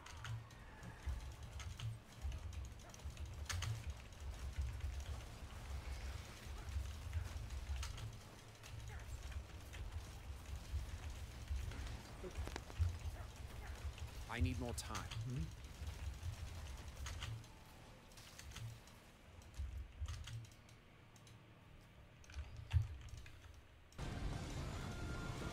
I forgot about the pillars. They keep you safe.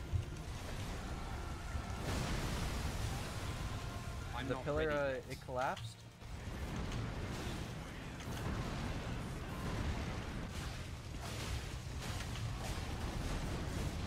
I'm not ready yet. Let's go.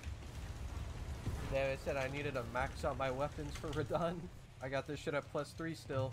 Oh yeah, we have Radon's Great Rune now, so we can summon meteors. We gotta fight our demons.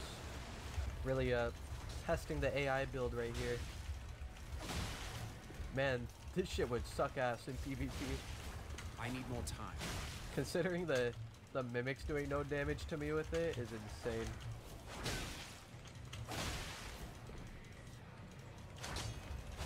I need more time.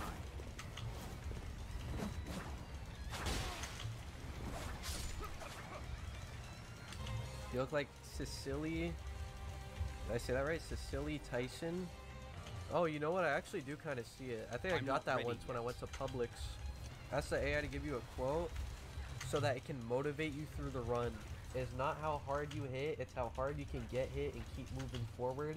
That's how winning is done. See, that's what I'm saying. No hit runs are bullshit. You know why? Because no one cares if you can't get hit. People care if you can get hit. I really needed that to beat Elden Ring. Now I'm feeling motivated. We got this. We got this shit. Look, we just got the miniature Ronnie too. Going straight in the jar, speed run this shit. Alright, we gotta get this Ash of War. We gotta speed things up. What should I do with miniature Ronnie? Things you can do with miniature Ronnie. Give it to Ronnie. Miniature Ronnie can also be used to summon her as a Spirit Ash. This powerful summon can be used to help you in battle. Wait, actually, no way. If you don't care about Ronnie, then you can do whatever you want with miniature Ronnie. Wait, that doesn't sound good. Oil. That's one too many oils, actually. You know what? Speaking of oil, I'm gonna ask the AI what Scumnut did to Jarberg. In March 2023, Elden Ring streamer Scumnut blew up Jarberg, a peaceful village of jars in the Limgrave region. He did this as part of a challenge from his viewers, who offered him $50 if he could destroy the village in under 30 seconds. Scumnut's actions were met with outrage from the Elden Ring community. Many players felt that he had violated the unwritten rule of not harming NPCs or peaceful areas. Some even called for him to be banned from Twitch. Scumnut has since apologized for his actions, saying that he did not realize how upset people would be. He also promised to donate $500 to charity in an effort to make amends. Imagine. I'm sorry I blew up Jarberg, guys. I'll be donating $500 to the jars. Despite his apologies, Scumnut's actions have had a lasting impact on the Elden Ring community. Jarberg is now a symbol of the game's innocent NPCs, and many players are now more careful about who they attack. That is some Scumnut lore right there. We just have Estelle. When we kill Estelle, we're done with Ronnie's quest. Then we kill Fire Giant, Godskin Duo, and the last few bosses, and we're done. We're just gonna full send this shit there. Alright, let's look up how to kill Estelle. Roll through Estelle's attacks. Oh, really? Be prepared to heal. We're gonna get this first try now that I read those tips. We got this shit. That is so annoying.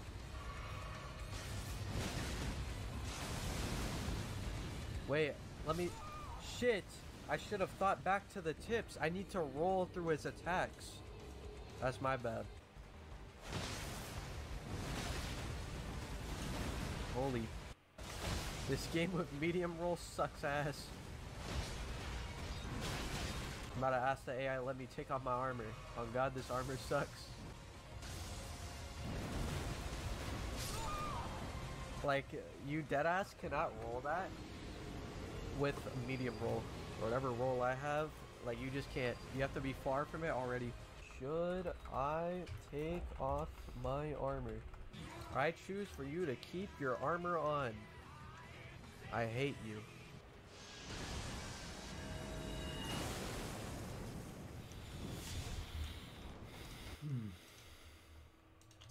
Seth, here. BRB.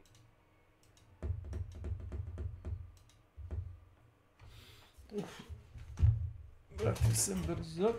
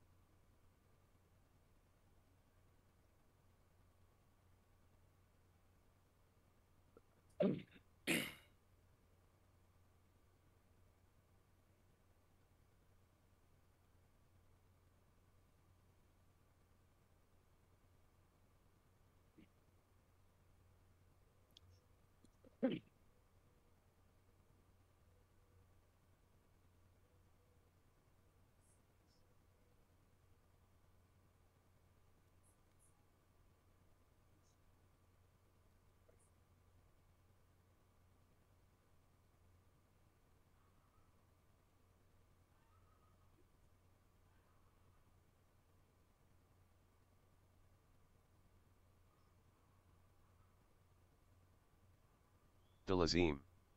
Welcome to my channel.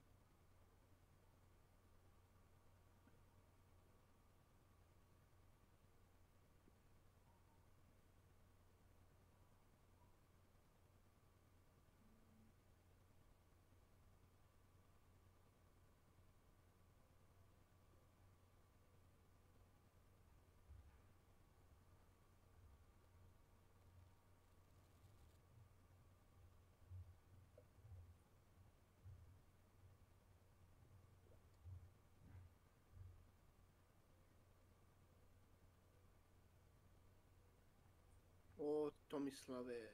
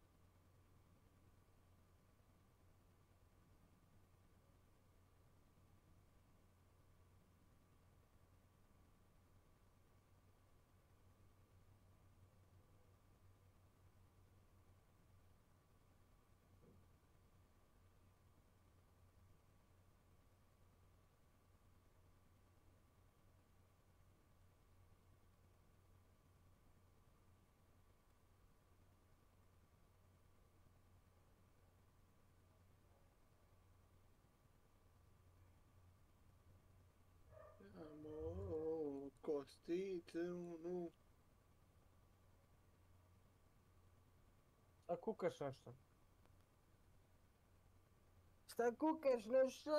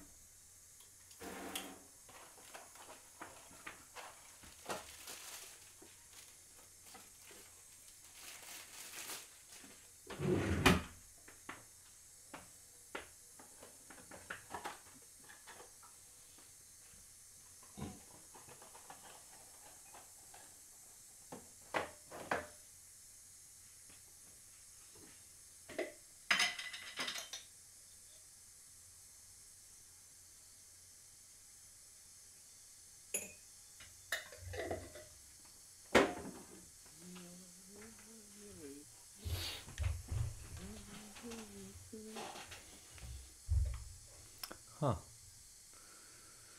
O, Ilija. Znači, opet ti, Vlada, dilate... Moment samo.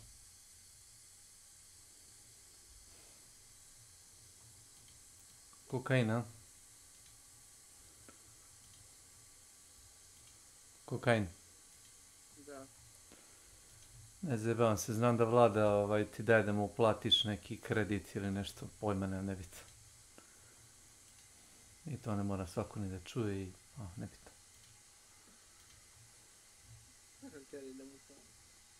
Kad ti Vlada vršite neke transakcije, onda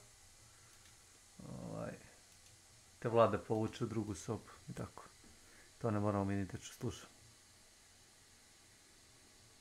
Marko je donirao $1. Hvala Marko. Aha, za dobrotvorne svrhe. Hvala. Za mene ne treba ništa. Neće moja spremana donije, ne treba me niko ne vide donije. Spermatozoidi? Pitao sam ove šefe da mi daju 100 nešto hiljada. Ej. Ja, da biti se svaki što je generalno nije.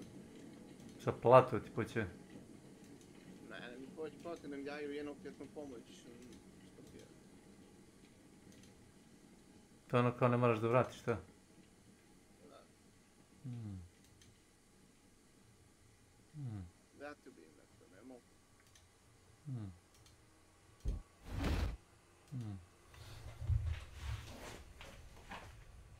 Nego čisto da skinem banku sa Gebača. A lakše mi je preko toga. Što sam foru, to je posao ovaj Rumun, da ima neki fazon za banke, da valjda uvijek uplatiš ne znam koliko, 1%, 2% više od toga koliko te oni zadužuju mjesečno. To da ti naraste kamata. Tako sam nešto čuo. Ne, kod mene je fiksna kamata. Sam bio jako dobro kamata. Fiksna kamata? Da.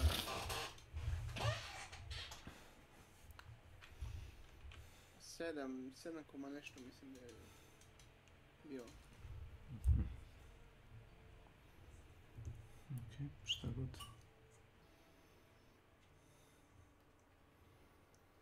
Ne znam da li da gledam taj, bolje da ne gledam taj video, izgleda ste ga svi pogledali, ja nekako nemam namjeru, mislim da će otići, on će se popizdati. Ja mogu da uzem i oni nešto dinara bez da idem u banku. No dobro. Imamo ovaj armor što vraća 6 esencije po sekundi.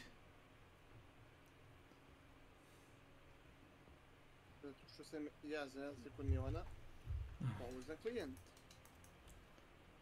Kako misliš da on nije pouzdan, šta? On bi uzeo kredit i pobegao bi u Crnu Goru. Pa on bi to nekako uradio da ne mora nikada vrati. Ko ti kurac, evo šta rade ovi cigani i muslimani u Švedsku. Odu i uzmu 500-600 evra kredit i kako njih 4-5 evra. I samo pobegnu nazad za Srbiju. Samo to.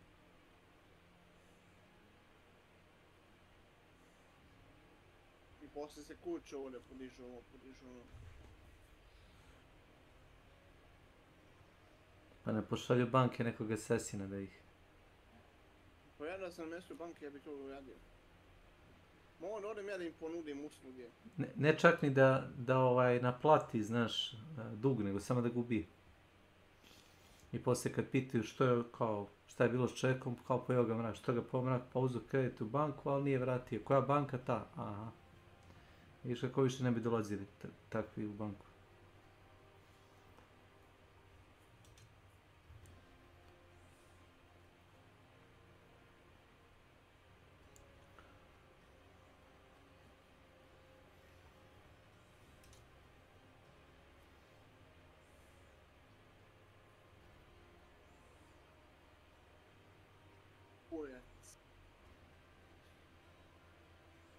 Naletio sam na jebenu eksploziju, pizdu mater.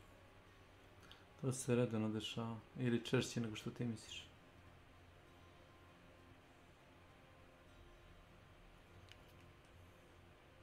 Ubio sam ove njene minioni rekli da se zametniš opet da je završimo. Greetings. Hello.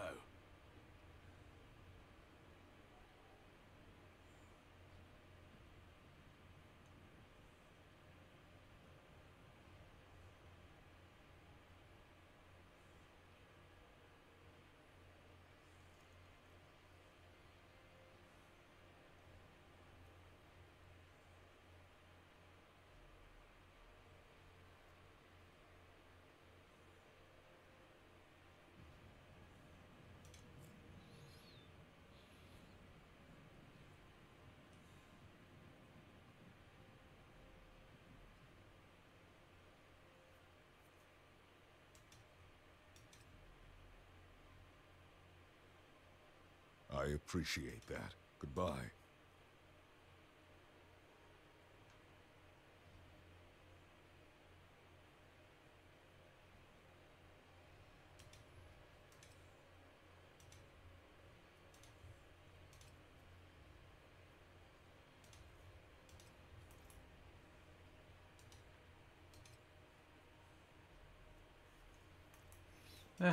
Sad da vidimo šta mi nudiš.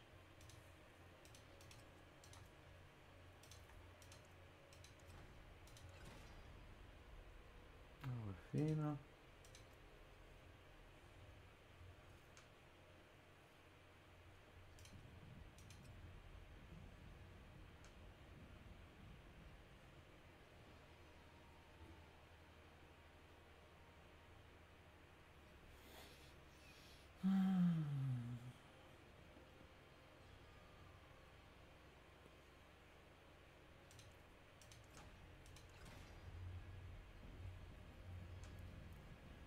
No, nije loše.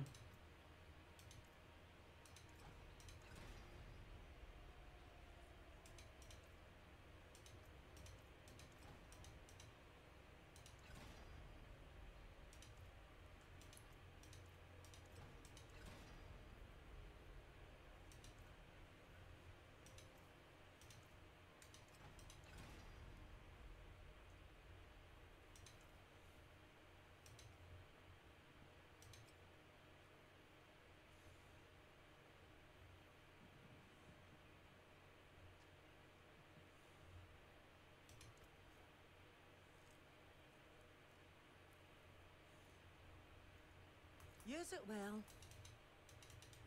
Dobro, i onda odbavamo. Evo, imam lik hoće kupiti 10 ovih štekova na one kevi, evo. Jel imaš da prodaš? Pa nemam to niko.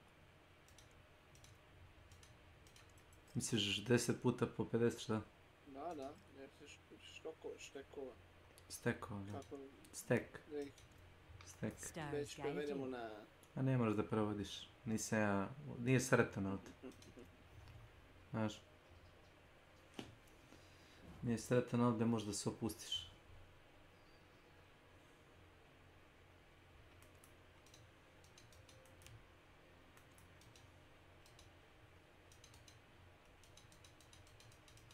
Potent potables.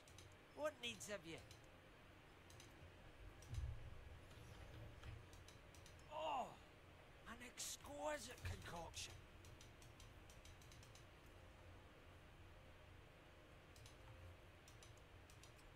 There's a good one.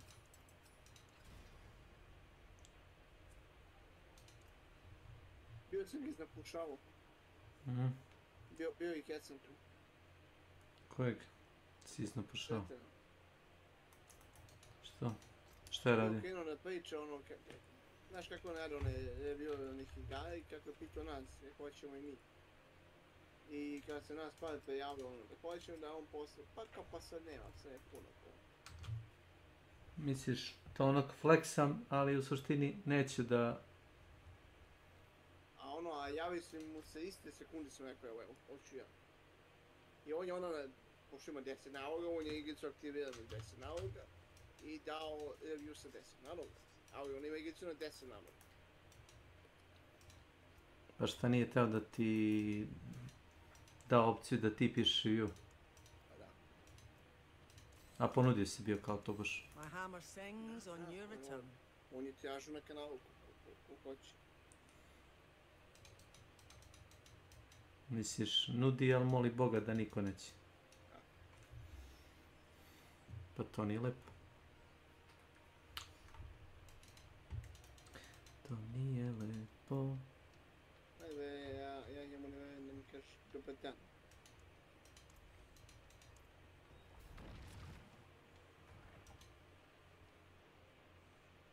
Ovaj prodaje 2 Stygian Stone za 50 miliona. A jedan je prodavao, čini mi se, 4 za svaki po 37. Ako pratiš cenu, ovdje možeš zaraditi pare. Samo da preprodaješ. Ako voliš trgovinu. Dosta mi je to, žal. Šta, to je ovako. Evo, kupio sam već. Jedan. Stop. Imam 4 pigin stop. Ali sam potrošio 200 milijona danas dok sam ono... Šta, upgrade iteme? Pa dok sam malo reklarirao build i to.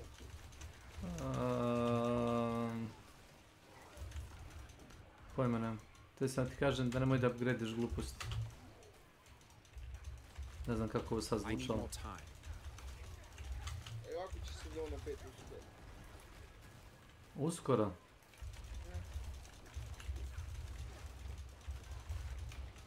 I'm not ready yet. Imaš već PTR? Ne, imaš PTR, aha ti neće sezona. Uskoro, ako si na to misli. I'm not ready yet. Piše ti kad se izloguš u glavnom menu, mislim kad se završava sezona. Ili kucaj u Google da viš. Diablo Season 5. I'm not ready yet.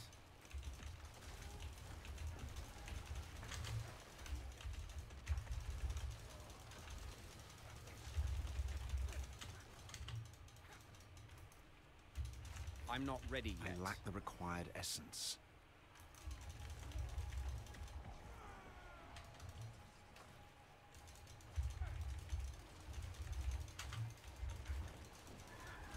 I'm not ready yet.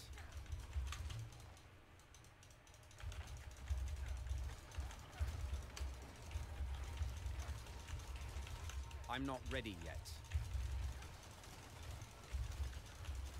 I lack the required essence.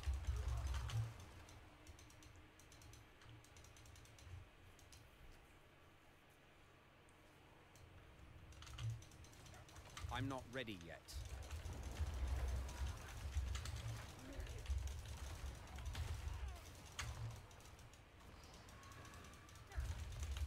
I need more time.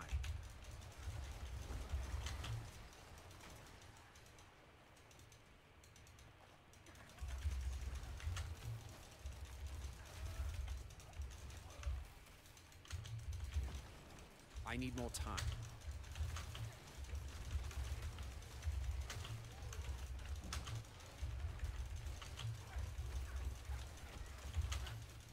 I need more time.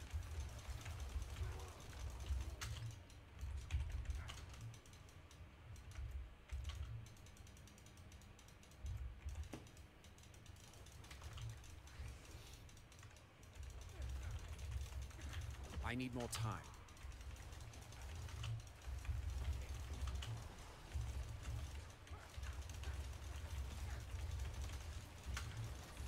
I need more time.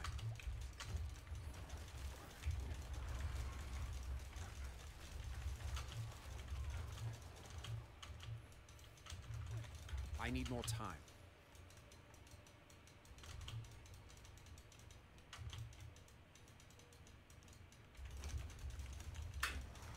I need more time.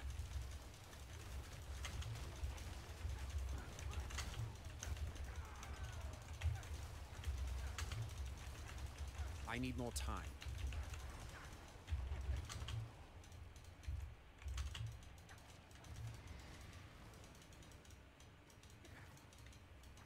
I'm not ready yet.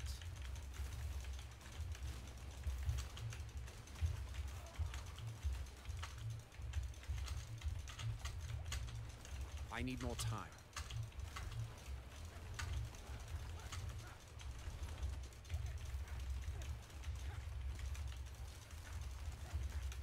I need more time.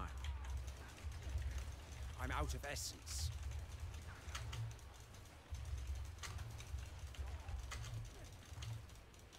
I need more time.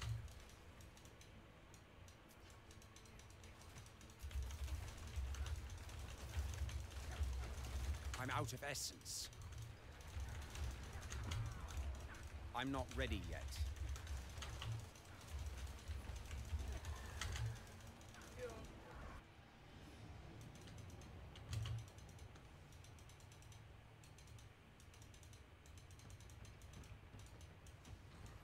I need more time.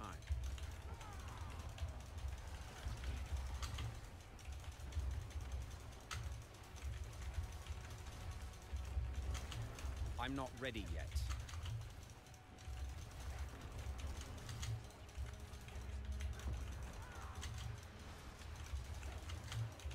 I need more time.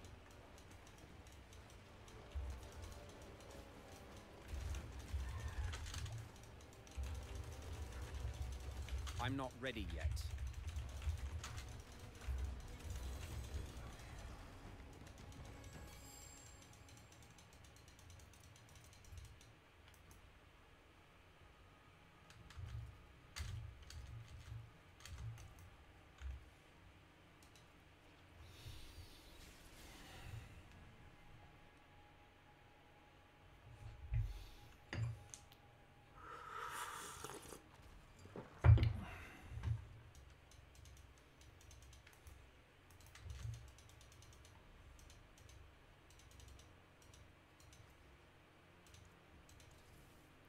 I'll keep my forge hot. Return soon.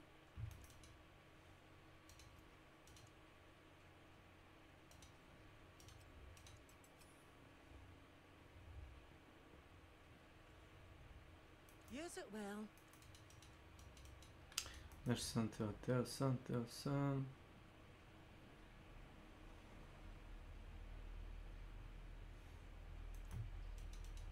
Da promenimo ovo.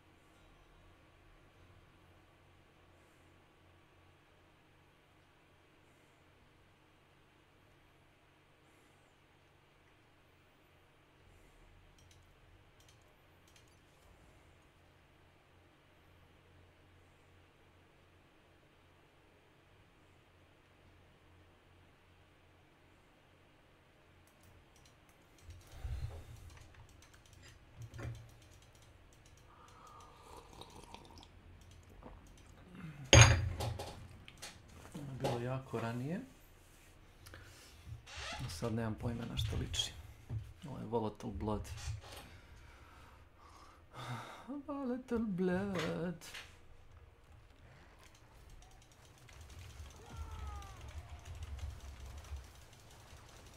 I need more time.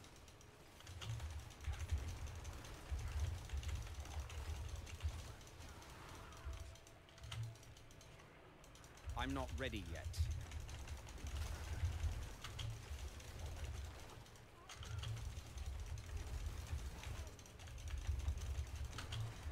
I need more time.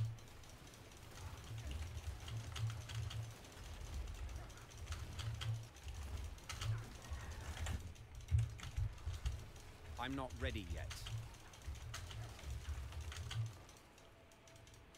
Radi fino. I need more time.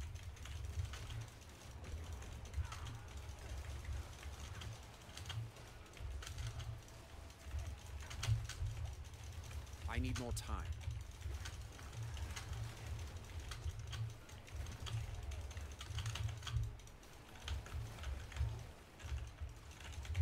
more time. Explosions.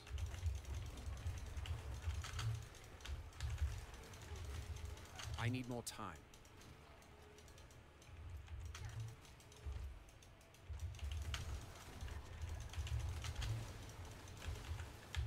I'm not ready yet.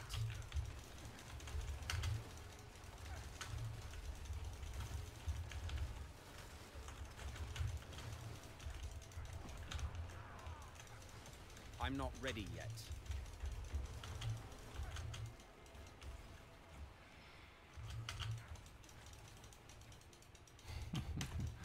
Not yet.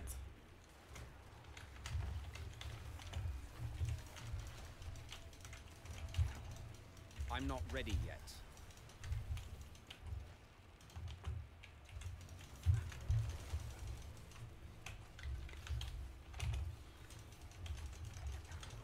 I need more time.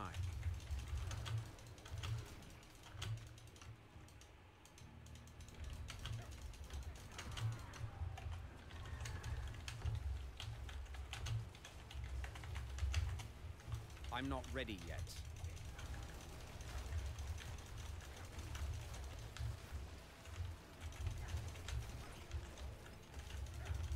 I need more time.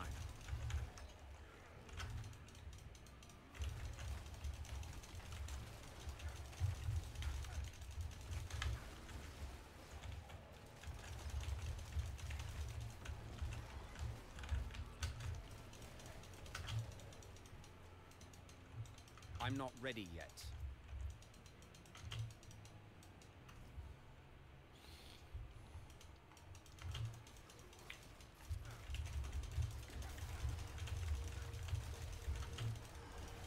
I need more time.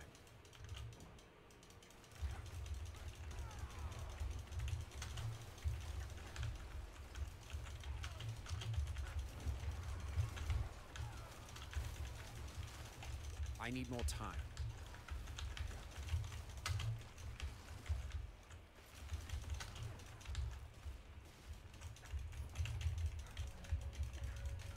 I need more time.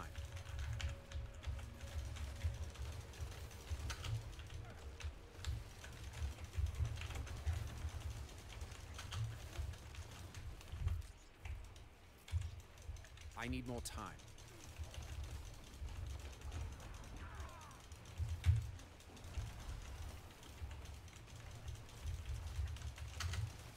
I'm not ready yet.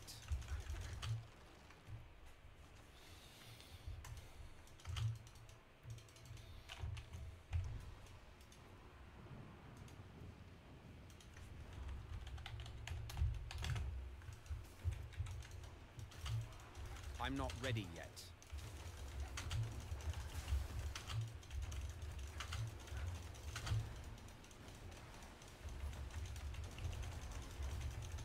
I need more time.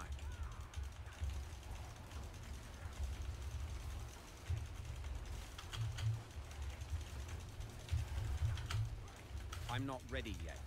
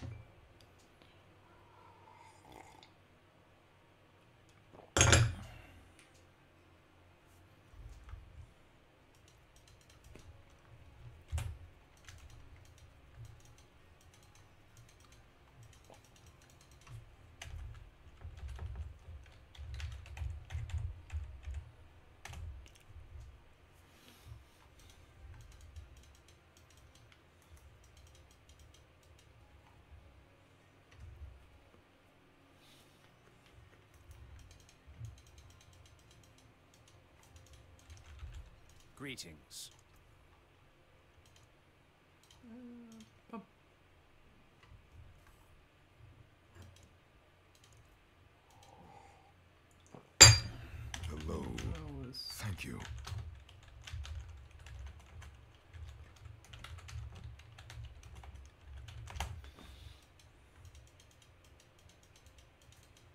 I cannot do that here.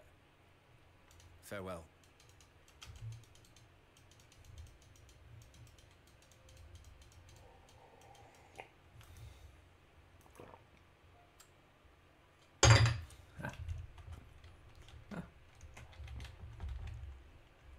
Good luck.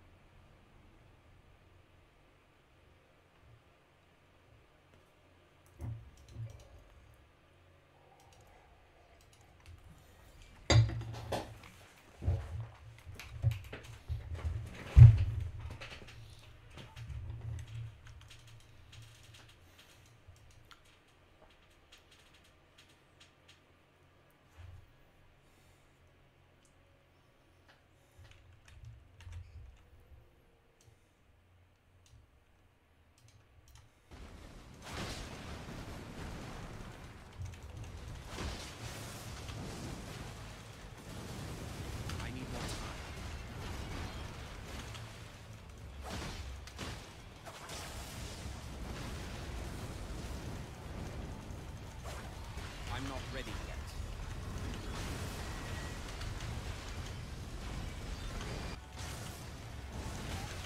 Like, come on, you cannot tell me. I'm not ready yet.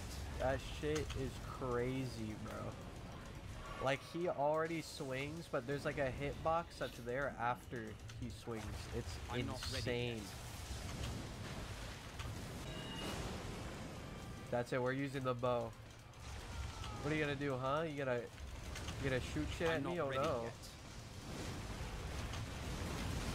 This guy.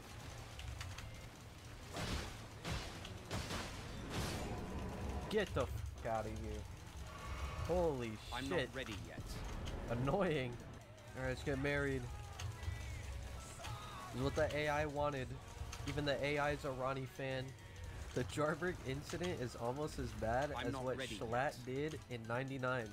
Since I am partnered up with GG Sups, that does make Jay Schlatt my boss. So, you know, I guess we're cut from the same cloth. I need more time.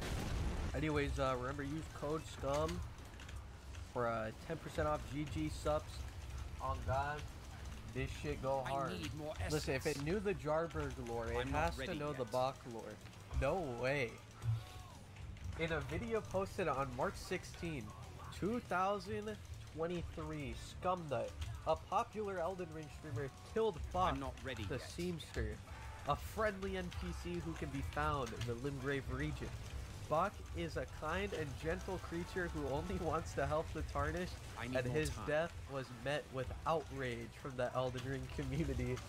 Scumnut claimed he killed Bach because he was annoying and useless.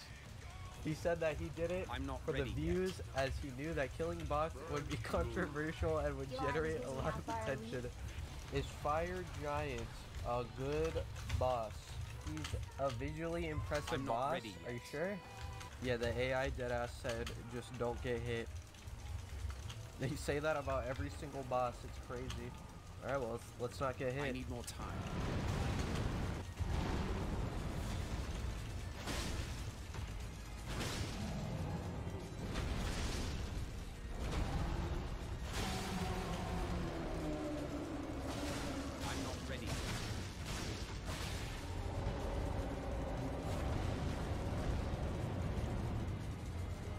+4, by the way. That's really good for +4.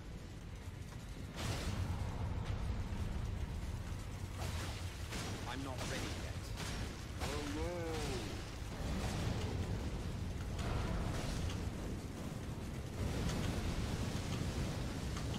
I'm not ready yet.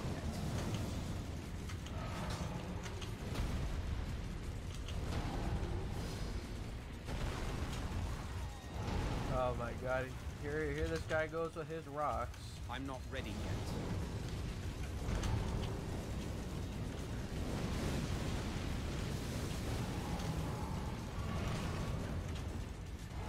I'm not ready yet.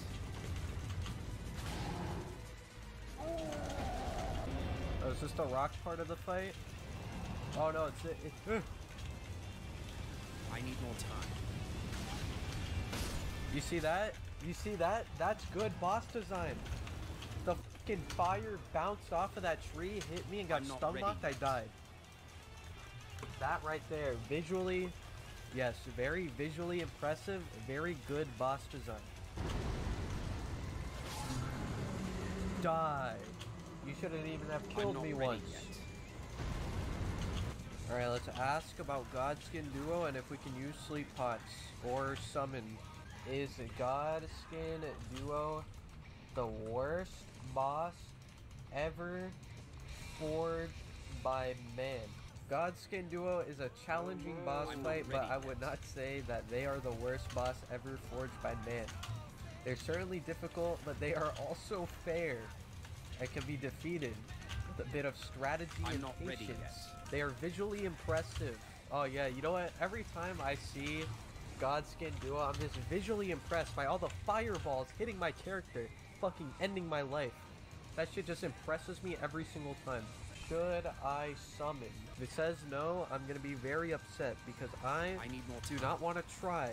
I'd recommend that you summon for Godskin Duo. Alright.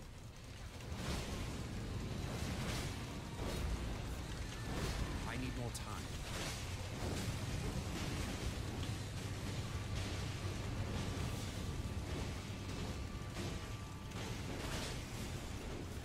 I need more time.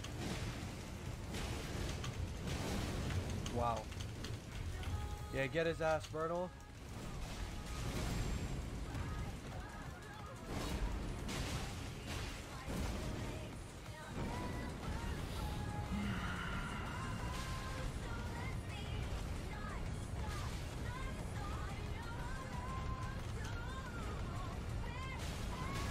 That was tough.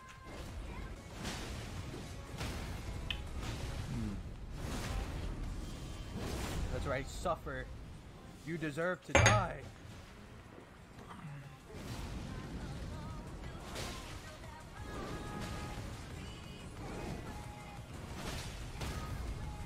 Oh my god. This guy's just getting his ass beat. Finally, you get what you deserve.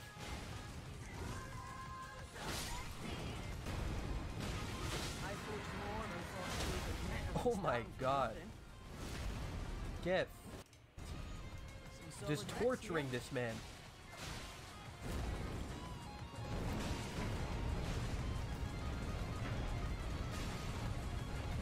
What? You see that? That's why you need to die.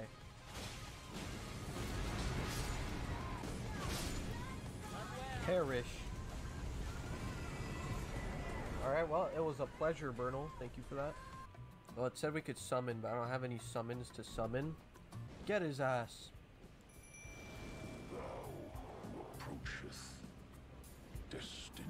Yep, summons are really good for this fight. Good job, guys.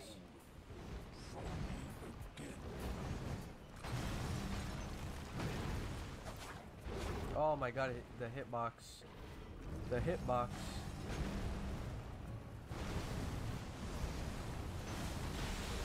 Thank god he's poisoned, because Jesus Christ, that hitbox.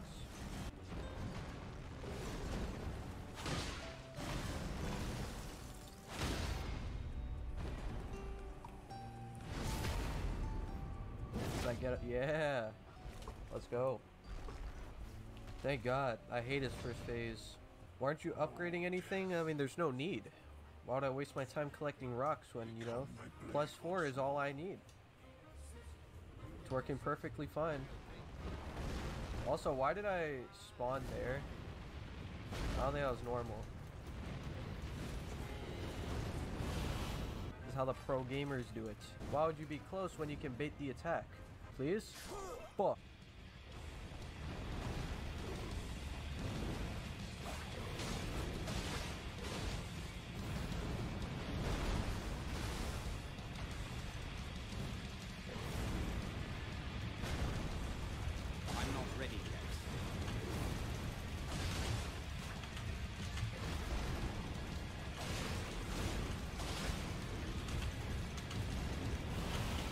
I need more time. Alright, now we bait the attacks.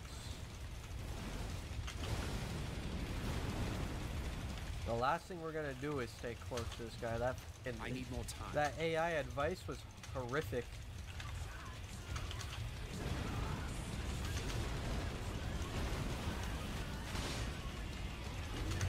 I need more time.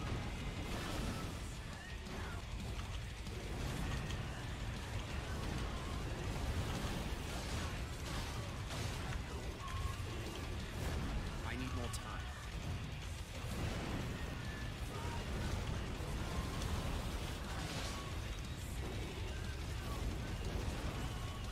I'm not ready yet.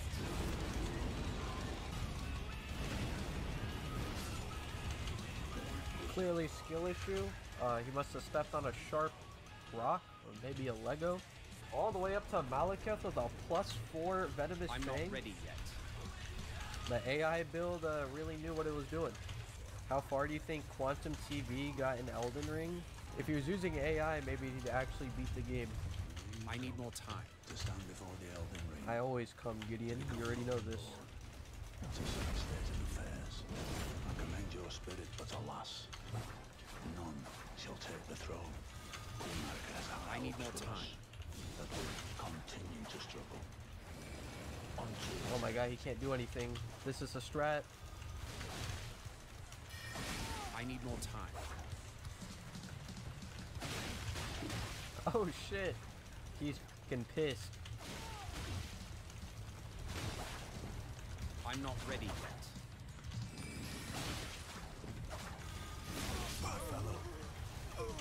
You see that?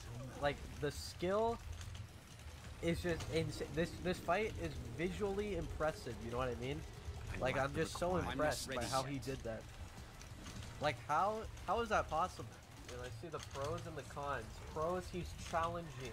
That requires players to be patient. I need more time. And learn his moveset. You know what his moveset is? R1, R1, R1, R1, R1. Triple rings 7 times in a row. Make sure you write that one down. You gotta learn it. You gotta memorize it. Overall, Gideon is a well-designed boss that is challenging but fair. See that? He's a well-designed boss.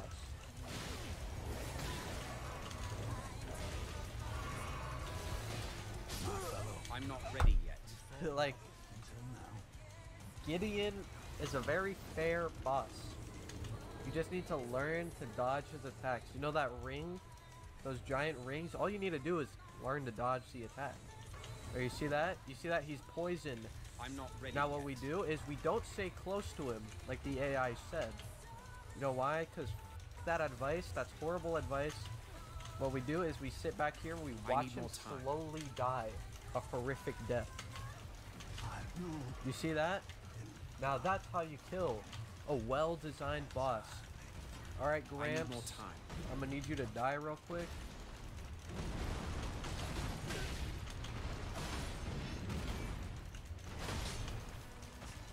I need more time.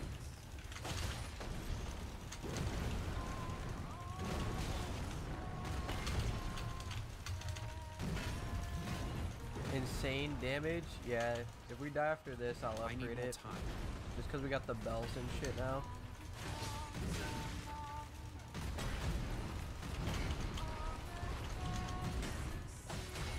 I'm not ready yet.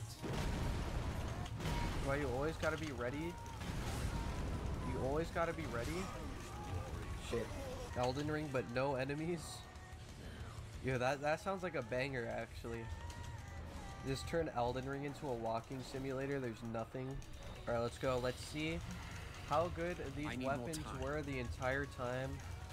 The true potential of the Venomous Fang is a huge upgrade. +4 to +25. Let's see. Damn. I really have been missing out. These things go crazy when you actually upgrade them. They were still really good as +4 though. I'm not ready yet.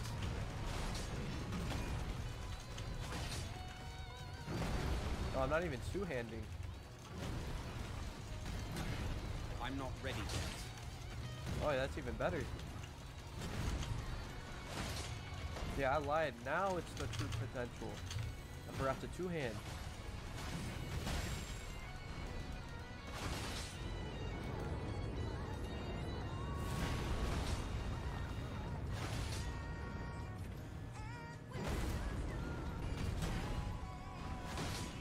Oh my god.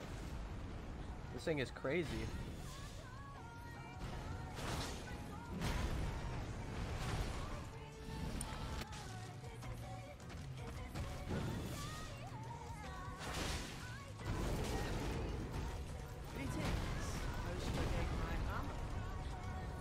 It's time, unleash the dogs. Get him.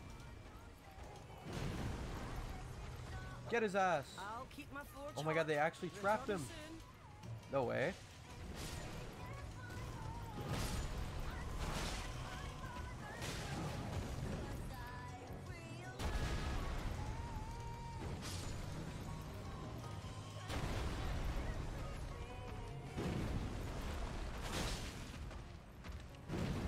I hit him so hard in the head, he doesn't even know what the f to do. Bro's just spamming the same shit over and over.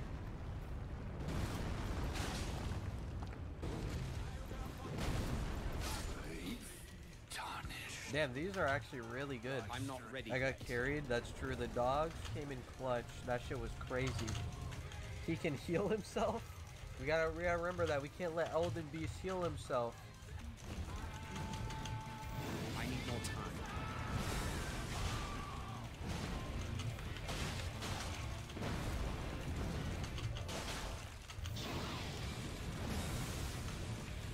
I need more time.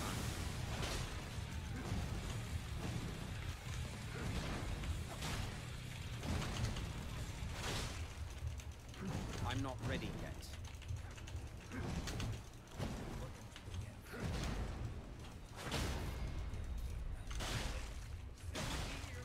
I need more time.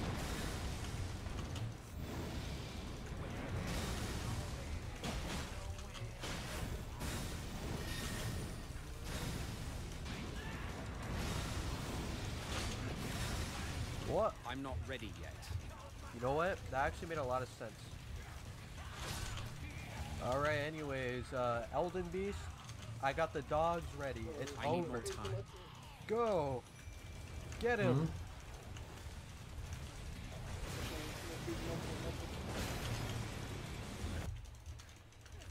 I need more time. Ne znam gdje si nestao, ali... Zašto sam im bio napravljavan sekund? To je bilo neki 10-15 minuta sam bio sam sa sobom. Dobro.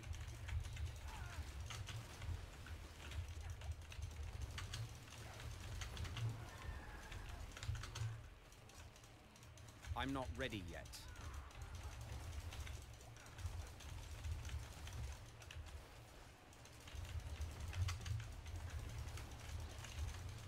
I need more time.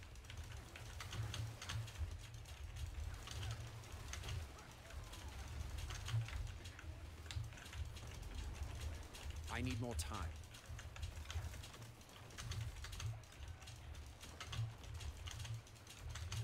Marš. I need more time.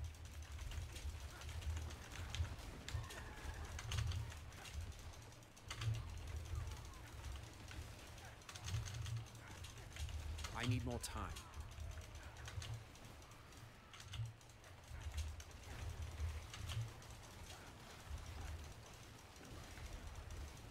I need more time.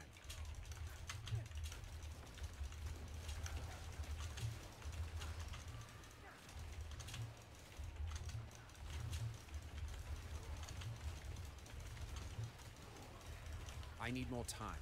I lack the required essence.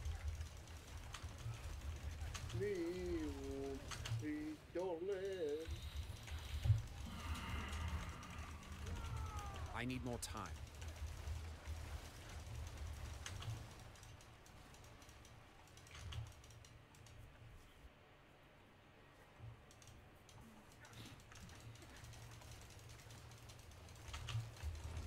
I'm not ready yet.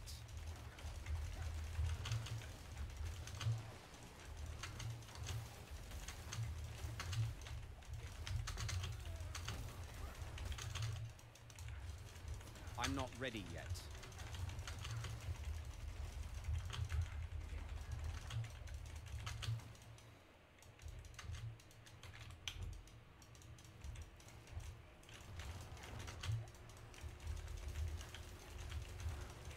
I'm not ready yet.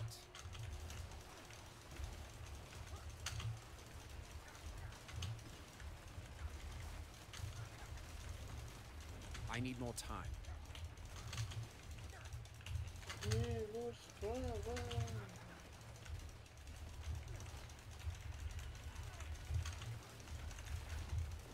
I need more time.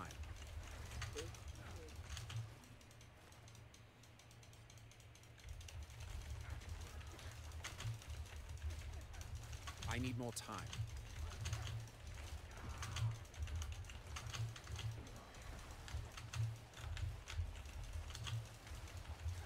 I'm not ready yet.